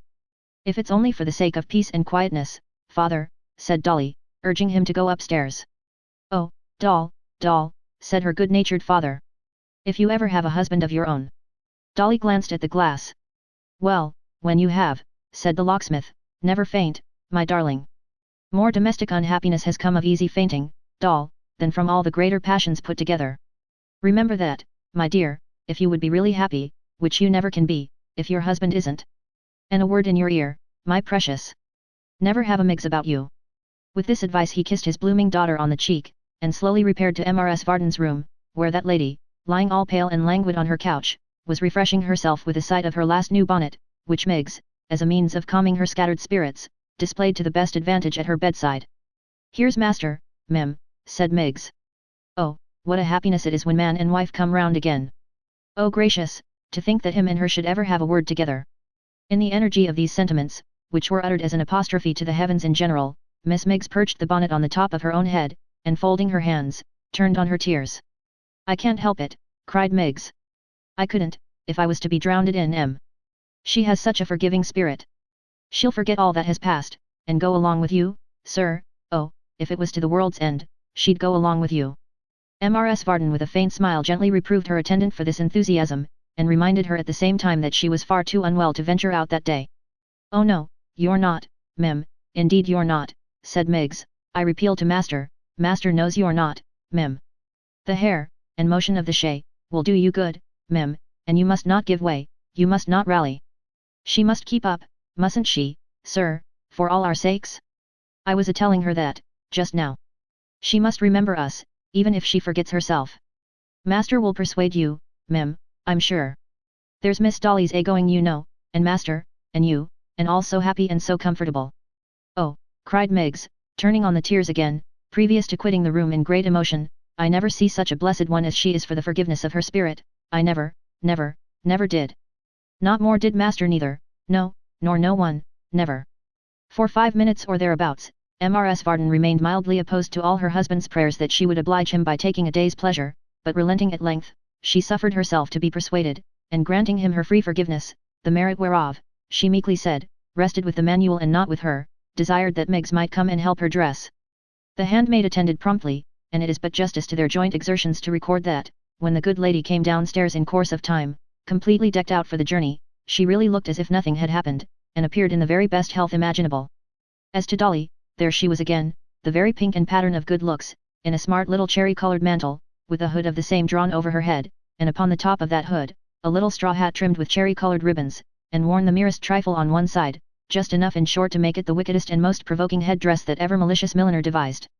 And not to speak of the manner in which these cherry-coloured decorations brightened her eyes, or vied with her lips, or shed a new bloom on her face, she wore such a cruel little muff, and such a heart-rending pair of shoes, and was so surrounded and hemmed in, as it were, by aggravations of all kinds, that when Mr. Tappetti, holding the horse's head, saw her come out of the house alone, such impulses came over him to decoy her into the chaise and drive off like mad, that he would unquestionably have done it, but for certain uneasy doubts besetting him as to the shortest way to Gretna Green, whether it was up the street or down, or up the right-hand turning or the left, and whether, supposing all the turnpikes to be carried by storm, the blacksmith in the end would marry them on credit, which by reason of his clerical office appeared, even to his excited imagination, so unlikely, that he hesitated.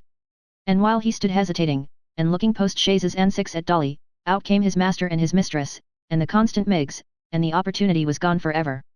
For now the chaise creaked upon its springs, and Mrs. Varden was inside, and now it creaked again, and more than ever, and the locksmith was inside, and now it bounded once, as if its heart beat lightly, and Dolly was inside, and now it was gone and its place was empty, and he and that dreary Miggs were standing in the street together. The hardy locksmith was in as good a humour as if nothing had occurred for the last 12 months to put him out of his way, Dolly was all smiles and graces, and Mrs. Varden was agreeable beyond all precedent. As they jogged through the streets talking of this thing and of that, who should be descried upon the pavement but that very coachmaker, looking so genteel that nobody would have believed he had ever had anything to do with a coach but riding in it, and bowing like any nobleman. To be sure Dolly was confused when she bowed again, and to be sure the cherry-coloured ribbons trembled a little when she met his mournful eye, which seemed to say, I have kept my word, I have begun, the business is going to the devil, and you're the cause of it.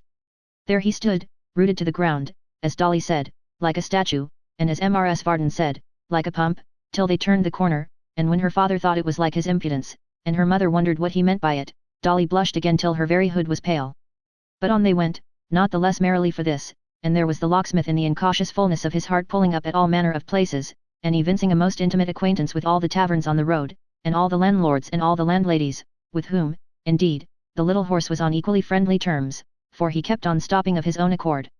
Never were people so glad to see other people as these landlords and landladies were to behold Mr. Varden and Mrs. Varden and Miss Varden, and wouldn't they get out, said one, and they really must walk upstairs, said another, and she would take it ill and be quite certain they were proud if they wouldn't have a little taste of something, said a third, and so on, that it was really quite a progress rather than a ride, and one continued scene of hospitality from beginning to end. It was pleasant enough to be held in such esteem, not to mention the refreshments, so Mrs. Varden said nothing at the time, and was all affability and delight, but such a body of evidence as she collected against the unfortunate locksmith that day, to be used thereafter as occasion might require, never was got together for matrimonial purposes. In course of time, and in course of a pretty long time too, for these agreeable interruptions delayed them not a little, they arrived upon the skirts of the forest, and riding pleasantly on among the trees, came at last to the maple, where the locksmith's cheerful yo-ho speedily brought to the porch old John, and after him young Joe, both of whom were so transfixed at sight of the ladies, that for a moment they were perfectly unable to give them any welcome, and could do nothing but stare. It was only for a moment, however, that Joe forgot himself, for speedily reviving he thrust his drowsy father aside, to Mr. Willet's mighty and inexpressible indignation, and darting out, stood ready to help them to alight. It was necessary for Dolly to get out first. Joe had her in his arms, yes, though for a space of time no longer than you could count one in, Joe had her in his arms. Here was a glimpse of happiness. It would be difficult to describe what a flat and commonplace affair the helping Mrs. Varden out afterwards was, but Joe did it, and did it too with the best grace in the world. Then old John, who, entertaining a dull and foggy sort of idea that Mrs. Varden wasn't fond of him, had been in some doubt whether she might not have come for purposes of assault and battery, took courage, hoped she was well, and offered to conduct her into the house. This tender being amicably received, they marched in together, Joe and Dolly followed, arm in arm, happiness again, and Varden brought up the rear. Old John would have it that they must sit in the bar, and nobody objecting, into the bar they went. All bars are snug places, but the Maples was the very snuggest, coziest, and completest bar, that ever the wit of man devised. Such amazing bottles in old oaken pigeonholes, such gleaming tankards dangling from pegs at about the same inclination as thirsty men would hold them to their lips, such sturdy little Dutch kegs ranged in rows on shelves, so many lemons hanging in separate nets, and forming the fragrant grove already mentioned in this chronicle, suggestive, with goodly loaves of snowy sugar stowed away hard by, of punch, idealized beyond all mortal knowledge, such closets, such presses, such drawers full of pipes, such places for putting things away in hollow window seats, all crammed to the throat with eatables, drinkables, or savory condiments, lastly, and to crown all, as typical of the immense resources of the establishment, and its defiances to all visitors to cut and come again, such a stupendous cheese. It is a poor heart that never rejoices, it must have been the poorest, weakest, and most watery heart that ever beat, which would not have warmed towards the Maypole bar. Mrs. Varden's did directly. She could no more have reproached John Willet among those household gods, the kegs and bottles, lemons, pipes, and cheese, than she could have stabbed him with his own bright carving knife. The order for dinner too, it might have soothed a savage. A bit of fish, said John to the cook, and some lamb chops, breaded, with plenty of ketchup, and a good salad, and a roast spring chicken, with a dish of sausages and mashed potatoes, or something of that sort. Something of that sort. The resources of these inns. To talk carelessly about dishes, which in themselves were a first-rate holiday kind of dinner, suitable to one's wedding day, as something of that sort, meaning, if you can't get a spring chicken, any other trifle in the way of poultry will do, such as a peacock, perhaps. The kitchen too, with its great broad cavernous chimney, the kitchen, where nothing in the way of cookery seemed impossible, where you could believe in anything to eat, they chose to tell you of. Mrs. Varden returned from the contemplation of these wonders to the bar again, with a head quite dizzy and bewildered. Her housekeeping capacity was not large enough to comprehend them. She was obliged to go to sleep. Waking was pain, in the midst of such immensity. Dolly in the meanwhile, whose gay heart and head ran upon other matters, passed out at the garden door, and glancing back now and then, but of course not wondering whether Joe saw her, tripped away by a path across the fields with which she was well acquainted, to discharge her mission at the Warren, and this deponent hath been informed and verily believes, that you might have seen many less pleasant objects than the cherry-coloured mantle and ribbons, as they went fluttering along the green meadows in the bright light of the day, like giddy things as they were. Chapter 20. The proud consciousness of her trust, and the great importance she derived from it, might have advertised it to all the house if she had had to run the gauntlet of its inhabitants, but as Dolly had played in every dull room and passage many and many a time, when a child, and had ever since been the humble friend of Miss Haredale, whose foster sister she was as free of the building as the young lady herself. So, using no greater precaution than holding her breath and walking on tiptoe as she passed the library door, she went straight to Emma's room as a privileged visitor. It was the liveliest room in the building. The chamber was sombre like the rest for the matter of that, but the presence of youth and beauty would make a prison cheerful, saving alas, that confinement withers them, and lends some charms of their own to the gloomiest scene. Birds, flowers, books, drawing, music, and 100 such graceful tokens of feminine loves and cares, filled it with more of life and human sympathy than the whole house besides seemed made to hold. There was heart in the room, and who that has a heart, ever fails to recognize the silent presence of another? Dolly had one undoubtedly, and it was not a tough one either, though there was a little mist of coquettishness about it, such as sometimes surrounds that sun of life in its morning, and slightly dims its luster. Thus, when Emma rose to greet her, and kissing her affectionately on the cheek, told her, in her quiet way, that she had been very unhappy, the tears stood in Dolly's eyes, and she felt more sorry than she could tell, but next moment she happened to raise them to the glass, and really there was something there so exceedingly agreeable, that as she sighed, she smiled and felt surprisingly consoled. "I have heard about it, miss," said Dolly, "and it's very sad indeed, but when things are at the worst they are sure to mend." "But are you sure they are at the worst?" asked Emma with a smile. "Why, I don't see how they can very well be more unpromising than they are, I really don't," said Dolly. "And I bring something to begin with." "Not from Edward?"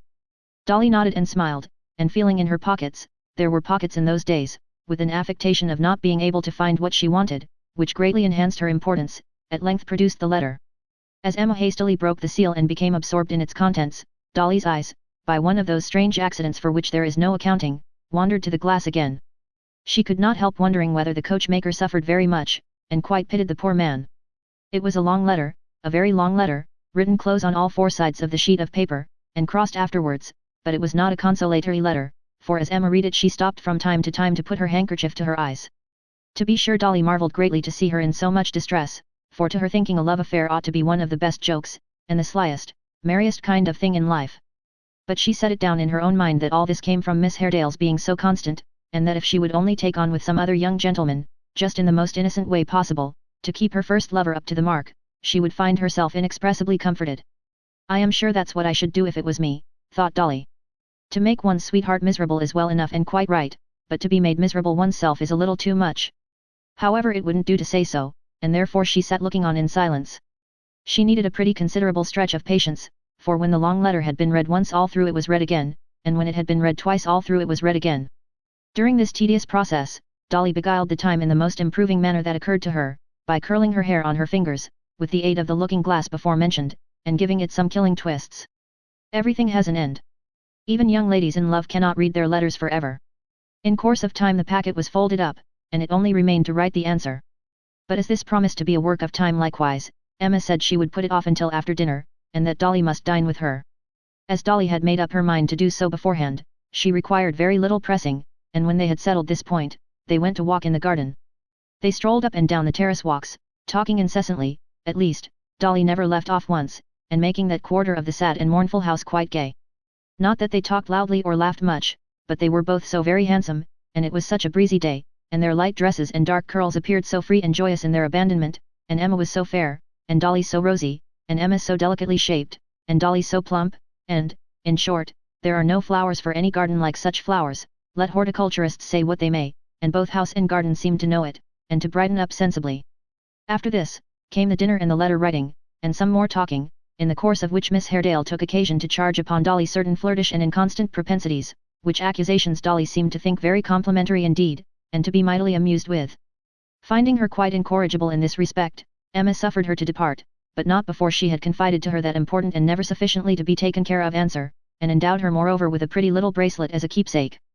Having clasped it on her arm, and again advised her half in jest and half in earnest to amend her roguish ways, for she knew she was fond of Joe at heart, which Dolly stoutly denied, with a great many haughty protestations that she hoped she could do better than that indeed, and so forth, she bade her farewell, and after calling her back to give her more supplementary messages for Edward, than anybody with tenfold the gravity of Dolly Varden could be reasonably expected to remember, at length dismissed her.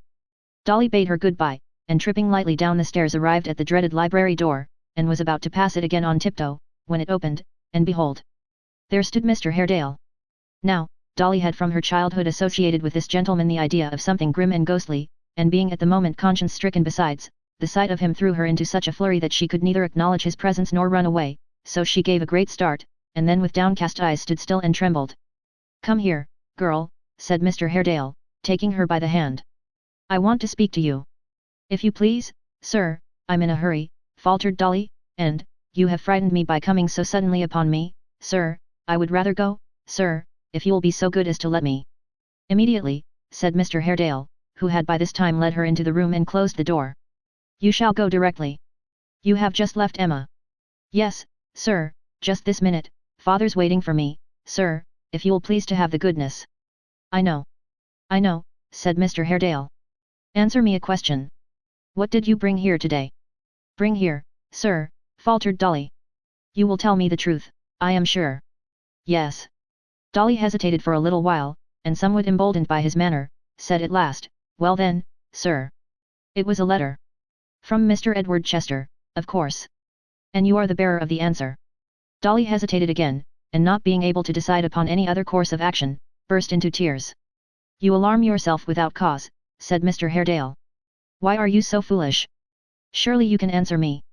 You know that I have but to put the question to Emma and learn the truth directly. Have you the answer with you? Dolly had what is popularly called a spirit of her own, and being now fairly at bay, made the best of it. Yes, sir, she rejoined, trembling and frightened as she was. Yes, sir, I have. You may kill me if you please, sir, but I won't give it up. I'm very sorry, but I won't. There, sir. I commend your firmness and your plain speaking, said Mr. Haredale. Rest assured that I have as little desire to take your letter as your life. You are a very discreet messenger and a good girl. Not feeling quite certain, as she afterwards said, whether he might not be coming over her with these compliments, Dolly kept as far from him as she could, cried again, and resolved to defend her pocket, for the letter was there, to the last extremity. I have some design, said Mr. Haredale after a short silence, during which a smile, as he regarded her, had struggled through the gloom and melancholy that was natural to his face, of providing a companion for my niece, for her life is a very lonely one. Would you like the office? You are the oldest friend she has, and the best entitled to it. I don't know, sir, answered Dolly, not sure, but he was bantering her. I can't say. I don't know what they might wish at home. I couldn't give an opinion, sir. If your friends had no objection, would you have any, said Mr. Haredale. Come. There's a plain question, and easy to answer. None at all that I know of, sir, replied Dolly. I should be very glad to be near Miss Emma, of course, and always am. That's well, said Mr. Haredale. That is all I had to say. You are anxious to go. Don't let me detain you. Dolly didn't let him, nor did she wait for him to try, for the words had no sooner passed his lips than she was out of the room, out of the house, and in the fields again. The first thing to be done, of course, when she came to herself and considered what a flurry she had been in, was to cry afresh, and the next thing, when she reflected how well she had got over it, was to laugh heartily. The tears once banished gave place to the smiles, and at last Dolly laughed so much that she was fain to lean against a tree, and give vent to her exultation. When she could laugh no longer, and was quite tired, she put her head dress to rights, dried her eyes, looked back very merrily and triumphantly at the Warren chimneys, which were just visible, and resumed her walk. The twilight had come on, and it was quickly growing dusk, but the path was so familiar to her from frequent traversing that she hardly thought of this, and certainly felt no uneasiness at being left alone. Moreover, there was the bracelet to admire, and when she had given it a good rub, and held it out at arm's length, it sparkled and glittered so beautifully on her wrist, that to look at it in every point of view and with every possible turn of the arm, was quite an absorbing business. There was the letter too, and it looked so mysterious and knowing, when she took it out of her pocket, and it held, as she knew, so much inside, that to turn it over, and think about it, and wonder how it began, and how it ended, and what it said all through, was another matter of constant occupation. Between the bracelet and the letter, there was quite enough to do without thinking of anything else, and admiring each by turns, Dolly went on gaily. As she passed through a wicket gate to where the path was narrow, and lay between two hedges garnished here and there with trees, she heard a rustling close at hand, which brought her to a sudden stop. She listened. All was very quiet, and she went on again, not absolutely frightened, but a little quicker than before perhaps, and possibly not quite so much at her ease, for a check of that kind is startling. She had no sooner moved on again, than she was conscious of the same sound, which was like that of a person tramping stealthily among bushes and brushwood. Looking towards the spot whence it appeared to come, she almost fancied she could make out a crouching figure. She stopped again. All was quiet as before. On she went once more, decidedly faster now, and tried to sing softly to herself. It must be the wind. But how came the wind to blow only when she walked, and cease when she stood still? She stopped involuntarily as she made the reflection, and the rustling noise stopped likewise. She was really frightened now, and was yet hesitating what to do, when the bushes crackled and snapped, and a man came plunging through them, close before her. Chapter 21. It was for the moment an inexpressible relief to Dolly, to recognize in the person who forced himself into the path so abruptly, and now stood directly in her way, Hugh of the Maple, whose name she uttered in a tone of delighted surprise that came from her heart. Was it you? She said. How glad I am to see you, and how could you terrify me so?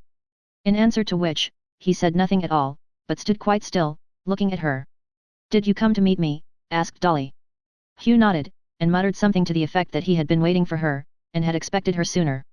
I thought it likely they would send, said Dolly, greatly reassured by this. Nobody sent me, was his sullen answer. I came of my own accord. The rough bearing of this fellow, and his wild, uncouth appearance, had often filled the girl with a vague apprehension even when other people were by, and had occasioned her to shrink from him involuntarily. The having him for an unbidden companion in so solitary a place, with the darkness fast gathering about them, renewed and even increased the alarm she had felt at first. If his manner had been merely dogged and passively fierce, as usual, she would have had no greater dislike to his company than she always felt, perhaps, indeed, would have been rather glad to have had him at hand. But there was something of coarse bold admiration in his look, which terrified her very much. She glanced timidly towards him, uncertain whether to go forward or retreat, and he stood gazing at her like a handsome satyr, and so they remained for some short time without stirring or breaking silence. At length Dolly took courage, shot past him, and hurried on. "Why do you spend so much breath in avoiding me?" said Hugh, accommodating his pace to hers, and keeping close at her side. "I wish to get back as quickly as I can, and you walk too near me," answered Dolly. "Too near," said Hugh, stooping over her so that she could feel his breath upon her forehead. "Why too near? You're always proud to me, mistress." "I am proud to no one." "You mistake me," answered Dolly. "Fall back, if you please, or go on." "Nay, mistress," he rejoined, endeavouring to draw her arm through his, "I'll walk with you." She released herself and clenching her little hand, struck him with right good will. At this, Maypole Hugh burst into a roar of laughter, and passing his arm about her waist, held her in his strong grasp as easily as if she had been a bird. "Ha ha ha! Well done, mistress! Strike again! You shall beat my face, and tear my hair, and pluck my beard up by the roots, and welcome, for the sake of your bright eyes. Strike again, mistress! Do! Ha ha ha! I like it! Let me go," she cried, endeavouring with both her hands to push him off. "Let me go this moment!" "You had as good be kinder to me, sweet lips," said Hugh.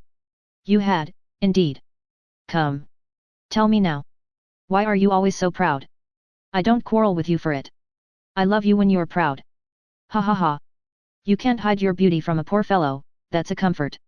She gave him no answer, but as he had not yet checked her progress, continued to press forward as rapidly as she could. At length, between the hurry she had made, her terror, and the tightness of his embrace, her strength failed her, and she could go no further. "Hugh," cried the panting girl, "good Hugh, if you will leave me I will give you anything, everything I have, and never tell one word of this to any living creature." "You had best not," he answered. "Hark ye, little dove, you had best not. All about here know me, and what I dare do if I have a mind.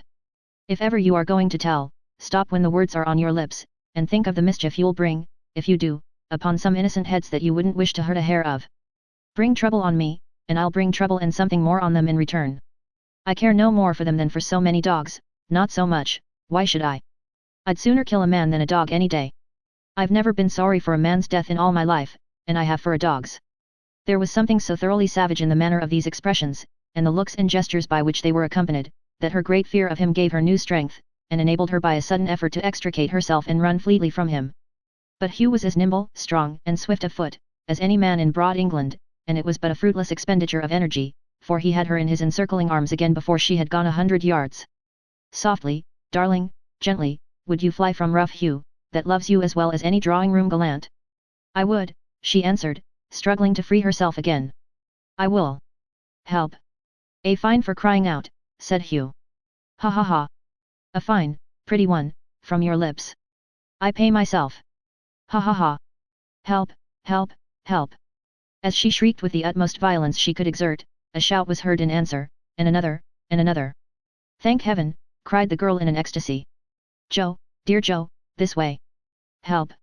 Her assailant paused, and stood irresolute for a moment, but the shouts drawing nearer and coming quick upon them, forced him to a speedy decision. He released her, whispered with a menacing look, "Tell him, and see what follows," and leaping the hedge, was gone in an instant. Dolly darted off, and fairly ran into Joe Willet's open arms. "What is the matter? Are you hurt? What was it? Who was it? Where is he? What was he like?" With a great many encouraging expressions and assurances of safety, were the first words Joe poured forth. But poor little Dolly was so breathless and terrified that for some time she was quite unable to answer him, and hung upon his shoulder, sobbing and crying as if her heart would break. Joe had not the smallest objection to have her hanging on his shoulder, no, not the least, though it crushed the cherry-coloured ribbons sadly, and put the smart little hat out of all shape. But he couldn't bear to see her cry, it went to his very heart.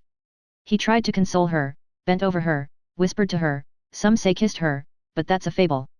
At any rate he said all the kind and tender things he could think of, and Dolly let him go on and didn't interrupt him once, and it was a good 10 minutes before she was able to raise her head and thank him. "What was it that frightened you?" said Joe. A man whose person was unknown to her had followed her, she answered. He began by begging, and went on to threats of robbery, which he was on the point of carrying into execution, and would have executed, but for Joe's timely aid. The hesitation and confusion with which she said this, Joe attributed to the fright she had sustained, and no suspicion of the truth occurred to him for a moment. Stop when the words are on your lips. 100 times that night, and very often afterwards, when the disclosure was rising to her tongue, Dolly thought of that, and repressed it. A deeply rooted dread of the man, the conviction that his ferocious nature, once roused, would stop at nothing, and the strong assurance that if she impeached him, the full measure of his wrath and vengeance would be wreaked on Joe, who had preserved her, these were considerations she had not the courage to overcome, and inducements to secrecy too powerful for her to surmount.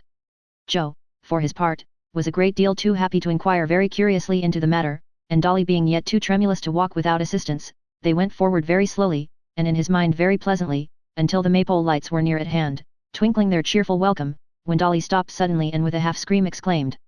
"The letter!" "What letter?" cried Joe. "That I was carrying, I had it in my hand." "My bracelet too," she said, clasping her wrist. "I have lost them both." "Do you mean just now?" said Joe. "Either I dropped them then, or they were taken from me," answered Dolly, vainly searching her pocket and rustling her dress. "They are gone, both gone. What an unhappy girl I am." With these words poor Dolly, who to do her justice was quite as sorry for the loss of the letter as for her bracelet, fell a-crying again, and bemoaned her fate most movingly. Joe tried to comfort her with the assurance that directly he had housed her in the maypole, he would return to the spot with a lantern, for it was now quite dark, and make strict search for the missing articles, which there was great probability of his finding, as it was not likely that anybody had passed that way since, and she was not conscious that they had been forcibly taken from her. Dolly thanked him very heartily for this offer, though with no great hope of his quest being successful, and so with many lamentations on her side, and many hopeful words on his, and much weakness on the part of Dolly and much tender supporting on the part of Joe, they reached the maypole bar at last, where the locksmith and his wife and old John were yet keeping high festival. Mr. Willett received the intelligence of Dolly's trouble with that surprising presence of mind and readiness of speech for which he was so eminently distinguished above all other men. Mrs. Varden expressed her sympathy for her daughter's distress by scolding her roundly for being so late, and the honest locksmith divided himself between condoling with and kissing Dolly, and shaking hands heartily with Joe, whom he could not sufficiently praise or thank. In reference to this latter point, old John was far from agreeing with his friend, for besides that he by no means approved of an adventurous spirit in the abstract, it occurred to him that if his son and heir had been seriously damaged in a scuffle, the consequences would assuredly have been expensive and inconvenient, and might perhaps have proved detrimental to the maypole business.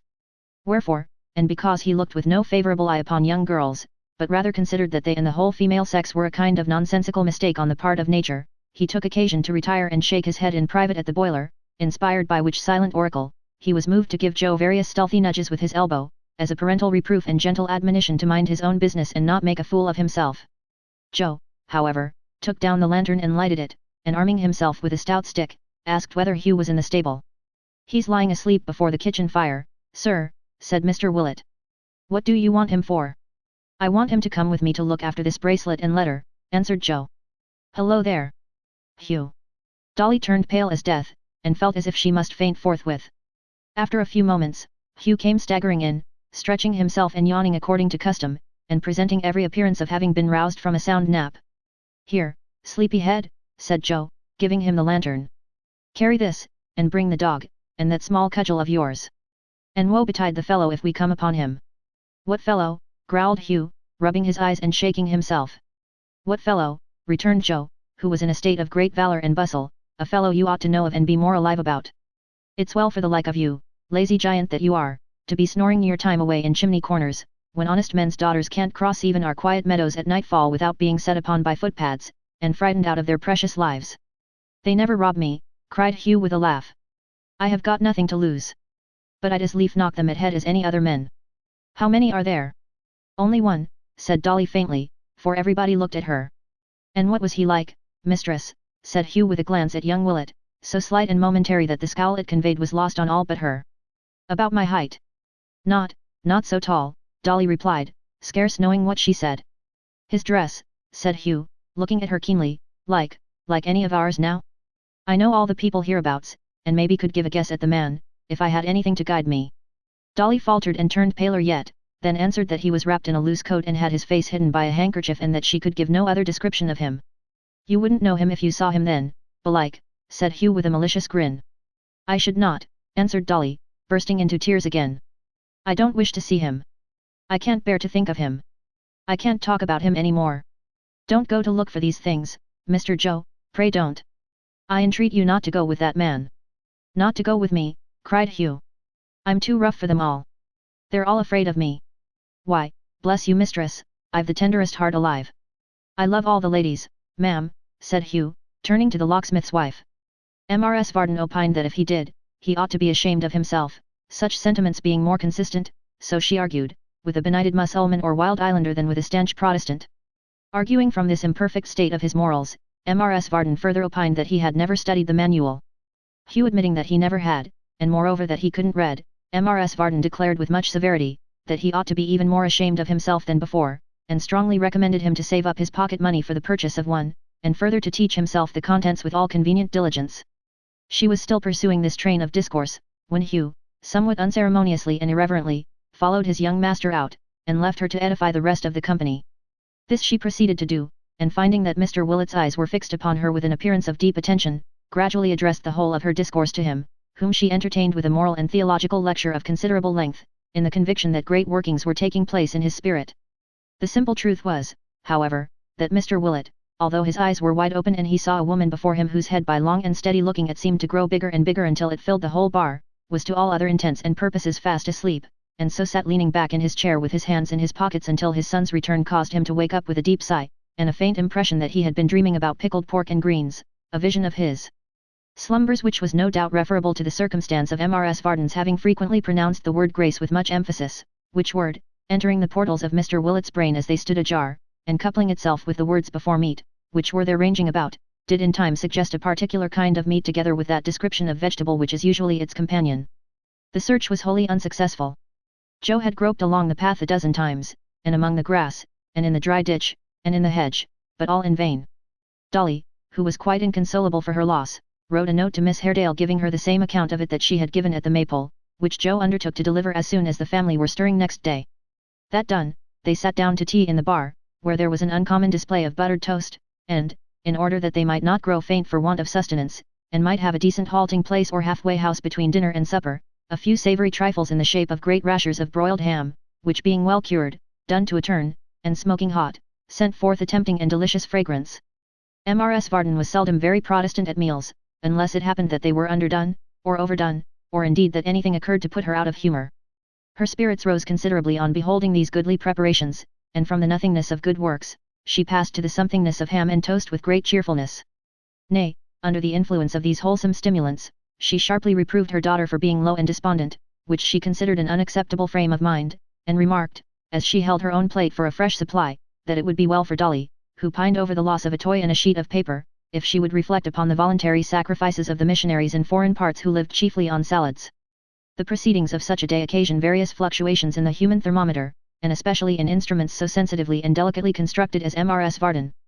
Thus, at dinner Mrs. stood at summer heat, genial, smiling, and delightful. After dinner, in the sunshine of the wine, she went up at least half a dozen degrees, and was perfectly enchanting. As its effect subsided, she fell rapidly, went to sleep for an hour or so at temperate, and woke at something below freezing. Now she was at summer heat again, in the shade, and when tea was over, and old John, producing a bottle of cordial from one of the oaken cases, insisted on her sipping 2 glasses thereof in slow succession, she stood steadily at 90 for 1 hour and a quarter. Profiting by experience, the locksmith took advantage of this genial weather to smoke his pipe in the porch, and in consequence of this prudent management, he was fully prepared, when the glass went down again, to start homewards directly. The horse was accordingly put in, and the chaise brought round to the door. Joe, who would on no account be dissuaded from escorting them until they had passed the most dreary and solitary part of the road, led out the grey mare at the same time, and having helped Dolly into her seat, more happiness, sprung gaily into the saddle. Then, after many good nights, and admonitions to wrap up, and glancing of lights, and handing in of cloaks and shawls, the chaise rolled away, and Joe trotted beside it, on Dolly's side, no doubt, and pretty close to the wheel too. Chapter 22. It was a fine bright night, and for all her lowness of spirits Dolly kept looking up at the stars in a manner so bewitching, and she knew it, that Joe was clean out of his senses, and plainly showed that if ever a man were, not to say over head and ears, but over the monument and the top of St. Paul's in love, that man was himself. The road was a very good one, not at all a jolting road, or an uneven one, and yet Dolly held the side of the chaise with one little hand, all the way. If there had been an executioner behind him with an uplifted axe ready to chop off his head if he touched that hand, Joe couldn't have helped doing it. From putting his own hand upon it as if by chance, and taking it away again after a minute or so, he got to riding along without taking it off at all, as if he, the escort, were bound to do that as an important part of his duty, and had come out for the purpose. The most curious circumstance about this little incident was, that Dolly didn't seem to know of it. She looked so innocent and unconscious when she turned her eyes on Joe, that it was quite provoking. She talked about her fright, and about Joe's coming up to rescue her, and about her gratitude, and about her fear that she might not have thanked him enough, and about their always being friends from that time forth, and about all that sort of thing. And when Joe said, not friends he hoped, Dolly was quite surprised, and said not enemies she hoped, and when Joe said, couldn't they be something much better than either, Dolly all of a sudden found out a star which was brighter than all the other stars, and begged to call his attention to the same, and was 10,000 times more innocent and unconscious than ever. In this manner they travelled along, talking very little above a whisper, and wishing the road could be stretched out to some dozen times its natural length, at least that was Joe's desire, when, as they were getting clear of the forest and emerging on the more frequented road, they heard behind them the sound of a horse's feet at a round trot, which growing rapidly louder as it drew nearer, elicited a scream from Mrs. Varden, and the cry of friend, from the rider, who now came panting up, and checked his horse beside them. This man again, cried Dolly, shuddering. Hugh, said Joe. What errand are you upon? I come to ride back with you, he answered, glancing covertly at the locksmith's daughter. He sent me. My father, said poor Joe, adding under his breath, with a very unfilial apostrophe, will he never think me man enough to take care of myself? I, returned Hugh to the first part of the inquiry. The roads are not safe just now, he says, and you'd better have a companion. Ride on then, said Joe. I'm not going to turn yet. Hugh complied, and they went on again. It was his whim or humour to ride immediately before the chaise, and from this position he constantly turned his head, and looked back. Dolly felt that he looked at her, but she averted her eyes and feared to raise them once, so great was the dread with which he had inspired her. This interruption, and the consequent wakefulness of Mrs. Varden, who had been nodding in her sleep up to this point, except for a minute or two at a time, when she roused herself to scold the locksmith for audaciously taking hold of her to prevent her nodding herself out of the chaise, put a restraint upon the whispered conversation, and made it difficult of resumption. Indeed, before they had gone another mile, Gabriel stopped at his wife's desire, and that good lady protested she would not hear of Joe's going a step further on any account whatever. It was in vain for Joe to protest on the other hand that he was by no means tired, and would turn back presently, and would see them safely past such a point, and so forth. Mrs. Varden was obdurate, and being so was not to be overcome by mortal agency. Good night, if I must say it, said Joe, sorrowfully. Good night, said Dolly. She would have added, take care of that man, and pray don't trust him, but he had turned his horse's head, and was standing close to them. She had therefore nothing for it but to suffer Joe to give her hand a gentle squeeze, and when the chaise had gone on for some distance, to look back and wave it, as he still lingered on the spot where they had parted, with the tall dark figure of Hugh beside him. What she thought about, going home, and whether the coachmaker held as favourable a place in her meditations as he had occupied in the morning, is unknown. They reached home at last, for it was a long way, made none the shorter by Mrs. Varden's grumbling. Meg's hearing the sound of wheels was at the door immediately. Here they are, Simeon. Here they are, cried Miggs, clapping her hands, and issuing forth to help her mistress to alight. Bring a chair, Simeon. Now, aren't you the better for it, Mem? Don't you feel more yourself than you would have done if you'd have stopped at home? Oh, gracious! How cold you are! Goodness me, sir, she's a perfect heap of ice. I can't help it, my good girl. You had better take her into the fire, said the locksmith. Master sounds unfeeling, Mem, said Miggs, in a tone of commiseration, but such is not his intentions, I'm sure. After what he has seen of you this day, I never will believe but that he has a deal more affection in his heart than to speak unkind. Come in and sit yourself down by the fire, there's a good dear, do. Mrs. Varden complied. The locksmith followed with his hands in his pockets, and Mr. Tappertit trundled off with the chaise to a neighbouring stable. Martha, my dear, said the locksmith, when they reached the parlour, if you'll look to Dolly yourself or let somebody else do it, perhaps it will be only kind and reasonable. She has been frightened, you know, and is not at all well tonight. In fact, Dolly had thrown herself upon the sofa, quite regardless of all the little finery of which she had been so proud in the morning, and with her face buried in her hands was crying very much.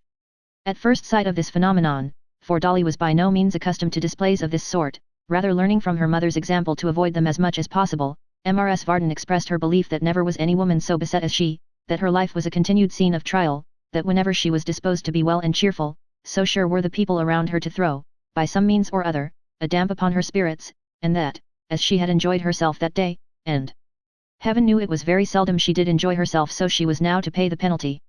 To all such propositions Miggs assented freely. Poor Dolly, however, grew none the better for these restoratives, but rather worse, indeed, and seeing that she was really ill, both Mrs. Varden and Miggs were moved to compassion, and tended her in earnest. But even then, their very kindness shaped itself into their usual course of policy, and though Dolly was in a swoon, it was rendered clear to the meanest capacity, that Mrs. Varden was the sufferer. Thus when Dolly began to get a little better, and passed into that stage in which matrons hold that remonstrance and argument may be successfully applied, her mother represented to her, with tears in her eyes, that if she had been flurried and worried that day, she must remember it was the common lot of humanity, and in especial of womankind, who through the whole of their existence must expect no less, and were bound to make up their minds to meek endurance and patient resignation. Mrs. Varden entreated her to remember that one of these days she would, in all probability, have to do violence to her feelings so far as to be married, and that marriage, as she might see every day of her life, and truly she did, was a state requiring great fortitude and forbearance. She represented to her in lively colours, that if she, Mrs. had not, in steering her course through this vale of tears, been supported by a strong principle of duty which alone upheld and prevented her from drooping, she must have been in her grave many years ago, in which case she desired to know what would have become of that errant spirit, meaning the locksmith, of whose eye she was the very apple, and in whose path she was, as it were, a shining light and guiding star? Miss Miggs also put in her word to the same effect. She said that indeed Miss Dolly might take pattern by her blessed mother, who, she always had said, and always would say, though she were to be hanged, drawn, and quartered for it next minute, was the mildest, amiablest, forgivingest spirited, longest sufferingest female as ever she could have believed, the mere narration of whose excellencies had worked such a wholesome change in the mind of her own sister-in-law, that, whereas, before, she and her husband lived like cat and dog, and were in the habit of exchanging brass candlesticks, pot-lids, flat irons, and other such strong resentments, they were now the happiest and affectionatest couple upon earth, as could be proved any day on application at Golden Lion Court, number 27, second bell handle on the right-hand doorpost. After glancing at herself as a comparatively worthless vessel, but still as one of some desert, she besought her to bear in mind that her aforesaid dear and only mother was of a weakly constitution and excitable temperament, who had constantly to sustain afflictions in domestic life, compared with which thieves and robbers were as nothing, and yet never sunk down or gave way to despair or wrath, but, in prize-fighting phraseology, always came up to time with a cheerful countenance, and went in to win as if nothing had happened. When Miggs finished her solo, her mistress struck in again, and the two together performed a duet to the same purpose, the burden being, that Mrs. Varden was persecuted perfection, and Mr. Varden, as the representative of mankind in that apartment, a creature of vicious and brutal habits, utterly insensible to the blessings he enjoyed. Of so refined a character, indeed, was their talent of assault under the mask of sympathy, that when Dolly, recovering, embraced her father tenderly, as in vindication of his goodness, Mrs. Varden expressed her solemn hope that this would be a lesson to him for the remainder of his life, and that he would do some little justice to a woman's nature ever afterwards, in which aspiration Miss Miggs, by divers sniffs and coughs, more significant than the longest oration, expressed her entire concurrence. But the great joy of Miggs's heart was, that she not only picked up a full account of what had happened, but had the exquisite delight of conveying it to Mr. Tappertit for his jealousy and torture. For that gentleman, on account of Dolly's indisposition, had been requested to take his supper in the workshop, and it was conveyed thither by Miss Miggs's own fair hands. "Oh Simeon," said the young lady, "such goings on today." "Oh, gracious me, Simeon." Mr. Tappertit, who was not in the best of humours, and who disliked Miss Miggs more when she laid her hand on her heart and panted for breath than at any other time, as her deficiency of outline was most apparent under such circumstances, eyed her over in his loftiest style, and deigned to express no curiosity whatever. "I never heard the like, nor nobody else," pursued Miggs. "The idea of interfering with her! What people can see in her to make it worth their while to do so, that's the joke, he. Finding there was a lady in the case, Mr. Tappertit haughtily requested his fair friend to be more explicit, and demanded to know what she meant by her. "Why, that Dolly," said Miggs, with an extremely sharp emphasis on the name. "But, oh upon my word and honour, young Joseph Willett is a brave one, and he do deserve her, that he do." "Woman," said Mr. Tappertit, jumping off the counter on which he was seated, "beware." "My stars, Simeon," cried Miggs, in affected astonishment. "You frighten me to death. What's the matter?" "There are strings," said Mr. Tappertit, flourishing his bread and cheese knife in the air, "in the human heart that had better not be vibrated. That's what's the matter." very well, if you're in a huff, cried Miggs, turning away. Huff or no huff, said Mr. Tappertit, detaining her by the wrist. What do you mean, Jezebel? What were you going to say? Answer me. Notwithstanding this uncivil exhortation, Miggs gladly did as she was required, and told him how that their young mistress, being alone in the meadows after dark, had been attacked by 3 or 4 tall men, who would have certainly borne her away and perhaps murdered her, but for the timely arrival of Joseph Willet, who with his own single hand put them all to flight, and rescued her, to the lasting admiration of his fellow creatures generally, and to the eternal love and gratitude of Dolly Varden. Very good, said Mr. Tappertit, fetching a long breath when the tale was told, and rubbing his hair up till it stood stiff and straight on end all over his head. His days are numbered. Oh, Simeon! I tell you, said the prentice, his days are numbered. Leave me. Get along with you. Miggs departed at his bidding, but less because of his bidding than because she desired to chuckle in secret. When she had given vent to her satisfaction, she returned to the parlour, where the locksmith, stimulated by quietness and Toby, had become talkative, and was disposed to take a cheerful review of the occurrences of the day. But Mrs. Varden, whose practical religion, as is not uncommon, was usually of the retrospective order, cut him short by declaiming on the sinfulness of such junketings, and holding that it was high time to go to bed. To bed therefore she withdrew, with an aspect as grim and gloomy as that of the Maypole's own state couch, and to bed the rest of the establishment soon afterwards repaired. Chapter 23. Twilight had given place to night some hours, and it was high noon in those quarters of the town in which the world condescended to dwell, the world being then, as now, of very limited dimensions and easily lodged, when Mr. Chester reclined upon a sofa in his dressing room in the Temple, entertaining himself with a book. He was dressing, as it seemed, by easy stages, and having performed half the journey was taking a long rest. Completely attired as to his legs and feet in the trimmest fashion of the day, he had yet the remainder of his toilet to perform. The coat was stretched, like a refined scarecrow, on its separate horse, the waistcoat was displayed to the best advantage, the various ornamental articles of dress were severally set out in most alluring order, and yet he lay dangling his legs between the sofa and the ground, as intent upon his book as if there were nothing but bed before him. Upon my honour, he said, at length raising his eyes to the ceiling with the air of a man who was reflecting seriously on what he had read, upon my honour, the most masterly composition, the most delicate thoughts, the finest code of morality, and the most gentlemanly sentiments in the universe. Ah, Ned, if you would but form your mind by such precepts, we should have but one common feeling on every subject that could possibly arise between us. This apostrophe was addressed, like the rest of his remarks, to empty air, for Edward was not present, and the father was quite alone. My Lord Chesterfield, he said, pressing his hand tenderly upon the book as he laid it down, if I could but have profited by your genius soon enough to have formed my son on the model you have left to all wise fathers, both he and I would have been rich men. Shakespeare was undoubtedly very fine in his way, Milton good, though prosy, Lord Bacon deep, and decidedly knowing, but the writer who should be his country's pride, is my Lord Chesterfield. He became thoughtful again, and the toothpick was in requisition. I thought I was tolerably accomplished as a man of the world, he continued. I flattered myself that I was pretty well versed in all those little arts and graces which distinguish men of the world from boors and peasants, and separate their character from those intensely vulgar sentiments which are called the national character. Apart from any natural prepossession in my own favour, I believed I was. Still, in every page of this enlightened writer, I find some captivating hypocrisy which has never occurred to me before, or some superlative piece of selfishness to which I was utterly a stranger. I should quite blush for myself before this stupendous creature, if remembering his precepts, one might blush at anything. An amazing man. A nobleman indeed. Any king or queen may make a lord, but only the devil himself, and the Graces, can make a Chesterfield. Men who are thoroughly false and hollow, seldom try to hide those vices from themselves, and yet in the very act of avowing them, they lay claim to the virtues they feign most to despise. For, say they, this is honesty, this is truth. All mankind are like us, but they have not the candour to avow it. The more they affect to deny the existence of any sincerity in the world, the more they would be thought to possess it in its boldest shape, and this is an unconscious compliment to truth on the part of these philosophers, which will turn the laugh against them to the day of judgment. Mr. Chester, having extolled his favourite author, as above recited, took up the book again in the excess of his admiration and was composing himself for a further perusal of its sublime morality, when he was disturbed by a noise at the outer door, occasioned as it seemed by the endeavours of his servant to obstruct the entrance of some unwelcome visitor. A late hour for an importunate creditor, he said, raising his eyebrows with as indolent an expression of wonder as if the noise were in the street, and one with which he had not the smallest possible concern. Much after their accustomed time. The usual pretence, I suppose. No doubt a heavy payment to make up tomorrow. Poor fellow, he loses time, and time is money as the good proverb says. I never found it out though. Well. What now? You know I am not at home.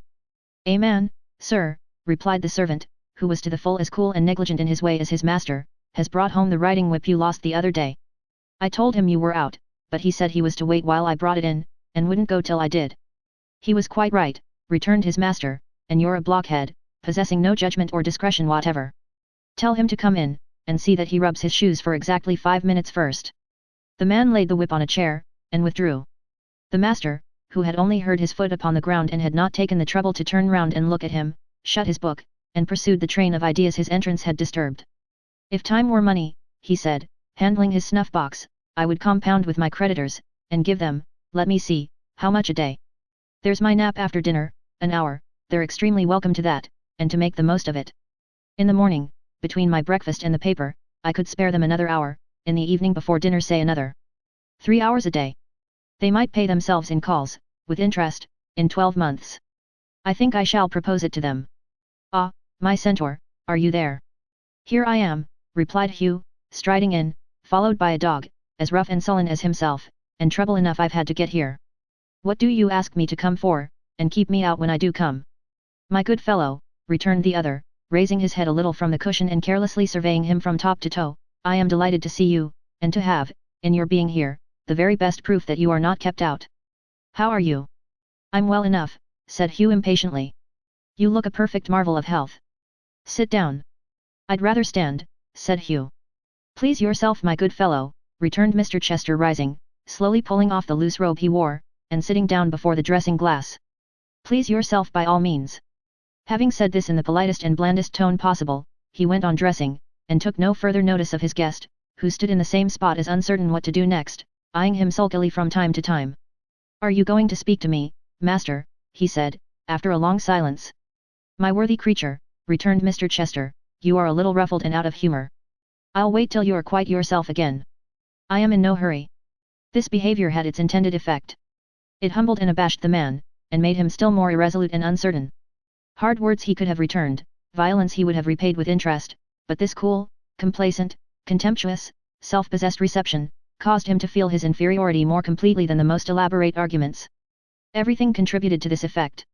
His own rough speech, contrasted with the soft persuasive accents of the other, his rude bearing, and Mr. Chester's polished manner, the disorder and negligence of his ragged dress, and the elegant attire he saw before him, with all the unaccustomed luxuries and comforts of the room, and the silence that gave him leisure to observe these things, and feel how ill at ease they made him, all these influences, which have too often some effect on tutored minds and become of almost resistless power, when brought to bear on such a mind as his, quelled Hugh completely. He moved by little and little nearer to Mr. Chester's chair, and glancing over his shoulder at the reflection of his face in the glass, as if seeking for some encouragement in its expression, said at length, with a rough attempt at conciliation, "Are you going to speak to me, master, or am I to go away?" "Speak you," said Mr. Chester, "speak you, good fellow. I have spoken, have I not? I am waiting for you." "Why, look ye, sir," returned Hugh with increased embarrassment, "am I the man that you privately left your whip with before you rode away from the Maypole, and told to bring it back whenever he might want to see you on a certain subject?"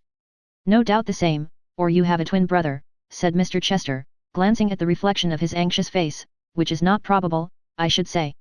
"Then I have come, sir," said Hugh, "and I have brought it back, and something else along with it. A letter, sir, it is, that I took from the person who had charge of it." As he spoke, he laid upon the dressing table, Dolly's lost epistle. The very letter that had cost her so much trouble.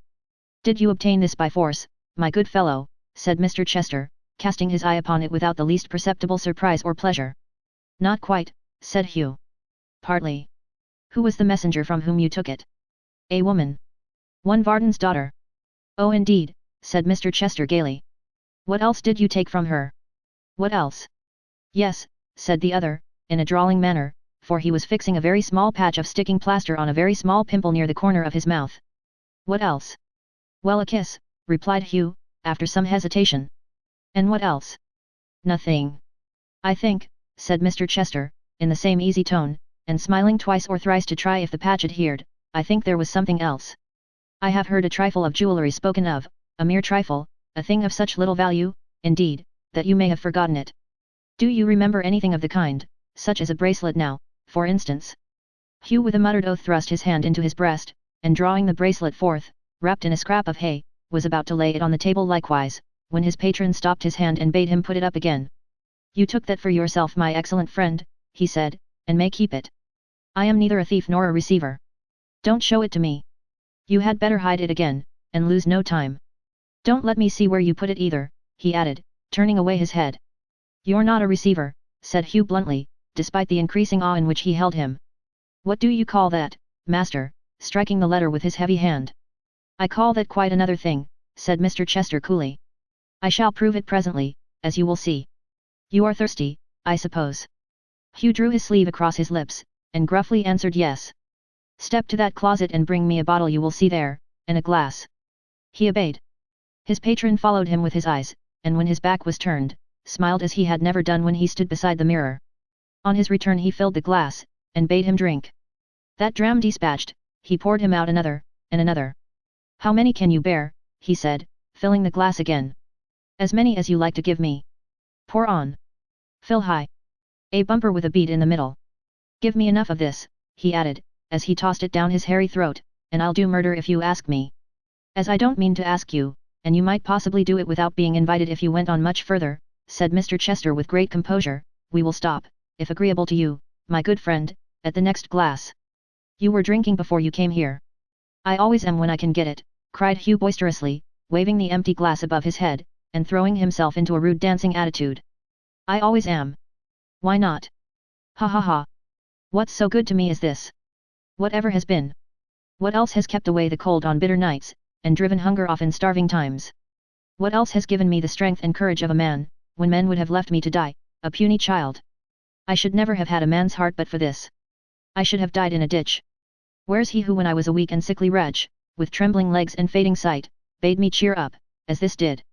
I never knew him, not I. I drink to the drink, master. Ha ha ha. You are an exceedingly cheerful young man, said Mr. Chester, putting on his cravat with great deliberation, and slightly moving his head from side to side to settle his chin in its proper place. Quite a boon companion. Do you see this hand, master, said Hugh, and this arm, bearing the brawny limb to the elbow? It was once mere skin and bone, and would have been dust in some poor churchyard by this time, but for the drink. You may cover it, said Mr. Chester, it's sufficiently real in your sleeve. I should never have been spirited up to take a kiss from the proud little beauty, master, but for the drink, cried Hugh. Ha ha ha. It was a good one. As sweet as honeysuckle, I warrant you. I thank the drink for it. I'll drink to the drink again, master. Fill me one more. Come. One more. You are such a promising fellow, said his patron, putting on his waistcoat with great nicety, and taking no heed of this request, that I must caution you against having too many impulses from the drink, and getting hung before your time. What's your age? I don't know. At any rate, said Mr. Chester, you are young enough to escape what I may call a natural death for some years to come. How can you trust yourself in my hands on so short an acquaintance, with the halter round your neck? What a confiding nature yours must be. Hugh fell back a pace or two and surveyed him with a look of mingled terror, indignation, and surprise. Regarding himself in the glass with the same complacency as before, and speaking as smoothly as if he were discussing some pleasant chit-chat of the town, his patron went on. Robbery on the King's Highway, my young friend, is a very dangerous and ticklish occupation. It is pleasant, I have no doubt, while it lasts, but like many other pleasures in this transitory world, it seldom lasts long. And really if in the ingenuousness of youth, you open your heart so readily on the subject, I am afraid your career will be an extremely short one. How's this? Said Hugh. What do you talk of, master? Who was it set me on? Who? Said Mr. Chester, wheeling sharply round, and looking full at him for the first time. I didn't hear you. Who was it? Hugh faltered, and muttered something which was not audible. Who was it? I am curious to know, said Mr. Chester, with surpassing affability. Some rustic beauty perhaps. But be cautious, my good friend. They are not always to be trusted. Do take my advice now, and be careful of yourself. With these words he turned to the glass again, and went on with his toilet. Hugh would have answered him that he, the questioner himself, had set him on, but the words stuck in his throat. The consummate art with which his patron had led him to this point, and managed the whole conversation, perfectly baffled him. He did not doubt that if he had made the retort which was on his lips when Mr. Chester turned round and questioned him so keenly, he would straightway have given him into custody and had him dragged before a justice with the stolen property upon him, in which case it was as certain he would have been hung as it was that he had been born. The ascendancy which it was the purpose of the man of the world to establish over this savage instrument, was gained from that time. Hugh's submission was complete. He dreaded him beyond description, and felt that accident and artifice had spun a web about him, which at a touch from such a master hand as his, would bind him to the gallows. With these thoughts passing through his mind, and yet wondering at the very same time how he who came there riding in the confidence of this man, as he thought, should be so soon and so thoroughly subdued, Hugh stood cowering before him, regarding him uneasily from time to time, while he finished dressing. When he had done so, he took up the letter, broke the seal, and throwing himself back in his chair, read it leisurely through. Very neatly worded, upon my life. Quite a woman's letter, full of what people call tenderness and disinterestedness and heart, and all that sort of thing. As he spoke, he twisted it up, and glancing lazily round at Hugh as though he would say, "You see this," held it in the flame of the candle. When it was in a full blaze, he tossed it into the grate, and there it smouldered away. "It was directed to my son," he said, turning to Hugh, "and you did quite right to bring it here. I opened it on my own responsibility, and you see what I have done with it. Take this, for your trouble."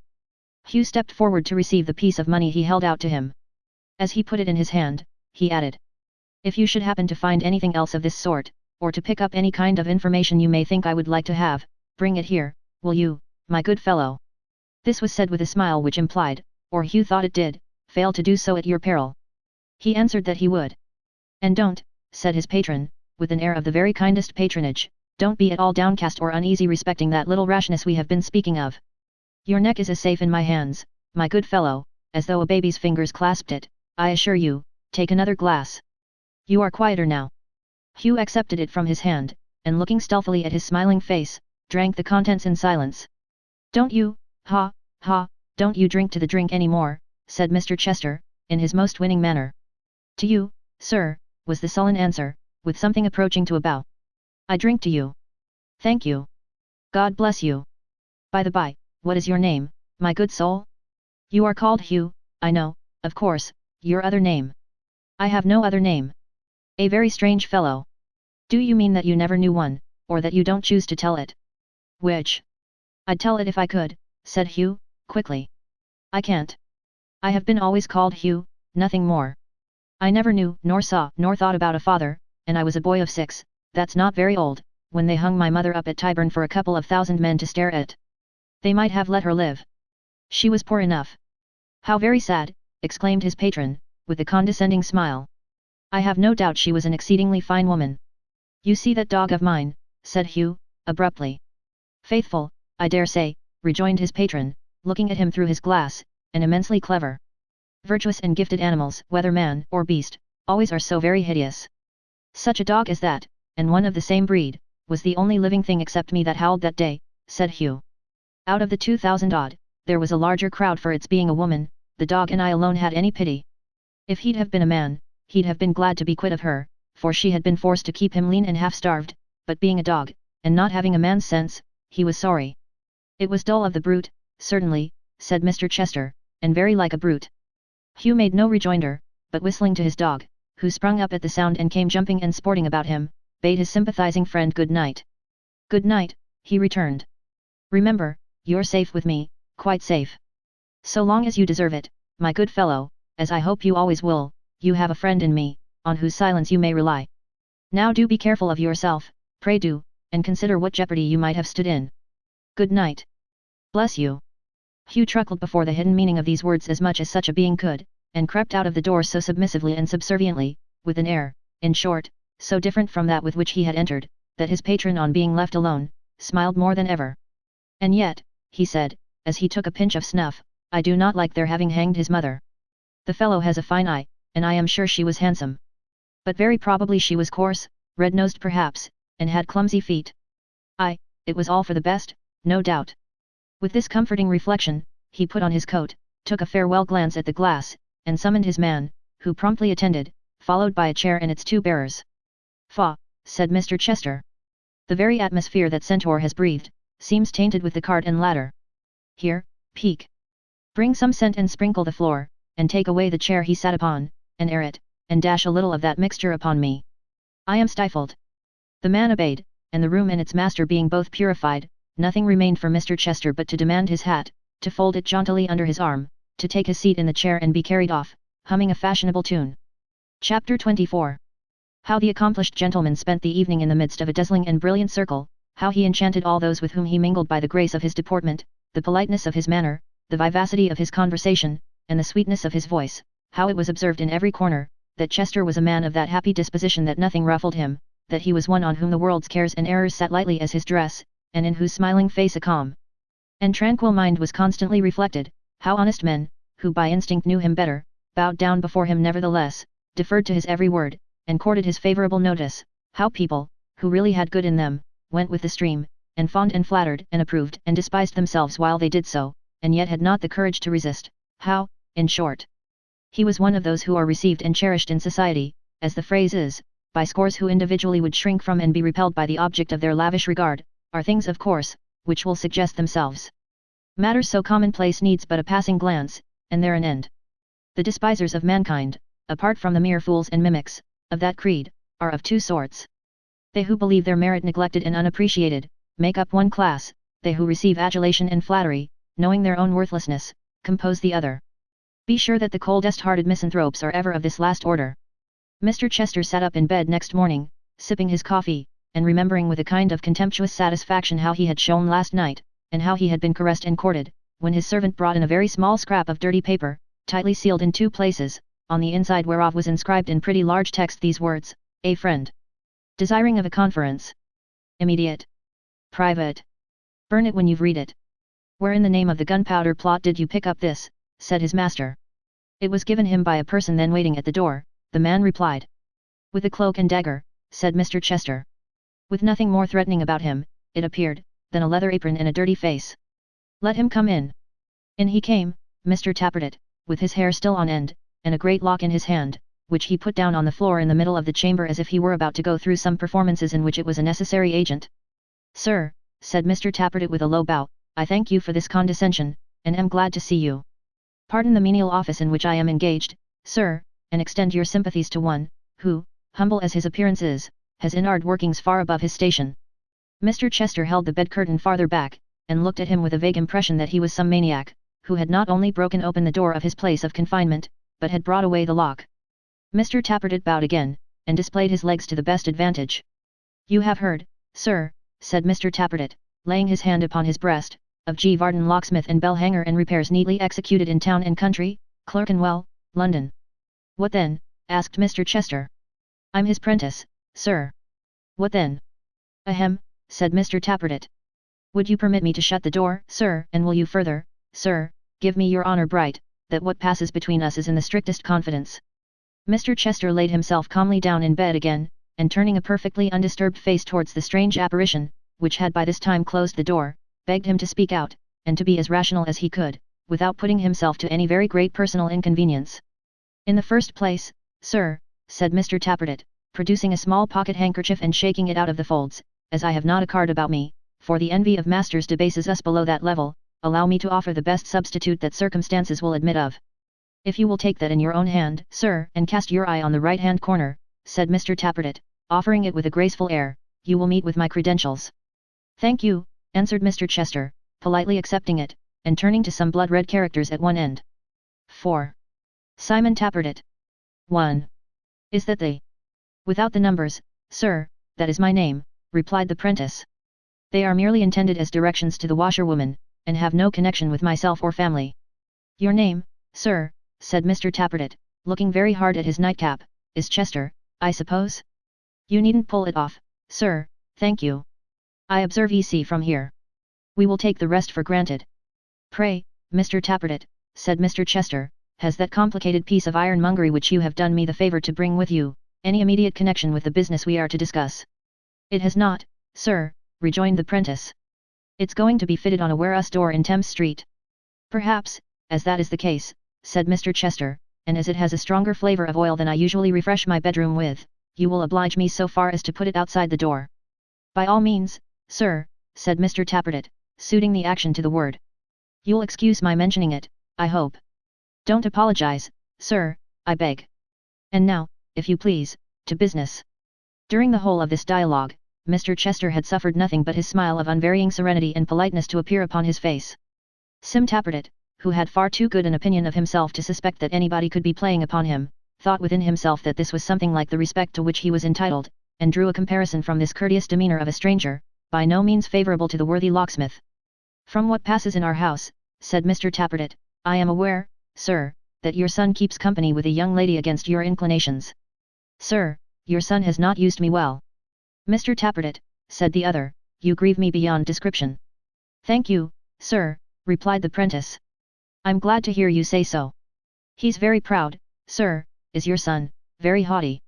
I am afraid he is haughty, said Mr. Chester. Do you know I was really afraid of that before, and you confirm me.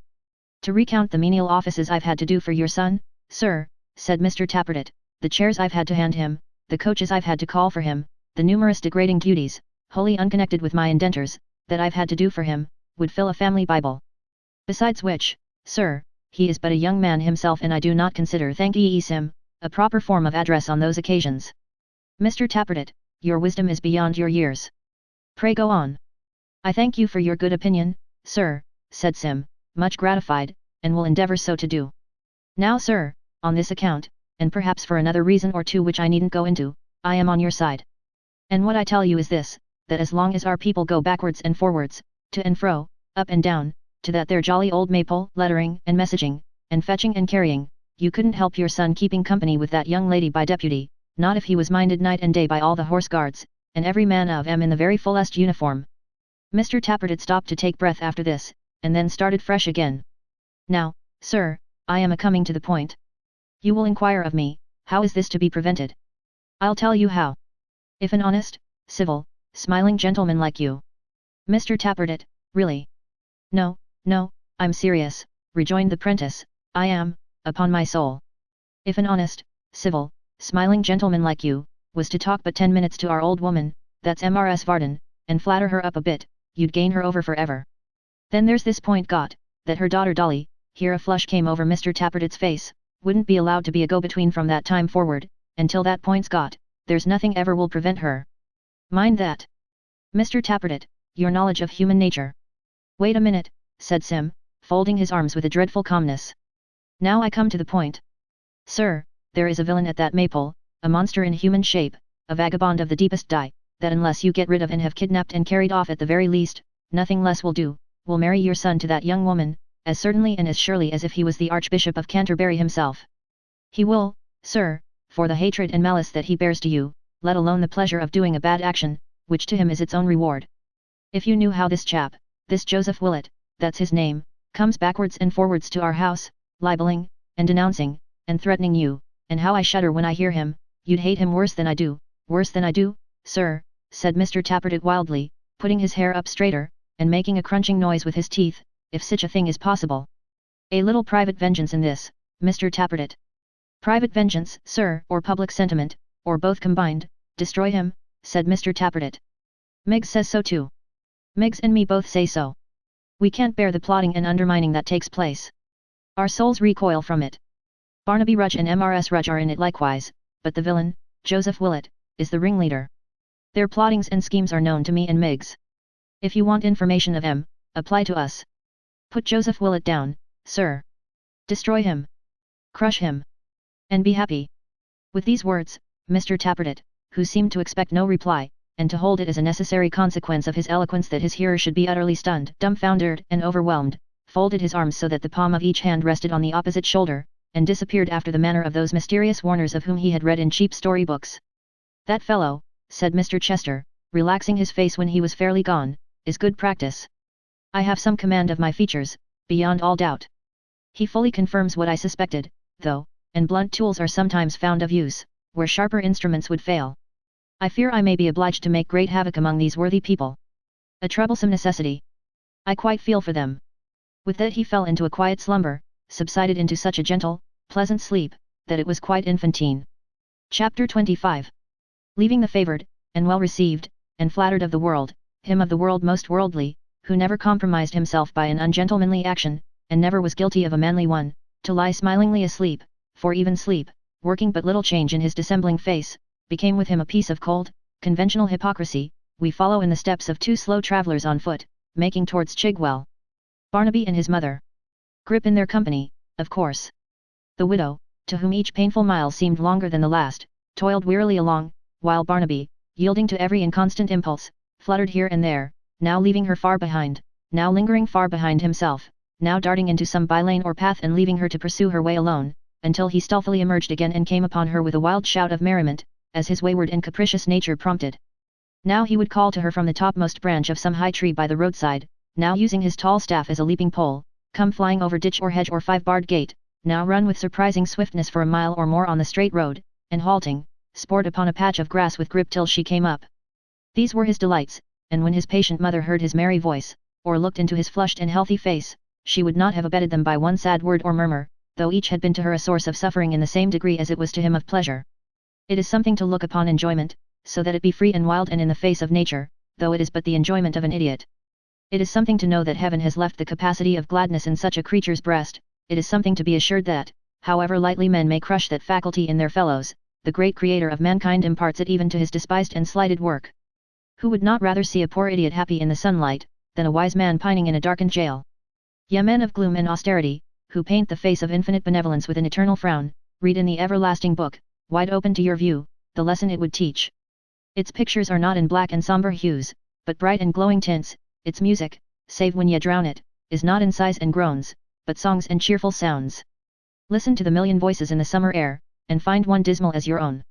Remember, if ye can, the sense of hope and pleasure which every glad return of day awakens in the breast of all your kind who have not changed their nature, and learn some wisdom even from the witless, when their hearts are lifted up they know not why, by all the mirth and happiness it brings. The widow's breast was full of care, was laden heavily with secret dread and sorrow, but her boy's gaiety of heart gladdened her, and beguiled the long journey. Sometimes he would bid her lean upon his arm, and would keep beside her steadily for a short distance, but it was more his nature to be rambling to and fro, and she better liked to see him free and happy, even than to have him near her, because she loved him better than herself. She had quitted the place to which they were travelling, directly after the event which had changed her whole existence, and for 22 years had never had courage to revisit it. It was her native village. How many recollections crowded on her mind when it appeared in sight. 22 years. Her boy's whole life and history. The last time she looked back upon those roofs among the trees, she carried him in her arms, an infant. How often since that time had she sat beside him night and day, watching for the dawn of mind that never came, how had she feared and doubted and yet hoped, long after conviction forced itself upon her. The little stratagems she had devised to try him, the little tokens he had given in his childish way, not of dullness but of something infinitely worse, so ghastly and unchildlike in its cunning, came back as vividly as if but yesterday had intervened. The room in which they used to be, the spot in which his cradle stood, he, old and elfin-like in face, but ever dear to her, gazing at her with a wild and vacant eye, and crooning some uncouth song as she sat by and rocked him, every circumstance of his infancy came thronging back, and the most trivial, perhaps, the most distinctly. His older childhood, too, the strange imaginings he had, his terror of certain senseless things, familiar objects he endowed with life, the slow and gradual breaking out of that one horror, in which, before his birth, his darkened intellect began, how, in the midst of all, she had found some hope and comfort in his being unlike another child, and had gone on almost believing in the slow development of his mind until he grew a man, and then his childhood was complete and lasting, one after another. All these old thoughts sprung up within her, strong after their long slumber and bitterer than ever. She took his arm and they hurried through the village street. It was the same as it was wont to be in old times, yet different too, and wore another air. The change was in herself, not it, but she never thought of that, and wondered at its alteration, and where it lay, and what it was. The people all knew Barnaby, and the children of the place came flocking round him, as she remembered to have done with their fathers and mothers round some silly beggarman, when a child herself. None of them knew her. They passed each well-remembered house and yard and homestead, and striking into the fields, were soon alone again. The warren was the end of their journey. Mr. Haredale was walking in the garden, and seeing them as they passed the iron gate, unlocked it, and bade them enter that way. At length you have mustered heart to visit the old place, he said to the widow. I am glad you have. For the first time, and the last, sir, she replied. The first for many years, but not the last. The very last. You mean, said Mr. Haredale, regarding her with some surprise, that having made this effort, you are resolved not to persevere and are determined to relapse? This is unworthy of you. I have often told you, you should return here. You would be happier here than elsewhere, I know.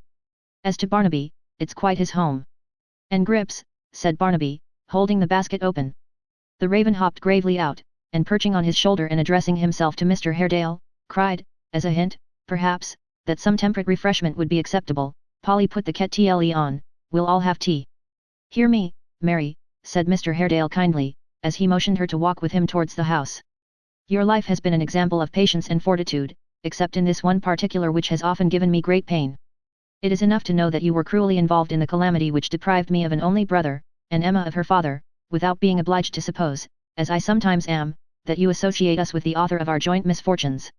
"Associate you with him, sir?" she cried. "Indeed," said Mr. Haredale, "I think you do. I almost believe that because your husband was bound by so many ties to our relation, and died in his service and defence, you have come in some sort to connect us with his murder." "Alas," she answered. "You little know my heart, sir. You little know the truth. It is natural you should do so, it is very probable you may, without being conscious of it," said Mr. Haredale, speaking more to himself than her. "We are a fallen house.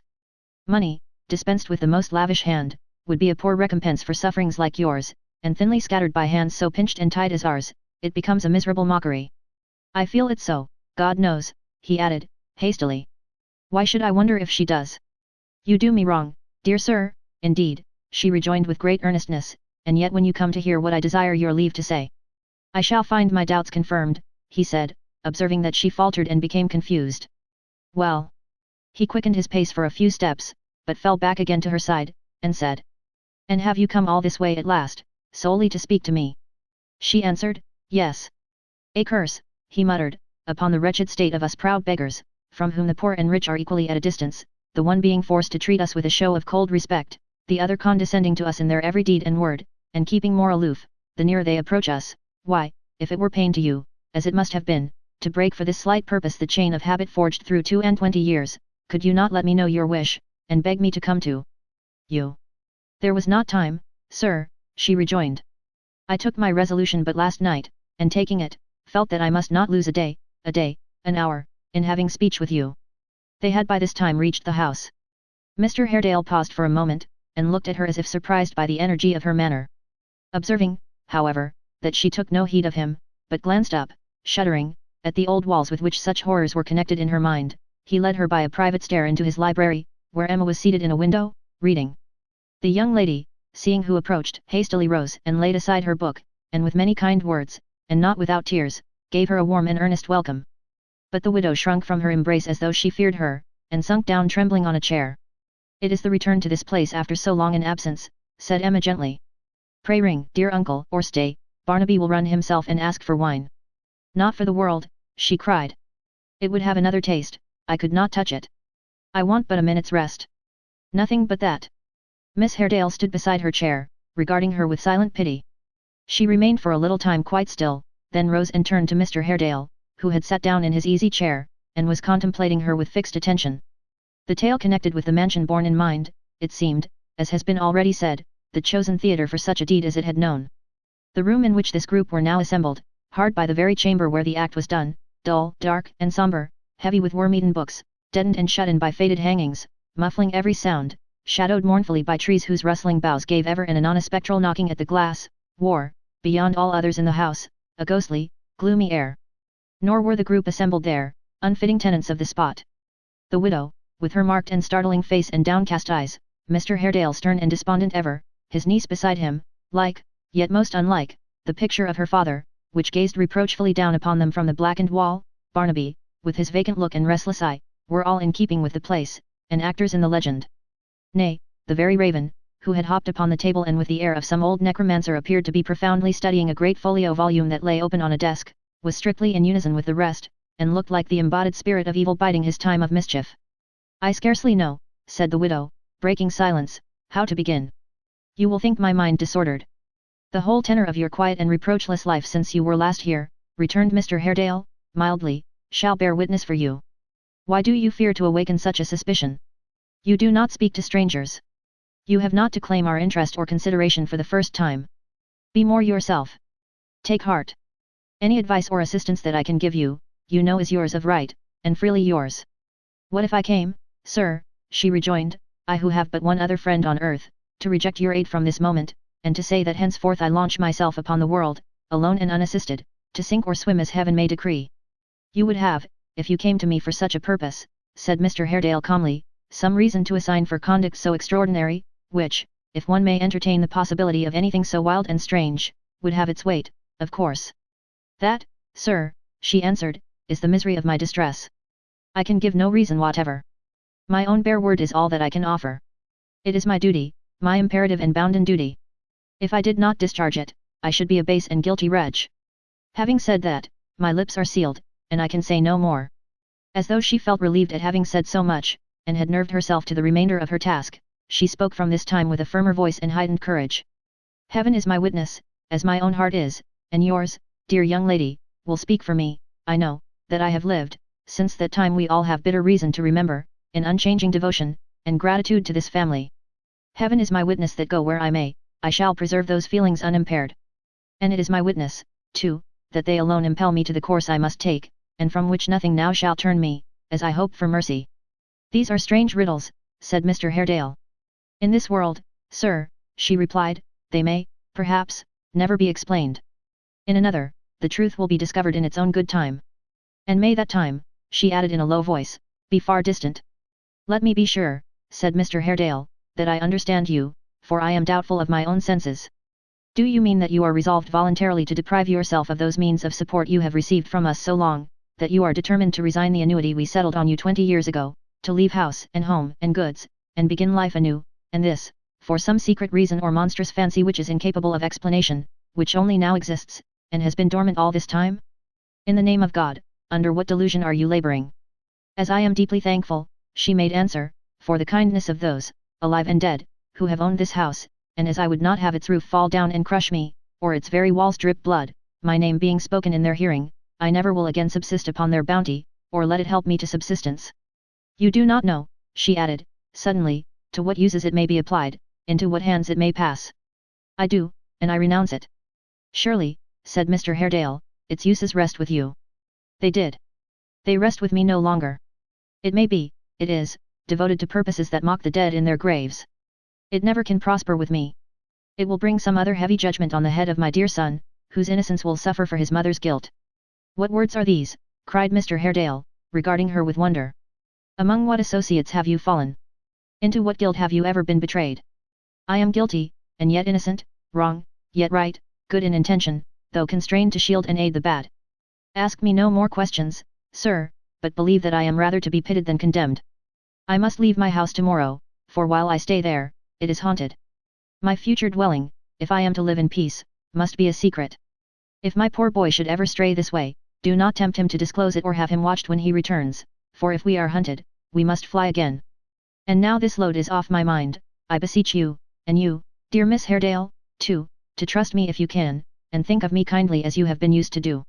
If I die and cannot tell my secret even then, for that may come to pass, it will sit the lighter on my breast in that hour for this day's work, and on that day, and every day until it comes, I will pray for and thank you both, and trouble you no more.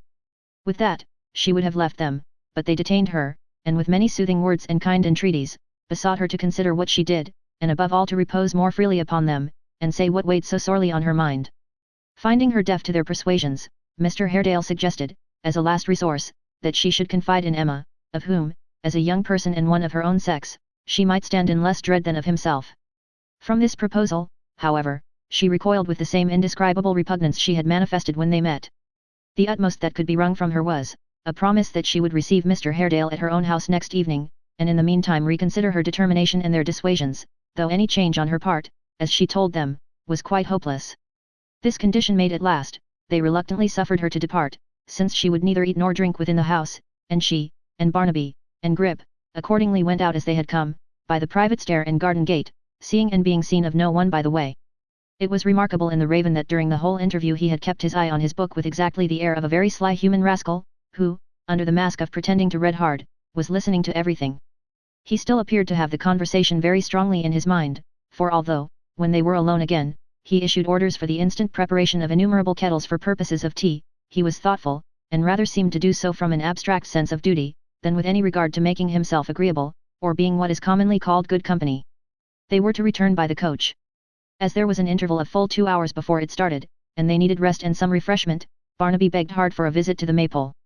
But his mother, who had no wish to be recognized by any of those who had known her long ago, and who feared besides that Mr. Haredale might, on second thoughts, dispatch some messenger to that place of entertainment in quest of her, proposed to wait in the churchyard instead. As it was easy for Barnaby to buy and carry thither such humble viands as they required, he cheerfully assented, and in the churchyard they sat down to take their frugal dinner. Here again, the Raven was in a highly reflective state, walking up and down when he had dined, with an air of elderly complacency which was strongly suggestive of his having his hands under his coat-tails, and appearing to read the tombstones with a very critical taste. Sometimes, after a long inspection of an epitaph, he would strop his beak upon the grave to which it referred, and cry in his hoarse tones, "I'm a devil, I'm a devil, I'm a devil," but whether he addressed his observations to any supposed person below, or merely threw them off as a general remark, is matter of uncertainty. It was a quiet pretty spot, but a sad one for Barnaby's mother, for Mr. Reuben Haredale lay there, and near the vault in which his ashes rested, was a stone to the memory of her own husband, with a brief inscription recording how and when he had lost his life. She sat here, thoughtful and apart, until their time was out, and the distant horn told that the coach was coming. Barnaby, who had been sleeping on the grass, sprung up quickly at the sound, and Grip, who appeared to understand it equally well, walked into his basket straightway, entreating society in general, as though he intended a kind of satire upon them in connection with churchyards, never to say die on any terms. They were soon on the coach top and rolling along the road. It went round by the Maypole, and stopped at the door. Joe was from home, and Hugh came sluggishly out to hand up the parcel that it called for. There was no fear of old John coming out. They could see him from the coach roof fast asleep in his cosy bar. It was a part of John's character. He made a point of going to sleep at the coach's time. He despised geddying about, he looked upon coaches as things that ought to be indicted, as disturbers of the peace of mankind, as restless, bustling, busy, horn-blowing contrivances, quite beneath the dignity of men, and only suited to giddy girls that did nothing but chatter and go a-shopping. "We know nothing about coaches here, sir," John would say, if any unlucky stranger made inquiry touching the offensive vehicles. "We don't book for 'em, we'd rather not, they're more trouble than they're worth, with their noise and rattle. If you like to wait for 'em you can, but we don't know anything about 'em, they may call and they may not. There's a carrier, he was looked upon as quite good enough for us, when I was a boy." She dropped her veil as Hugh climbed up, and while he hung behind, and talked to Barnaby in whispers. But neither he nor any other person spoke to her, or noticed her, or had any curiosity about her, and so, an alien, she visited and left the village where she had been born, and had lived a merry child, a comely girl, a happy wife, where she had known all her enjoyment of life, and had entered on its hardest sorrows. Chapter 26. "And you're not surprised to hear this, Varden," said Mr. Haredale. "Well, you and she have always been the best friends, and you should understand her if anybody does." "I ask your pardon, sir," rejoined the locksmith. "I didn't say I understood her. I wouldn't have the presumption to say that of any woman. It's not so easily done. But I am not so much surprised, sir, as you expected me to be, certainly." "May I ask why not, my good friend?" "I have seen, sir," returned the locksmith with evident reluctance, "I have seen in connection with her, something that has filled me with distrust and uneasiness. She has made bad friends, how, or when, I don't know, but that her house is a refuge for one robber and cutthroat at least, I am certain. There, sir. Now it's out. Varden. My own eyes, sir, are my witnesses, and for her sake I would be willingly half-blind, if I could but have the pleasure of mistrusting M. I have kept the secret till now, and it will go no further than yourself, I know, but I tell you that with my own eyes, broad awake, I saw, in the passage of her house one evening after dark, the highwayman who robbed and wounded Mr. Edward Chester, and on the same night threatened me." "And you made no effort to detain him," said Mr. Haredale quickly. "Sir," returned the locksmith, "she herself prevented me, held me, with all her strength, and hung about me until he had got clear off." And having gone so far, he related circumstantially all that had passed upon the night in question. This dialogue was held in a low tone in the locksmith's little parlour, into which honest Gabriel had shown his visitor on his arrival. Mr. Haredale had called upon him to entreat his company to the widow's, that he might have the assistance of his persuasion and influence, and out of this circumstance the conversation had arisen. "I forbore," said Gabriel, "from repeating one word of this to anybody, as it could do her no good and might do her great harm. I thought and hoped, to say the truth, that she would come to me, and talk to me about it, and tell me how it was, but though I have purposely put myself in her way more than once or twice, she has never touched upon the subject, except by a look." "And indeed," said the good-natured locksmith, "there was a good deal in the look, more than could have been put into a great many words. It said among other matters, 'Don't ask me anything,' so imploringly, that I didn't ask her anything. You'll think me an old fool, I know, sir. If it's any relief to call me one, pray do." "I am greatly disturbed by what you tell me," said Mr. Haredale, after a silence. "What meaning do you attach to it?" The locksmith shook his head, and looked doubtfully out of window at the failing light. "She cannot have married again," said Mr. Haredale. "Not without our knowledge surely, sir. She may have done so, in the fear that it would lead, if known, to some objection or estrangement. Suppose she married incautiously, it is not improbable, for her existence has been a lonely and monotonous one for many years, and the man turned out a ruffian, she would be anxious to screen him, and yet would revolt from his crimes. This might be. It bears strongly on the whole drift of her discourse yesterday, and would quite explain her conduct. Do you suppose Barnaby is privy to these circumstances? Quite impossible to say, sir, returned the locksmith, shaking his head again, and next to impossible to find out from him. If what you suppose is really the case, I tremble for the lad, a notable person, sir, to put to bad uses. It is not possible, Varden, said Mr. Haredale, in a still lower tone of voice than he had spoken yet, that we have been blinded and deceived by this woman from the beginning. It is not possible that this connection was formed in her husband's lifetime, and led to his and my brother's. Good God, sir, cried Gabriel, interrupting him, don't entertain such dark thoughts for a moment. 25 years ago, where was there a girl like her? A gay, handsome, laughing, bright-eyed damsel. Think what she was, sir. It makes my heart ache now, even now, though I'm an old man, with a woman for a daughter, to think what she was and what she is. We all change, but that's with time. Time does his work honestly, and I don't mind him. A fig for time, sir. Use him well, and he's a hearty fellow, and scorns to have you at a disadvantage. But care and suffering, and those have changed her, are devils, sir, secret, stealthy, undermining devils, who tread down the brightest flowers in Eden, and do more havoc in a month than time does in a year. Picture to yourself for 1 minute what Mary was before they went to work with her fresh heart and face, do her that justice, and say whether such a thing is possible. You're a good fellow, Varden, said Mr. Haredale, and are quite right. I have brooded on that subject so long, that every breath of suspicion carries me back to it. You are quite right. It isn't, sir, cried the locksmith with brightened eyes, and sturdy, honest voice, it isn't because I courted her before Rudge, and failed, that I say she was too good for him. She would have been as much too good for me. But she was too good for him, he wasn't free and frank enough for her. I don't reproach his memory with it, poor fellow, I only want to put her before you as she really was. For myself, I'll keep her old picture in my mind, and thinking of that, and what has altered her, I'll stand her friend, and try to win her back to peace. And damn, sir, cried Gabriel, with your pardon for the word, I'd do the same if she had married 50 highwaymen in a 12-month, and think it in the Protestant manual too, though Martha said it wasn't, tooth and nail, till doomsday.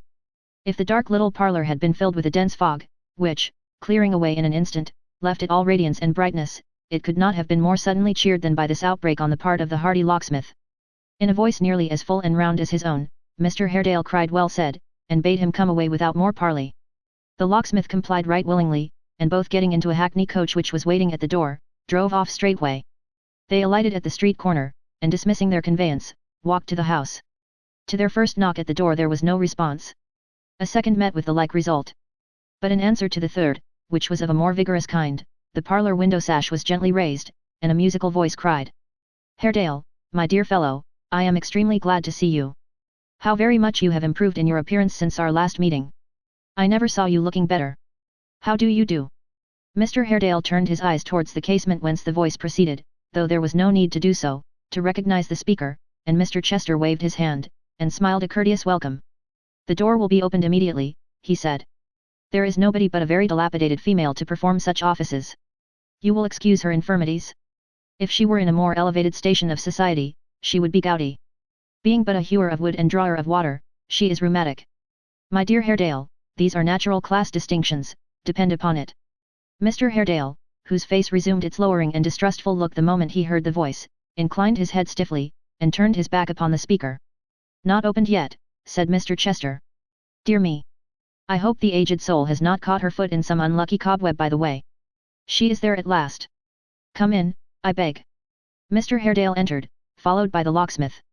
Turning with a look of great astonishment to the old woman who had opened the door, he inquired for Mrs. Rudge, for Barnaby.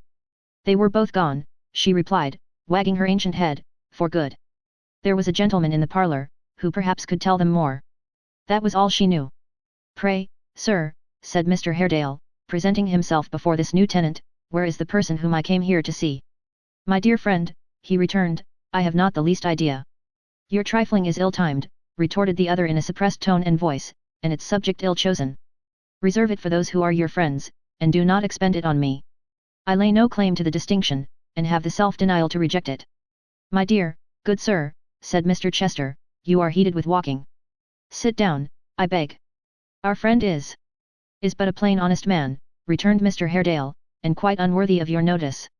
Gabriel Varden by name, sir, said the locksmith bluntly. A worthy English yeoman, said Mr. Chester. A most worthy yeoman, of whom I have frequently heard my son Ned, darling fellow, speak, and have often wished to see. Varden, my good friend, I am glad to know you. You wonder now, he said, turning languidly to Mr. Haredale, to see me here. Now, I am sure you do. Mr. Haredale glanced at him, not fondly or admiringly, smiled, and held his peace. The mystery is solved in a moment, said Mr. Chester, in a moment. Will you step aside with me one instant? You remember our little compact in reference to Ned, and your dear niece, Haredale? You remember the list of assistants in their innocent intrigue? You remember these two people being among them? My dear fellow, congratulate yourself, and me. I have bought them off. You have done what? Said Mr. Haredale. Bought them off, returned his smiling friend.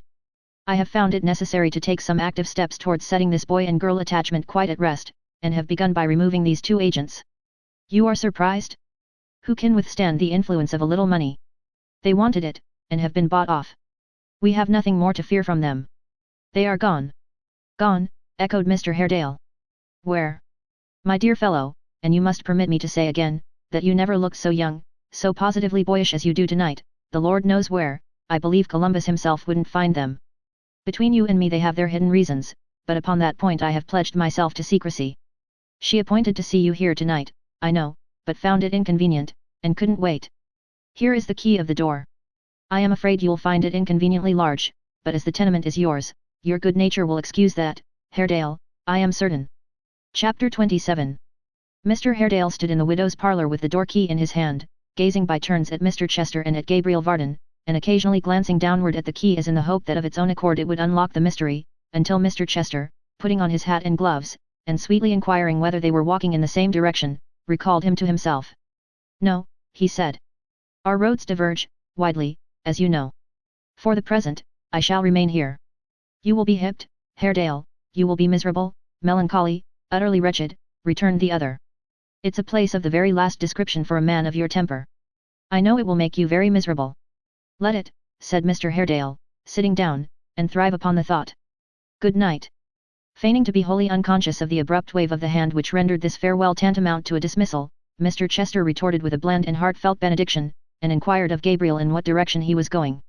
Yours, sir, would be too much honour for the like of me, replied the locksmith, hesitating. I wish you to remain here a little while, Varden, said Mr. Haredale, without looking towards them. I have a word or two to say to you. I will not intrude upon your conference another moment, said Mr. Chester with inconceivable politeness. May it be satisfactory to you both. God bless you. So saying, and bestowing upon the locksmith a most refulgent smile, he left them. A deplorably constituted creature, that rugged person, he said, as he walked along the street, he is an atrocity that carries its own punishment along with it, a bear that gnaws himself. And here is one of the inestimable advantages of having a perfect command over one's inclinations. I have been tempted in these 2 short interviews, to draw upon that fellow, 50 times. 5 men in 6 would have yielded to the impulse. By suppressing mine, I wound him deeper and more keenly than if I were the best swordsman in all Europe, and he the worst. You are the wise man's very last resource, he said, tapping the hilt of his weapon. We can but appeal to you when all else is said and done. To come to you before, and thereby spare our adversaries so much, is a barbarian mode of warfare, quite unworthy of any man with the remotest pretensions to delicacy of feeling, or refinement. He smiled so very pleasantly as he communed with himself after this manner, that a beggar was emboldened to follow for alms, and to dog his footsteps for some distance.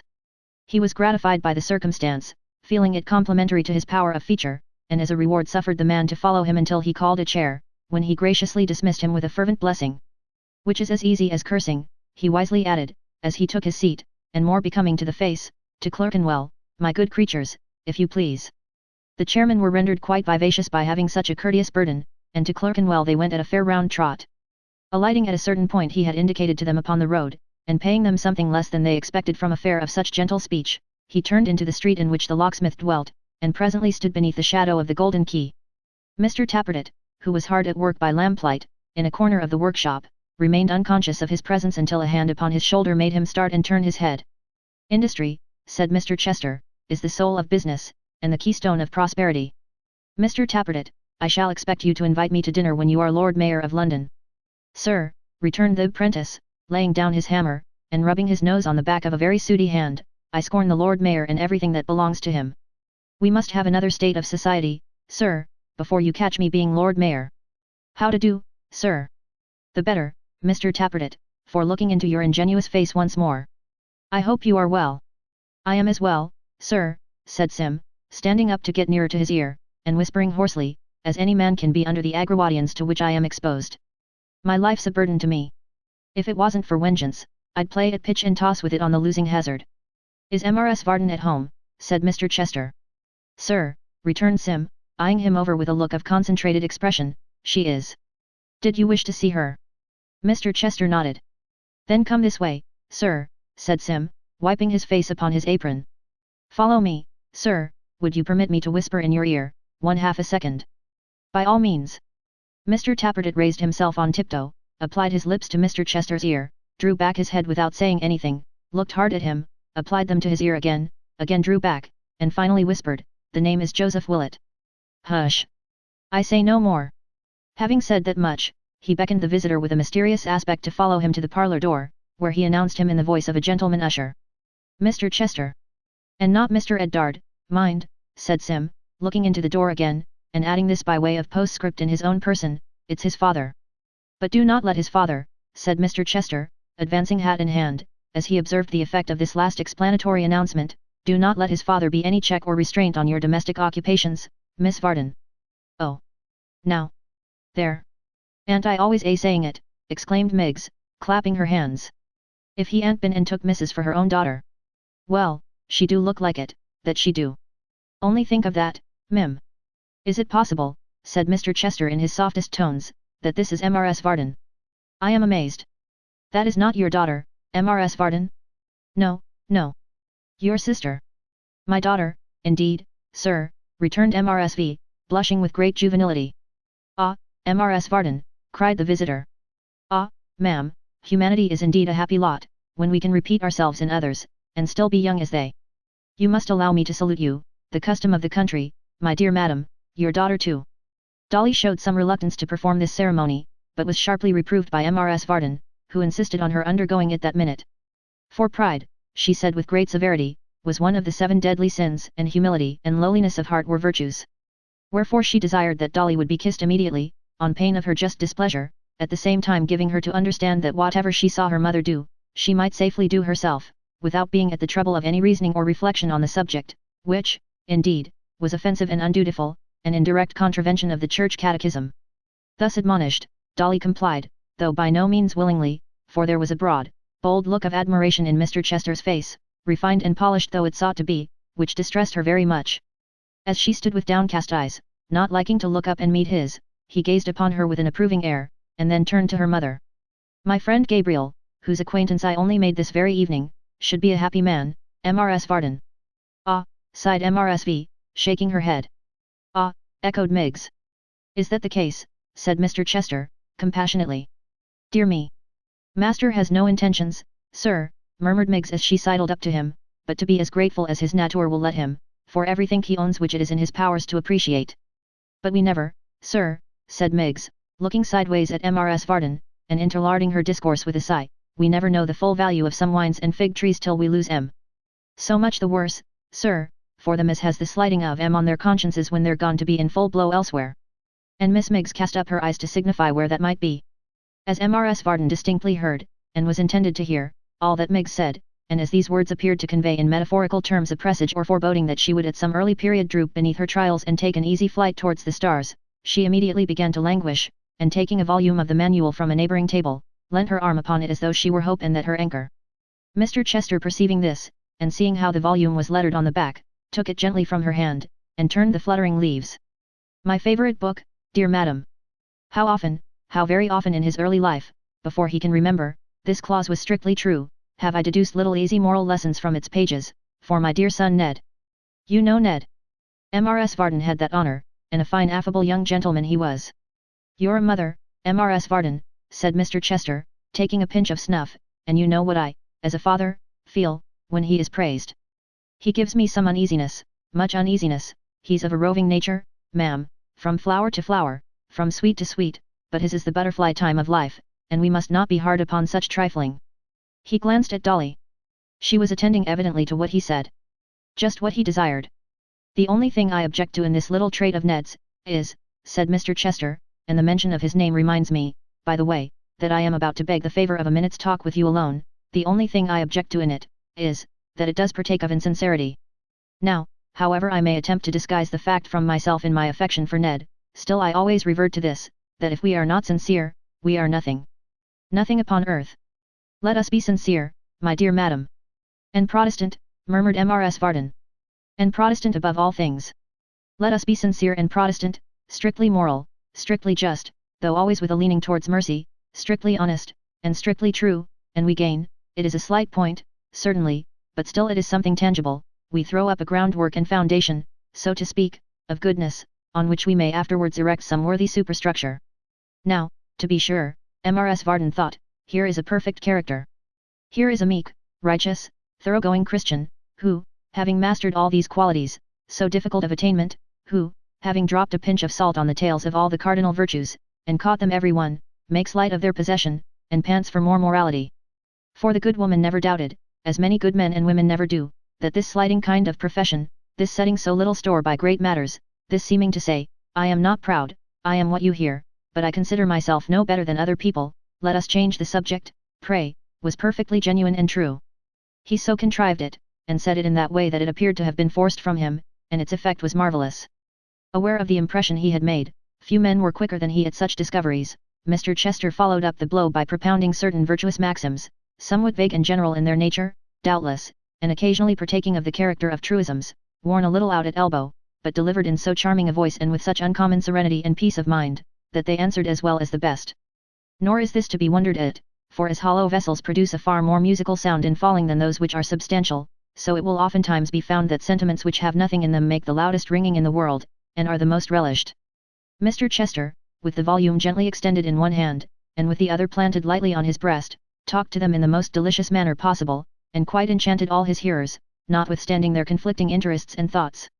Even Dolly, who, between his keen regards and her eyeing over by Mr. Tappertit, was put quite out of countenance, could not help owning within herself that he was the sweetest spoken gentleman she had ever seen.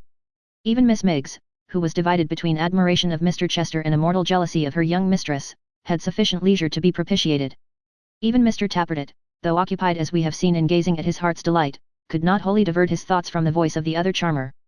Mrs. Varden, to her own private thinking, had never been so improved in all her life, and when Mr. Chester, rising and craving permission to speak with her apart, took her by the hand and led her at arm's length upstairs to the best sitting room, she almost deemed him something more than human. "Dear madam," he said, pressing her hand delicately to his lips, "be seated." Mrs. Varden called up quite a courtly air, and became seated. "You guess my object," said Mr. Chester, drawing a chair towards her. "You divine my purpose. I am an affectionate parent, my dear Mrs. Varden." "That I am sure you are, sir," said Mrs. "Thank you," returned Mr. Chester, tapping his snuff-box lid. "Heavy moral responsibilities rest with parents, Mrs. Varden." Mrs. Varden slightly raised her hands, shook her head, and looked at the ground as though she saw straight through the globe, out at the other end, and into the immensity of space beyond. "I may confide in you," said Mr. Chester, without reserve. "I love my son, ma'am, dearly, and loving him as I do, I would save him from working certain misery. You know of his attachment to Miss Haredale. You have abetted him in it, and very kind of you it was to do so. I am deeply obliged to you, most deeply obliged to you, for your interest in his behalf, but my dear ma'am, it is a mistaken one, I do assure you." Mrs. Varden stammered that she was sorry. "Sorry, my dear ma'am," he interposed. "Never be sorry for what is so very amiable, so very good in intention, so perfectly like yourself. But there are grave and weighty reasons, pressing family considerations, and apart even from these, points of religious difference, which interpose themselves, and render their union impossible, utterly impossible. I should have mentioned these circumstances to your husband, but he has, you will excuse my saying this so freely, he has not your quickness of apprehension or depth of moral sense. What an extremely airy house this is, and how beautifully kept! For one like myself, a widower so long, these tokens of female care and superintendence have inexpressible charms." Mrs. Varden began to think, she scarcely knew why, that the young Mr. Chester must be in the wrong and the old Mr. Chester must be in the right. "My son Ned," resumed her tempter with his most winning air, "has had, I am told, your lovely daughter's aid, and your open-hearted husband's." "Much more than mine, sir," said Mrs. Varden, "a great deal more." I have often had my doubts. It's a bad example, suggested Mr. Chester. It is. No doubt it is. Your daughter is at that age when to set before her an encouragement for young persons to rebel against their parents on this most important point, is particularly injudicious. You are quite right. I ought to have thought of that myself, but it escaped me, I confess, so far superior are your sex to ours, dear madam, in point of penetration and sagacity. Mrs. Varden looked as wise as if she had really said something to deserve this compliment, firmly believed she had, in short, and her faith in her own shrewdness increased considerably. My dear ma'am, said Mr. Chester, you embolden me to be plain with you. My son and I are at variance on this point. The young lady and her natural guardian differ upon it, also. And the closing point is, that my son is bound by his duty to me, by his honor, by every solemn tie and obligation, to marry someone else. Engaged to marry another lady, quoth Mrs. Varden, holding up her hands. My dear madam, brought up, educated, and trained, expressly for that purpose. Expressly for that purpose, Miss Haredale, I am told, is a very charming creature. I am her foster mother, and should know, the best young lady in the world, said Mrs. Varden. I have not the smallest doubt of it. I am sure she is. And you, who have stood in that tender relation towards her, are bound to consult her happiness. Now, can I, as I have said to Haredale, who quite agrees, can I possibly stand by, and suffer her to throw herself away, although she is of a Catholic family, upon a young fellow who, as yet, has no heart at all? It is no imputation upon him to say he has not, because young men who have plunged deeply into the frivolities and conventionalities of society, very seldom have. Their hearts never grow, my dear ma'am, till after 30. I don't believe, no, I do not believe, that I had any heart myself when I was Ned's age. Oh sir, said Mrs. Varden, I think you must have had. It's impossible that you, who have so much now, can ever have been without any. I hope, he answered, shrugging his shoulders meekly, I have a little, I hope, a very little, heaven knows. But to return to Ned, I have no doubt you thought, and therefore interfered benevolently in his behalf, that I objected to Miss Haredale. How very natural. My dear madam, I object to him, emphatically to Ned himself. Mrs. Varden was perfectly aghast at the disclosure.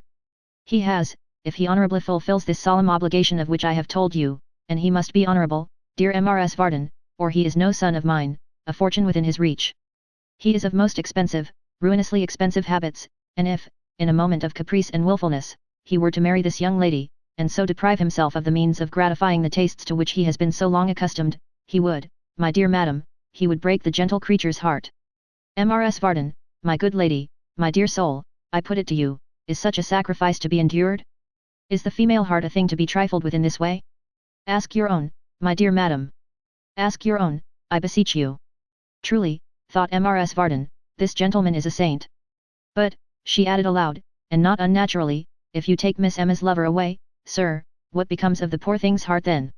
The very point, said Mr. Chester, not at all abashed, to which I wish to lead you.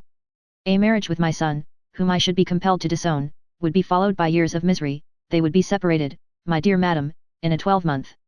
To break off this attachment, which is more fancied than real, as you and I know very well, will cost the dear girl but a few tears, and she is happy again. Take the case of your own daughter, the young lady downstairs, who is your breathing image. Mrs. Varden coughed and simpered. There is a young man, I am sorry to say, a dissolute fellow, of very indifferent character, of whom I have heard Ned speak, Bullet was it, Pullet, Mullet. There is a young man of the name of Joseph Willett, sir, said Mrs. Varden, folding her hands loftily. That's he, cried Mr. Chester. Suppose this Joseph Willett now, were to aspire to the affections of your charming daughter, and were to engage them. It would be like his impudence, interposed Mrs. Varden, bridling, to dare to think of such a thing. My dear madam, that's the whole case. I know it would be like his impudence. It is like Ned's impudence to do as he has done, but you would not on that account, or because of a few tears from your beautiful daughter, refrain from checking their inclinations in their birth. I meant to have reasoned thus with your husband when I saw him at Mrs. Rudge's this evening. My husband, said Mrs. Varden, interposing with emotion, would be a great deal better at home than going to Mrs. Rudge's so often. I don't know what he does there. I don't see what occasion he has to busy himself in her affairs at all, sir. If I don't appear to express my concurrence in those last sentiments of yours, returned Mr. Chester, quite so strongly as you might desire, it is because his being there, my dear madam, and not proving conversational, led me hither, and procured me the happiness of this interview with one, in whom the whole management, conduct, and prosperity of her family are centred, I perceive. With that he took Mrs. Varden's hand again, and having pressed it to his lips with the high-flown gallantry of the day, a little burlesque to render it the more striking in the good lady's unaccustomed eyes, proceeded in the same strain of mingled sophistry, cajolery, and flattery, to entreat that her utmost influence might be exerted to restrain her husband and daughter from any further promotion of Edward's suit to Miss Haredale, and from aiding or abetting either party in any way. Mrs. Varden was but a woman, and had her share of vanity, obstinacy, and love of power. She entered into a secret treaty of alliance, offensive and defensive, with her insinuating visitor, and really did believe, as many others would have done who saw and heard him, that in so doing she furthered the ends of truth, justice, and morality, in a very uncommon degree. Overjoyed by the success of his negotiation, and mightily amused within himself, Mr. Chester conducted her downstairs in the same state as before, and having repeated the previous ceremony of salutation, which also as before comprehended Dolly, took his leave, first completing the conquest of Miss Miggs's heart, by inquiring if this young lady would light him to the door. "Oh, mem," said Miggs, returning with the candle. "Oh gracious me, mem, there's a gentleman. Was there ever such an angel to talk as he is, and such a sweet-looking man? So upright and noble, that he seems to despise the very ground he walks on, and yet so mild and condescending, that he seems to say but I will take notice on it too. And to think of his taking you for Miss Dolly, and Miss Dolly for your sister, oh, my goodness me, if I was master wouldn't I be jealous of him." Mrs. Varden reproved her handmaid for this vain speaking, but very gently and mildly, quite smilingly indeed, remarking that she was a foolish, giddy, light-headed girl, whose spirits carried her beyond all bounds, and who didn't mean half she said, or she would be quite angry with her. "For my part," said Dolly, in a thoughtful manner, "I half believe Mr. Chester is something like Miggs in that respect. For all his politeness and pleasant speaking, I am pretty sure he was making game of us, more than once. If you venture to say such a thing again, and to speak ill of people behind their backs in my presence, miss," said Mrs. Varden, "I shall insist upon your taking a candle and going to bed directly." "How dare you, Dolly? I'm astonished at you. The rudeness of your whole behavior this evening has been disgraceful. Did anybody ever hear," cried the enraged matron, bursting into tears, "of a daughter telling her own mother she has been made game of? What a very uncertain temper Mrs. Varden's was." Chapter 28. Repairing to a noted coffee house in Covent Garden when he left the locksmith's, Mr. Chester sat long over a late dinner, entertaining himself exceedingly with the whimsical recollection of his recent proceedings, and congratulating himself very much on his great cleverness. Influenced by these thoughts, his face wore an expression so benign and tranquil, that the waiter in immediate attendance upon him felt he could almost have died in his defence, and settled in his own mind, until the receipt of the bill, and a very small fee for very great trouble disabused it of the idea, that such an apostolic customer was worth half a dozen of the ordinary run of visitors, at least. A visit to the gaming table, not as a heated, anxious venturer, but one whom it was quite a treat to see staking his 2 or 3 pieces in deference to the follies of society, and smiling with equal benevolence on winners and losers, made it late before he reached home. It was his custom to bid his servant go to bed at his own time unless he had orders to the contrary, and to leave a candle on the common stair.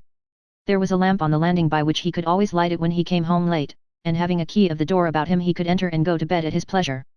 He opened the glass of the dull lamp, whose wick, burned up and swollen like a drunkard's nose, came flying off in little carbuncles at the candle's touch, and scattering hot sparks about, rendered it matter of some difficulty to kindle the lazy taper, when a noise, as of a man snoring deeply some steps higher up, caused him to pause and listen. It was the heavy breathing of a sleeper, close at hand. Some fellow had lain down on the open staircase, and was slumbering soundly. Having lighted the candle at length and opened his own door, he softly ascended, holding the taper high above his head, and peering cautiously about, curious to see what kind of man had chosen so comfortless a shelter for his lodging. With his head upon the landing and his great limbs flung over half a dozen stairs, as carelessly as though he were a dead man whom drunken bearers had thrown down by chance, there lay Hugh, face uppermost, his long hair drooping like some wild weed upon his wooden pillow, and his huge chest heaving with the sounds which so unwontedly disturbed the place and hour. He who came upon him so unexpectedly was about to break his rest by thrusting him with his foot, when, glancing at his upturned face, he arrested himself in the very action, and stooping down and shading the candle with his hand, examined his features closely. Close as his first inspection was, it did not suffice, for he passed the light, still carefully shaded as before, across and across his face, and yet observed him with a searching eye. While he was thus engaged, the sleeper, without any starting or turning round, awoke. There was a kind of fascination in meeting his steady gaze so suddenly, which took from the other the presence of mind to withdraw his eyes, and forced him, as it were, to meet his look.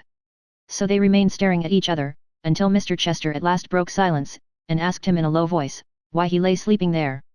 "I thought," said Hugh, struggling into a sitting posture and gazing at him intently, "still, that you were a part of my dream. It was a curious one. I hope it may never come true, master." What makes you shiver? The cold, I suppose, he growled, as he shook himself and rose. I hardly know where I am yet. Do you know me? Said Mr. Chester. I know you, he answered. I was dreaming of you, we're not where I thought we were. That's a comfort. He looked round him as he spoke, and in particular looked above his head, as though he half expected to be standing under some object which had had existence in his dream.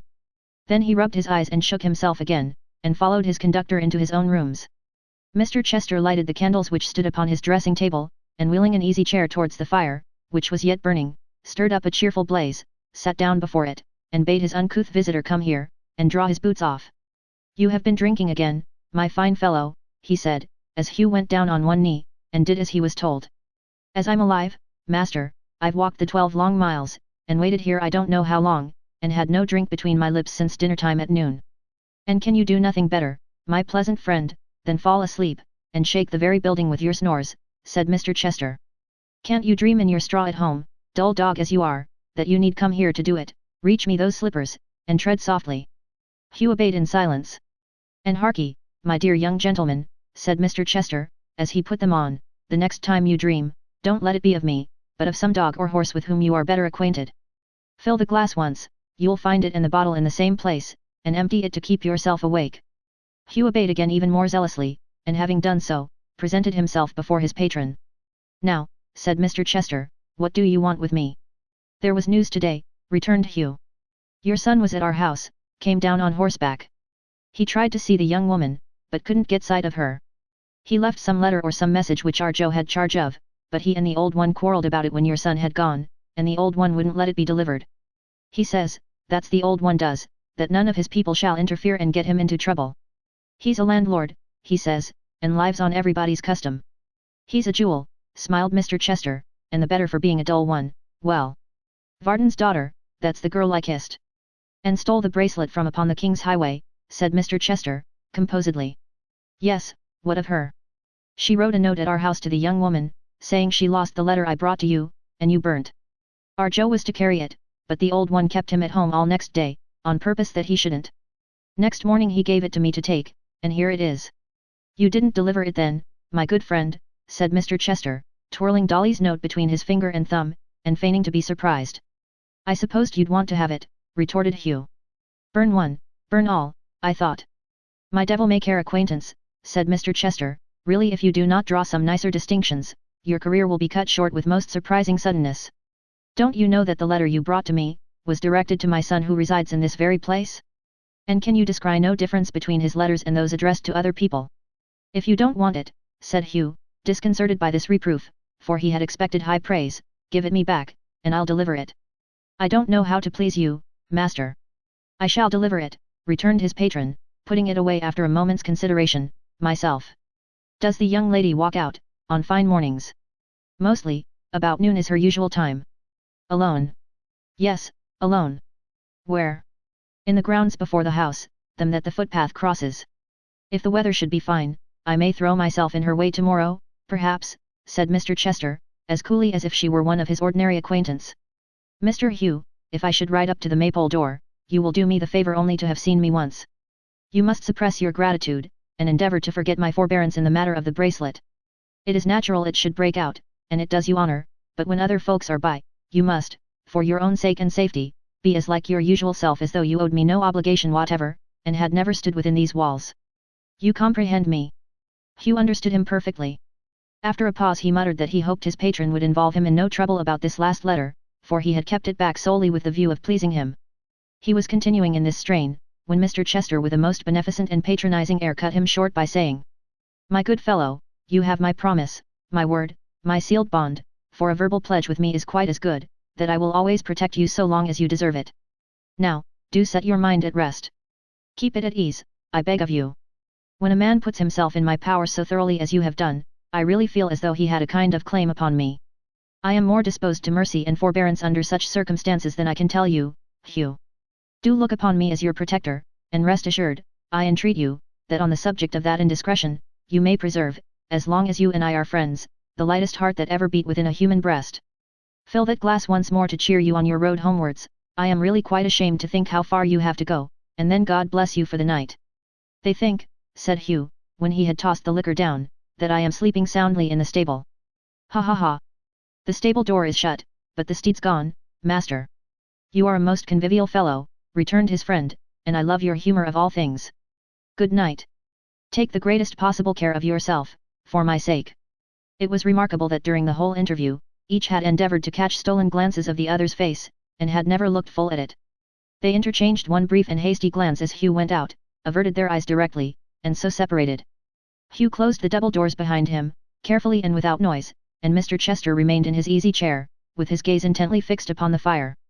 Well, he said, after meditating for a long time, and said with a deep sigh and an uneasy shifting of his attitude, as though he dismissed some other subject from his thoughts, and returned to that which had held possession of them all the day, the plot thickens, I have thrown the shell, it will explode, I think, in 48 hours, and should scatter these good folks amazingly.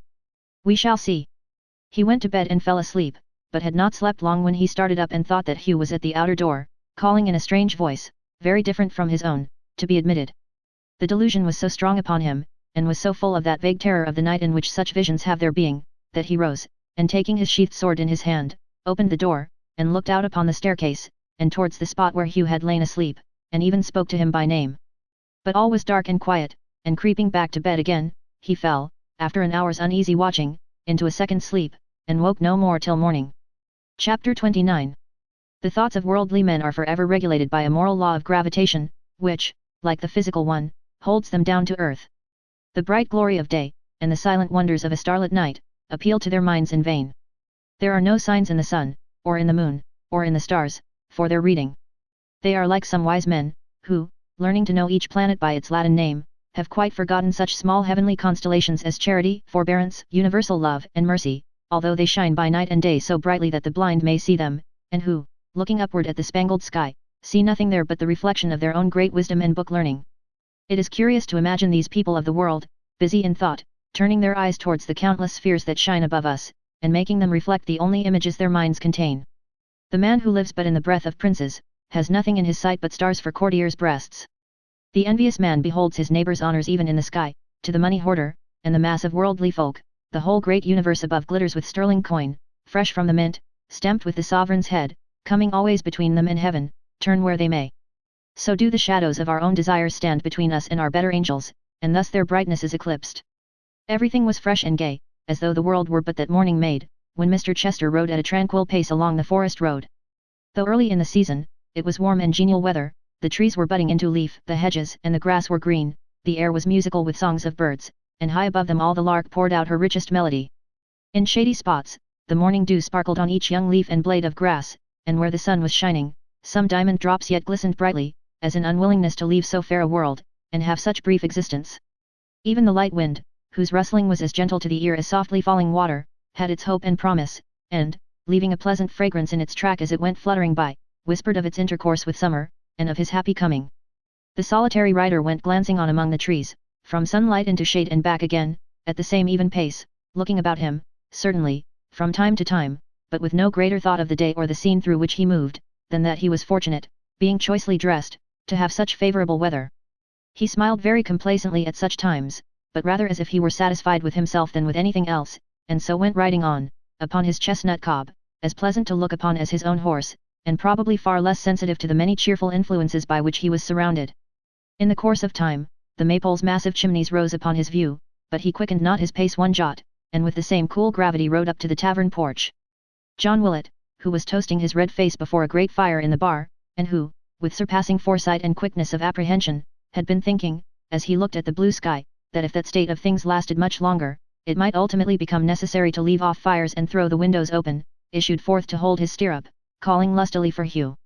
"Oh, you're here, are you, sir?" said John, rather surprised by the quickness with which he appeared.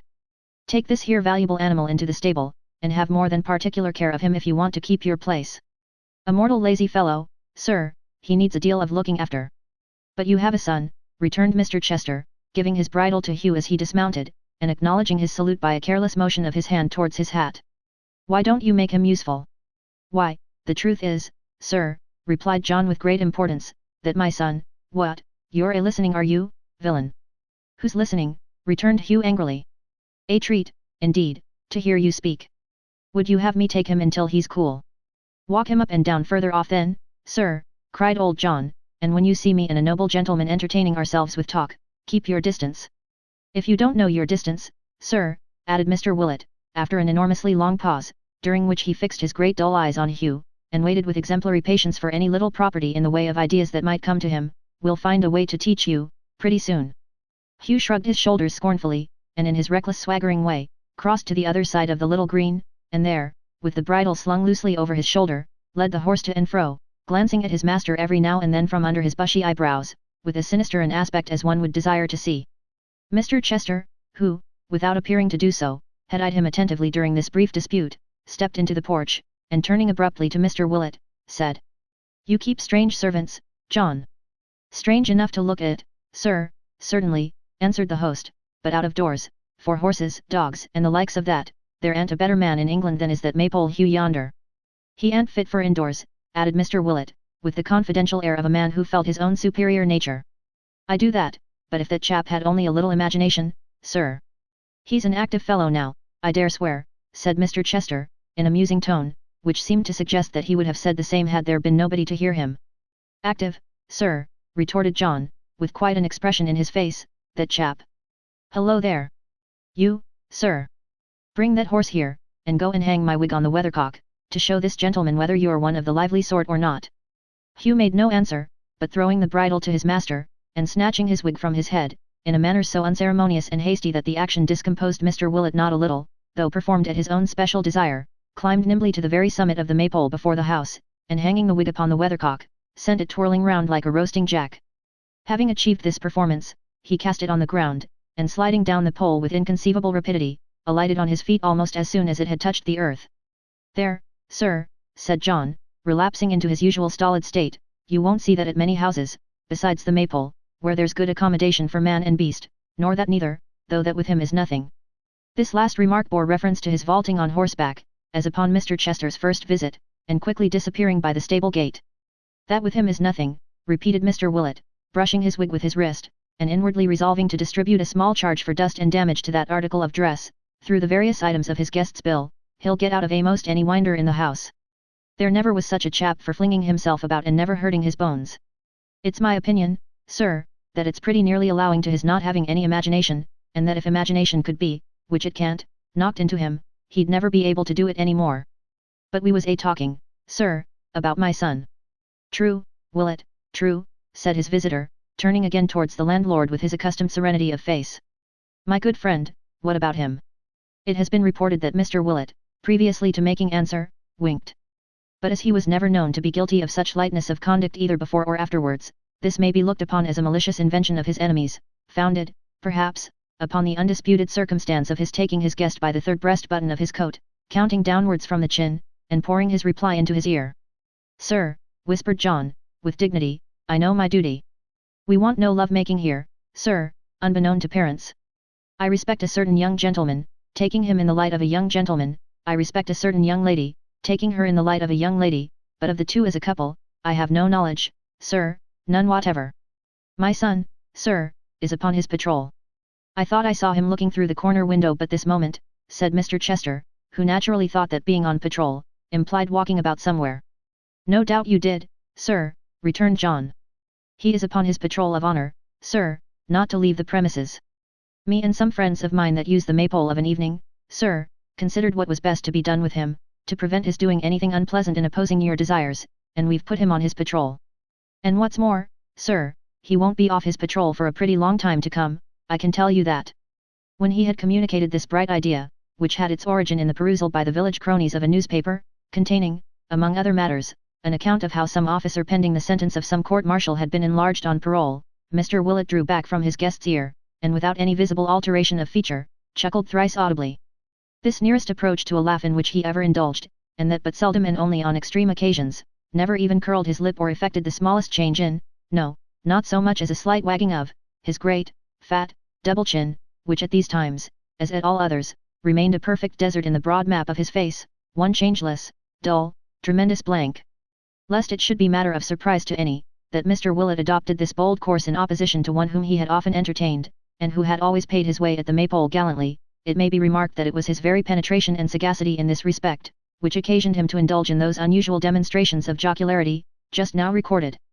For Mr. Willett, after carefully balancing father and son in his mental scales, had arrived at the distinct conclusion that the old gentleman was a better sort of a customer than the young one. Throwing his landlord into the same scale, which was already turned by this consideration, and heaping upon him, again, his strong desires to run counter to the unfortunate Joe, and his opposition as a general principle to all matters of love and matrimony, it went down to the very ground straightway, and sent the light cause of the younger gentleman flying upwards to the ceiling. Mr. Chester was not the kind of man to be by any means dim-sighted to Mr. Willett's motives, but he thanked him as graciously as if he had been one of the most disinterested martyrs that ever shone on earth, and leaving him, with many complimentary reliances on his great taste and judgment, to prepare whatever dinner he might deem most fitting the occasion, bent his steps towards the warren. Dressed with more than his usual elegance, assuming a gracefulness of manner, which, though it was the result of long study, sat easily upon him and became him well, composing his features into their most serene and prepossessing expression, and setting in short that guard upon himself, at every point, which denoted that he attached no slight importance to the impression he was about to make, he entered the bounds of Miss Haredale's usual walk. He had not gone far, or looked about him long, when he descried coming towards him, a female figure. A glimpse of the form and dress as she crossed a little wooden bridge which lay between them, satisfied him that he had found her whom he desired to see. He threw himself in her way, and a very few paces brought them close together. He raised his hat from his head, and yielding the path, suffered her to pass him. Then, as if the idea had but that moment occurred to him, he turned hastily back and said in an agitated voice, "I beg pardon, do I address Miss Haredale?" She stopped in some confusion at being so unexpectedly accosted by a stranger, and answered yes. "Something told me," he said, looking a compliment to her beauty, "that it could be no other. Miss Haredale, I bear a name which is not unknown to you, which it is a pride, and yet a pain to me to know, sounds pleasantly in your ears. I am a man advanced in life, as you see. I am the father of him whom you honor and distinguish above all other men. May I, for weighty reasons which fill me with distress, beg but a minute's conversation with you here?" Who that was inexperienced in deceit, and had a frank and youthful heart, could doubt the speaker's truth, could doubt it too, when the voice that spoke, was like the faint echo of one she knew so well, and so much loved to hear. She inclined her head, and stopping, cast her eyes upon the ground. A little more apart, among these trees. "It is an old man's hand, Miss Haredale, an honest one, believe me." She put hers in it as he said these words, and suffered him to lead her to a neighbouring seat. "You alarm me, sir," she said in a low voice. "You are not the bearer of any ill news, I hope?" "Of none that you anticipate," he answered, sitting down beside her. "Edward is well, quite well. It is of him I wish to speak, certainly, but I have no misfortune to communicate." She bowed her head again, and made as though she would have begged him to proceed, but said nothing. "I am sensible that I speak to you at a disadvantage, dear Miss Haredale. Believe me that I am not so forgetful of the feelings of my younger days as not to know that you are little disposed to view me with favour. You have heard me described as cold-hearted, calculating, selfish. I have never, sir," she interposed with an altered manner and a firmer voice, "I have never heard you spoken of in harsh or disrespectful terms.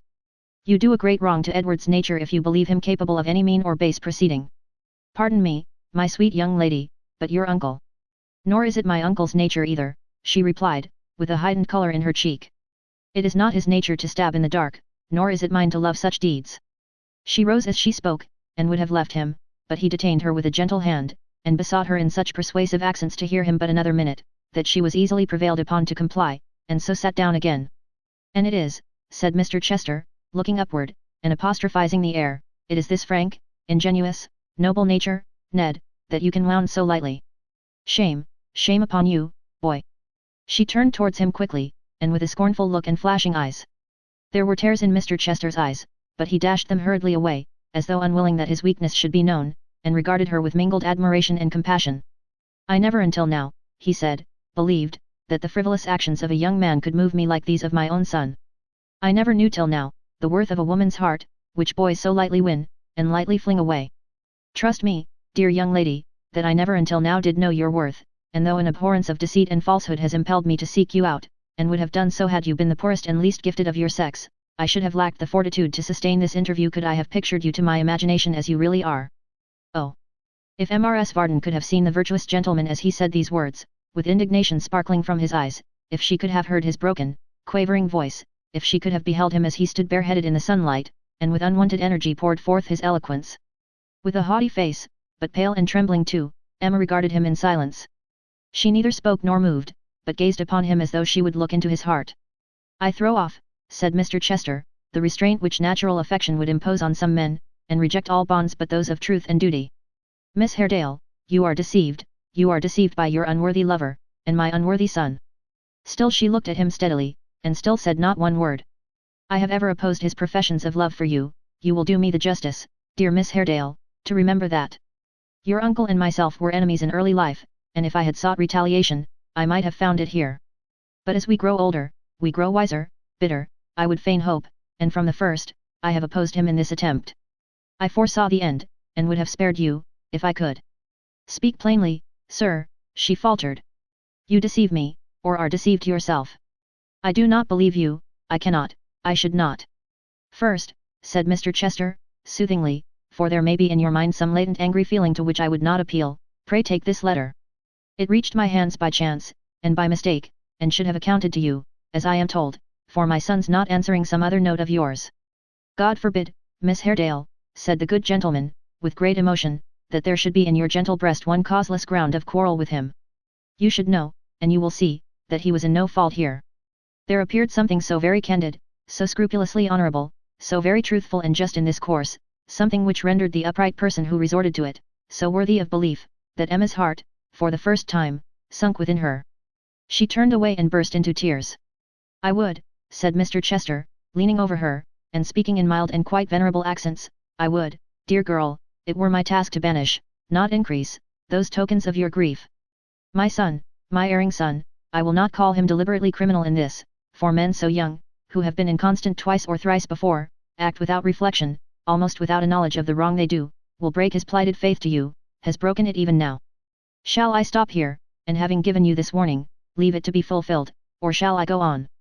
"You will go on, sir," she answered, "and speak more plainly yet, in justice both to him and me." "My dear girl," said Mr. Chester, bending over her more affectionately still, "whom I would call my daughter, but the fates forbid, Edward seeks to break with you upon a false and most unwarrantable pretence. I have it on his own showing, in his own hand. Forgive me, if I have had a watch upon his conduct, I am his father, I had a regard for your peace and his honour, and no better resource was left me. There lies on his desk at this present moment, ready for transmission to you, a letter, in which he tells you that our poverty, his and mine, Miss Haredale, forbids him to pursue his claim upon your hand, in which he offers, voluntarily proposes, to free you from your pledge, and talks magnanimously, men do so, very commonly, in such cases, of being in time more worthy of your regard, and so forth. A letter, to be plain, in which he not only jilts you, pardon the word, I would summon to your aid your pride and dignity, not only jilts you, I fear, in favour of the object whose slighting treatment first inspired his brief passion for yourself and gave it birth in wounded vanity, but affects to make a merit and a virtue of the act." She glanced proudly at him once more, as by an involuntary impulse, and with a swelling breast rejoined, "If what you say be true, he takes much needless trouble, sir, to compass his design. He's very tender of my peace of mind. I quite thank him." "The truth of what I tell you, dear young lady," he replied, "you will test by the receipt or non-receipt of the letter of which I speak. Haredale, my dear fellow, I am delighted to see you, although we meet under singular circumstances, and upon a melancholy occasion. I hope you are very well." At these words the young lady raised her eyes, which were filled with tears, and seeing that her uncle indeed stood before them, and being quite unequal to the trial of hearing or of speaking one word more, hurriedly withdrew, and left them. They stood looking at each other, and at her retreating figure, and for a long time neither of them spoke. "What does this mean? Explain it," said Mr. Haredale at length. "Why are you here, and why with her?" "My dear friend," rejoined the other, resuming his accustomed manner with infinite readiness, and throwing himself upon the bench with a weary air, "you told me not very long ago, at that delightful old tavern of which you are the esteemed proprietor, and a most charming establishment it is for persons of rural pursuits and in robust health, who are not liable to take cold, that I had the head and heart of an evil spirit in all matters of deception. I thought at the time, I really did think, you flattered me. But now I begin to wonder at your discernment, and vanity apart, do honestly believe you spoke the truth. Did you ever counterfeit extreme ingenuousness and honest indignation? My dear fellow, you have no conception, if you never did, how faint the effort makes one." Mr. Haredale surveyed him with a look of cold contempt. "You may evade an explanation, I know," he said, folding his arms. "But I must have it. I can wait." "Not at all. Not at all, my good fellow. You shall not wait a moment," returned his friend, as he lazily crossed his legs. "The simplest thing in the world. It lies in a nutshell. Ned has written her a letter, a boyish, honest, sentimental composition, which remains as yet in his desk, because he hasn't had the heart to send it. I have taken a liberty, for which my parental affection and anxiety are a sufficient excuse, and possessed myself of the contents. I have described them to your niece, a most enchanting person, Haredale, quite an angelic creature, with a little colouring and description adapted to our purpose. It's done. You may be quite easy. It's all over. Deprived of their adherents and mediators, her pride and jealousy roused to the utmost, with nobody to undeceive her, and you to confirm me, you will find that their intercourse will close with her answer. If she receives Ned's letter by tomorrow noon, you may date their parting from tomorrow night. No thanks, I beg, you owe me none. I have acted for myself, and if I have forwarded our compact with all the ardour even you could have desired, I have done so selfishly, indeed. I curse the compact, as you call it, with my whole heart and soul, returned the other. It was made in an evil hour. I have bound myself to a lie, I have leagued myself with you, and though I did so with a righteous motive, and though it cost me such an effort as haply few men know, I hate and despise myself for the deed. You are very warm, said Mr. Chester with a languid smile. I am warm. I am maddened by your coldness. Death, Chester, if your blood ran warmer in your veins, and there were no restraints upon me, such as those that hold and drag me back, well, it is done, you tell me so, and on such a point I may believe you. When I am most remorseful for this treachery, I will think of you and your marriage, and try to justify myself in such remembrances, for having torn asunder Emma and your son, at any cost. Our bond is cancelled now, and we may part. Mr. Chester kissed his hand gracefully, and with the same tranquil face he had preserved throughout, even when he had seen his companion so tortured and transported by his passion that his whole frame was shaken, lay in his lounging posture on the seat and watched him as he walked away. My scapegoat and my drudge at school, he said, raising his head to look after him, my friend of later days, who could not keep his mistress when he had won her, and threw me in her way to carry off the prize, I triumph in the present and the past. Bark on, ill-favoured, ill-conditioned cur, fortune has ever been with me, I like to hear you. The spot where they had met, was in an avenue of trees. Mr. Haredale, not passing out on either hand, had walked straight on. He chanced to turn his head when at some considerable distance, and seeing that his late companion had by that time risen and was looking after him, stood still as though he half expected him to follow and waited for his coming up. It may come to that one day, but not yet, said Mr. Chester, waving his hand, as though they were the best of friends, and turning away. Not yet, Haredale. Life is pleasant enough to me, dull and full of heaviness to you. No. To cross swords with such a man, to indulge his humour unless upon extremity, would be weak indeed. For all that, he drew his sword as he walked along, and in an absent humour ran his eye from hilt to point full 20 times. But thoughtfulness begets wrinkles, remembering this, he soon put it up, smoothed his contracted brow, hummed a gay tune with greater gaiety of manner, and was his unruffled self again. Chapter 30. A homely proverb recognizes the existence of a troublesome class of persons who, having an inch conceded them, will take an ell. Not to quote the illustrious examples of those heroic scourges of mankind, whose amiable path in life has been from birth to death through blood and fire and ruin, and who would seem to have existed for no better purpose than to teach mankind that as the absence of pain is pleasure, so the earth, purged of their presence, may be deemed a blessed place. Not to quote such mighty instances, it will be sufficient to refer to old John Willett. Old John, having long encroached a good standard inch, full measure, on the liberty of Joe, and having snipped off a Flemish ell in the matter of the parole, grew so despotic and so great, that his thirst for conquest knew no bounds. The more young Joe submitted, the more absolute old John became. The ell soon faded into nothing. Yards, furlongs, miles arose, and on went old John in the pleasantest manner possible, trimming off an exuberance in this place, shearing away some liberty of speech or action in that, and conducting himself in his small way with as much high mightiness and majesty, as the most glorious tyrant that ever had his statue reared in the public ways, of ancient or of modern times. As great men are urged on to the abuse of power, when they need urging, which is not often, by their flatterers and dependents, so old John was impelled to these exercises of authority by the applause and admiration of his maypole cronies, who, in the intervals of their nightly pipes and pots, would shake their heads and say that Mr. Willett was a father of the good old English sort, that there were no new-fangled notions or modern ways in him, that he put them in mind of what their fathers were when they were boys, that there was no mistake about him, that it would be well for the country if there were more like him, and more was the pity that there were not, with many other original remarks of that nature. Then they would condescendingly give Joe to understand that it was all for his good, and he would be thankful for it one day, and in particular, Mr. Cobb would acquaint him, that when he was his age, his father thought no more of giving him a parental kick, or a box on the ears, or a cuff on the head, or some little admonition of that sort, than he did of any other ordinary duty of life, and he would further remark, with looks of great significance, that but for this judicious bringing up, he might have never been the man he was at that present speaking, which was probable enough, as he was, beyond all question, the dullest dog of the party. In short, between old John and old John's friends, there never was an unfortunate young fellow so bullied, badgered, worried, fretted, and browbeaten, so constantly beset, or made so tired of his life, as poor Joe Willett. This had come to be the recognized and established state of things, but as John was very anxious to flourish his supremacy before the eyes of Mr. Chester, he did that day exceed himself, and did so goad and chafe his son and heir, that but for Joe's having made a solemn vow to keep his hands in his pockets when they were not otherwise engaged, it is impossible to say what he might have done with them. But the longest day has an end, and at length Mr. Chester came downstairs to mount his horse, which was ready at the door. As old John was not in the way at the moment, Joe, who was sitting in the bar ruminating on his dismal fate and the manifold perfections of Dolly Varden, ran out to hold the guest's stirrup and assist him to mount.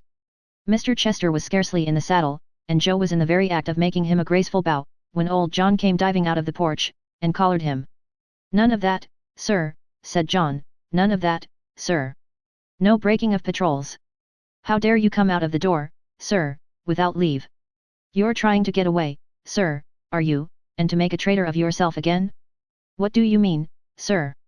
"Let me go, father," said Joe, imploringly, as he marked the smile upon their visitor's face, and observed the pleasure his disgrace afforded him. "This is too bad. Who wants to get away? Who wants to get away?" cried John, shaking him. "Why you do, sir, you do. You're the boy, sir," added John, collaring with one hand, and aiding the effect of a farewell bow to the visitor with the other, "that wants to sneak into houses, and stir up differences between noble gentlemen and their sons, are you, eh? Hold your tongue, sir." Joe made no effort to reply. It was the crowning circumstance of his degradation. He extricated himself from his father's grasp, darted an angry look at the departing guest, and returned into the house. But for her, thought Joe, as he threw his arms upon a table in the common room, and laid his head upon them, but for Dolly, who I couldn't bear should think me the rascal they would make me out to be if I ran away, this house and I should part tonight. It being evening by this time, Solomon Daisy, Tom Cobb, and Long Parks, were all in the common room too, and had from the window been witnesses of what had just occurred. Mr. Willett joining them soon afterwards, received the compliments of the company with great composure, and lighting his pipe, sat down among them. "We'll see, gentlemen," said John, after a long pause, "who's the master of this house, and who isn't. We'll see whether boys are to govern men, or men are to govern boys." "And quite right too," assented Solomon Daisy with some approving nods, "quite right, Johnny. Very good, Johnny. Well said, Mr. Willett. Bravo, sir." John slowly brought his eyes to bear upon him, looked at him for a long time, and finally made answer, to the unspeakable consternation of his hearers, "When I want encouragement from you, sir, I'll ask you for it. You let me alone, sir. I can get on without you, I hope. Don't you tackle me, sir, if you please." "Don't take it ill, Johnny, I didn't mean any harm," pleaded the little man. "Very good, sir," said John, more than usually obstinate after his late success. "Never mind, sir. I can stand pretty firm of myself, sir, I believe, without being shored up by you."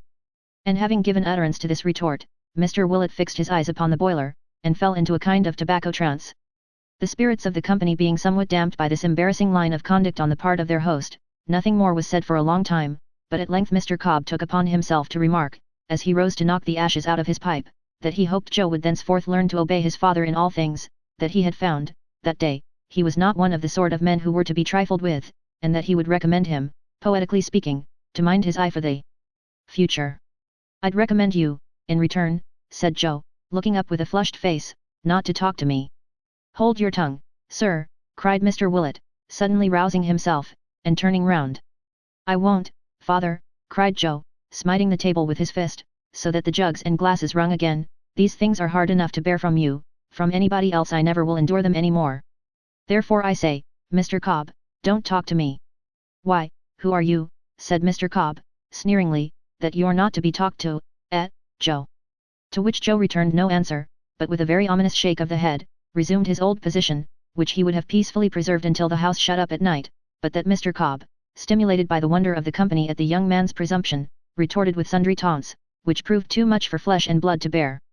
Crowding into one moment the vexation and the wrath of years, Joe started up, overturned the table, fell upon his long enemy, pummeled him with all his might and main, and finished by driving him with surprising swiftness against a heap of spittoons in one corner, plunging into which, head foremost, with a tremendous crash, he lay at full length among the ruins, stunned and motionless. Then, without waiting to receive the compliments of the bystanders on the victory he had won, he retreated to his own bedchamber, and considering himself in a state of siege, piled all the portable furniture against the door by way of barricade. "I have done it now," said Joe, as he sat down upon his bedstead and wiped his heated face. "I knew it would come at last. The Maypole and I must part company. I'm a roving vagabond, she hates me forevermore, it's all over." Chapter 31.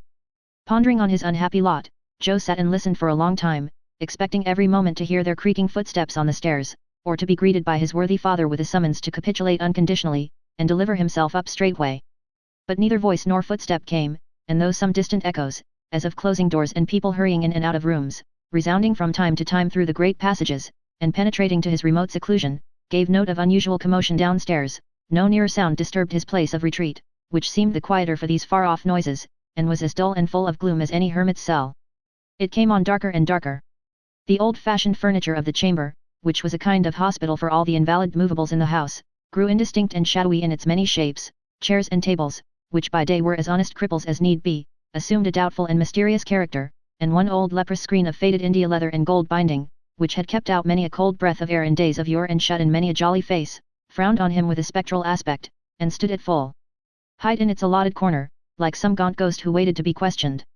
A portrait opposite the window, a queer, old grey-eyed general, in an oval frame, seemed to wink and doze as the light decayed, and at length, when the last faint glimmering speck of day went out, to shut its eyes in good earnest, and fall sound asleep.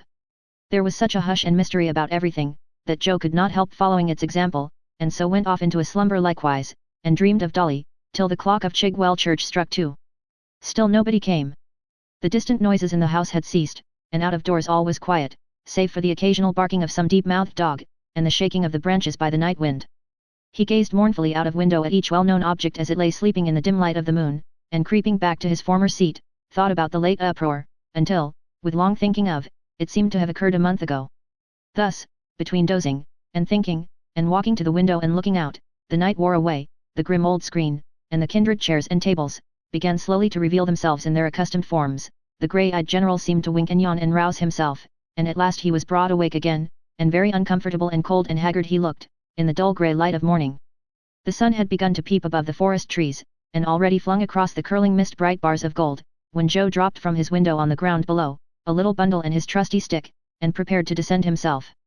It was not a very difficult task, for there were so many projections and gable ends in the way, that they formed a series of clumsy steps, with no greater obstacle than a jump of some few feet at last. Joe, with his stick and bundle on his shoulder, quickly stood on the firm earth, and looked up at the old maypole, it might be for the last time. He didn't apostrophize it, for he was no great scholar. He didn't curse it, for he had little ill will to give to anything on earth. He felt more affectionate and kind to it than ever he had done in all his life before, so said with all his heart, "God bless you," as a parting wish, and turned away. He walked along at a brisk pace, big with great thoughts of going for a soldier and dying in some foreign country where it was very hot and sandy, and leaving God knows what unheard of wealth in prize money to Dolly, who would be very much affected when she came to know of it, and full of such youthful visions, which were sometimes sanguine and sometimes melancholy, but always had her for their main point and centre, pushed on vigorously until the noise of London sounded in his ears, and the Black Lion hove in sight. It was only 8 o'clock then, and very much astonished the Black Lion was, to see him come walking in with dust upon his feet at that early hour, with no grey mare to bear him company. But as he ordered breakfast to be got ready with all speed, and on its being set before him gave indisputable tokens of a hearty appetite, the lion received him, as usual, with a hospitable welcome, and treated him with those marks of distinction, which, as a regular customer, and one within the freemasonry of the trade, he had a right to claim. This lion or landlord, for he was called both man and beast, by reason of his having instructed the artist who painted his sign, to convey into the features of the lordly brute whose effigy it bore, as near a counterpart of his own face as his skill could compass and devise, was a gentleman almost as quick of apprehension, and of almost as subtle a wit, as the mighty John himself. But the difference between them lay in this, that whereas Mr. Willet's extreme sagacity and acuteness were the efforts of unassisted nature, the lion stood indebted, in no small amount, to beer, of which he swigged such copious draughts, that most of his faculties were utterly drowned and washed away, except the one great faculty of sleep, which he retained in surprising perfection. The creaking lion over the house door was, therefore, to say the truth, rather a drowsy, tame, and feeble lion, and as these social representatives of a savage class are usually of a conventional character, being depicted, for the most part, in impossible attitudes and of unearthly colours, he was frequently supposed by the more ignorant and uninformed among the neighbours, to be the veritable portrait of the host as he appeared on the occasion of some great funeral ceremony or public. "Morning. What noisy fellow is that in the next room?" said Joe, when he had disposed of his breakfast, and had washed and brushed himself. "A recruiting sergeant," replied the Lion. Joe started involuntarily. Here was the very thing he had been dreaming of, all the way along. "And I wish," said the Lion, "he was anywhere else but here. The party make noise enough, but don't call for much. There's great cry there, Mr. Willett, but very little wool. Your father wouldn't like 'em, I know. Perhaps not much under any circumstances. Perhaps if he could have known what was passing at that moment in Joe's mind, he would have liked them still less. Is he recruiting for a fine regiment?" said Joe, glancing at a little round mirror that hung in the bar. "I believe he is," replied the host. "It's much the same thing, whatever regiment he's recruiting for. I'm told there ain't a deal of difference between a fine man and another one, when they're shot through and through." "They're not all shot," said Joe. "No," the Lion answered, "not all. Those that are, supposing it's done easy, are the best off in my opinion." "Ah," retorted Joe, "but you don't care for glory." "For what?" said the Lion. "Glory? No," returned the Lion, with supreme indifference. "I don't." "You're right in that, Mr. Willett. When glory comes here, and calls for anything to drink and changes a guinea to pay for it, I'll give it him for nothing. It's my belief, sir, that the Glory's arms wouldn't do a very strong business." These remarks were not at all comforting. Joe walked out, stopped at the door of the next room, and listened. The sergeant was describing a military life. It was all drinking, he said, except that there were frequent intervals of eating and love-making. A battle was the finest thing in the world, when your side won it, and Englishmen always did that. "Supposing you should be killed, sir," said a timid voice in one corner. "Well, sir, supposing you should be," said the sergeant, "what then? Your country loves you, sir, His Majesty King George III loves you, your memory is honoured, revered, respected, everybody's fond of you, and grateful to you, your name's wrote down at full length in a book in the War Office. Damn, gentlemen, we must all die some time, or another, et." The voice coughed, and said no more. Joe walked into the room. A group of half a dozen fellows had gathered together in the taproom, and were listening with greedy ears. One of them, a carter in a smock frock, seemed wavering and disposed to enlist. The rest, who were by no means disposed, strongly urged him to do so, according to the custom of mankind, backed the sergeant's arguments, and grinned among themselves. "I say nothing, boys," said the sergeant, who sat a little apart, drinking his liquor. "For lads of spirit," here he cast an eye on Joe, "this is the time. I don't want to inveigle you.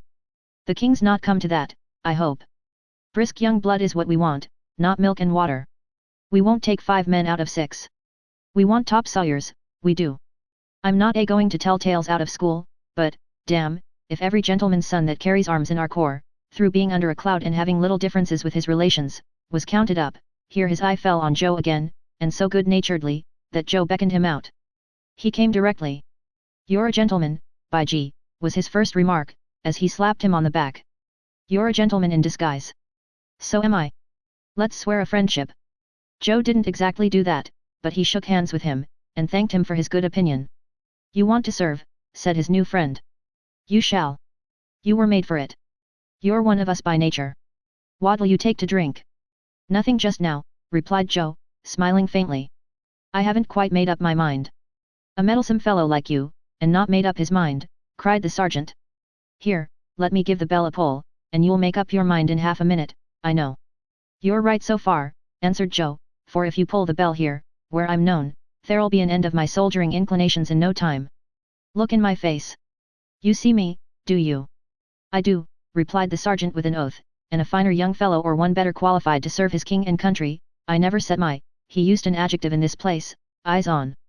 "Thank you," said Joe, "I didn't ask you for want of a compliment, but thank you all the same. Do I look like a sneaking fellow or a liar?" The sergeant rejoined with many choice asseverations that he didn't, and that if his, the sergeant's, own father were to say he did, he would run the old gentleman through the body cheerfully, and consider it a meritorious action. Joe expressed his obligations, and continued, "You can trust me then, and credit what I say. I believe I shall enlist in your regiment tonight. The reason I don't do so now is, because I don't want until tonight, to do what I can't recall." "Where shall I find you, this evening?" His friend replied with some unwillingness, and after much ineffectual entreaty having for its object the immediate settlement of the business, that his quarters would be at the Crooked Billet in Tower Street, where he would be found waking until midnight, and sleeping until breakfast time tomorrow. And if I do come, which it's 1,000,000 to 1, I shall, when will you take me out of London, demanded Joe. Tomorrow morning, at half after 8 o'clock, replied the sergeant. You'll go abroad, a country where it's all sunshine and plunder, the finest climate in the world. To go abroad, said Joe, shaking hands with him, is the very thing I want. You may expect me. You're the kind of lad for us, cried the sergeant, holding Joe's hand in his, in the excess of his admiration. You're the boy to push your fortune. I don't say it because I bear you any envy, or would take away from the credit of the rise you'll make, but if I had been bred and taught like you, I'd have been a colonel by this time. Tush, man, said Joe, I'm not so young as that. Needs must when the devil drives, and the devil that drives me is an empty pocket and an unhappy home. For the present, goodbye. For king and country, cried the sergeant, flourishing his cap. For bread and meat, cried Joe, snapping his fingers. And so they parted. He had very little money in his pocket, so little indeed, that after paying for his breakfast, which he was too honest and perhaps too proud to score up to his father's charge, he had but a penny left. He had courage, notwithstanding, to resist all the affectionate importunities of the sergeant, who waylaid him at the door with many protestations of eternal friendship, and did in particular request that he would do him the favour to accept of only 1 shilling as a temporary accommodation. Rejecting his offers both of cash and credit, Joe walked away with stick and bundle as before, bent upon getting through the day as he best could, and going down to the locksmith's in the dusk of the evening, for it should go hard, he had resolved, but he would have a parting word with charming Dolly Varden. He went out by Islington and so on to Highgate, and sat on many stones and gates, but there were no voices in the bells to bid him turn. Since the time of noble Whittington, fair flower of merchants, bells have come to have less sympathy with humankind. They only ring for money and on state occasions. Wanderers have increased in number, ships leave the Thames for distant regions, carrying from stem to stern no other cargo, the bells are silent, they ring out no entreaties or regrets, they are used to it and have grown worldly. Joe bought a roll, and reduced his purse to the condition, with the difference, of that celebrated purse of Fortunatus, which, whatever were its favoured owner's necessities, had one unvarying amount in it. In these real times, when all the fairies are dead and buried, there are still a great many purses which possess that quality. The sum total they contain is expressed in arithmetic by a circle, and whether it be added to or multiplied by its own amount, the result of the problem is more easily stated than any known in figures. Evening drew on at last.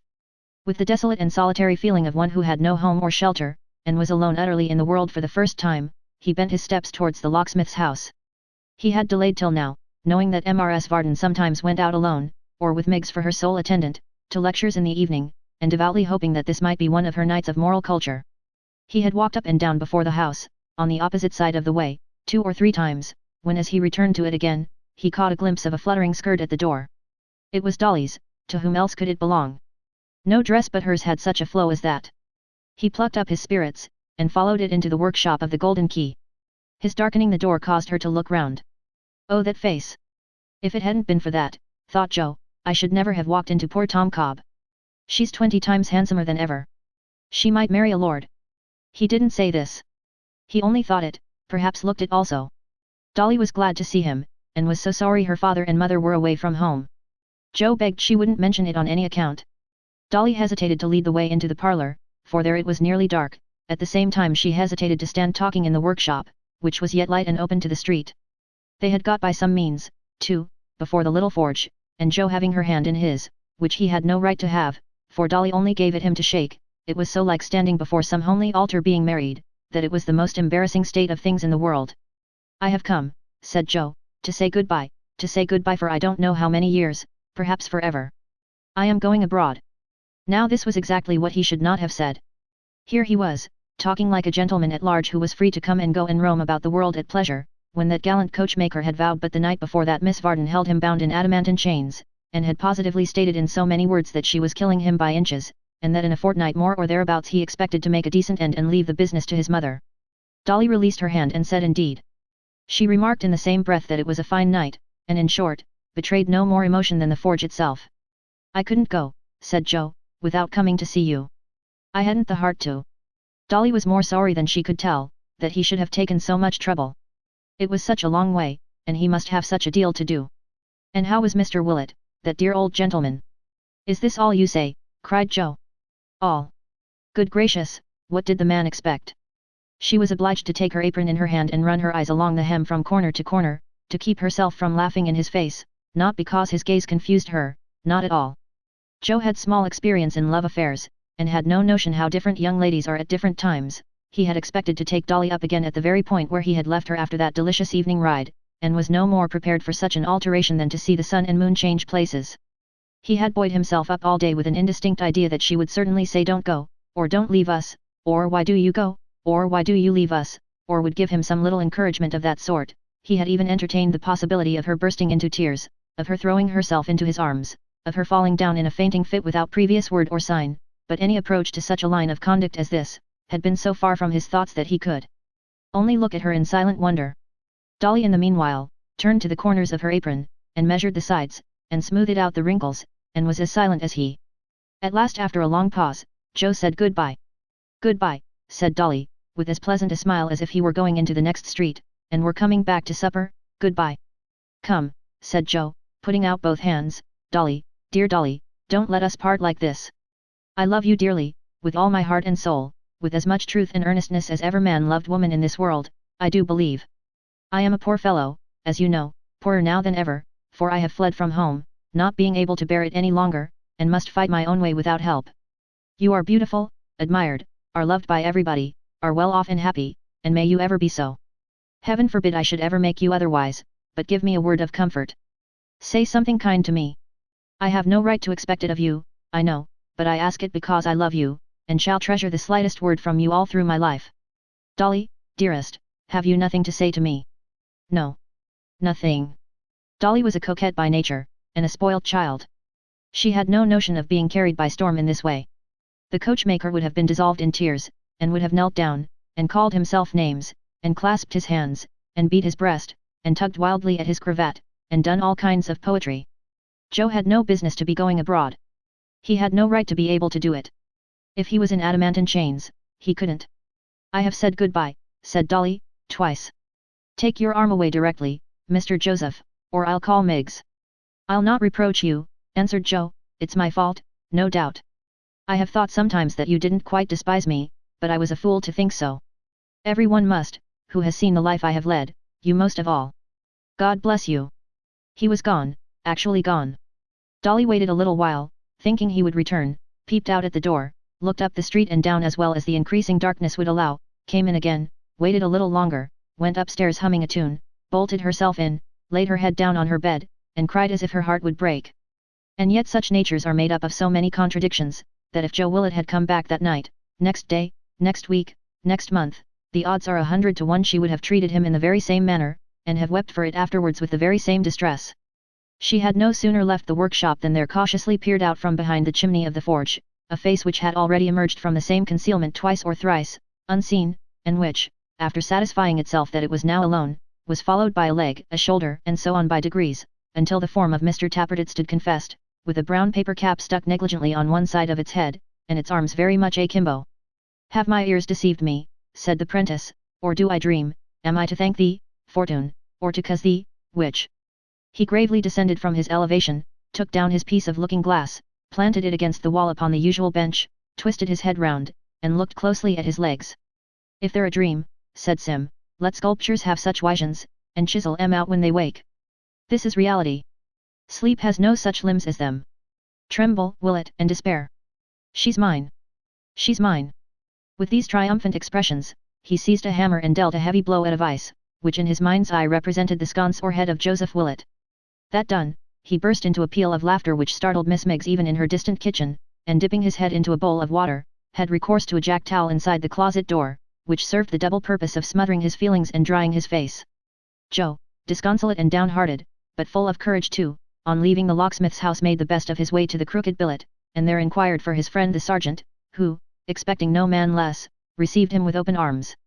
In the course of 5 minutes after his arrival at that house of entertainment, he was enrolled among the gallant defenders of his native land, and within half an hour, was regaled with a steaming supper of boiled tripe and onions, prepared, as his friend assured him more than once, at the express command of his most sacred majesty the king. To this meal, which tasted very savoury after his long fasting, he did ample justice, and when he had followed it up, or down, with a variety of loyal and patriotic toasts, he was conducted to a straw mattress in a loft over the stable, and locked in there for the night. The next morning, he found that the obliging care of his martial friend had decorated his hat with sundry party-coloured streamers, which made a very lively appearance, and in company with that officer, and 3 other military gentlemen newly enrolled, who were under a cloud so dense that it only left 3 shoes, a boot and a coat and a half visible among them, repaired to the riverside. Here they were joined by a corporal and 4 more heroes, of whom 2 were drunk and daring, and 2 sober and penitent, but each of whom, like Joe, had his dusty stick and bundle. The party embarked in a passage boat bound for Gravesend, whence they were to proceed on foot to Chatham. The wind was in their favour, and they soon left London behind them, a mere dark mist, a giant phantom in the air. Chapter 32. Misfortunes, saith the adage, never come singly. There is little doubt that troubles are exceedingly gregarious in their nature, and flying in flocks, are apt to perch capriciously, crowding on the heads of some poor wights until there is not an inch of room left on their unlucky crowns, and taking no more notice of others who offer as good resting places for the solace of their feet, than if they had no existence. It may have happened that a flight of troubles brooding over London, and looking out for Joseph Willett, whom they couldn't find, darted down haphazard on the first young man that caught their fancy, and settled on him instead. However this may be, certain it is that on the very day of Joe's departure they swarmed about the ears of Edward Chester, and did so buzz and flap their wings, and persecute him, that he was most profoundly wretched. It was evening, and just 8 o'clock, when he and his father, having wine and dessert set before them, were left to themselves for the first time that day. They had dined together, but a third person had been present during the meal, and until they met at table they had not seen each other since the previous night. Edward was reserved and silent.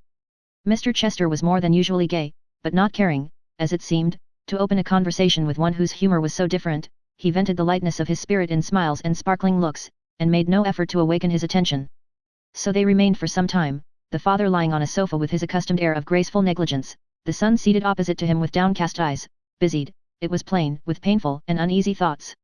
"My dear Edward," said Mr. Chester at length, with a most engaging laugh, "do not extend your drowsy influence to the decanter. Suffer that to circulate, let your spirits be never so stagnant." Edward begged his pardon, passed it, and relapsed into his former state. "You do wrong not to fill your glass," said Mr. Chester, holding up his own before the light. "Wine in moderation, not in excess, for that makes men ugly, has 1,000 pleasant influences. It brightens the eye, improves the voice, imparts a new vivacity to one's thoughts and conversation. You should try it, Ned." "Ah, father," cried his son, "if—" "My good fellow," interposed the parent hastily, as he set down his glass, and raised his eyebrows with a startled and horrified expression, "for heaven's sake don't call me by that obsolete and ancient name. Have some regard for delicacy. Am I grey, or wrinkled, do I go on crutches, have I lost my teeth, that you adopt such a mode of address? Good God, how very coarse!"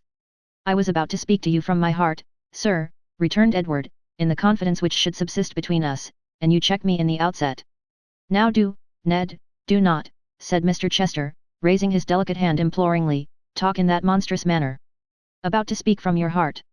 Don't you know that the heart is an ingenious part of our formation, the centre of the blood vessels and all that sort of thing, which has no more to do with what you say or think, than your knees have? How can you be so very vulgar and absurd? These anatomical allusions should be left to gentlemen of the medical profession. They are really not agreeable in society. You quite surprise me, Ned. Well, there are no such things to wound, or heal, or have regard for." "I know your creed, sir, and will say no more," returned his son. "There again," said Mr. Chester, sipping his wine, "you are wrong. I distinctly say there are such things. We know there are. The hearts of animals, of bullocks, sheep, and so forth, are cooked and devoured, as I am told, by the lower classes, with a vast deal of relish. Men are sometimes stabbed to the heart, shot to the heart, but as to speaking from the heart, or to the heart, or being warm-hearted, or cold-hearted, or broken-hearted, or being all heart, or having no heart, pah! These things are nonsense, Ned." "No doubt, sir," returned his son, seeing that he paused for him to speak.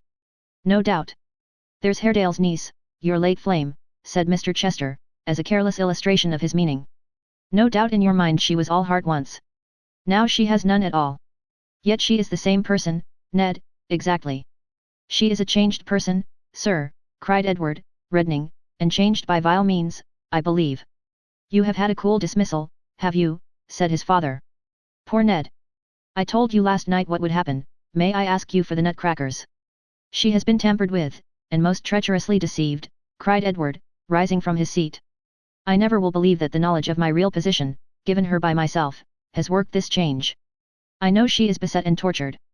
But though our contract is at an end, and broken past all redemption, though I charge upon her want of firmness and want of truth, both to herself and me, I do not now, and never will believe, that any sordid motive, or her own unbiased will, has led her to this course, never."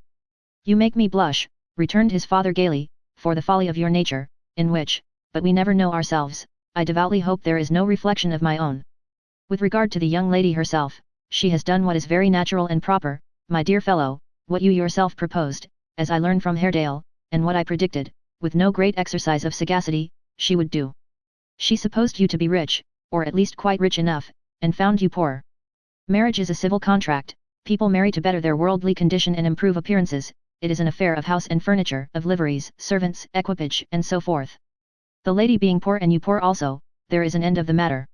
You cannot enter upon these considerations, and have no manner of business with the ceremony.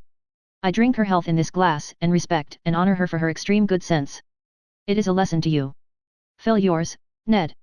It is a lesson, returned his son, by which I hope I may never profit, and if years and experience impress it on. Don't say on the heart, interposed his father. On men whom the world and its hypocrisy have spoiled, said Edward warmly, heaven keep me from its knowledge. Come, sir, returned his father, raising himself a little on the sofa, and looking straight towards him, we have had enough of this. Remember, if you please, your interest, your duty, your moral obligations, your filial affections, and all that sort of thing, which it is so very delightful and charming to reflect upon, or you will repent it. I shall never repent the preservation of my self-respect, sir, said Edward. Forgive me if I say that I will not sacrifice it at your bidding, and that I will not pursue the track which you would have me take, and to which the secret share you have had in this late separation tends. His father rose a little higher still, and looking at him as though curious to know if he were quite resolved and earnest, dropped gently down again, and said in the calmest voice, eating his nuts meanwhile. Edward, my father had a son, who being a fool like you, and, like you, entertaining low and disobedient sentiments, he disinherited and cursed one morning after breakfast. The circumstance occurs to me with a singular clearness of recollection this evening. I remember eating muffins at the time, with marmalade. He led a miserable life, the son, I mean, and died early. It was a happy release on all accounts, he degraded the family very much.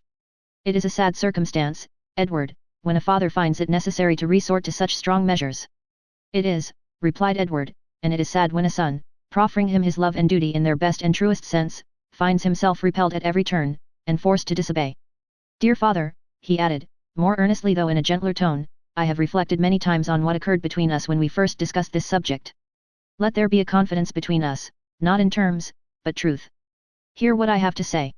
As I anticipate what it is, and cannot fail to do so, Edward, returned his father coldly, I decline. I couldn't possibly. I am sure it would put me out of temper, which is a state of mind I can't endure. If you intend to mar my plans for your establishment in life, and the preservation of that gentility and becoming pride, which our family have so long sustained, if, in short, you are resolved to take your own course, you must take it, and my curse with it. I am very sorry, but there's really no alternative. The curse may pass your lips, said Edward, but it will be but empty breath. I do not believe that any man on earth has greater power to call one down upon his fellow, least of all, upon his own child, than he has to make one drop of rain or flake of snow fall from the clouds above us at his impious bidding. Beware, sir, what you do. You are so very irreligious, so exceedingly undutiful, so horribly profane, rejoined his father, turning his face lazily towards him, and cracking another nut, that I positively must interrupt you here. It is quite impossible we can continue to go on, upon such terms as these. If you will do me the favor to ring the bell, the servant will show you to the door. Return to this roof no more, I beg you. Go, sir, since you have no moral sense remaining, and go to the devil, at my express desire. Good day. Edward left the room without another word or look, and turned his back upon the house forever. The father's face was slightly flushed and heated, but his manner was quite unchanged, as he rang the bell again, and addressed the servant on his entrance. Peak, if that gentleman who has just gone out. I beg your pardon, sir, Mr. Edward. Were there more than one, dolt, that you ask the question, if that gentleman should send here for his wardrobe, let him have it, do you hear? If he should call himself at any time, I'm not at home. You'll tell him so, and shut the door. So, it soon got whispered about, that Mr. Chester was very unfortunate in his son, who had occasioned him great grief and sorrow. And the good people who heard this and told it again, marvelled the more at his equanimity and even temper, and said what an amiable nature that man must have, who, having undergone so much, could be so placid and so calm. And when Edward's name was spoken, society shook its head, and laid its finger on its lip, and sighed, and looked very grave, and those who had sons about his age, waxed wrathful and indignant, and hoped, for virtue's sake, that he was dead. And the world went on turning round, as usual, for 5 years, concerning which this narrative is silent. Chapter 33. One wintry evening, early in the year of our Lord 1780, a keen north wind arose as it grew dark, and night came on with black and dismal looks. A bitter storm of sleet, sharp, dense, and icy cold, swept the wet streets, and rattled on the trembling windows. Signboards, shaken past endurance in their creaking frames, fell crashing on the pavement, old tottering chimneys reeled and staggered in the blast, and many a steeple rocked again that night, as though the earth were troubled. It was not a time for those who could by any means get light and warmth, to brave the fury of the weather. In coffee houses of the better sort, guests crowded round the fire, forgot to be political, and told each other with a secret gladness that the blast grew fiercer every minute. Each humble tavern by the waterside had its group of uncouth figures round the hearth, who talked of vessels foundering at sea, and all hands lost, related many a dismal tale of shipwreck and drowned men, and hoped that some they knew were safe, and shook their heads in doubt. In private dwellings, children clustered near the blaze, listening with timid pleasure to tales of ghosts and goblins, and tall figures clad in white standing by bedsides, and people who had gone to sleep in old churches and being overlooked had found themselves alone there at the dead hour of the night, until they shuddered at the thought of the dark rooms upstairs, yet loved to hear the wind moan too, and hoped it would continue bravely.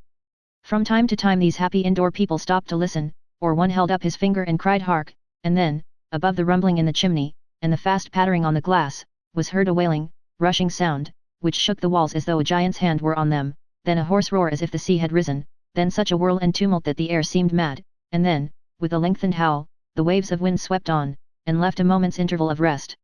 Cheerily, though there were none abroad to see it, shone the maypole light that evening. Blessings on the red, deep, ruby, glowing red, old curtain of the window, blending into one rich stream of brightness, fire and candle, meat, drink, and company, and gleaming like a jovial eye upon the bleak waste out of doors.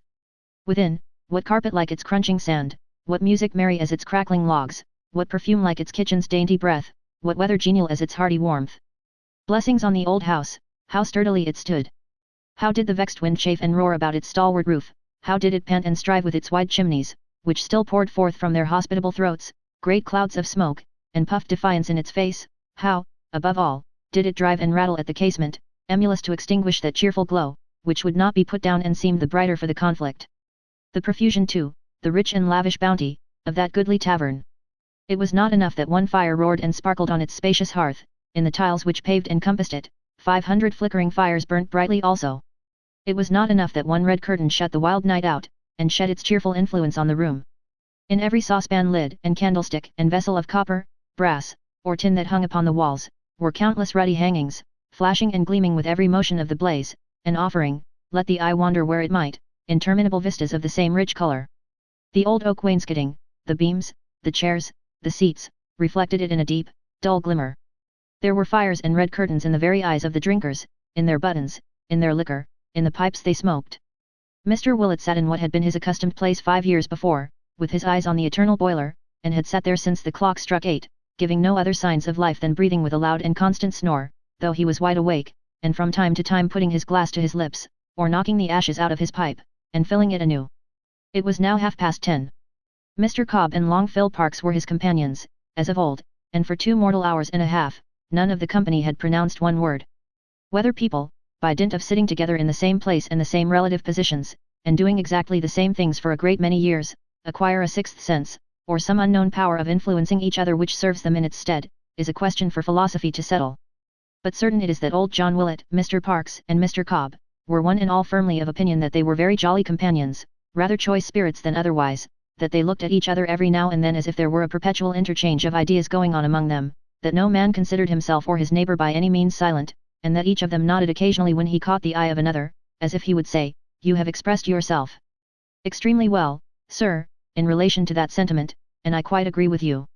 The room was so very warm, the tobacco so very good, and the fire so very soothing, that Mr. Willett by degrees began to doze, but as he had perfectly acquired, by dint of long habit, the art of smoking in his sleep, and as his breathing was pretty much the same, awake or asleep, saving that in the latter case he sometimes experienced a slight difficulty in respiration, such as a carpenter meets with when he is planing and comes to a knot, neither of his companions was aware of the circumstance.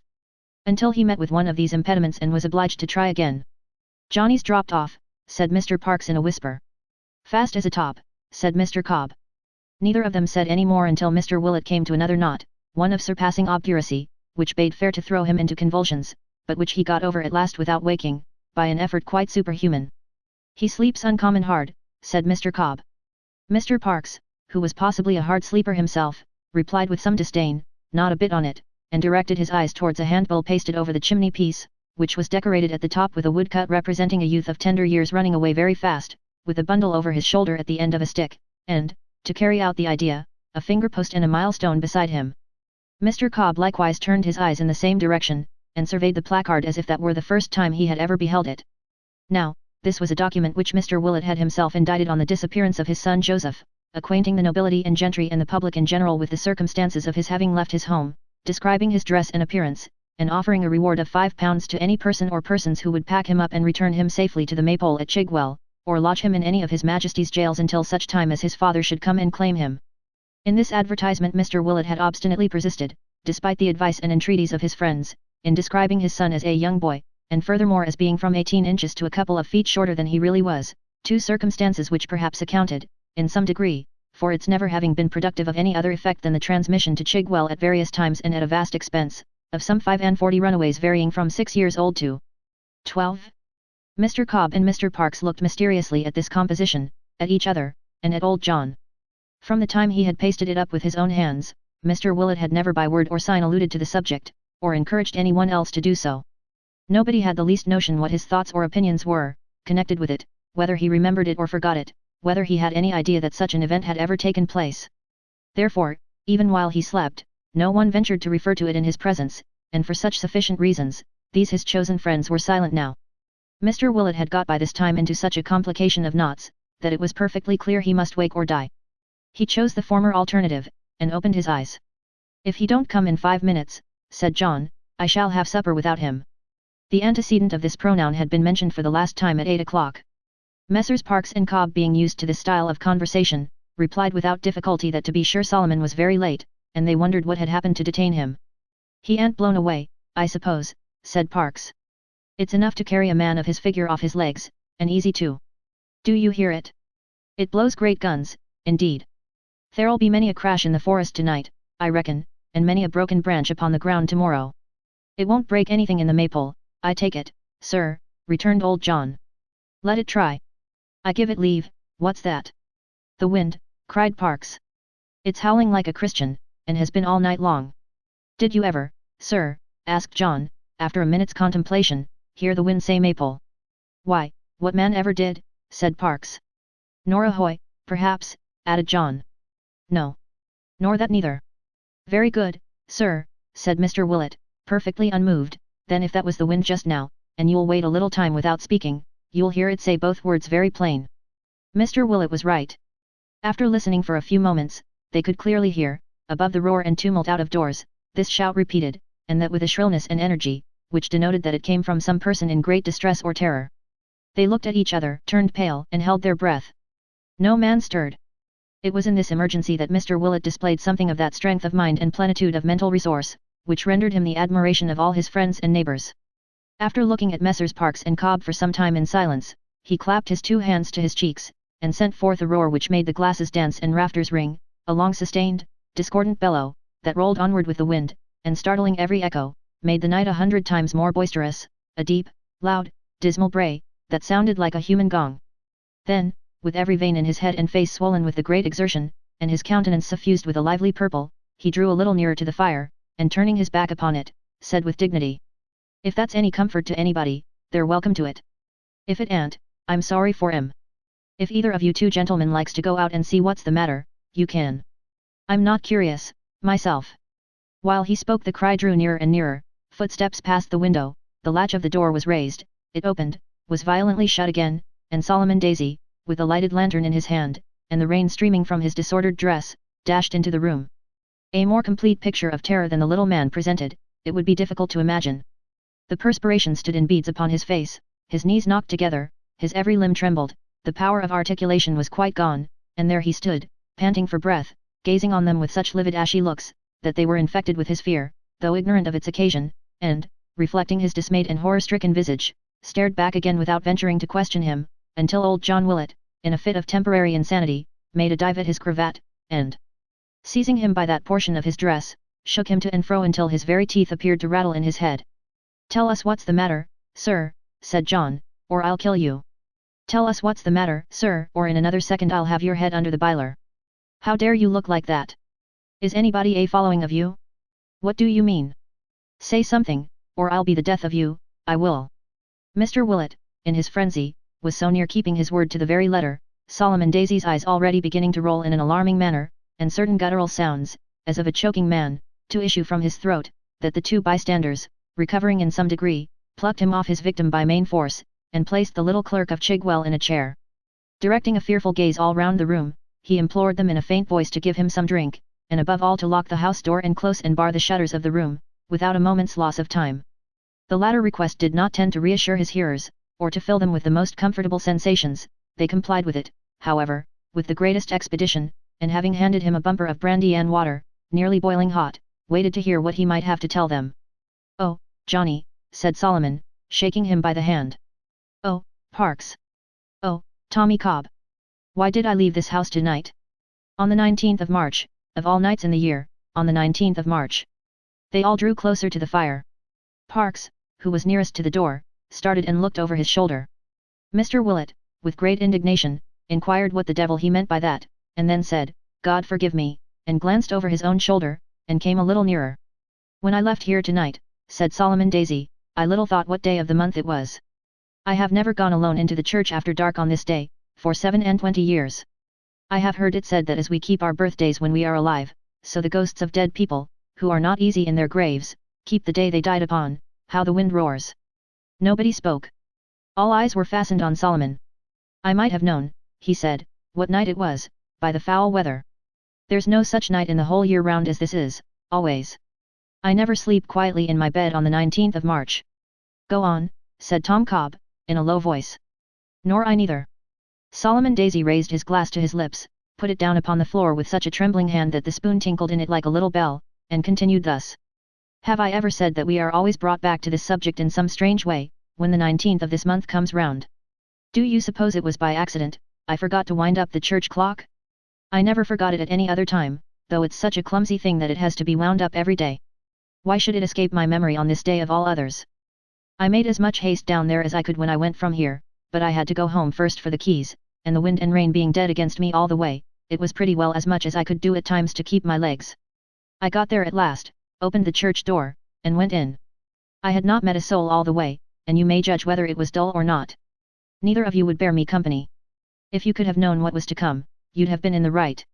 The wind was so strong, that it was as much as I could do to shut the church door by putting my whole weight against it, and even as it was, it burst wide open twice, with such strength that any of you would have sworn, if you had been leaning against it, as I was, that somebody was pushing on the other side. However, I got the key turned, went into the belfry, and wound up the clock, which was very near run down, and would have stood stock still in half an hour.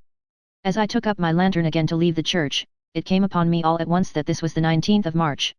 It came upon me with a kind of shock, as if a hand had struck the thought upon my forehead. At the very same moment, I heard a voice outside the tower, rising from among the graves.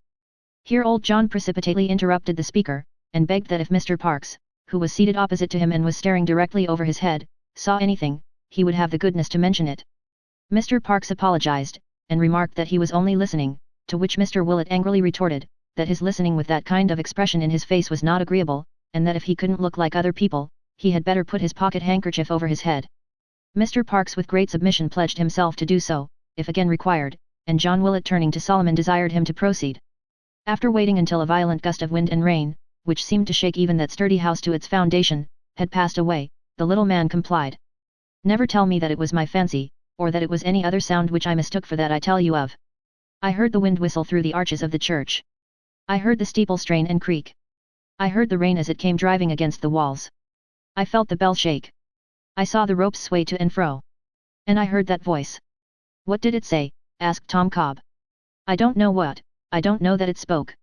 It gave a kind of cry, as any one of us might do, if something dreadful followed us in a dream, and came upon us unawares, and then it died off, seeming to pass quite round the church."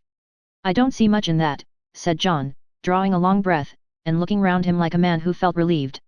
"Perhaps not," returned his friend, "but that's not all." "What more do you mean to say, sir, is to come?" asked John, pausing in the act of wiping his face upon his apron. "What are you going to tell us of next?" "What I saw." "Saw," echoed all three, bending forward. When I opened the church door to come out, said the little man, with an expression of face which bore ample testimony to the sincerity of his conviction, when I opened the church door to come out, which I did suddenly, for I wanted to get it shut again before another gust of wind came up, there crossed me, so close, that by stretching out my finger I could have touched it, something in the likeness of a man. It was bareheaded to the storm. It turned its face without stopping, and fixed its eyes on mine. It was a ghost, a spirit. Whose, they all three cried together.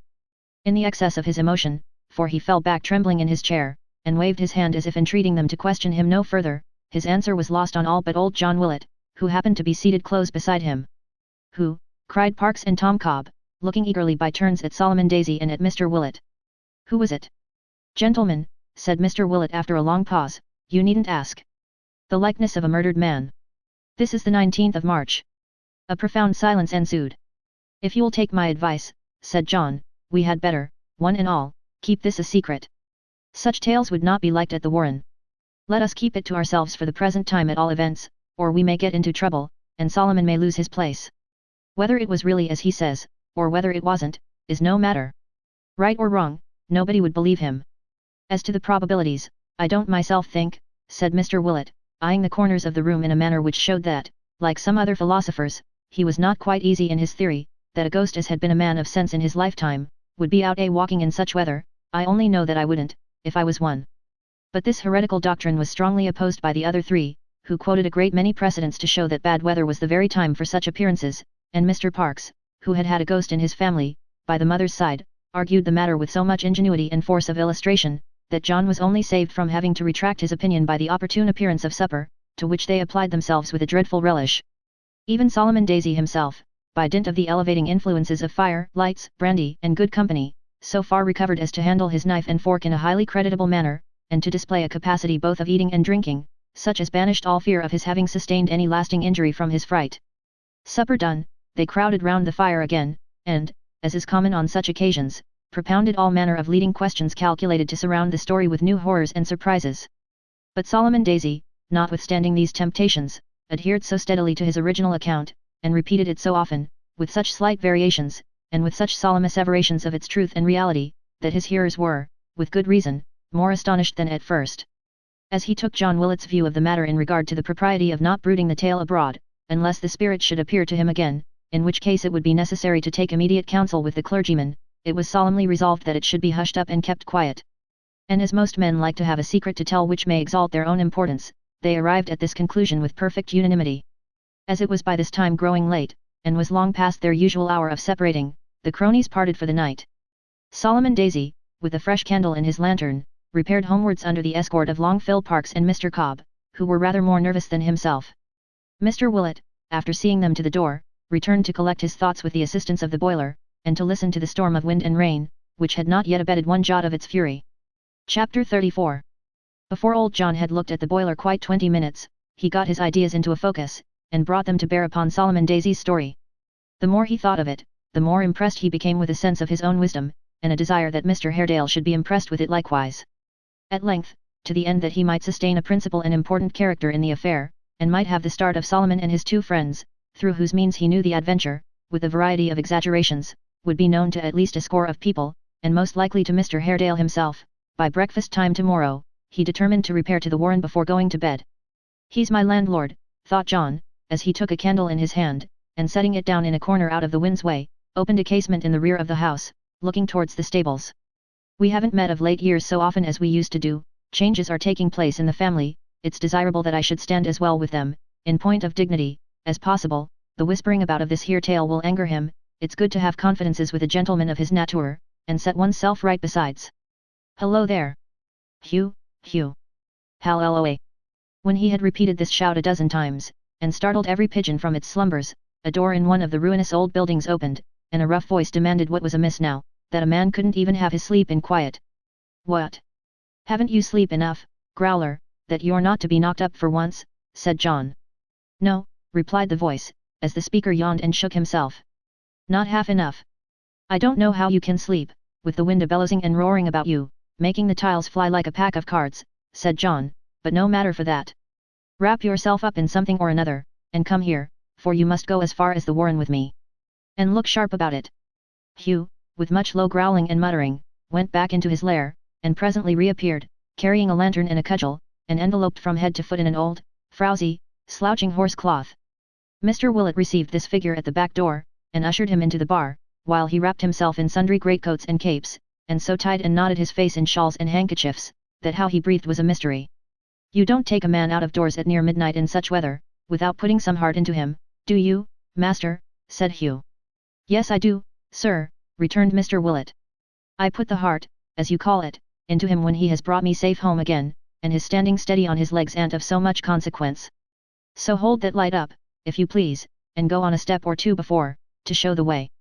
Hugh obeyed with a very indifferent grace, and a longing glance at the bottles. Old John, laying strict injunctions on his cook to keep the doors locked in his absence, and to open to nobody but himself on pain of dismissal, followed him into the blustering darkness out of doors. The way was wet and dismal, and the night so black, that if Mr. Willett had been his own pilot, he would have walked into a deep horsepond within a few hundred yards of his own house, and would certainly have terminated his career in that ignoble sphere of action. But Hugh, who had a sight as keen as any hawk's, and, apart from that endowment, could have found his way blindfold to any place within a dozen miles, dragged old John along, quite deaf to his remonstrances, and took his own course without the slightest reference to, or notice of, his master. So they made head against the wind as they best could, Hugh crushing the wet grass beneath his heavy tread, and stalking on after his ordinary savage fashion, John Willett following at arm's length, picking his steps, and looking about him, now for bogs and ditches, and now for such stray ghosts as might be wandering abroad, with looks of as much dismay and uneasiness as his immovable face was capable of expressing. At length they stood upon the broad gravel walk before the Warren house. The building was profoundly dark, and none were moving near it save themselves. From one solitary turret chamber, however, there shone a ray of light, and towards this speck of comfort in the cold, cheerless, silent scene, Mr. Willett bade his pilot lead him. "The old room," said John, looking timidly upward, "Mr. Reuben's own apartment, God be with us. I wonder his brother likes to sit there, so late at night, on this night too." "Why, where else should he sit?" asked Hugh, holding the lantern to his breast, to keep the candle from the wind, while he trimmed it with his fingers. "It's snug enough, an't it?" "Snug," said John indignantly. "You have a comfortable idea of snugness, you have, sir. Do you know what was done in that room, you ruffian?" "Why, what is it the worse for that?" cried Hugh, looking into John's fat face. "Does it keep out the rain and snow and wind, the less for that? Is it less warm or dry, because a man was killed there? Ha, ha, ha! Never believe it, master. One man's no such matter as that comes to." Mr. Willett fixed his dull eyes on his follower, and began, by a species of inspiration, to think it just barely possible that he was something of a dangerous character, and that it might be advisable to get rid of him one of these days. He was too prudent to say anything, with the journey home before him, and therefore turned to the iron gate before which this brief dialogue had passed, and pulled the handle of the bell that hung beside it.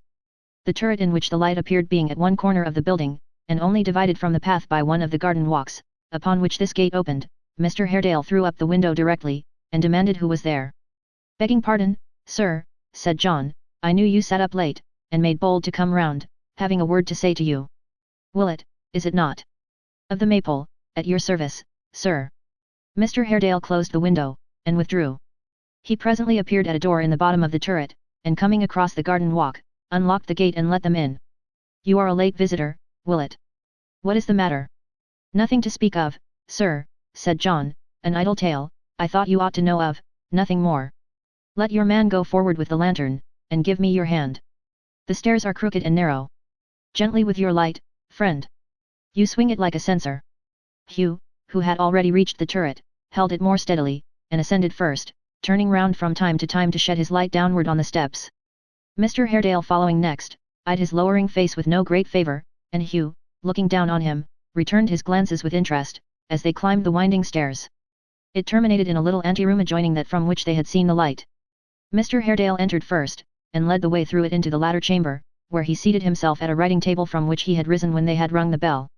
"Come in," he said, beckoning to old John, who remained bowing at the door.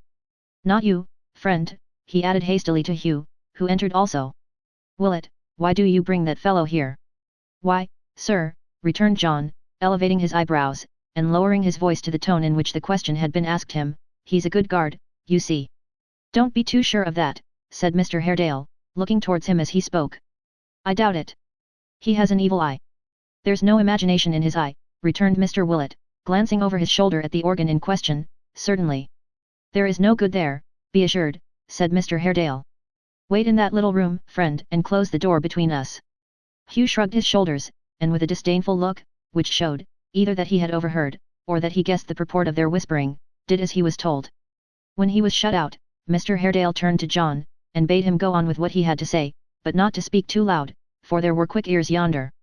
Thus cautioned, Mr. Willett, in an oily whisper, recited all that he had heard and said that night, laying particular stress upon his own sagacity, upon his great regard for the family, and upon his solicitude for their peace of mind and happiness. The story moved his auditor much more than he had expected. Mr. Haredale often changed his attitude, rose and paced the room, returned again, desired him to repeat, as nearly as he could, the very words that Solomon had used, and gave so many other signs of being disturbed and ill at ease, that even Mr. Willett was surprised. You did quite right, he said, at the end of a long conversation, to bid them keep this story secret. It is a foolish fancy on the part of this weak-brained man, bred in his fears and superstition. But Miss Haredale, though she would know it to be so, would be disturbed by it if it reached her ears. It is too nearly connected with a subject very painful to us all, to be heard with indifference. You were most prudent, and have laid me under a great obligation. I thank you very much. This was equal to John's most sanguine expectations, but he would have preferred Mr. Haredale's looking at him when he spoke, as if he really did thank him, to his walking up and down, speaking by fits and starts, often stopping with his eyes fixed on the ground, moving hurriedly on again, like one distracted, and seeming almost unconscious of what he said or did. This, however, was his manner, and it was so embarrassing to John that he sat quite passive for a long time, not knowing what to do. At length he rose. Mr. Haredale stared at him for a moment as though he had quite forgotten his being present, then shook hands with him, and opened the door. Hugh, who was, or feigned to be, fast asleep on the antechamber floor, sprang up on their entrance, and throwing his cloak about him, grasped his stick and lantern, and prepared to descend the stairs. Stay, said Mr. Haredale. Will this man drink? Drink? He'd drink the Thames up, if it was strong enough, sir, replied John Willett. He'll have something when he gets home. He's better without it, now, sir. Nay. Half the distance is done, said Hugh. What a hard master you are. I shall go home the better for one glassful, halfway. Come. As John made no reply, Mr. Haredale brought out a glass of liquor, and gave it to Hugh, who, as he took it in his hand, threw part of it upon the floor. What do you mean by splashing your drink about a gentleman's house, sir? Said John.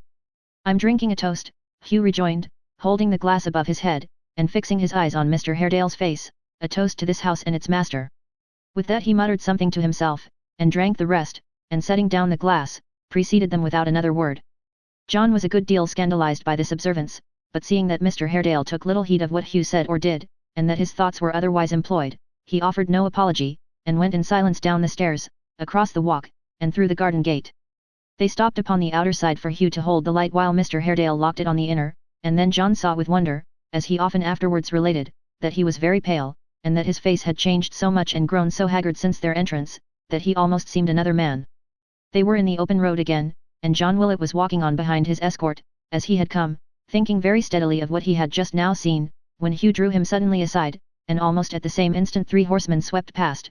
The nearest brushed his shoulder even then, who, checking their steeds as suddenly as they could, stood still, and waited for their coming up. Chapter 35. When John Willett saw that the horsemen wheeled smartly round, and drew up 3 abreast in the narrow road, waiting for him and his man to join them, it occurred to him with unusual precipitation that they must be highwaymen, and had Hugh been armed with a blunderbuss, in place of his stout cudgel, he would certainly have ordered him to fire it off at a venture, and would, while the word of command was obeyed, have consulted his own personal safety in immediate flight. Under the circumstances of disadvantage, however, in which he and his guard were placed, he deemed it prudent to adopt a different style of generalship, and therefore whispered his attendant to address them in the most peaceable and courteous terms. By way of acting up to the spirit and letter of this instruction, Hugh stepped forward, and flourishing his staff before the very eyes of the rider nearest to him, demanded roughly what he and his fellows meant by so nearly galloping over them, and why they scoured the king's highway at that late hour of night. The man whom he addressed was beginning an angry reply in the same strain, when he was checked by the horseman in the centre, who, interposing with an air of authority, inquired in a somewhat loud but not harsh or unpleasant voice. Pray, is this the London road? If you follow it right, it is, replied Hugh roughly. Nay, brother, said the same person, you're but a churlish Englishman, if Englishman you be, which I should much doubt but for your tongue. Your companion, I am sure, will answer me more civilly. How say you, friend? I say it is the London road, sir, answered John. And I wish, he added in a subdued voice, as he turned to Hugh, that you was in any other road, you vagabond. Are you tired of your life, sir, that you go trying to provoke three great neck-or-nothing chaps, that could keep on running over us, backards and forards, till we was dead, and then take our bodies up behind 'em, and drown us 10 miles off? How far is it to London? Inquired the same speaker. Why, from here, sir, answered John, persuasively, it's 13 very easy mile. The adjective was thrown in, as an inducement to the travellers to ride away with all speed, but instead of having the desired effect, it elicited from the same person, the remark, 13 miles. That's a long distance, which was followed by a short pause of indecision. Pray, said the gentleman, are there any inns hereabouts?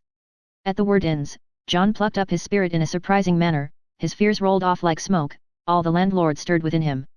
There are no inns, rejoined Mr. Willett, with a strong emphasis on the plural number, but there's a inn, one inn, the Maypole Inn.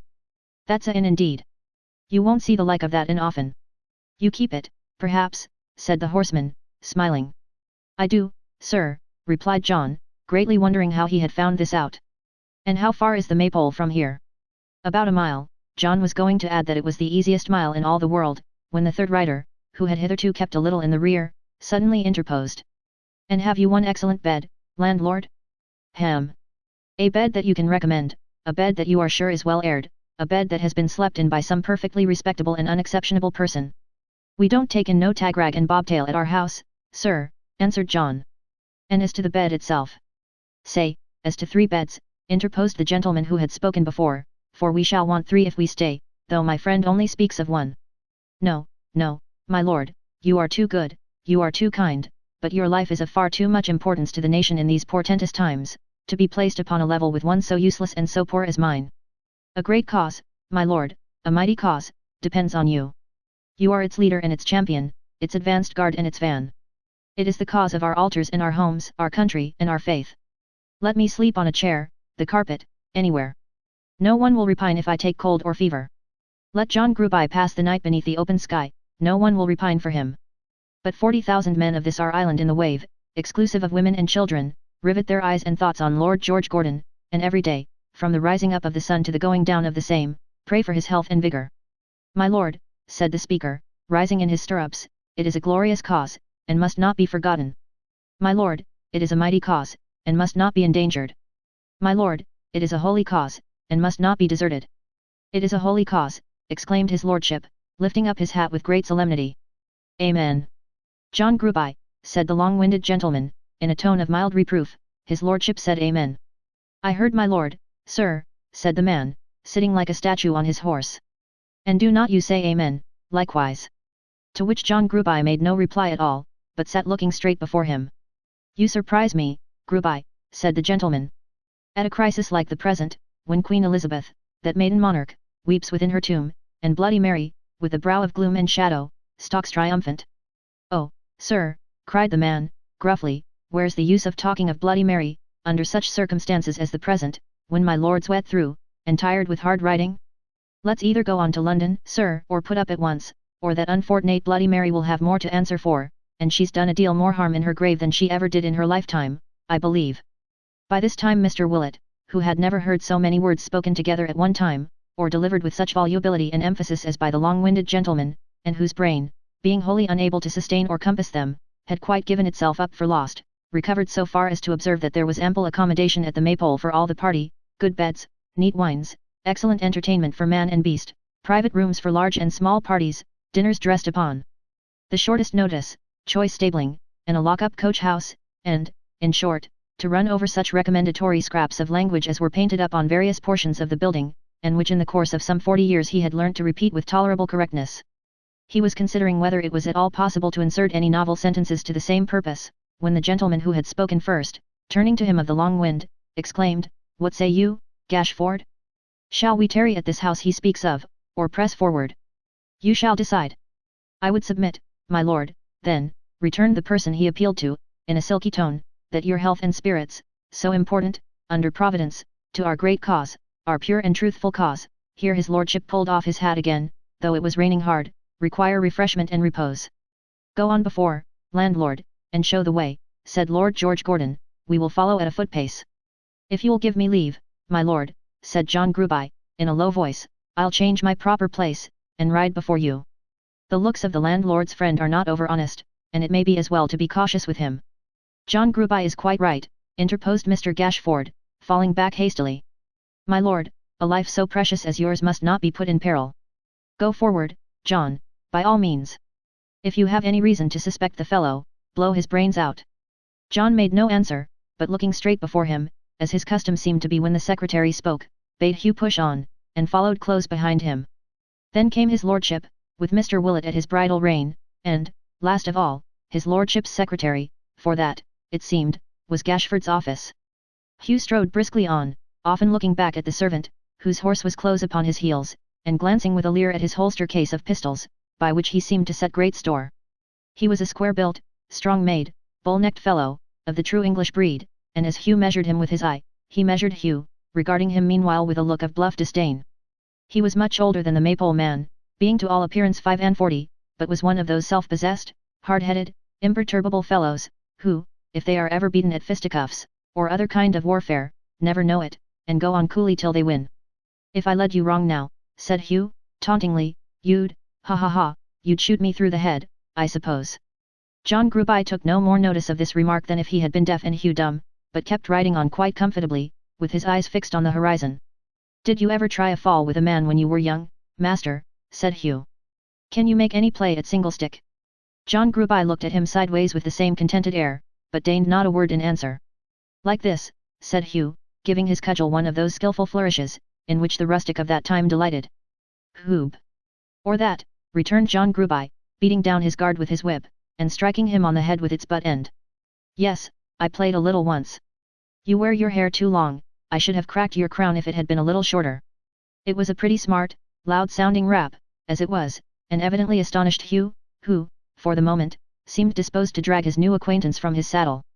But his face betokening neither malice, triumph, rage, nor any lingering idea that he had given him offence, his eyes gazing steadily in the old direction, and his manner being as careless and composed as if he had merely brushed away a fly, Hugh was so puzzled, and so disposed to look upon him as a customer of almost supernatural toughness, that he merely laughed, and cried well done, then, sheering off a little, led the way in silence. Before the lapse of many minutes the party halted at the Maypole door. Lord George and his secretary quickly dismounting, gave their horses to their servant, who, under the guidance of Hugh, repaired to the stables. Right glad to escape from the inclemency of the night, they followed Mr. Willett into the common room, and stood warming themselves and drying their clothes before the cheerful fire, while he busied himself with such orders and preparations as his guest's high quality required. As he bustled in and out of the room, intent on these arrangements, he had an opportunity of observing the two travellers, of whom, as yet, he knew nothing but the voice. The lord, the great personage who did the Maypole so much honour, was about the middle height, of a slender make, and sallow complexion, with an aquiline nose, and long hair of a reddish brown, combed perfectly straight and smooth about his ears, and slightly powdered, but without the faintest vestige of a curl. He was attired, under his greatcoat, in a full suit of black, quite free from any ornament, and of the most precise and sober cut. The gravity of his dress, together with a certain lankness of cheek and stiffness of deportment, added nearly 10 years to his age, but his figure was that of one not yet past 30. As he stood musing in the red glow of the fire, it was striking to observe his very bright large eye, which betrayed a restlessness of thought and purpose, singularly at variance with the studied composure and sobriety of his mien, and with his quaint and sad apparel. It had nothing harsh or cruel in its expression, neither had his face, which was thin and mild, and wore an air of melancholy, but it was suggestive of an indefinable uneasiness, which infected those who looked upon him, and filled them with a kind of pity for the man, though why it did so, they would have had some trouble to explain. Gashford, the secretary, was taller, angularly made, high-shouldered, bony, and ungraceful. His dress, in imitation of his superior, was demure and staid in the extreme, his manner, formal and constrained. This gentleman had an overhanging brow, great hands and feet and ears, and a pair of eyes that seemed to have made an unnatural retreat into his head, and to have dug themselves a cave to hide in. His manner was smooth and humble, but very sly and slinking. He wore the aspect of a man who was always lying in wait for something that wouldn't come to pass, but he looked patient, very patient, and fond like a spaniel dog. Even now, while he warmed and rubbed his hands before the blaze, he had the air of one who only presumed to enjoy it in his degree as a commoner, and though he knew his lord was not regarding him, he looked into his face from time to time, and with a meek and deferential manner, smiled as if for practice. Such were the guests whom old John Willett, with a fixed and leaden eye, surveyed 100 times, and to whom he now advanced with a state candlestick in each hand, beseeching them to follow him into a worthier chamber. For my lord, said John, it is odd enough, but certain people seem to have as great a pleasure in pronouncing titles as their owners have in wearing them. This room, my lord, isn't at all the sort of place for your lordship, and I have to beg your lordship's pardon for keeping you here, my lord. 1 minute. With this address, John ushered them upstairs into the state apartment, which, like many other things of state, was cold and comfortless. Their own footsteps, reverberating through the spacious room, struck upon their hearing with a hollow sound, and its damp and chilly atmosphere was rendered doubly cheerless by contrast with the homely warmth they had deserted. It was of no use, however, to propose a return to the place they had quitted, for the preparations went on so briskly that there was no time to stop them. John, with the tall candlesticks in his hands, bowed them up to the fireplace. Hugh, striding in with a lighted brand and pile of firewood, cast it down upon the hearth, and set it in a blaze. John grew by, who had a great blue cockade in his hat, which he appeared to despise mightily, brought in the portmanteau he had carried on his horse, and placed it on the floor, and presently all three were busily engaged in drawing out the screen, laying the cloth, inspecting the beds, lighting fires in the bedrooms, expediting the supper, and making everything as cozy and as snug as might be, on so short a notice. In less than an hour's time, supper had been served and ate and cleared away, and Lord George and his secretary, with slippered feet, and legs stretched out before the fire, sat over some hot mulled wine together. So ends, my lord, said Gashford, filling his glass with great complacency, the blessed work of a most blessed day. And of a blessed yesterday, said his lordship, raising his head. Ah, and here the secretary clasped his hands, a blessed yesterday indeed. The Protestants of Suffolk are godly men and true. Though others of our countrymen have lost their way in darkness, even as we, my lord, did lose our road tonight, theirs is the light and glory. Did I move them, Gashford? Said Lord George. Move them, my lord. Move them. They cried to be led on against the papists, they vowed a dreadful vengeance on their heads, they roared like men possessed. But not by devils, said his lord. By devils, my lord. By angels. Yes, oh surely, by angels, no doubt, said Lord George, thrusting his hands into his pockets, taking them out again to bite his nails, and looking uncomfortably at the fire. Of course by angels, Gashford. You do not doubt it, my lord, said the secretary. No, no, returned his lord. No. Why should I? I suppose it would be decidedly irreligious to doubt it, wouldn't it, Gashford? Though there certainly were, he added, without waiting for an answer, some plaguy ill-looking characters among them. When you warmed, said the secretary, looking sharply at the other's downcast eyes, which brightened slowly as he spoke, when you warmed into that noble outbreak, when you told them that you were never of the lukewarm or the timid tribe, and bade them take heed that they were prepared to follow one who would lead them on, though to the very death, when you spoke of 120,000 men across the Scottish border who would take their own redress at any time, if it were not conceded, when you cried perish the Pope and all his base adherents, the penal laws against them shall never be repealed while Englishmen have hearts and hands, and waved your own and touched your sword, and when they cried no popery, and you cried no, not even if we wade in blood, and they threw up their hats and cried hurrah, not even if we wade in blood, no popery. Lord George. Down with the papists, vengeance on their heads when this was said and done, and a word from you, my lord, could raise or still the tumult, ah! Then I felt what greatness was indeed, and thought, when was there ever power like this of Lord George Gordon's? It's a great power. You're right. It is a great power, he cried with sparkling eyes. But, dear Gashford, did I really say all that? And how much more, cried the secretary, looking upwards. Ah, how much more? And I told them what you say, about the 140,000 men in Scotland, did I? He asked with evident delight. That was bold. Our cause is boldness. Truth is always bold. Certainly. So is religion. She's bold, Gashford. The true religion is, my lord. And that's ours, he rejoined, moving uneasily in his seat, and biting his nails as though he would pare them to the quick. There can be no doubt of ours being the true one. You feel as certain of that as I do, Gashford, don't you? Does my lord ask me, whined Gashford, drawing his chair nearer with an injured air, and laying his broad flat hand upon the table, me, he repeated, bending the dark hollows of his eyes upon him with an unwholesome smile, who, stricken by the magic of his eloquence in Scotland but a year ago, abjured the errors of the Romish Church, and clung to him as one whose timely hand had plucked me from a pit. True. No, no. I didn't mean it, replied the other, shaking him by the hand, rising from his seat, and pacing restlessly about the room. It's a proud thing to lead the people, Gashford, he added as he made a sudden halt. By force of reason too, returned the pliant secretary. Aye, to be sure. They may cough and jeer, and groan in Parliament, and call me fool and madman, but which of them can raise this human sea and make it swell and roar at pleasure? Not one. Not one, repeated Gashford. Which of them can say for his honesty, what I can say for mine? Which of them has refused a minister's bribe of £1,000 a year, to resign his seat in favour of another? Not one. Not one, repeated Gashford again, taking the lion's share of the mulled wine between whiles. And as we are honest, true, and in a sacred cause, Gashford, said Lord George with a heightened colour and in a louder voice, as he laid his fevered hand upon his shoulder, and are the only men who regard the mass of people out of doors, or are regarded by them, we will uphold them to the last, and will raise a cry against these un-English papists which shall re-echo through the country, and roll with a noise like thunder. I will be worthy of the motto on my coat of arms, called and chosen and faithful. Called, said the secretary, by heaven. I am. Chosen by the people. Yes. Faithful to both. To the block. It would be difficult to convey an adequate idea of the excited manner in which he gave these answers to the secretary's promptings, of the rapidity of his utterance, or the violence of his tone and gesture, in which, struggling through his Puritan's demeanour, was something wild and ungovernable which broke through all restraint. For some minutes he walked rapidly up and down the room, then stopping suddenly, exclaimed. Gashford, you moved them yesterday too. Oh yes. You did. I shone with a reflected light, my lord, replied the humble secretary, laying his hand upon his heart. I did my best. You did well, said his master, and are a great and worthy instrument. If you will ring for John Gruby to carry the portmanteau into my room, and will wait here while I undress, we will dispose of business as usual, if you are not too tired. Too tired, my lord, but this is his consideration. Christian from head to foot. With which soliloquy, the secretary tilted the jug, and looked very hard into the mulled wine, to see how much remained. John Willett and John Gruby appeared together.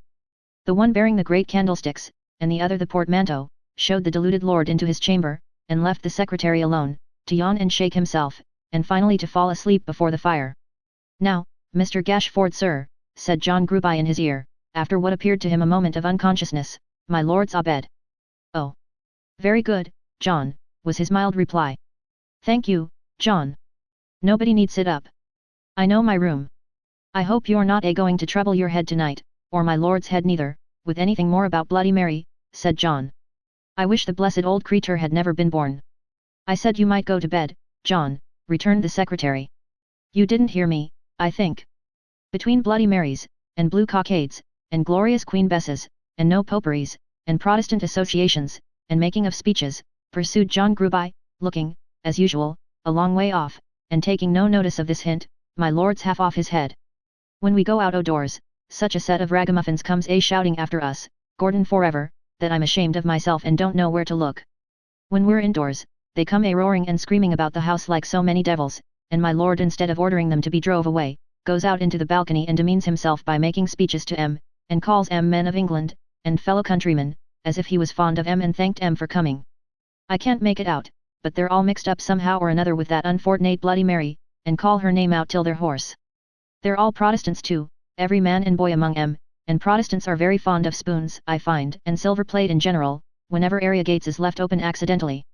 I wish that was the worst of it, and that no more harm might be to come, but if you don't stop these ugly customers in time, Mr. Gashford, and I know you're the man that blows the fire, you'll find 'em grow a little bit too strong for you. One of these evenings, when the weather gets warmer and Protestants are thirsty, they'll be pulling London down, and I never heard that Bloody Mary went as far as that. Gashford had vanished long ago, and these remarks had been bestowed on empty air. Not at all discomposed by the discovery, John Gruby fixed his hat on, wrong side foremost that he might be unconscious of the shadow of the obnoxious cockade, and withdrew to bed, shaking his head in a very gloomy and prophetic manner until he reached his chamber. Chapter 36. Gashford, with a smiling face, but still with looks of profound deference and humility, betook himself towards his master's room, smoothing his hair down as he went, and humming a psalm tune. As he approached Lord George's door, he cleared his throat and hummed more vigorously. There was a remarkable contrast between this man's occupation at the moment, and the expression of his countenance, which was singularly repulsive and malicious.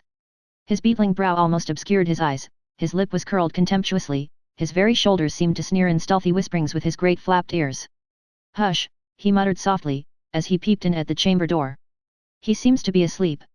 Pray heaven he is. Too much watching, too much care, too much thought, ah! Lord preserve him for a martyr. He is a saint, if ever saint drew breath on this bad earth. Placing his light upon a table, he walked on tiptoe to the fire, and sitting in a chair before it with his back towards the bed, went on communing with himself like one who thought aloud. The saviour of his country and his country's religion, the friend of his poor countrymen, the enemy of the proud and harsh, beloved of the rejected and oppressed, adored by 40,000 bold and loyal English hearts, what happy slumbers his should be. And here he sighed, and warmed his hands, and shook his head as men do when their hearts are full, and heaved another sigh, and warmed his hands again. Why, Gashford, said Lord George, who was lying broad awake, upon his side, and had been staring at him from his entrance. My lord, said Gashford, starting and looking round as though in great surprise. I have disturbed you. I have not been sleeping. Not sleeping, he repeated, with assumed confusion. What can I say for having in your presence given utterance to thoughts, but they were sincere, exclaimed the secretary, drawing his sleeve in a hasty way across his eyes, and why should I regret your having heard them? Gashford, said the poor lord, stretching out his hand with manifest emotion. Do not regret it. You love me well, I know, too well. I don't deserve such homage. Gashford made no reply, but grasped the hand and pressed it to his lips. Then rising, and taking from the trunk a little desk, he placed it on a table near the fire, unlocked it with a key he carried in his pocket, sat down before it, took out a pen, and, before dipping it in the inkstand, sucked it, to compose the fashion of his mouth perhaps, on which a smile was hovering yet. How do our numbers stand since last enrolling night? Inquired Lord George. Are we really 40,000 strong, or do we still speak in round numbers when we take the association at that amount? Our total now exceeds that number by 103, Gashford replied, casting his eyes upon his papers. The funds? Not very improving, but there is some manna in the wilderness, my lord. Hem. On Friday night the widow's mites dropped in. 40 scavengers, 3 and 4 pence. An aged pew-opener of St. Martin's parish, 6 pence. A bell-ringer of the established church, 6 pence.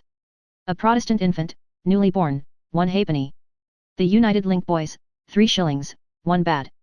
The anti-popish prisoners in Newgate, 5 and 4 pence. A friend in Bedlam, half a crown. Dennis the hangman, 1 shilling. That Dennis, said his lordship, is an earnest man. I marked him in the crowd in Welbeck Street, last Friday. A good man, rejoined the secretary, a staunch, sincere, and truly zealous man. He should be encouraged, said Lord George. Make a note of Dennis. I'll talk with him. Gashford obeyed, and went on reading from his list. The Friends of Reason, half a guinea. The Friends of Liberty, half a guinea. The Friends of Peace, half a guinea. The Friends of Charity, half a guinea. The Friends of Mercy, half a guinea. The Associated Rememberers of Bloody Mary, half a guinea. The United Bulldogs, half a guinea. The United Bulldogs, said Lord George, biting his nails most horribly, are a new society, are they not? Formerly the Apprentice Knights, my lord. The indentures of the old members expiring by degrees, they changed their name, it seems, though they still have prentices among them, as well as workmen. What is their president's name? Inquired Lord George. President, said Gashford, reading, Mr. Simon Tappertit. I remember him. The little man, who sometimes brings an elderly sister to our meetings, and sometimes another female too, who is conscientious, I have no doubt, but not well favoured. The very same, my lord. Tappertit is an earnest man, said Lord George, thoughtfully. Gashford. One of the foremost among them all, my lord. He snuffs the battle from afar, like the war horse. He throws his hat up in the street as if he were inspired, and makes most stirring speeches from the shoulders of his friends. Make a note of Tappertit, said Lord George Gordon. We may advance him to a place of trust. That, rejoined the secretary, doing as he was told, is all, except Mrs. Varden's box, 14th time of opening, 7 shillings and 6 pence in silver and copper, and half a guinea in gold, and Miggs, being the saving of a quarter's wages, 1 and 3 pence. Miggs, said Lord George. Is that a man? The name is entered on the list as a woman, replied the secretary. I think she is the tall spare female of whom you spoke just now, my lord, as not being well favoured, who sometimes comes to hear the speeches, along with Tappertit and Mrs. Varden. Mrs. Varden is the elderly lady then, is she? The secretary nodded, and rubbed the bridge of his nose with the feather of his pen. She is a zealous sister, said Lord George. Her collection goes on prosperously, and is pursued with fervour. Has her husband joined? A malignant, returned the secretary, folding up his papers. Unworthy such a wife. He remains in outer darkness and steadily refuses. The consequences be upon his own head, Gashford. My lord. You don't think, he turned restlessly in his bed as he spoke, these people will desert me, when the hour arrives. I have spoken boldly for them, ventured much, suppressed nothing. They'll not fall off, will they? No fear of that, my lord, said Gashford, with a meaning look, which was rather the involuntary expression of his own thoughts than intended as any confirmation of his words, for the other's face was turned away. "Be sure there is no fear of that. Nor," he said with a more restless motion than before, "of there, but they can sustain no harm from leaguing for this purpose. Right is on our side, though might may be against us. You feel as sure of that as I, honestly, you do." The secretary was beginning with "you do not doubt," when the other interrupted him, and impatiently rejoined. "Doubt? No. Who says I doubt? If I doubted, should I cast away relatives, friends, everything, for this unhappy country's sake, this unhappy country," he cried, springing up in bed, after repeating the phrase "unhappy country's sake" to himself, at least a dozen times, "forsaken of God and man, delivered over to a dangerous confederacy of popish powers, the prey of corruption, idolatry, and despotism. Who says I doubt? Am I called, and chosen, and faithful? Tell me. Am I, or am I not? To God, the country, and yourself," cried Gashford. "I am. I will be. I say again, I will be, to the block. Who says as much? Do you? Does any man alive?" The secretary drooped his head with an expression of perfect acquiescence in anything that had been said or might be, and Lord George, gradually sinking down upon his pillow, fell asleep. Although there was something very ludicrous in his vehement manner, taken in conjunction with his meagre aspect and ungraceful presence, it would scarcely have provoked a smile in any man of kindly feeling, or even if it had, he would have felt sorry and almost angry with himself next moment, for yielding to the impulse. This lord was sincere in his violence and in his wavering. A nature prone to false enthusiasm, and the vanity of being a leader, were the worst qualities apparent in his composition. All the rest was weakness, sheer weakness, and it is the unhappy lot of thoroughly weak men, that their very sympathies, affections, confidences, all the qualities which in better constituted minds are virtues, dwindle into foibles, or turn into downright vices. Gashford, with many a sly look towards the bed, sat chuckling at his master's folly, until his deep and heavy breathing warned him that he might retire. Locking his desk, and replacing it within the trunk, but not before he had taken from a secret lining 2 printed handbills, he cautiously withdrew, looking back, as he went, at the pale face of the slumbering man, above whose head the dusty plumes that crowned the maypole couch, waved drearily and sadly as though it were a bier. Stopping on the staircase to listen that all was quiet, and to take off his shoes lest his footsteps should alarm any light sleeper who might be near at hand, he descended to the ground floor, and thrust one of his bills beneath the great door of the house. That done, he crept softly back to his own chamber, and from the window let another fall, carefully wrapped round a stone to save it from the wind, into the yard below. They were addressed on the back to every Protestant into whose hands this shall come, and bore within what follows. Men and brethren, whoever shall find this letter, will take it as a warning to join, without delay, the friends of Lord George Gordon. There are great events at hand, and the times are dangerous and troubled. Read this carefully, keep it clean, and drop it somewhere else. For King and Country. Union. More seed, said Gashford as he closed the window. When will the harvest come? Chapter 37. To surround anything, however monstrous or ridiculous, with an air of mystery, is to invest it with a secret charm, and power of attraction which to the crowd is irresistible.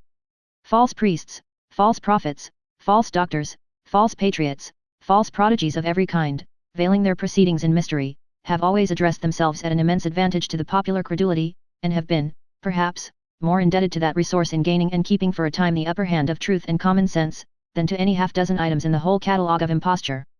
Curiosity is, and has been from the creation of the world, a master passion. To awaken it, to gratify it by slight degrees, and yet leave something always in suspense, is to establish the surest hold that can be had, in wrong, on the unthinking portion of mankind. If a man had stood on London Bridge, calling till he was hoarse, upon the passers-by, to join with Lord George Gordon, although for an object which no man understood, and which in that very incident had a charm of its own, the probability is, that he might have influenced a score of people in a month. If all zealous Protestants had been publicly urged to join an association for the avowed purpose of singing a hymn or two occasionally, and hearing some indifferent speeches made, and ultimately of petitioning Parliament not to pass an act for abolishing the penal laws against Roman Catholic priests, the penalty of perpetual imprisonment denounced against those who educated children in that persuasion, and the disqualification of all members of the Romish Church to inherit real property in the United Kingdom by right of purchase or descent, matters so far removed from the business and bosoms of the mass, might perhaps have called together 100 people. But when vague rumours got abroad, that in this Protestant association a secret power was mustering against the government for undefined and mighty purposes, when the air was filled with whispers of a confederacy among the popish powers to degrade and enslave England, establish an inquisition in London, and turn the pens of Smithfield Market into stakes and cauldrons, when terrors and alarms which no man understood were perpetually broached, both in and out of Parliament, by one enthusiast who did not understand himself, and bygone bugbears which had lain quietly in their graves for centuries, were raised again to haunt the ignorant and credulous. When all this was done, as it were, in the dark, and secret invitations to join the great Protestant Association in defense of religion, life, and liberty, were dropped in the public ways, thrust under the house doors, tossed in at windows, and pressed into the hands of those who trod the streets by night, when they glared from every wall, and shone on every post and pillar, so that stocks and stones appeared infected with the common fear, urging all men to join together blindfold in resistance of they knew not what, they knew not why. Then the mania spread indeed, and the body, still increasing every day, grew 40,000 strong. So said, at least, in this month of March, 1780, Lord George Gordon, the association's president. Whether it was the fact or otherwise, few men knew or cared to ascertain. It had never made any public demonstration, had scarcely ever been heard of, save through him, had never been seen, and was supposed by many to be the mere creature of his disordered brain. He was accustomed to talk largely about numbers of men, stimulated, as it was inferred, by certain successful disturbances, arising out of the same subject, which had occurred in Scotland in the previous year, was looked upon as a cracked-brained member of the lower house, who attacked all parties and sided with none, and was very little regarded. It was known that there was discontent abroad, there always is. He had been accustomed to address the people by placard, speech, and pamphlet. Upon other questions, nothing had come, in England, of his past exertions, and nothing was apprehended from his present. Just as he has come upon the reader, he had come, from time to time, upon the public, and been forgotten in a day, as suddenly as he appears in these pages. After a blank of 5 long years, did he and his proceedings begin to force themselves, about this period, upon the notice of thousands of people, who had mingled in active life during the whole interval, and who, without being deaf or blind to passing events, had scarcely ever thought of him before. "My lord," said Gashford in his ear, as he drew the curtains of his bed betimes, "my lord." "Yes, who's that? What is it?" "The clock has struck 9, returned the secretary, with meekly folded hands. "You have slept well. I hope you have slept well? If my prayers are heard, you are refreshed indeed." "To say the truth, I have slept so soundly," said Lord George, rubbing his eyes and looking round the room, "that I don't remember quite, what place is this?" "My lord," cried Gashford, with a smile. "Oh," returned his superior. "Yes. You're not a Jew then?" "A Jew?" exclaimed the pious secretary, recoiling. "I dreamed that we were Jews, Gashford. You and I, both of us, Jews with long beards." "Heaven forbid, my lord. We might as well be papists." "I suppose we might," returned the other, very quickly. You really think so, Gashford?" "Surely I do," the secretary cried, with looks of great surprise. "Humph," he muttered. "Yes, that seems reasonable." "I hope, my lord," the secretary began. "Hope," he echoed, interrupting him. "Why do you say, you hope? There's no harm in thinking of such things." "Not in dreams," returned the secretary. "In dreams? No, nor waking either." "Called and chosen and faithful," said Gashford, taking up Lord George's watch which lay upon a chair, and seeming to read the inscription on the seal, abstractedly.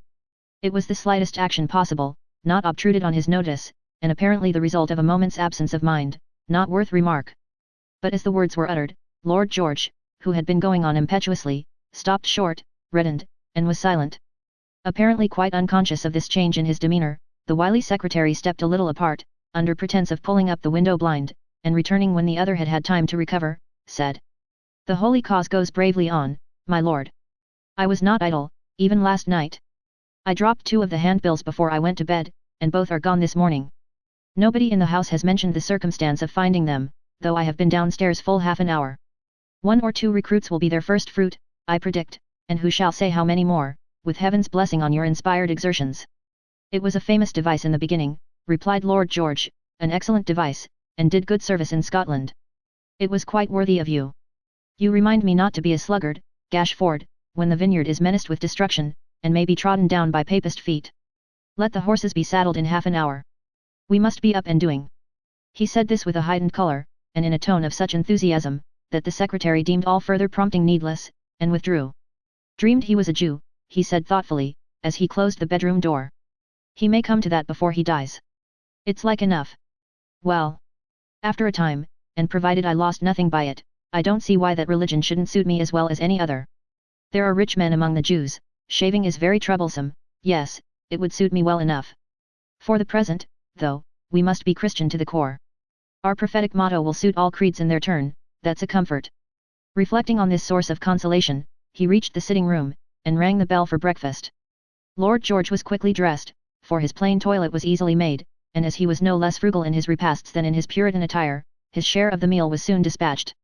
The secretary, however, more devoted to the good things of this world, or more intent on sustaining his strength and spirits for the sake of the Protestant cause, ate and drank to the last minute, and required indeed some 3 or 4 reminders from John Gruby, before he could resolve to tear himself away from Mr. Willet's plentiful providing. At length he came downstairs, wiping his greasy mouth, and having paid John Willet's bill, climbed into his saddle. Lord George, who had been walking up and down before the house talking to himself with earnest gestures, mounted his horse, and returning old John Willet's stately bow, as well as the parting salutation of a dozen idlers whom the rumour of a live lord being about to leave the Maypole had gathered round the porch, they rode away, with stout John Gruby in the rear. If Lord George Gordon had appeared in the eyes of Mr. Willet, overnight, a nobleman of somewhat quaint and odd exterior, the impression was confirmed this morning, and increased 100-fold. Sitting bolt upright upon his bony steed, with his long, straight hair, dangling about his face and fluttering in the wind, his limbs all angular and rigid, his elbows stuck out on either side ungracefully, and his whole frame jogged and shaken at every motion of his horse's feet, a more grotesque or more ungainly figure can hardly be conceived. In lieu of whip, he carried in his hand a great gold-headed cane, as large as any footman carries in these days, and his various modes of holding this unwieldy weapon, now upright before his face like the sabre of a horse soldier, now over his shoulder like a musket, now between his finger and thumb, but always in some uncouth and awkward fashion, contributed in no small degree to the absurdity of his appearance. Stiff, lank, and solemn, dressed in an unusual manner, and ostentatiously exhibiting, whether by design or accident, all his peculiarities of carriage, gesture, and conduct, all the qualities, natural and artificial, in which he differed from other men, he might have moved the sternest looker on to laughter, and fully provoked the smiles and whispered jests which greeted his departure from the Maypole Inn. Quite unconscious, however, of the effect he produced, he trotted on beside his secretary, talking to himself nearly all the way, until they came within a mile or 2 of London, when now and then some passenger went by who knew him by sight, and pointed him out to someone else, and perhaps stood looking after him, or cried in jest or earnest as it might be, "Hurrah Geordie! No popery!" At which he would gravely pull off his hat, and bow. When they reached the town and rode along the streets, these notices became more frequent, some laughed, some hissed, some turned their heads and smiled, some wondered who he was, some ran along the pavement by his side and cheered. When this happened in a crush of carts and chairs and coaches, he would make a dead stop, and pulling off his hat, cry, "Gentlemen, no popery," to which the gentlemen would respond with lusty voices, and with 3 times 3, and then, on he would go again with a score or so of the raggedest, following at his horse's heels, and shouting till their throats were parched. The old ladies too, there were a great many old ladies in the streets, and these all knew him. Some of them, not those of the highest rank, but such as sold fruit from baskets and carried burdens, clapped their shriveled hands, and raised a weazen, piping, shrill hurrah, my lord. Others waved their hands or handkerchiefs, or shook their fans or parasols, or threw up windows and called in haste to those within, to come and see. All these marks of popular esteem, he received with profound gravity and respect, bowing very low, and so frequently that his hat was more off his head than on, and looking up at the houses as he passed along, with the air of one who was making a public entry, and yet was not puffed up or proud. So they rode, to the deep and unspeakable disgust of John Gruby, the whole length of Whitechapel, Leadenhall Street and Cheapside, and into St. Paul's Churchyard. Arriving close to the cathedral, he halted, spoke to Gashford, and looking upward at its lofty dome, shook his head, as though he said, "The church in danger." Then to be sure, the bystanders stretched their throats indeed, and he went on again with mighty acclamations from the mob, and lower bows than ever. So along the Strand, up Swallow Street, into the Oxford Road, and thence to his house in Welbeck Street, near Cavendish Square, whither he was attended by a few dozen idlers, of whom he took leave on the steps with this brief parting, "Gentlemen, no popery. Good day. God bless you." This being rather a shorter address than they expected, was received with some displeasure, and cries of a speech, which might have been complied with, but that John Gruby, making a mad charge upon them with all 3 horses, on his way to the stables, caused them to disperse into the adjoining fields, where they presently fell to pitch and toss, chuck farthing, odd or even, dog fighting, and other Protestant recreations. In the afternoon Lord George came forth again, dressed in a black velvet coat and trousers and waistcoat of the Gordon plaid, all of the same Quaker cut, and in this costume, which made him look a dozen times more strange and singular than before, went down on foot to Westminster. Gashford, meanwhile, bestirred himself in business matters, with which he was still engaged when, shortly after dusk, John Gruby entered and announced a visitor. "Let him come in," said Gashford. "Here, come in," growled John to somebody without, "you're a Protestant, aren't you?" I should think so, replied a deep, gruff voice. You've the looks of it, said John Gruby.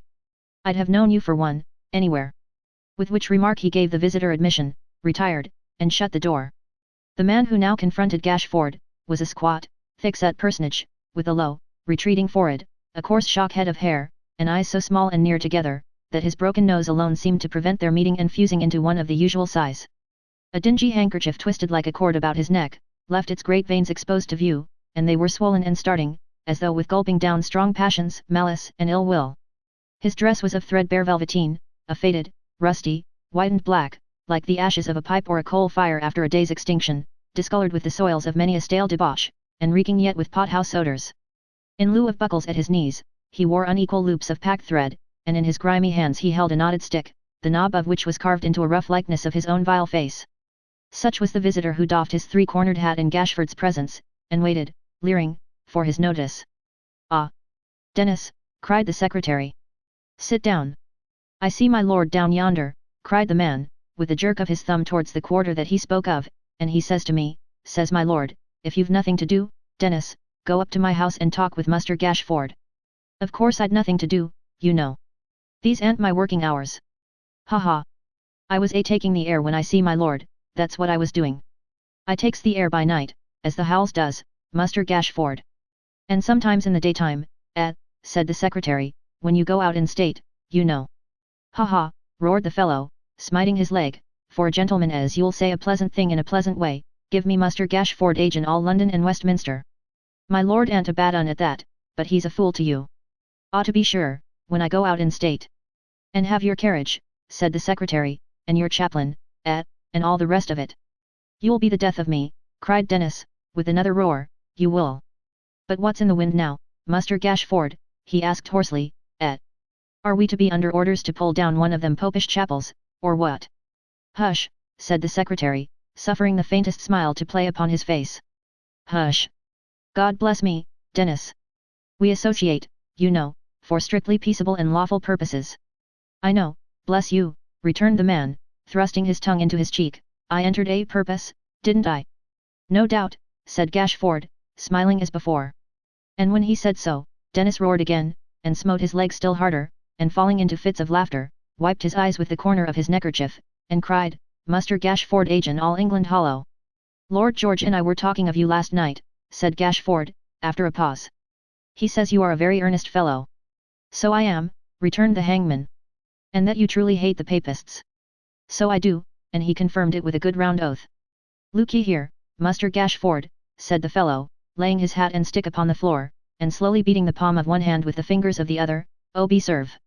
I'm a constitutional officer that works for my living, and does my work creditable. Do I, or do I not?" "Unquestionably." "Very good. Stop a minute. My work is sound, Protestant, constitutional, English work. Is it, or is it not? No man alive can doubt it. Nor dead neither.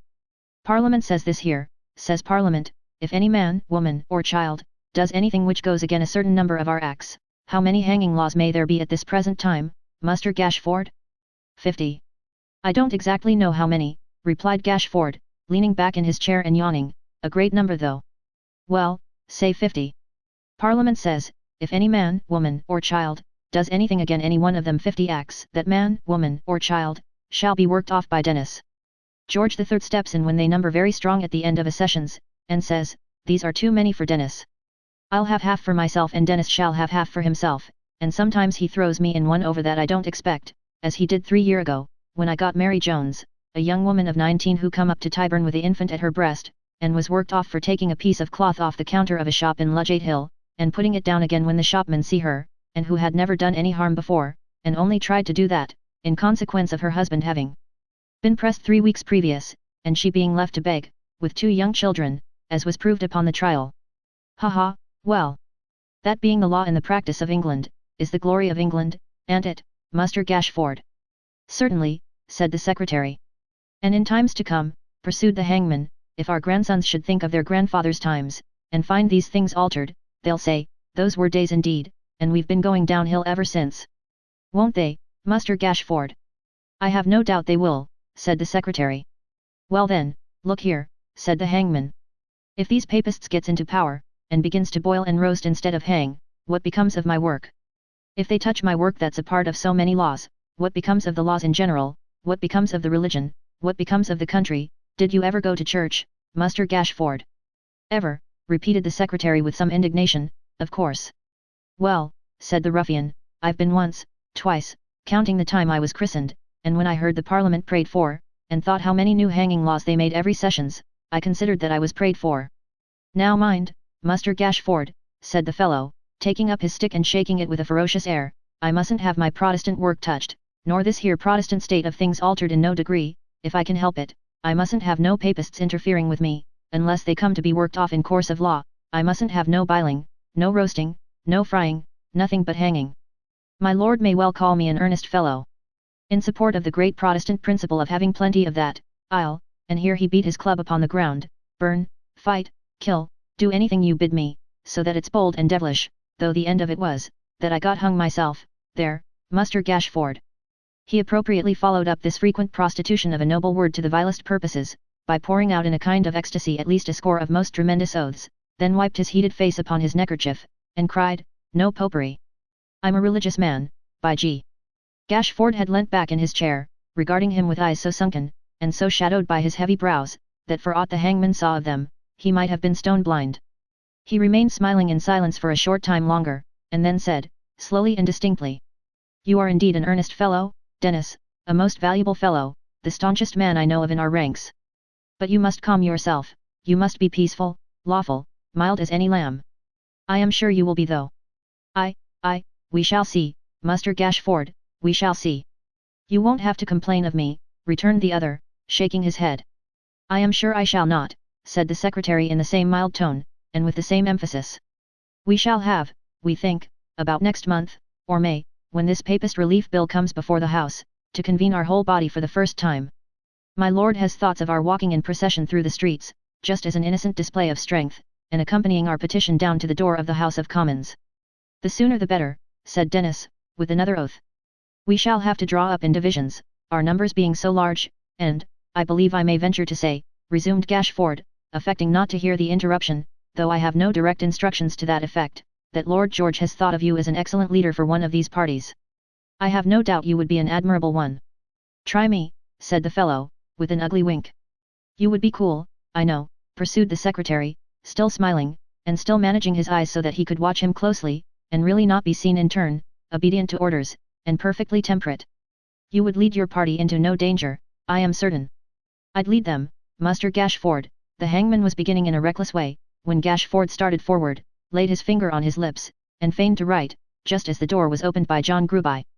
Oh, said John, looking in, here's another Protestant. Some other room, John, cried Gashford in his blandest voice. I am engaged just now. But John had brought this new visitor to the door, and he walked in unbidden, as the words were uttered, giving to view the form and features, rough attire and reckless air, of Hugh. Chapter 38. The secretary put his hand before his eyes to shade them from the glare of the lamp, and for some moments looked at Hugh with a frowning brow, as if he remembered to have seen him lately, but could not call to mind where, or on what occasion. His uncertainty was very brief, for before Hugh had spoken a word, he said, as his countenance cleared up. I recollect. It's quite right, John, you needn't wait. Don't go, Dennis. Your servant, master, said Hugh, as Gruby disappeared. Yours, friend, returned the secretary in his smoothest manner. What brings you here? We left nothing behind us, I hope. Hugh gave a short laugh, and thrusting his hand into his breast, produced one of the handbills, soiled and dirty from lying out of doors all night, which he laid upon the secretary's desk after flattening it upon his knee, and smoothing out the wrinkles with his heavy palm. Nothing but that, master. It fell into good hands, you see. What is this? Said Gashford, turning it over with an air of perfectly natural surprise. Where did you get it from, my good fellow? What does it mean? I don't understand this at all. A little disconcerted by this reception, Hugh looked from the secretary to Dennis, who had risen and was standing at the table too, observing the stranger by stealth, and seeming to derive the utmost satisfaction from his manners and appearance. Considering himself silently appealed to by this action, Mr. Dennis shook his head thrice, as if to say of Gashford, no. He don't know anything at all about it. I know he don't. I'll take my oath he don't, and hiding his profile from Hugh with one long end of his frowsy neckerchief, nodded and chuckled behind this screen in extreme approval of the secretary's proceedings. It tells the man that finds it, to come here, don't it? Asked Hugh. I'm no scholar, myself, but I showed it to a friend, and he said it did. It certainly does, said Gashford, opening his eyes to their utmost width. Really, this is the most remarkable circumstance I have ever known. How did you come by this piece of paper, my good friend? Muster Gashford, wheezed the hangman under his breath, agent all Newgate. Whether Hugh heard him, or saw by his manner that he was being played upon, or perceived the secretary's drift of himself, he came in his blunt way to the point at once. Here, he said, stretching out his hand and taking it back, never mind the bill, or what it says, or what it don't say. You don't know anything about it, master, no more do I, no more does he, glancing at Dennis. None of us know what it means, or where it comes from, there's an end of that. Now I want to make one against the Catholics, I'm a no-popery man, and ready to be sworn in. That's what I've come here for. Put him down on the roll, Muster Gashford, said Dennis approvingly. That's the way to go to work, right to the end at once, and no palaver. What's the use of shooting wide of the mark, old boy, cried Hugh. My sentiments all over, rejoined the hangman. This is the sort of chap for my division, Muster Gashford. Down with him, sir. Put him on the roll. I'd stand godfather to him, if he was to be christened in a bonfire, made of the ruins of the Bank of England. With these and other expressions of confidence of the like flattering kind, Mr. Dennis gave him a hearty slap on the back, which Hugh was not slow to return. No popery, brother, cried the hangman. No property, brother, responded Hugh. Popery, popery, said the secretary with his usual mildness. It's all the same, cried Dennis. It's all right. Down with him, Muster Gashford. Down with everybody, down with everything. Hurrah for the Protestant religion. That's the time of day, Muster Gashford. The secretary regarded them both with a very favourable expression of countenance, while they gave loose to these and other demonstrations of their patriotic purpose, and was about to make some remark aloud, when Dennis, stepping up to him, and shading his mouth with his hand, said, in a hoarse whisper, as he nudged him with his elbow. Don't split upon a constitutional officer's profession, Muster Gashford. There are popular prejudices, you know, and he mightn't like it. Wait till he comes to be more intimate with me. He's a fine-built chap, and he. A powerful fellow indeed. Did you ever, Muster Gashford, whispered Dennis, with a horrible kind of admiration, such as that with which a cannibal might regard his intimate friend, when hungry, did you ever, and here he drew still closer to his ear, and fenced his mouth with both his open hands, see such a throat as his? Do but cast your eye upon it. There's a neck for stretching, Muster Gashford. The secretary assented to this proposition with the best grace he could assume. It is difficult to feign a true professional relish, which is eccentric sometimes, and after asking the candidate a few unimportant questions, proceeded to enroll him a member of the Great Protestant Association of England.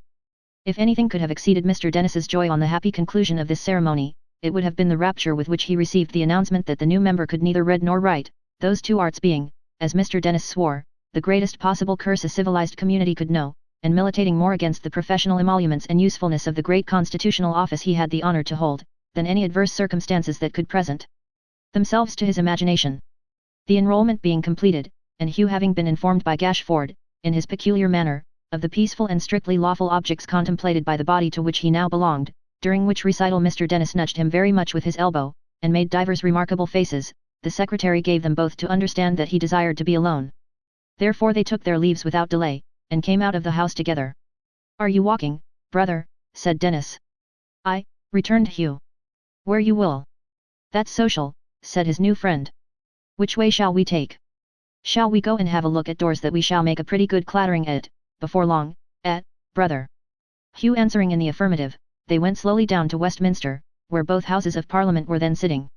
Mingling in the crowd of carriages, horses, servants, chairmen, link boys, porters, and idlers of all kinds, they lounged about, while Hugh's new friend pointed out to him significantly the weak parts of the building, how easy it was to get into the lobby, and so to the very door of the House of Commons, and how plainly, when they marched down there in grand array, their roars and shouts would be heard by the members inside, with a great deal more to the same purpose, all of which Hugh received with manifest delight.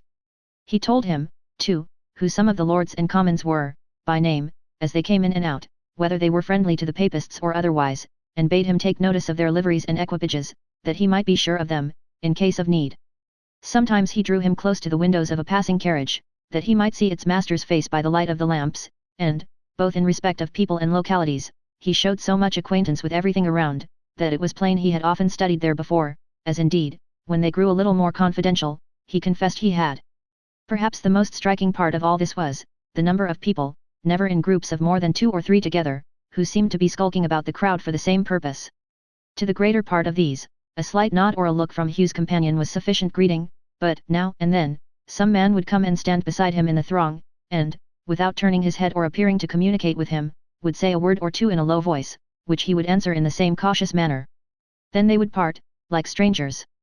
Some of these men often reappeared again unexpectedly in the crowd close to Hugh, and, as they passed by, pressed his hand, or looked him sternly in the face, but they never spoke to him, nor he to them, no, not a word.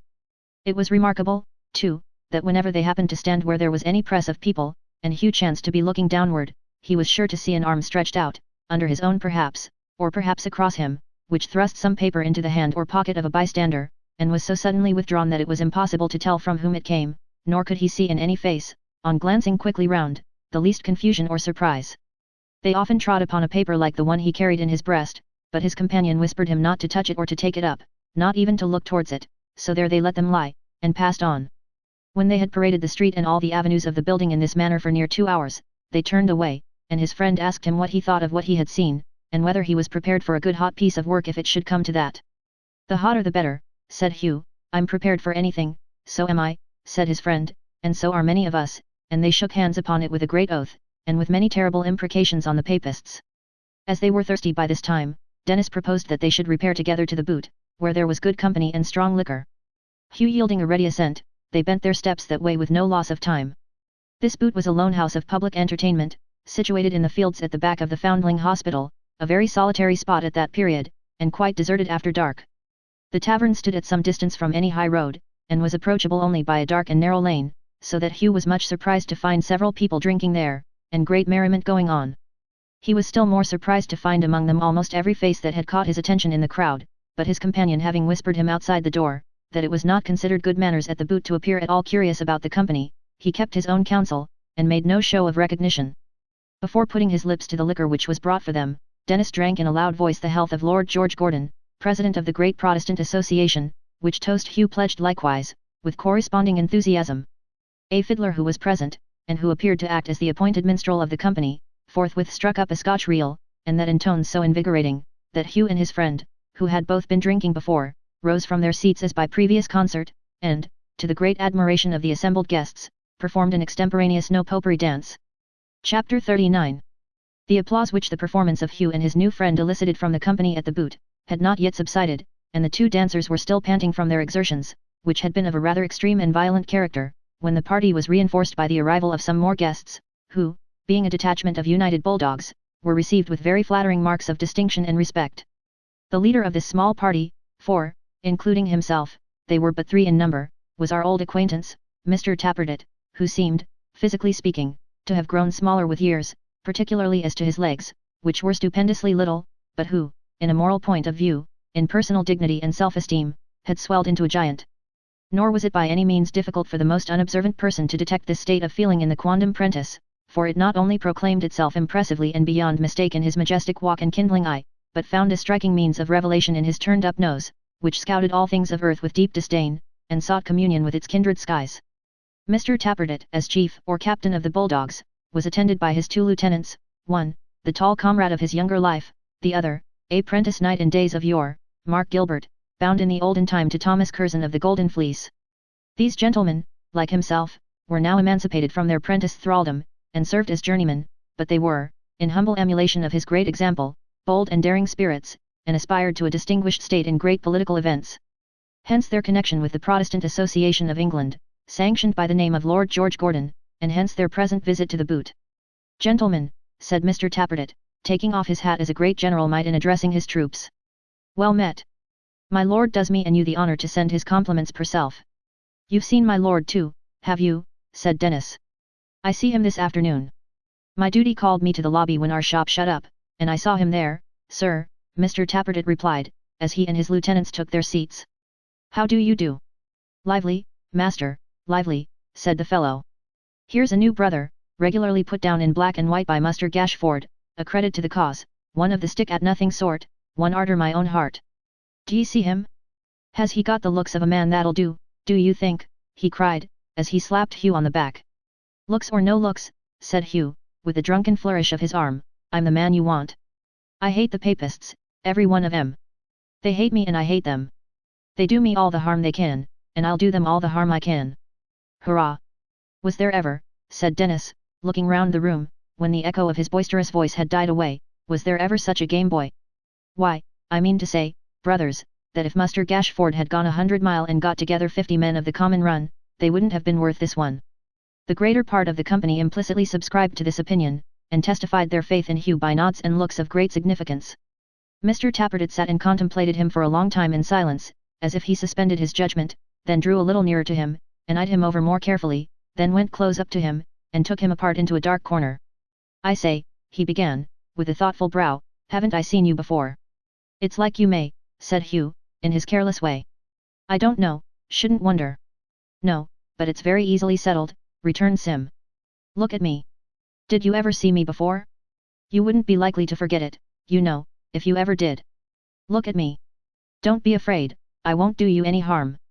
Take a good look, steady now. The encouraging way in which Mr. Tappertit made this request, and coupled it with an assurance that he needn't be frightened, amused Hugh mightily, so much indeed, that he saw nothing at all of the small man before him, through closing his eyes in a fit of hearty laughter, which shook his great broad sides until they ached again.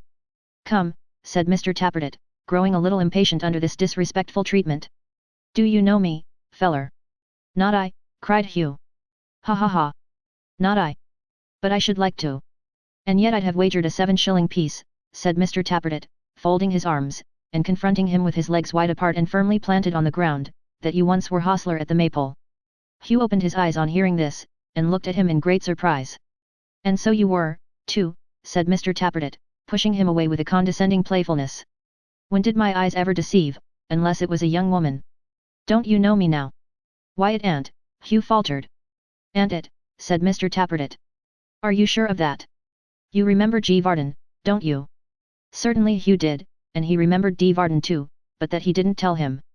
You remember coming down there, before I was out of my time, to ask after a vagabond that had bolted off, and left his disconsolate father a prey to the bitterest emotions, and all the rest of it, don't you, said Mr. Tappertit. Of course I do, cried Hugh. And I saw you there. Saw me there, said Mr. Tappertit. Yes, I should think you did see me there. The place would be troubled to go on without me. Don't you remember my thinking you liked the vagabond, and on that account going to quarrel with you, and then finding you detested him worse than poison, going to drink with you? Don't you remember that? To be sure, cried Hugh. Well, and are you in the same mind now, said Mr. Tappertit. Yes, roared Hugh. You speak like a man, said Mr. Tappertit, and I'll shake hands with you. With these conciliatory expressions he suited the action to the word, and Hugh meeting his advances readily, they performed the ceremony with a show of great heartiness. I find, said Mr. Tappertit, looking round on the assembled guests, that Brother Watts his name and I are old acquaintance. You never heard anything more of that rascal, I suppose, eh? Not a syllable, replied Hugh. I never want to. I don't believe I ever shall. He's dead long ago, I hope.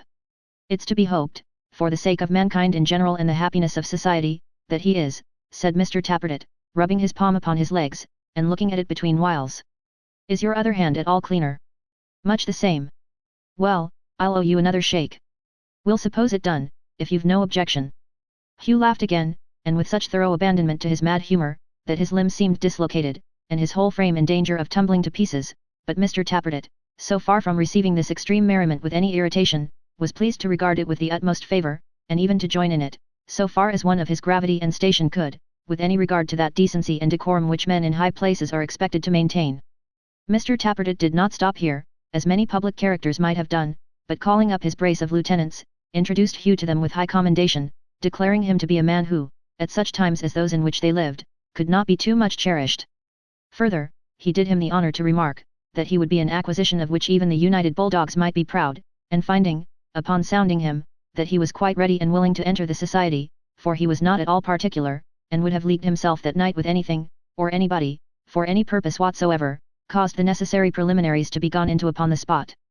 This tribute to his great merit delighted no man more than Mr. Dennis, as he himself proclaimed with several rare and surprising oaths, and indeed it gave unmingled satisfaction to the whole assembly. Make anything you like of me, cried Hugh, flourishing the kin he had emptied more than once. Put me on any duty you please. I'm your man. I'll do it. Here's my captain, here's my leader. Ha ha ha. Let him give me the word of command, and I'll fight the whole Parliament House single-handed, or set a lighted torch to the King's throne itself." With that, he smote Mr. Tappertit on the back, with such violence that his little body seemed to shrink into a mere nothing, and roared again until the very foundlings near at hand were startled in their beds. In fact, a sense of something whimsical in their companionship seemed to have taken entire possession of his rude brain. The bare fact of being patronized by a great man whom he could have crushed with one hand, appeared in his eyes so eccentric and humorous, that a kind of ferocious merriment gained the mastery over him, and quite subdued his brutal nature. He roared and roared again, toasted Mr. Tappertit 100 times, declared himself a bulldog to the core, and vowed to be faithful to him to the last drop of blood in his veins. All these compliments Mr. Tappertit received as matters of course, flattering enough in their way, but entirely attributable to his vast superiority. His dignified self-possession only delighted Hugh the more, and in a word, this giant and dwarf struck up a friendship which bade fair to be of long continuance, as the one held it to be his right to command, and the other considered it an exquisite pleasantry to obey. Nor was Hugh by any means a passive follower, who scrupled to act without precise and definite orders, for when Mr. Tappertit mounted on an empty cask which stood by way of rostrum in the room, and volunteered a speech upon the alarming crisis then at hand, he placed himself beside the orator, and though he grinned from ear to ear at every word he said, threw out such expressive hints to scoffers in the management of his cudgel, that those who were at first the most disposed to interrupt, became remarkably attentive, and were the loudest in their approbation. It was not all noise and jest, however, at the boot, nor were the whole party listeners to the speech. There were some men at the other end of the room, which was a long, low-roofed chamber, in earnest conversation all the time, and when any of this group went out, fresh people were sure to come in soon afterwards and sit down in their places, as though the others had relieved them on some watch or duty, which it was pretty clear they did, for these changes took place by the clock, at intervals of half an hour. These persons whispered very much among themselves, and kept aloof, and often looked round, as jealous of their speech being overheard. Some 2 or 3 among them entered in books what seemed to be reports from the others. When they were not thus employed, one of them would turn to the newspapers which were strewn upon the table, and from the St. James's Chronicle, the Herald, Chronicle, or Public Advertiser, would read to the rest in a low voice some passage having reference to the topic in which they were all so deeply interested. But the great attraction was a pamphlet called The Thunderer, which espoused their own opinions, and was supposed at that time to emanate directly from the association. This was always in request, and whether read aloud, to an eager knot of listeners, or by some solitary man, was certain to be followed by stormy talking and excited looks. In the midst of all his merriment, and admiration of his captain, Hugh was made sensible by these and other tokens, of the presence of an air of mystery, akin to that which had so much impressed him out of doors.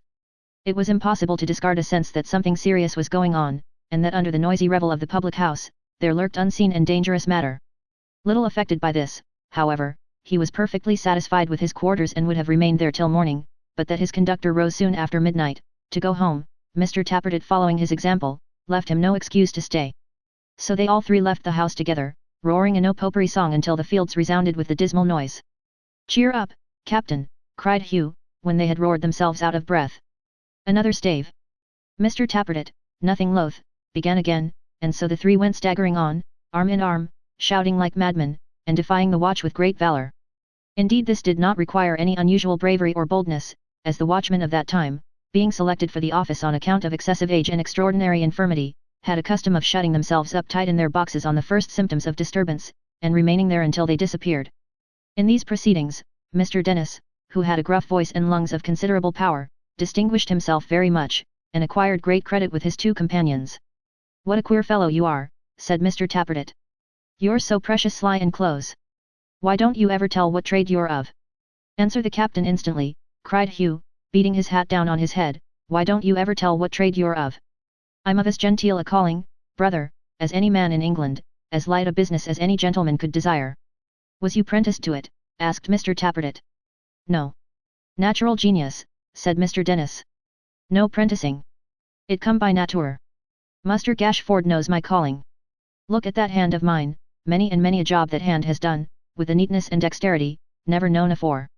When I look at that hand," said Mr. Dennis, shaking it in the air, "and remember the heel-gant bits of work it has turned off, I feel quite melancholy to think it should ever grow old and feeble. But such is life." He heaved a deep sigh as he indulged in these reflections, and putting his fingers with an absent air on Hugh's throat, and particularly under his left ear, as if he were studying the anatomical development of that part of his frame, shook his head in a despondent manner and actually shed tears. "You're a kind of artist, I suppose, said Mr. Tappertit. "Yes," rejoined Dennis, "yes, I may call myself a artist, a fancy workman. Art improves nature, that's my motto." And what do you call this? Said Mr. Tappertit, taking his stick out of his hand. That's my portrait atop, Dennis replied. Do you think it's like?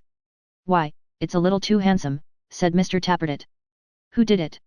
You. I, repeated Dennis, gazing fondly on his image. I wish I had the talent. That was carved by a friend of mine, as is now no more. The very day afore he died, he cut that with his pocket knife from memory. I'll die game, says my friend, and my last moments shall be devoted to making Dennis's picture. That's it. That was a queer fancy, wasn't it? Said Mr. Tappertit. It was a queer fancy, rejoined the other, breathing on his fictitious nose, and polishing it with the cuff of his coat, but he was a queer subject altogether, a kind of gypsy, one of the finest, stand-up men, you ever see. Ah! He told me some things that would startle you a bit, did that friend of mine, on the morning when he died. You were with him at the time, were you? Said Mr. Tappertit. Yes, he answered with a curious look, I was there. Oh. Yes, certainly, I was there. He wouldn't have gone off half as comfortable without me. I had been with 3 or 4 of his family under the same circumstances. They were all fine fellows. They must have been fond of you, remarked Mr. Tappertit, looking at him sideways. I don't know that they was exactly fond of me, said Dennis, with a little hesitation, but they all had me near 'em when they departed. I come in for their wardrobes too. This very handkecher that you see round my neck, belonged to him that I've been speaking of, him as did that likeness. Mr. Tappertit glanced at the article referred to, and appeared to think that the deceased's ideas of dress were of a peculiar and by no means an expensive kind. He made no remark upon the point, however, and suffered his mysterious companion to proceed without interruption.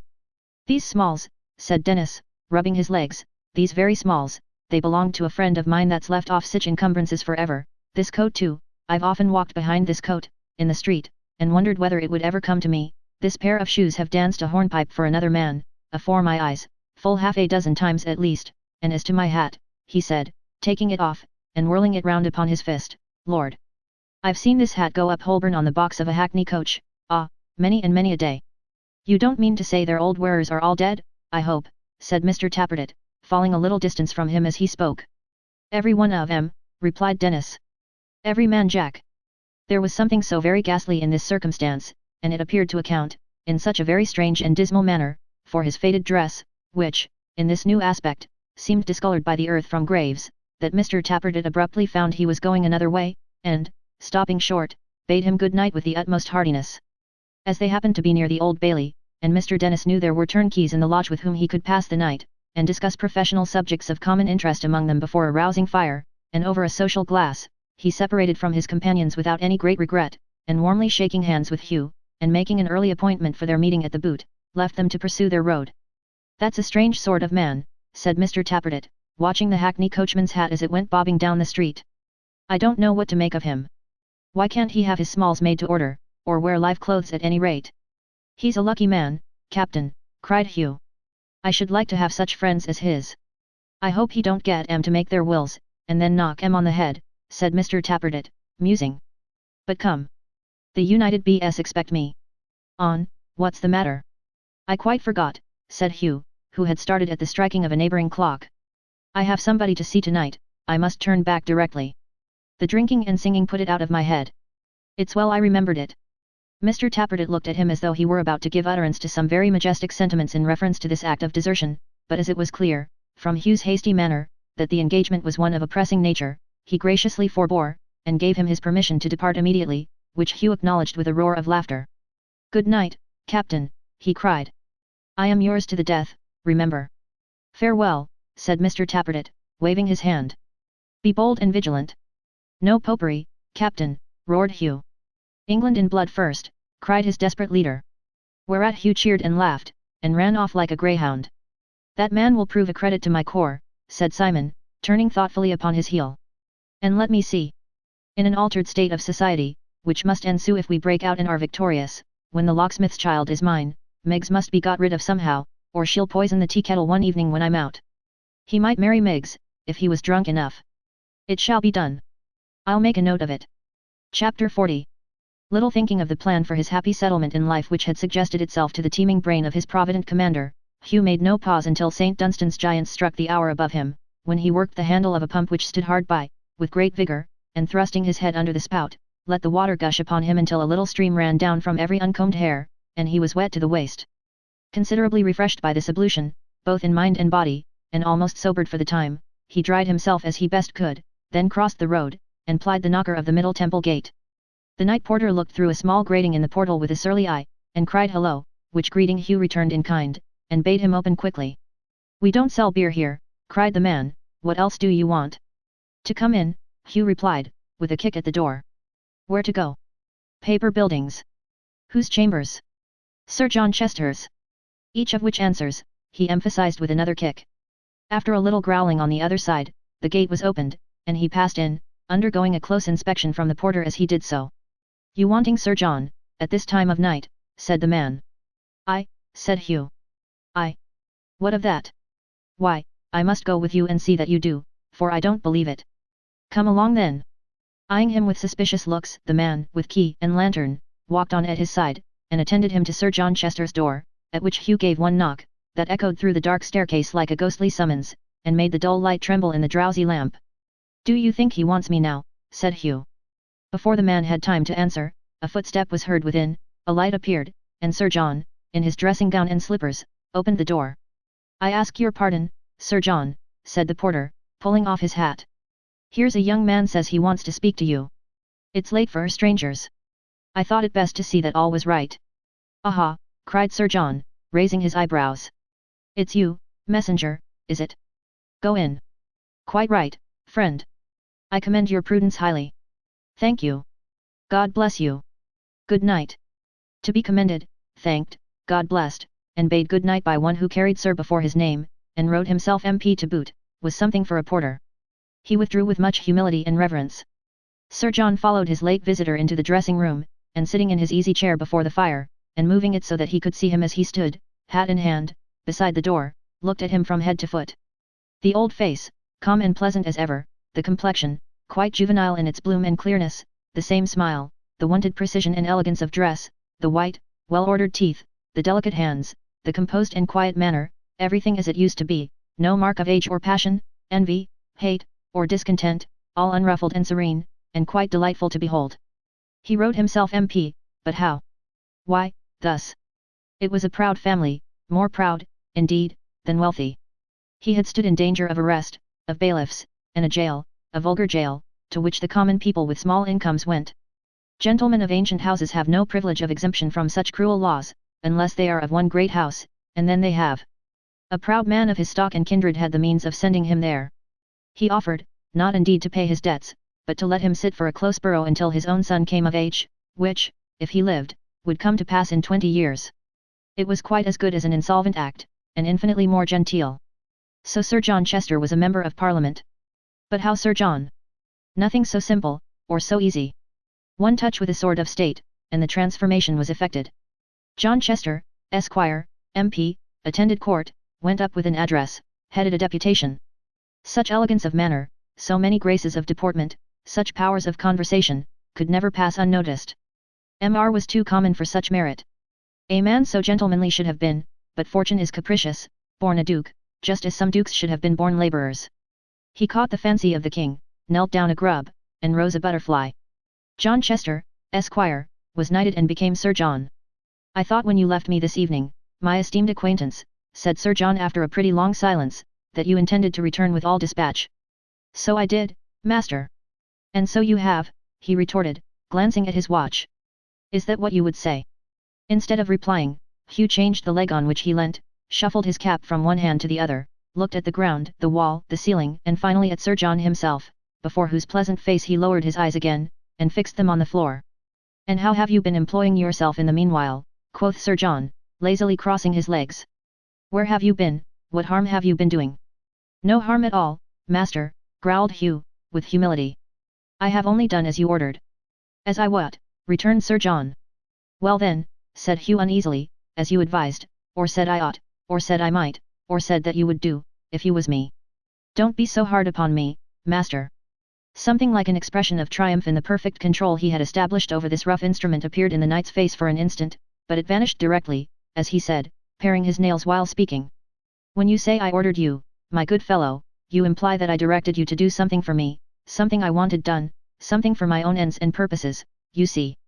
Now I am sure I needn't enlarge upon the extreme absurdity of such an idea, however unintentional, so please," and here he turned his eyes upon him, "to be more guarded.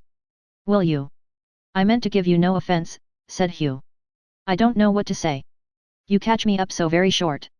"You will be caught up much shorter, my good friend, infinitely shorter, one of these days, depend upon it," replied his patron calmly. "By the by, instead of wondering why you have been so long, my wonder should be why you came at all." "Why did you?" "You know, master," said Hugh, "that I couldn't read the bill I found, and that supposing it to be something particular from the way it was wrapped up, I brought it here." "And could you ask no one else to read it, Bruin?" said Sir John. "No one that I could trust with secrets, master. Since Barnaby Rudge was lost sight of for good and all, and that's 5 years ago, I haven't talked with anyone but you. You have done me honor, I am sure. I have come to and fro, master, all through that time, when there was anything to tell, because I knew that you'd be angry with me if I stayed away," said Hugh, blurting the words out, after an embarrassed silence, "and because I wished to please you if I could, and not to have you go against me. There. That's the true reason why I came tonight. You know that, master, I am sure." "You are a specious fellow," returned Sir John, fixing his eyes upon him, "and carry 2 faces under your hood, as well as the best. Didn't you give me in this room, this evening, any other reason, no dislike of anybody who has slighted you lately, on all occasions, abused you, treated you with rudeness, acted towards you, more as if you were a mongrel dog than a man like himself?" "To be sure I did," cried Hugh, his passion rising, as the other meant it should, "and I say it all over now, again. I'd do anything to have some revenge on him, anything. And when you told me that he and all the Catholics would suffer from those who joined together under that handbill, I said I'd make one of 'em, if their master was the devil himself. I am one of 'em. See whether I am as good as my word and turn out to be among the foremost, or no. I mayn't have much head, master, but I've head enough to remember those that use me ill. You shall see, and so shall he, and so shall hundreds more, how my spirit backs me when the time comes. My bark is nothing to my bite. Some that I know had better have a wild lion among 'em than me, when I am fairly loose, they had." The knight looked at him with a smile of far deeper meaning than ordinary, and pointing to the old cupboard, followed him with his eyes while he filled and drank a glass of liquor, and smiled when his back was turned, with deeper meaning yet. "You are in a blustering mood, my friend," he said, when Hugh confronted him again. "Not I, master," cried Hugh. "I don't say half I mean. I can't. I haven't got the gift. There are talkers enough among us, I'll be one of the doers." "Oh, you have joined those fellows then," said Sir John, with an air of most profound indifference. "Yes. I went up to the house you told me of, and got put down upon the muster. There was another man there, named Dennis." "Dennis, cried Sir John, laughing. I, a pleasant fellow, I believe. A roaring dog, master, one after my own heart, hot upon the matter too, red hot." "So I have heard," replied Sir John, carelessly. "You don't happen to know his trade, do you?" "He wouldn't say," cried Hugh. "He keeps it secret." "Ha ha," laughed Sir John. "A strange fancy, a weakness with some persons, you'll know it one day, I dare swear." "We're intimate already," said Hugh. "Quite natural." "And have been drinking together, pursued Sir John. "Did you say what place you went to in company, when you left Lord George's?" Hugh had not said or thought of saying, but he told him, and this inquiry being followed by a long train of questions, he related all that had passed both in and out of doors, the kind of people he had seen, their numbers, state of feeling, mode of conversation, apparent expectations and intentions. His questioning was so artfully contrived, that he seemed even in his own eyes to volunteer all this information rather than to have it wrested from him, and he was brought to this state of feeling so naturally, that when Mr. Chester yawned at length and declared himself quite wearied out, he made a rough kind of excuse for having talked so much. "There, get you gone," said Sir John, holding the door open in his hand. "You have made a pretty evening's work. I told you not to do this. You may get into trouble. You'll have an opportunity of revenging yourself on your proud friend Haredale, though, and for that, you'd hazard anything, I suppose." "I would," retorted Hugh, stopping in his passage out and looking back, "but what do I risk? What do I stand a chance of losing, master? Friends, home? A fig for 'em all, I have none, they are nothing to me. Give me a good scuffle, let me pay off old scores in a bold riot where there are men to stand by me, and then use me as you like, it don't matter much to me what the end is." "What have you done with that paper?" said Sir John. "I have it here, master." "Drop it again as you go along, it's as well not to keep such things about you." Hugh nodded, and touching his cap with an air of as much respect as he could summon up, departed. Sir John, fastening the doors behind him, went back to his dressing room, and sat down once again before the fire, at which he gazed for a long time, in earnest meditation. "This happens fortunately," he said, breaking into a smile, "and promises well. Let me see. My relative and I, who are the most Protestant fellows in the world, give our worst wishes to the Roman Catholic cause, and to Saville, who introduces their bill. I have a personal objection besides, but as each of us has himself for the first article in his creed, we cannot commit ourselves by joining with a very extravagant madman, such as this Gordon most undoubtedly is. Now really, to foment his disturbances in secret, through the medium of such a very apt instrument as my savage friend here, may further our real ends, and to express at all becoming seasons, in moderate and polite terms, a disapprobation of his proceedings, though we agree with him in principle, will certainly be to gain a character for honesty and uprightness of purpose, which cannot fail to do us infinite service, and to raise us into some importance. Good. So much for public grounds. As to private considerations, I confess that if these vagabonds would make some riotous demonstration, which does not appear impossible, and would inflict some little chastisement on Haredale as a not an active man among his sect, it would be extremely agreeable to my feelings, and would amuse me beyond measure. Good again. Perhaps better." When he came to this point, he took a pinch of snuff, then beginning slowly to undress, he resumed his meditations, by saying with a smile, I do fear exceedingly, that my friend is following fast in the footsteps of his mother. His intimacy with Mr. Dennis is very ominous. But I have no doubt he must have come to that end anyway.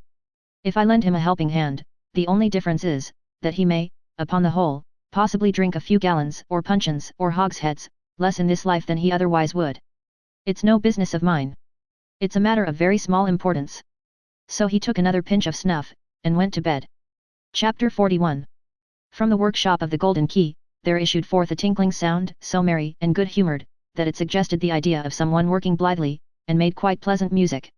No man who hammered on at a dull monotonous duty, could have brought such cheerful notes from steel and iron, none but a chirping, healthy, honest-hearted fellow, who made the best of everything, and felt kindly towards everybody, could have done it for an instant. He might have been a coppersmith, and still been musical. If he had sat in a jolting wagon, full of rods of iron, it seemed as if he would have brought some harmony out of it. Tink, tink, tink, clear as a silver bell, and audible at every pause of the street's harsher noises, as though it said, I don't care, nothing puts me out, I am resolved to be happy. Women scolded, children squalled, heavy carts went rumbling by, horrible cries proceeded from the lungs of hawkers, still it struck in again, no higher, no lower, no louder, no softer, not thrusting itself on people's notice a bit the more for having been outdone by louder sounds, tink, tink, tink, tink, tink. It was a perfect embodiment of the still small voice, free from all cold, hoarseness, huskiness, or unhealthiness of any kind. Foot passengers slackened their pace, and were disposed to linger near it. Neighbors who had got up splenetic that morning, felt good humor stealing on them as they heard it, and by degrees became quite sprightly. Mothers danced their babies to its ringing. Still the same magical tink, tink, tink, came gaily from the workshop of the Golden Key.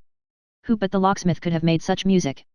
A gleam of sun shining through the unsashed window, and checkering the dark workshop with a broad patch of light, fell full upon him, as though attracted by his sunny heart. There he stood working at his anvil, his face all radiant with exercise and gladness, his sleeves turned up, his wig pushed off his shining forehead, the easiest, freest, happiest man in all the world. Beside him sat a sleek cat, purring and winking in the light, and falling every now and then into an idle doze, as from excess of comfort. Toby looked on from a tall bench hard by, one beaming smile, from his broad nut-brown face down to the slack-baked buckles in his shoes. The very locks that hung around had something jovial in their rust, and seemed like gouty gentlemen of hearty natures, disposed to joke on their infirmities. There was nothing surly or severe in the whole scene. It seemed impossible that any one of the innumerable keys could fit a churlish strong box or a prison door. Cellars of beer and wine, rooms where there were fires, books, gossip, and cheering laughter, these were their proper sphere of action. Places of distrust and cruelty, and restraint, they would have left quadruple locked forever. Tink, tink, tink. The locksmith paused at last, and wiped his brow. The silence roused the cat, who, jumping softly down, crept to the door, and watched with tiger eyes a bird cage in an opposite window. Gabriel lifted Toby to his mouth, and took a hearty draught. Then, as he stood upright, with his head flung back, and his portly chest thrown out, you would have seen that Gabriel's lower man was clothed in military gear. Glancing at the wall beyond, there might have been espied, hanging on their several pegs, a cap and feather, broadsword, sash, and coat of scarlet, which any man learned in such matters would have known from their make and pattern to be the uniform of a sergeant in the Royal East London Volunteers. As the locksmith put his mug down, empty, on the bench whence it had smiled on him before, he glanced at these articles with a laughing eye, and looking at them with his head a little on one side, as though he would get them all into a focus, said, leaning on his hammer. Time was, now, I remember, when I was like to run mad with the desire to wear a coat of that color. If anyone, except my father, had called me a fool for my pains, how I should have fired and fumed. But what a fool I must have been, surely. Ah, sighed Mrs. Varden, who had entered unobserved. A fool indeed. A man at your time of life, Varden, should know better now. Why, what a ridiculous woman you are, Martha, said the locksmith, turning round with a smile. Certainly, replied Mrs. with great demureness. Of course I am. I know that, Varden. Thank you. I mean, began the locksmith. Yes, said his wife, I know what you mean. You speak quite plain enough to be understood, Varden. It's very kind of you to adapt yourself to my capacity, I am sure. Tut, tut, Martha, rejoined the locksmith, don't take offence at nothing. I mean, how strange it is of you to run down volunteering, when it's done to defend you and all the other women, and our own fireside and everybody else's, in case of need. It's unchristian, cried Mrs. Varden, shaking her head. Unchristian, said the locksmith. Why, what the devil? Mrs. Varden looked at the ceiling, as in expectation that the consequence of this profanity would be the immediate descent of the four-post bedstead on the second floor, together with the best sitting room on the first, but no visible judgment occurring, she heaved a deep sigh, and begged her husband, in a tone of resignation, to go on, and by all means to blaspheme as much as possible, because he knew she liked it. The locksmith did for a moment seem disposed to gratify her, but he gave a great gulp, and mildly rejoined. I was going to say, what on earth do you call it unchristian for? Which would be most unchristian, Martha, to sit quietly down and let our houses be sacked by a foreign army, or to turn out like men and drive 'em off? Shouldn't I be a nice sort of a Christian, if I crept into a corner of my own chimney and looked on while a parcel of whiskered savages bore off Dolly, or you? When he said or you, Mrs. Varden, despite herself, relaxed into a smile. There was something complimentary in the idea. In such a state of things as that, indeed, she simpered. As that, repeated the locksmith. Well, that would be the state of things directly. Even Miggs would go. Some black tambourine player, with a great turban on, would be bearing her off, and, unless the tambourine player was proof against kicking and scratching, it's my belief he'd have the worst of it. Ha ha ha. I'd forgive the tambourine player. I wouldn't have him interfered with on any account, poor fellow. And here the locksmith laughed again so heartily, that tears came into his eyes, much to Mrs. Varden's indignation, who thought the capture of so sound a Protestant and estimable a private character as Miggs by a pagan Negro, a circumstance too shocking and awful for contemplation. The picture Gabriel had drawn, indeed, threatened serious consequences, and would indubitably have led to them, but luckily at that moment a light footstep crossed the threshold, and Dolly, running in, threw her arms round her old father's neck and hugged him tight. Here she is at last, cried Gabriel. And how well you look, doll, and how late you are, my darling. How well she looked. Well? Why, if he had exhausted every laudatory adjective in the dictionary, it wouldn't have been praise enough. When and where was there ever such a plump, roguish, comely, bright-eyed, enticing, bewitching, captivating, maddening little puss in all this world, as Dolly? What was the Dolly of 5 years ago, to the Dolly of that day? How many coachmakers, saddlers, cabinet-makers and professors of other useful arts, had deserted their fathers, mothers, sisters, brothers, and, most of all, their cousins, for the love of her? How many unknown gentlemen, supposed to be of mighty fortunes, if not titles, had waited round the corner after dark, and tempted Miggs the incorruptible, with golden guineas, to deliver offers of marriage folded up in love letters? How many disconsolate fathers and substantial tradesmen had waited on the locksmith for the same purpose, with dismal tales of how their sons had lost their appetites, and taken to shut themselves up in dark bedrooms, and wandering in desolate suburbs with pale faces, and all because of Dolly Varden's loveliness and cruelty? How many young men, in all previous times of unprecedented steadiness, had turned suddenly wild and wicked for the same reason, and, in an ecstasy of unrequited love, taken to wrench off door-knockers, and invert the boxes of rheumatic watchmen?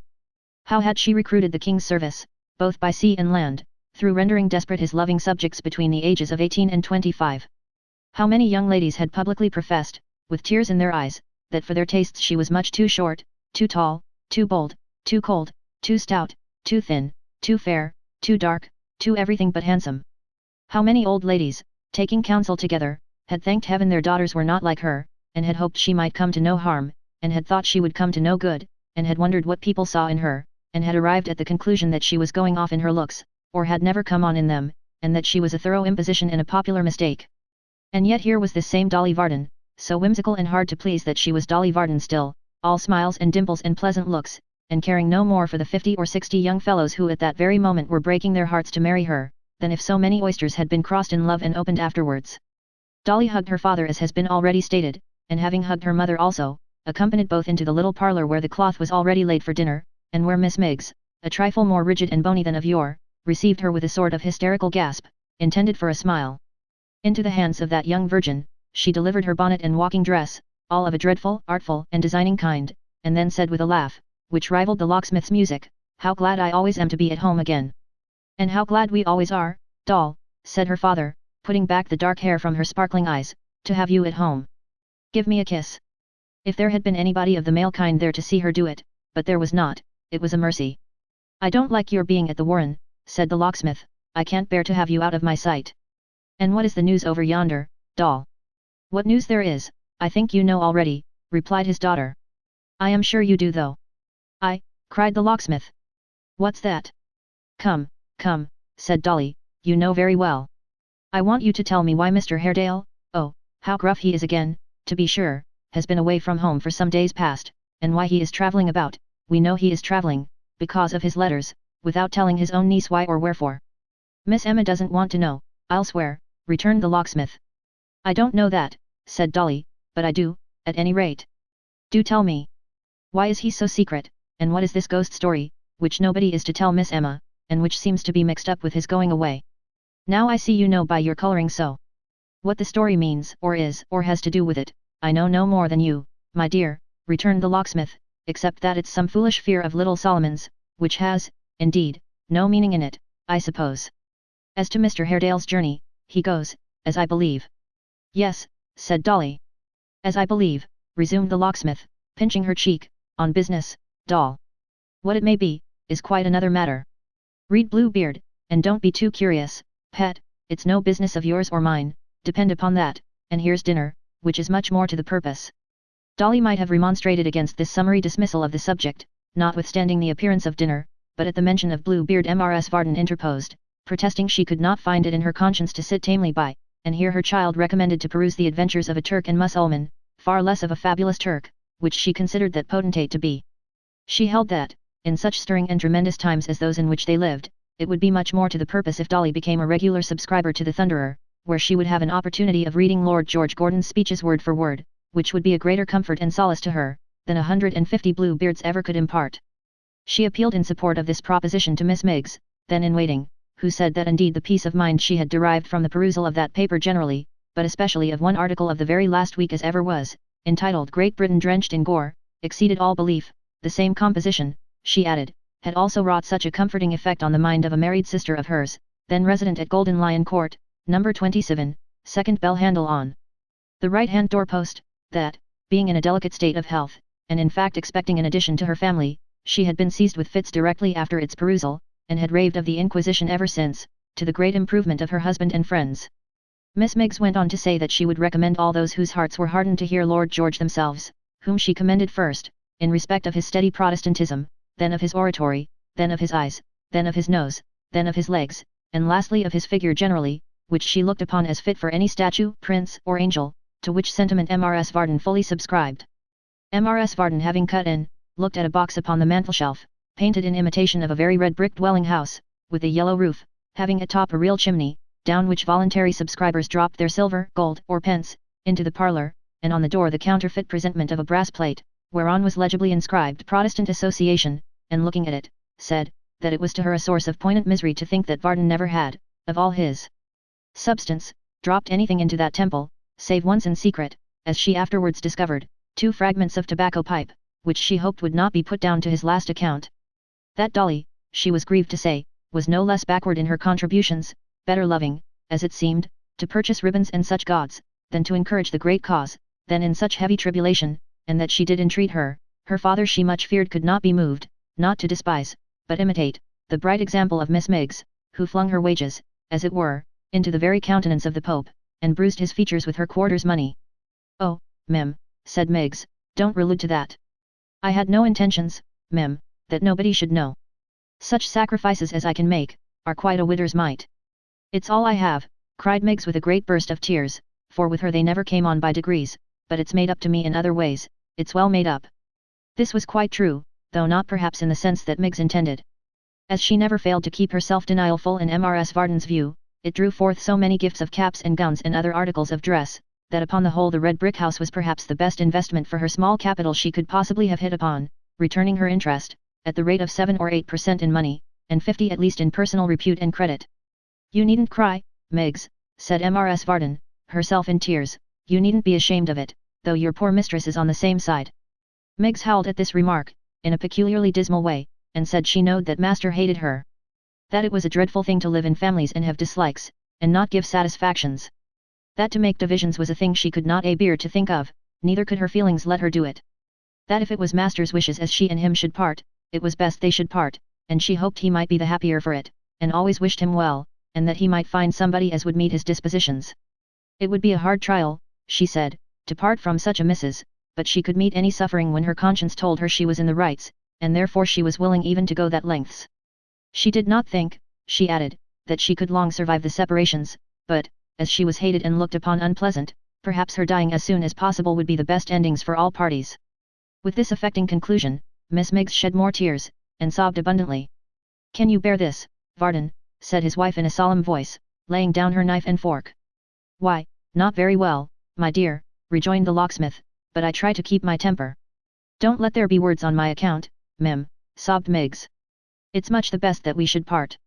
I wouldn't stay, oh, gracious me, and make dissensions, not for a annual gold mine, and found in tea and sugar."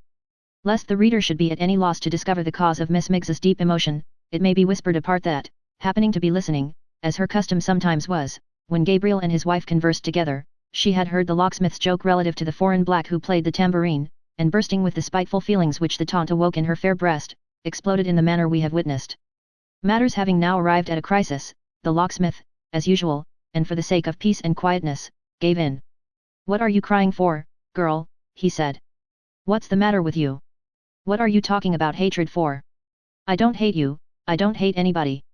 Dry your eyes and make yourself agreeable, in heaven's name, and let us all be happy while we can." The Allied powers, deeming it good generalship to consider this a sufficient apology on the part of the enemy, and confession of having been in the wrong, did dry their eyes and take it in good part. Miss Miggs observed that she bore no malice, no not to her greatest foe, whom she rather loved the more indeed, the greater persecution she sustained. Mrs. Varden approved of this meek and forgiving spirit in high terms, and incidentally declared as a closing article of agreement, that Dolly should accompany her to the Clerkenwell branch of the association, that very night. This was an extraordinary instance of her great prudence and policy, having had this end in view from the first, and entertaining a secret misgiving that the locksmith, who was bold when Dolly was in question, would object. She had backed Miss Miggs up to this point, in order that she might have him at a disadvantage. The maneuver succeeded so well that Gabriel only made a wry face, and with the warning he had just had, fresh in his mind, did not dare to say one word. The difference ended, therefore, in Miggs being presented with a gown by Mrs. Varden and half a crown by Dolly, as if she had eminently distinguished herself in the paths of morality and goodness. Mrs. V, according to custom, expressed her hope that Varden would take a lesson from what had passed and learn more generous conduct for the time to come, and the dinner being now cold and nobody's appetite very much improved by what had passed, they went on with it, as Mrs. Varden said, like Christians. As there was to be a grand parade of the Royal East London Volunteers that afternoon, the locksmith did no more work, but sat down comfortably with his pipe in his mouth, and his arm round his pretty daughter's waist, looking lovingly on Mrs. V, from time to time, and exhibiting from the crown of his head to the sole of his foot, one smiling surface of good humour. And to be sure, when it was time to dress him in his regimentals, and Dolly, hanging about him in all kinds of graceful winning ways, helped to button and buckle and brush him up and get him into one of the tightest coats that ever was made by mortal tailor, he was the proudest father in all England. "What a handy jade it is," said the locksmith to Mrs. Varden, who stood by with folded hands, rather proud of her husband too, while Miggs held his cap and sword at arm's length, as if mistrusting that the latter might run someone through the body of its own accord, but never marry a soldier. "Doll, my dear." Dolly didn't ask why not, or say a word, indeed, but stooped her head down very low to tie his sash. "I never wear this dress," said honest Gabriel, "but I think of poor Joe Willett. I loved Joe, he was always a favourite of mine. Poor Joe, dear heart, my girl, don't tie me in so tight." Dolly laughed, not like herself at all, the strangest little laugh that could be, and held her head down lower still. "Poor Joe," resumed the locksmith, muttering to himself, "I always wish he had come to me. I might have made it up between them, if he had. Ah! Old John made a great mistake in his way of acting by that lad, a great mistake, have you nearly tied that sash, my dear? What an ill-made sash it was! There it was, loose again and trailing on the ground. Dolly was obliged to kneel down, and recommence at the beginning. Never mind young Willett, Varden, said his wife frowning, you might find someone more deserving to talk about, I think. Miss Miggs gave a great sniff to the same effect. Nay, Martha, cried the locksmith, don't let us bear too hard upon him. If the lad is dead indeed, we'll deal kindly by his memory. A runaway and a vagabond, said Mrs. Varden. Miss Miggs expressed her concurrence as before. A runaway, my dear, but not a vagabond, returned the locksmith in a gentle tone. He behaved himself well, did Joe, always, and was a handsome, manly fellow. Don't call him a vagabond, Martha. Mrs. Varden coughed, and so did Miggs. He tried hard to gain your good opinion, Martha, I can tell you, said the locksmith smiling, and stroking his chin. Ah, that he did.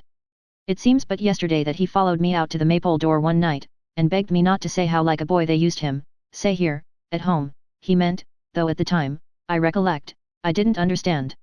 And how's Miss Dolly, sir, says Joe, pursued the locksmith, musing sorrowfully, ah. Poor Joe.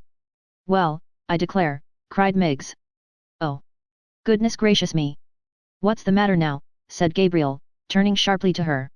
Why, if here ain't Miss Dolly, said the handmaid, stooping down to look into her face, giving way to floods of tears. Oh mim. Oh sir. Rally, it's give me such a turn, cried the susceptible damsel, pressing her hand upon her side to quell the palpitation of her heart, that you might knock me down with a feather.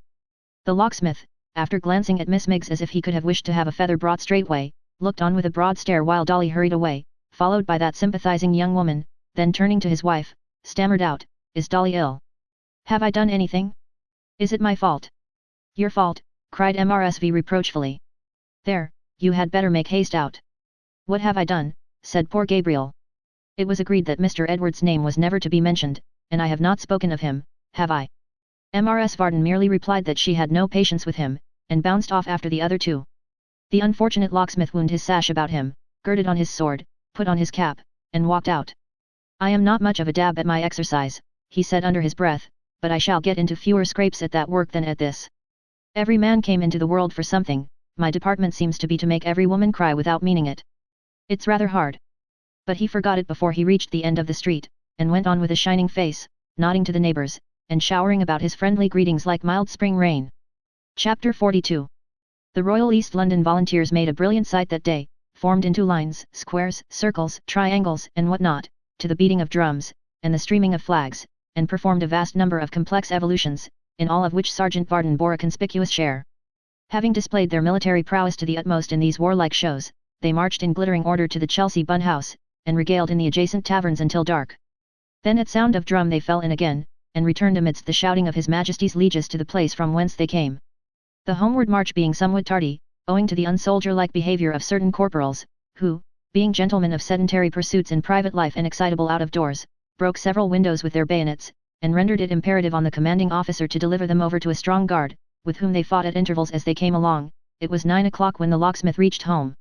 A hackney coach was waiting near his door, and as he passed it, Mr. Haredale looked from the window and called him by his name. The sight of you is good for sore eyes, sir, said the locksmith, stepping up to him. I wish you had walked in though, rather than waited here. There is nobody at home, I find, Mr. Haredale answered, besides, I desired to be as private as I could. Humph, muttered the locksmith, looking round at his house. Gone with Simon Tappertit to that precious branch, no doubt. Mr. Haredale invited him to come into the coach, and, if he were not tired or anxious to go home, to ride with him a little way that they might have some talk together. Gabriel cheerfully complied, and the coachman mounting his box drove off. Varden, said Mr. Haredale, after a minute's pause, you will be amazed to hear what errand I am on. It will seem a very strange one. I have no doubt it's a reasonable one, sir, and has a meaning in it, replied the locksmith, or it would not be yours at all. Have you just come back to town, sir? But half an hour ago. Bringing no news of Barnaby, or his mother, said the locksmith dubiously. Ah, you needn't shake your head, sir. It was a wild goose chase. I feared that, from the first. You exhausted all reasonable means of discovery when they went away. To begin again after so long a time has passed is hopeless, sir, quite hopeless. Why, where are they? He returned impatiently. Where can they be? Above ground.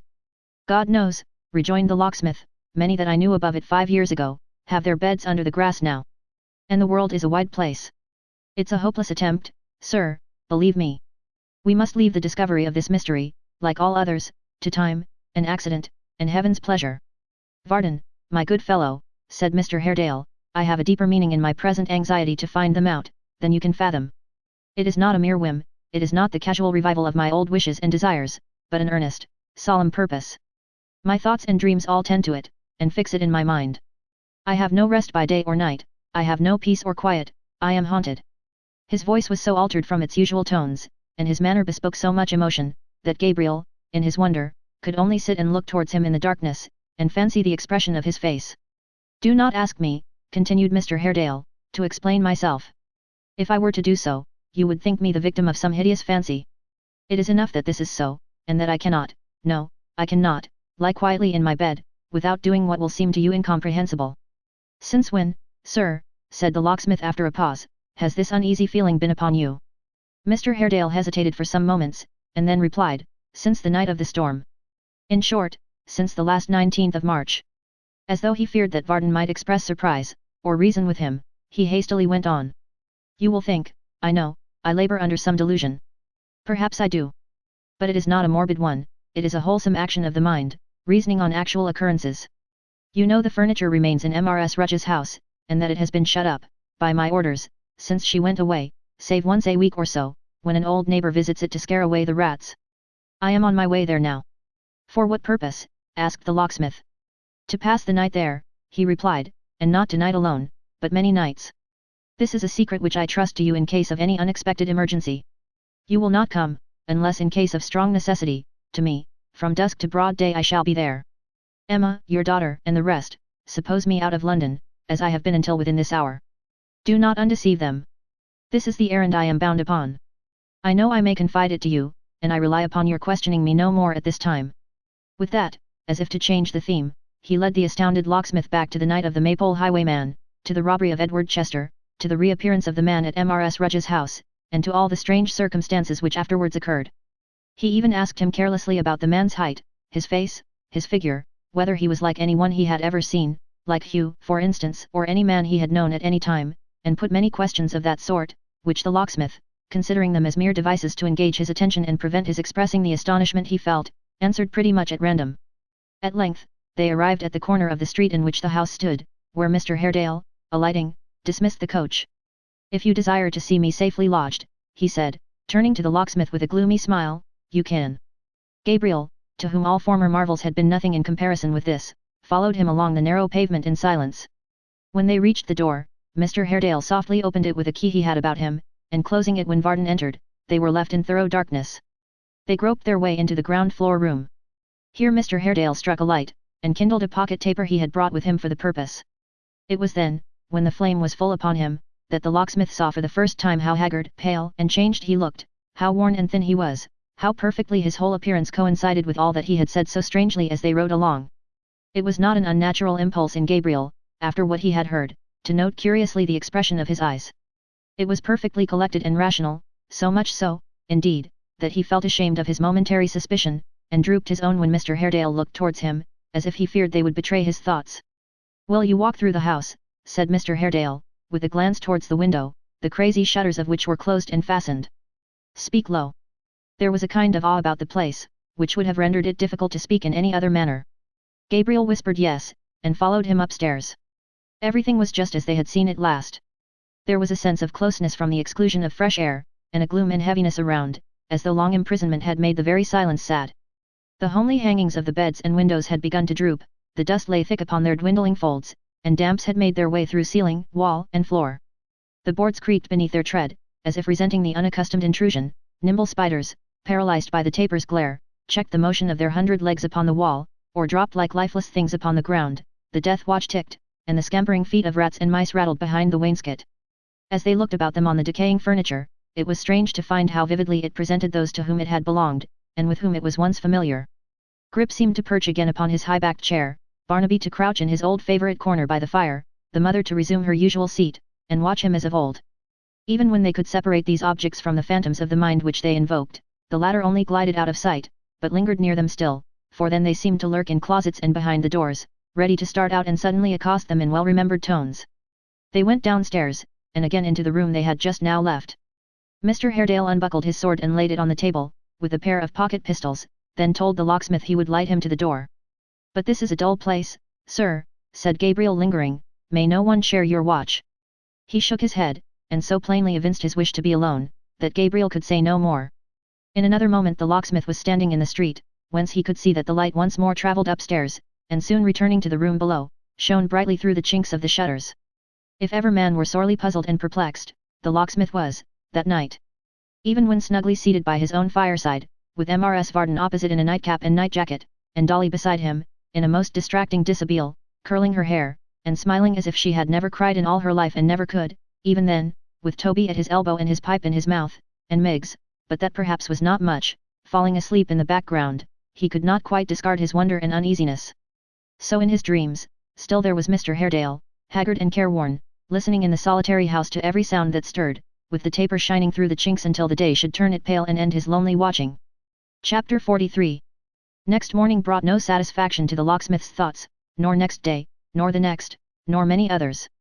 Often after nightfall he entered the street, and turned his eyes towards the well-known house, and as surely as he did so, there was the solitary light, still gleaming through the crevices of the window shutter, while all within was motionless, noiseless, cheerless, as a grave. Unwilling to hazard Mr. Haredale's favour by disobeying his strict injunction, he never ventured to knock at the door or to make his presence known in any way. But whenever strong interest and curiosity attracted him to the spot, which was not seldom, the light was always there.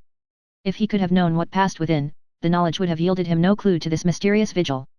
At twilight, Mr. Haredale shut himself up, and at daybreak he came forth. He never missed a night, always came and went alone, and never varied his proceedings in the least degree. The manner of his watch was this. At dusk, he entered the house in the same way as when the locksmith bore him company, kindled a light, went through the rooms, and narrowly examined them. That done, he returned to the chamber on the ground floor, and laying his sword and pistols on the table, sat by it until morning. He usually had a book with him, and often tried to read, but never fixed his eyes or thoughts upon it for 5 minutes together. The slightest noise without doors caught his ear, a step upon the pavement seemed to make his heart leap. He was not without some refreshment during the long lonely hours, generally carrying in his pocket a sandwich of bread and meat, and a small flask of wine.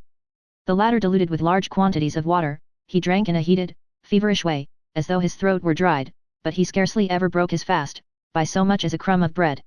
If this voluntary sacrifice of sleep and comfort had its origin, as the locksmith on consideration was disposed to think, in any superstitious expectation of the fulfillment of a dream or vision connected with the event on which he had brooded for so many years, and if he waited for some ghostly visitor who walked abroad when men lay sleeping in their beds, he showed no trace of fear or wavering.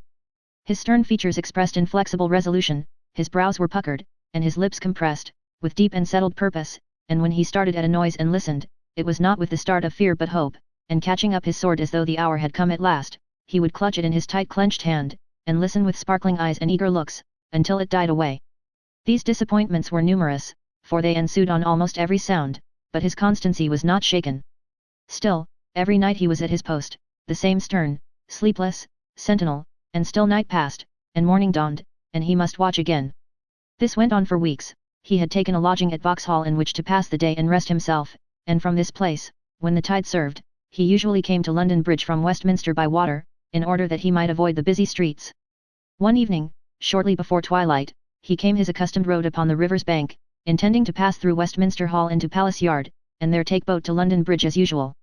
There was a pretty large concourse of people assembled round the Houses of Parliament, looking at the members as they entered and departed, and giving vent to rather noisy demonstrations of approval or dislike, according to their known opinions. As he made his way among the throng, he heard once or twice the no popery cry, which was then becoming pretty familiar to the ears of most men, but holding it in very slight regard, and observing that the idlers were of the lowest grade, he neither thought nor cared about it, but made his way along, with perfect indifference. There were many little knots and groups of persons in Westminster Hall, some few looking upward at its noble ceiling, and at the rays of evening light, tinted by the setting sun, which streamed in a slant through its small windows, and growing dimmer by degrees, were quenched in the gathering gloom below, some, noisy passengers, mechanics going home from work, and otherwise, who hurried quickly through, waking the echoes with their voices, and soon darkening the small door in the distance, as they passed into the street beyond, some, in busy conference together on political or private matters, pacing slowly up and down with eyes that sought the ground, and seeming, by their attitudes, to listen earnestly from head to foot. Here, a dozen squabbling urchins made a very babel in the air. There, a solitary man, half clerk, half mendicant, paced up and down with hungry dejection in his look and gait. At his elbow passed an errand lad, swinging his basket round and round, and with his shrill whistle riving the very timbers of the roof, while a more observant schoolboy, halfway through, pocketed his ball, and eyed the distant beetle as he came looming on. It was that time of evening when, if you shut your eyes and open them again, the darkness of an hour appears to have gathered in a second. The smooth-worn pavement, dusty with footsteps, still called upon the lofty walls to reiterate the shuffle and the tread of feet unceasingly, save when the closing of some heavy door resounded through the building like a clap of thunder, and drowned all other noises in its rolling sound. Mr. Haredale, glancing only at such of these groups as he passed nearest to, and then in a manner betokening that his thoughts were elsewhere, had nearly traversed the hall, when two persons before him caught his attention. One of these, a gentleman in elegant attire, carried in his hand a cane, which he twirled in a jaunty manner as he loitered on. The other, an obsequious, crouching, fawning figure, listened to what he said, at times throwing in a humble word himself, and, with his shoulders shrugged up to his ears, rubbed his hands submissively, or answered at intervals by an inclination of the head, halfway between a nod of acquiescence, and a bow of most profound respect. In the abstract there was nothing very remarkable in this pair, for servility waiting on a handsome suit of clothes and a cane, not to speak of gold and silver sticks, or wands of office, is common enough. But there was that about the well-dressed man, yes, and about the other likewise, which struck Mr. Haredale with no pleasant feeling. He hesitated, stopped, and would have stepped aside and turned out of his path, but at the moment, the other two faced about quickly, and stumbled upon him before he could avoid them. The gentleman with the cane lifted his hat and had begun to tender an apology, which Mr. Haredale had begun as hastily to acknowledge and walk away, when he stopped short and cried, "Haredale! Gad bless me, this is strange indeed." "It is," he returned impatiently. "Yes, eh?" "My dear friend," cried the other, detaining him, "why such great speed?" "1 minute, Haredale, for the sake of old acquaintance." "I am in haste," he said. "Neither of us has sought this meeting. Let it be a brief one. Good night." "Fie, fie," replied Sir John, for it was he. "How very churlish. We were speaking of you. Your name was on my lips, perhaps you heard me mention it?" "No? I am sorry for that. I am really sorry, you know our friend here, Haredale? This is really a most remarkable meeting." The friend, plainly very ill at ease, had made bold to press Sir John's arm, and to give him other significant hints that he was desirous of avoiding this introduction. As it did not suit Sir John's purpose, however, that it should be evaded, he appeared quite unconscious of these silent remonstrances, and inclined his hand towards him, as he spoke, to call attention to him more particularly. The friend, therefore, had nothing for it, but to muster up the pleasantest smile he could, and to make a conciliatory bow, as Mr. Haredale turned his eyes upon him. Seeing that he was recognized, he put out his hand in an awkward and embarrassed manner, which was not mended by its contemptuous rejection. "Mr. Gashford," said Haredale, coldly. "It is as I have heard then. You have left the darkness for the light, sir, and hate those whose opinions you formerly held, with all the bitterness of a renegade. You are an honor, sir, to any cause. I wish the one you espouse at present, much joy of the acquisition it has made." The secretary rubbed his hands and bowed, as though he would disarm his adversary by humbling himself before him.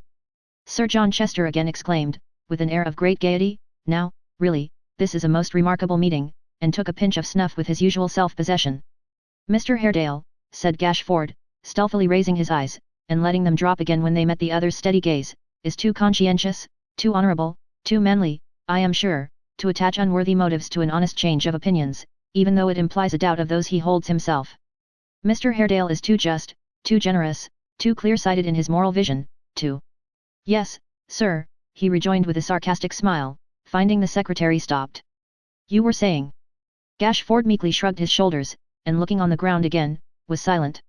"No, but let us really," interposed Sir John at this juncture, "let us really, for a moment, contemplate the very remarkable character of this meeting. Haredale, my dear friend, pardon me if I think you are not sufficiently impressed with its singularity. Here we stand, by no previous appointment or arrangement, 3 old schoolfellows, in Westminster Hall, 3 old boarders in a remarkably dull and shady seminary at St. Omer's, where you, being Catholics and of necessity educated out of England, were brought up, and where I, being a promising young Protestant at that time, was sent to learn the French tongue from a native of Paris. Add to the singularity, Sir John, said Mr. Haredale, that some of you Protestants of promise are at this moment leagued in yonder building, to prevent our having the surpassing and unheard of privilege of teaching our children to read and write, here, in this land, where thousands of us enter your service every year, and to preserve the freedom of which, we die in bloody battles abroad, in heaps, and that others of you, to the number of some thousands as I learn, are led on to look on all men of my creed as wolves and beasts of prey, by this man Gashford. Add to it besides the bare fact that this man lives in society, walks the streets in broad day, I was about to say, holds up his head, but that he does not, and it will be strange, and very strange, I grant you. Oh, you are hard upon our friend, replied Sir John, with an engaging smile. You are really very hard upon our friend. Let him go on, Sir John, said Gashford, fumbling with his gloves. Let him go on. I can make allowances, Sir John. I am honoured with your good opinion, and I can dispense with Mr. Haredale's. Mr. Haredale is a sufferer from the penal laws, and I can't expect his favour. You have so much of my favour, sir, retorted Mr. Haredale, with a bitter glance at the third party in their conversation, that I am glad to see you in such good company. You are the essence of your great association, in yourselves. Now, there you mistake, said Sir John, in his most benignant way. There, which is a most remarkable circumstance for a man of your punctuality and exactness, Haredale, you fall into error. I don't belong to the body, I have an immense respect for its members, but I don't belong to it, although I am, it is certainly true, the conscientious opponent of your being relieved. I feel it my duty to be so, it is a most unfortunate necessity, and cost me a bitter struggle. Will you try this box? If you don't object to a trifling infusion of a very chaste scent, you'll find its flavour exquisite. I ask your pardon, Sir John, said Mr. Haredale, declining the proffer with a motion of his hand, for having ranked you among the humble instruments who are obvious and in all men's sight. I should have done more justice to your genius. Men of your capacity plot in secrecy and safety, and leave exposed posts to the duller wits. Don't apologize, for the world, replied Sir John sweetly, old friends like you and I, may be allowed some freedoms, or the deuce is in it.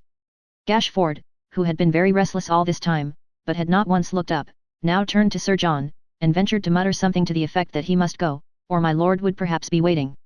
Don't distress yourself, good sir, said Mr. Haredale, I'll take my leave, and put you at your ease, which he was about to do without ceremony, when he was stayed by a buzz and murmur at the upper end of the hall, and, looking in that direction, saw Lord George Gordon coming in, with a crowd of people round him.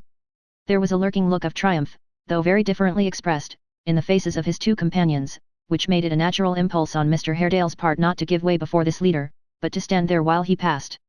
He drew himself up and, clasping his hands behind him, looked on with a proud and scornful aspect, while Lord George slowly advanced, for the press was great about him, towards the spot where they were standing. He had left the House of Commons but that moment, and had come straight down into the hall, bringing with him, as his custom was, intelligence of what had been said that night in reference to the Papists, and what petitions had been presented in their favour, and who had supported them, and when the bill was to be brought in, and when it would be advisable to present their own great Protestant petition. All this he told the persons about him in a loud voice, and with great abundance of ungainly gesture. Those who were nearest him made comments to each other, and vented threats and murmurings, those who were outside the crowd cried, "Silence," and "Stand back," or closed in upon the rest, endeavouring to make a forcible exchange of places, and so they came driving on in a very disorderly and irregular way, as it is the manner of a crowd to do. When they were very near to where the Secretary, Sir John, and Mr. Haredale stood, Lord George turned round and, making a few remarks of a sufficiently violent and incoherent kind, concluded with the usual sentiment, and called for 3 cheers to back it. While these were in the act of being given with great energy, he extricated himself from the press, and stepped up to Gashford's side. Both he and Sir John being well known to the populace, they fell back a little, and left the four standing together. "Mr. Haredale, Lord George," said Sir John Chester, seeing that the nobleman regarded him with an inquisitive look. "A Catholic gentleman, unfortunately, most unhappily a Catholic, but an esteemed acquaintance of mine, and once of Mr. Gashford's. My dear Haredale, this is Lord George Gordon." "I should have known that, had I been ignorant of his lordship's person," said Mr. Haredale. "I hope there is but one gentleman in England who, addressing an ignorant and excited throng, would speak of a large body of his fellow subjects in such injurious language as I heard this moment. For shame, my lord, for shame." "I cannot talk to you, sir," replied Lord George in a loud voice, and waving his hand in a disturbed and agitated manner. "We have nothing in common." "We have much in common, many things, all that the Almighty gave us," said Mr. Haredale, "and common charity, not to say common sense and common decency, should teach you to refrain from these proceedings. If every one of those men had arms in their hands at this moment, as they have them in their heads, I would not leave this place without telling you that you disgrace your station." "I don't hear you, sir," he replied in the same manner as before. "I can't hear you. It is indifferent to me what you say." "Don't retort, Gashford," for the secretary had made a show of wishing to do so. "I can hold no communion with the worshippers of idols." As he said this, he glanced at Sir John, who lifted his hands and eyebrows, as if deploring the intemperate conduct of Mr. Haredale, and smiled in admiration of the crowd and of their leader. "He retort," cried Haredale. "Look you here, my lord. Do you know this man?" Lord George replied by laying his hand upon the shoulder of his cringing secretary, and viewing him with a smile of confidence. "This man," said Mr. Haredale, eyeing him from top to toe, "who in his boyhood was a thief, and has been from that time to this, a servile, false, and truckling knave, this man, who has crawled and crept through life, wounding the hands he licked, and biting those he fawned upon, this sycophant, who never knew what honor, truth, or courage meant, who robbed his benefactor's daughter of her virtue, and married her to break her heart, and did it, with stripes and cruelty, this creature, who has whined at kitchen windows for the broken food, and begged for halfpence at our chapel doors, this apostle of the faith, whose tender conscience cannot bear the altars where his vicious life was publicly denounced, do you know this man?" "Oh, really, you are very, very hard upon our friend," exclaimed Sir John. "Let Mr. Haredale go on," said Gashford, upon whose unwholesome face the perspiration had broken out during this speech, in blotches of wet. "I don't mind him, Sir John, it's quite as indifferent to me what he says, as it is to my lord. If he reviles my lord, as you have heard, Sir John, how can I hope to escape? Is it not enough, my lord," Mr. Haredale continued, "that I, as good a gentleman as you, must hold my property, such as it is, by a trick at which the state connives because of these hard laws, and that we may not teach our youth in schools the common principles of right and wrong, but must we be denounced and ridden by such men as this? Here is a man to head your no popery cry. For shame! For shame!" The infatuated nobleman had glanced more than once at Sir John Chester, as if to inquire whether there was any truth in these statements concerning Gashford, and Sir John had as often plainly answered by a shrug or look, "Oh dear me, no." He now said, in the same loud key, and in the same strange manner as before, "I have nothing to say, sir, in reply, and no desire to hear anything more. I beg you won't obtrude your conversation, or these personal attacks, upon me. I shall not be deterred from doing my duty to my country and my countrymen, by any such attempts, whether they proceed from emissaries of the Pope or not, I assure you. Come, Gashford." They had walked on a few paces while speaking, and were now at the hall door, through which they passed together. Mr. Haredale, without any leave-taking, turned away to the river stairs, which were close at hand, and hailed the only boatman who remained there. But the throng of people, the foremost of whom had heard every word that Lord George Gordon said, and among all of whom the rumour had been rapidly dispersed that the stranger was a papist who was bearding him for his advocacy of the popular cause, came pouring out pell-mell, and, forcing the nobleman, his secretary, and Sir John Chester on before them, so that they appeared to be at their head, crowded to the top of the stairs where Mr. Haredale waited until the boat was ready, and there stood still, leaving him on a little clear space by himself. They were not silent, however, though inactive. At first some indistinct mutterings arose among them, which were followed by a hiss or two, and these swelled by degrees into a perfect storm. Then one voice said, "Down with the papists," and there was a pretty general cheer, but nothing more. After a lull of a few moments, one man cried out, "Stone him," another, "Duck him," another, in a stentorian voice, "No popery." This favourite cry the rest re-echoed, and the mob, which might have been 200 strong, joined in a general shout. Mr. Haredale had stood calmly on the brink of the steps, until they made this demonstration, when he looked round contemptuously, and walked at a slow pace down the stairs. He was pretty near the boat, when Gashford, as if without intention, turned about, and directly afterwards a great stone was thrown by some hand, in the crowd, which struck him on the head, and made him stagger like a drunken man. The blood sprung freely from the wound, and trickled down his coat. He turned directly, and rushing up the steps with a boldness and passion which made them all fall back, demanded, "Who did that? Show me the man who hit me." Not a soul moved, except some in the rear who slunk off, and, escaping to the other side of the way, looked on like indifferent spectators. "Who did that?" he repeated. "Show me the man who did it. Dog, was it you? It was your deed, if not your hand, I know you." He threw himself on Gashford as he said the words, and hurled him to the ground. There was a sudden motion in the crowd, and some laid hands upon him, but his sword was out, and they fell off again.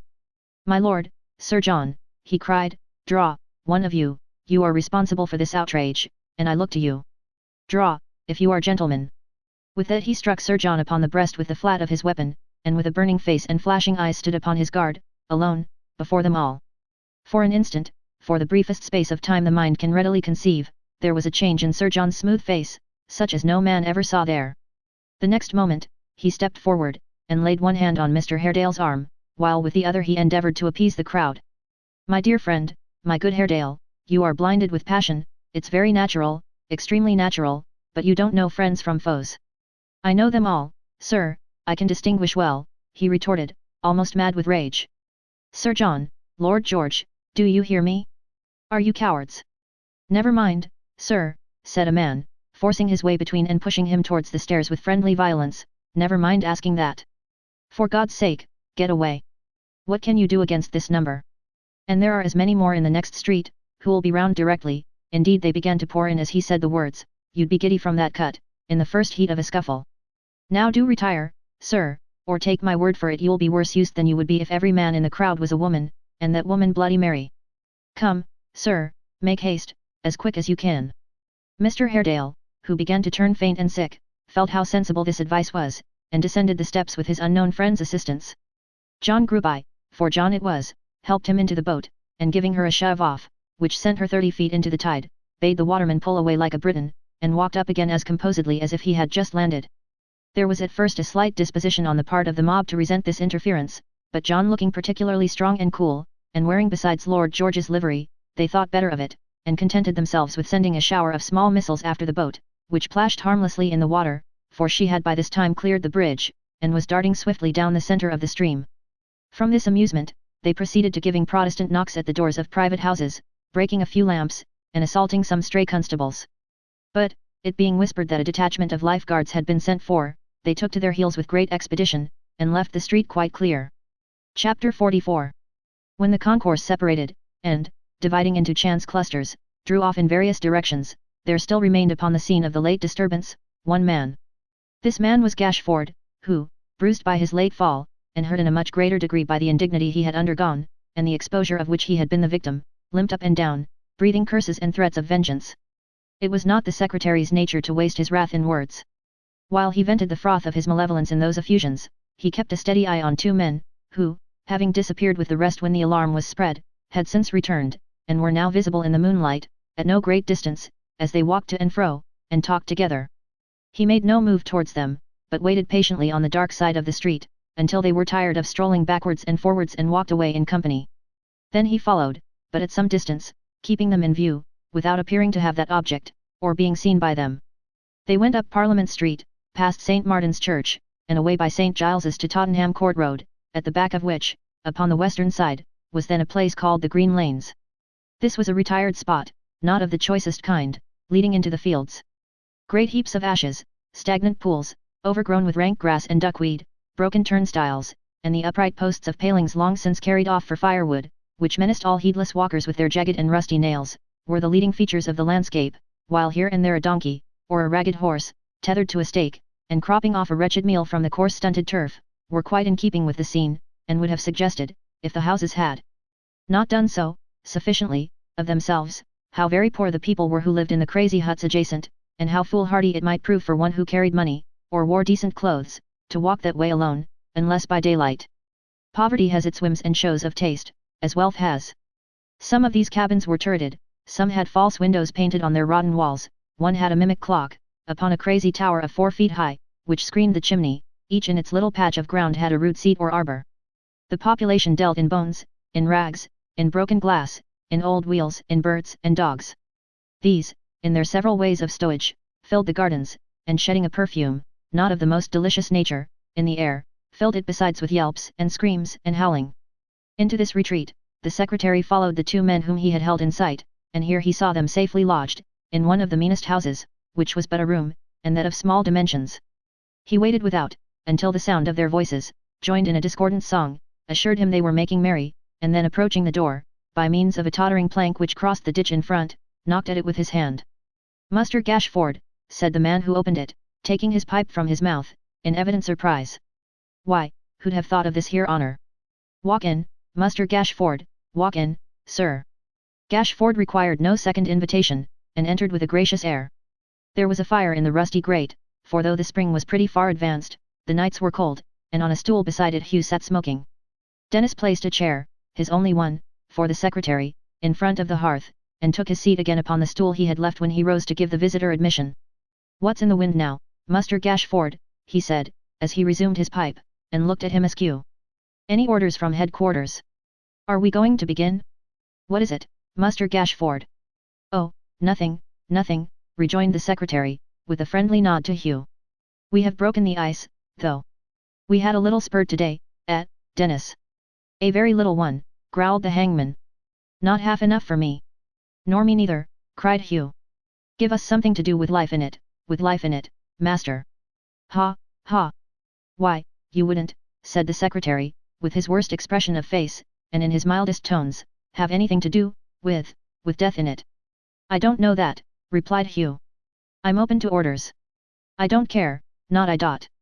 Nor I, vociferated Dennis. Brave fellows, said the secretary, in as pastor-like a voice as if he were commending them for some uncommon act of valor and generosity. By the by, and here he stopped and warmed his hands, then suddenly looked up, who threw that stone today? Mr. Dennis coughed and shook his head, as who should say, a mystery indeed. Hugh sat and smoked in silence. It was well done, said the secretary, warming his hands again. I should like to know that man. Would you, said Dennis, after looking at his face to assure himself that he was serious. Would you like to know that man, Muster Gashford? I should indeed, replied the secretary. Why then, Lord love you, said the hangman, in his hoarse chuckle, as he pointed with his pipe to Hugh, there he sits. That's the man. My stars and halters, Muster Gashford, he added in a whisper, as he drew his stool close to him and jogged him with his elbow, what a interesting blade he is. He wants as much holding in as a thoroughbred bulldog. If it hadn't been for me today, he'd have had that ere Roman down, and made a riot of it, in another minute. And why not, cried Hugh in a surly voice, as he overheard this last remark. Where's the good of putting things off? Strike while the iron's hot, that's what I say. Ah, retorted Dennis, shaking his head, with a kind of pity for his friend's ingenuous youth, but suppose the iron ain't hot, brother. You must get people's blood up afore you strike, and have 'em in the humour. There wasn't quite enough to provoke 'em today, I tell you. If you'd had your way, you'd have spoilt the fun to come, and ruined us.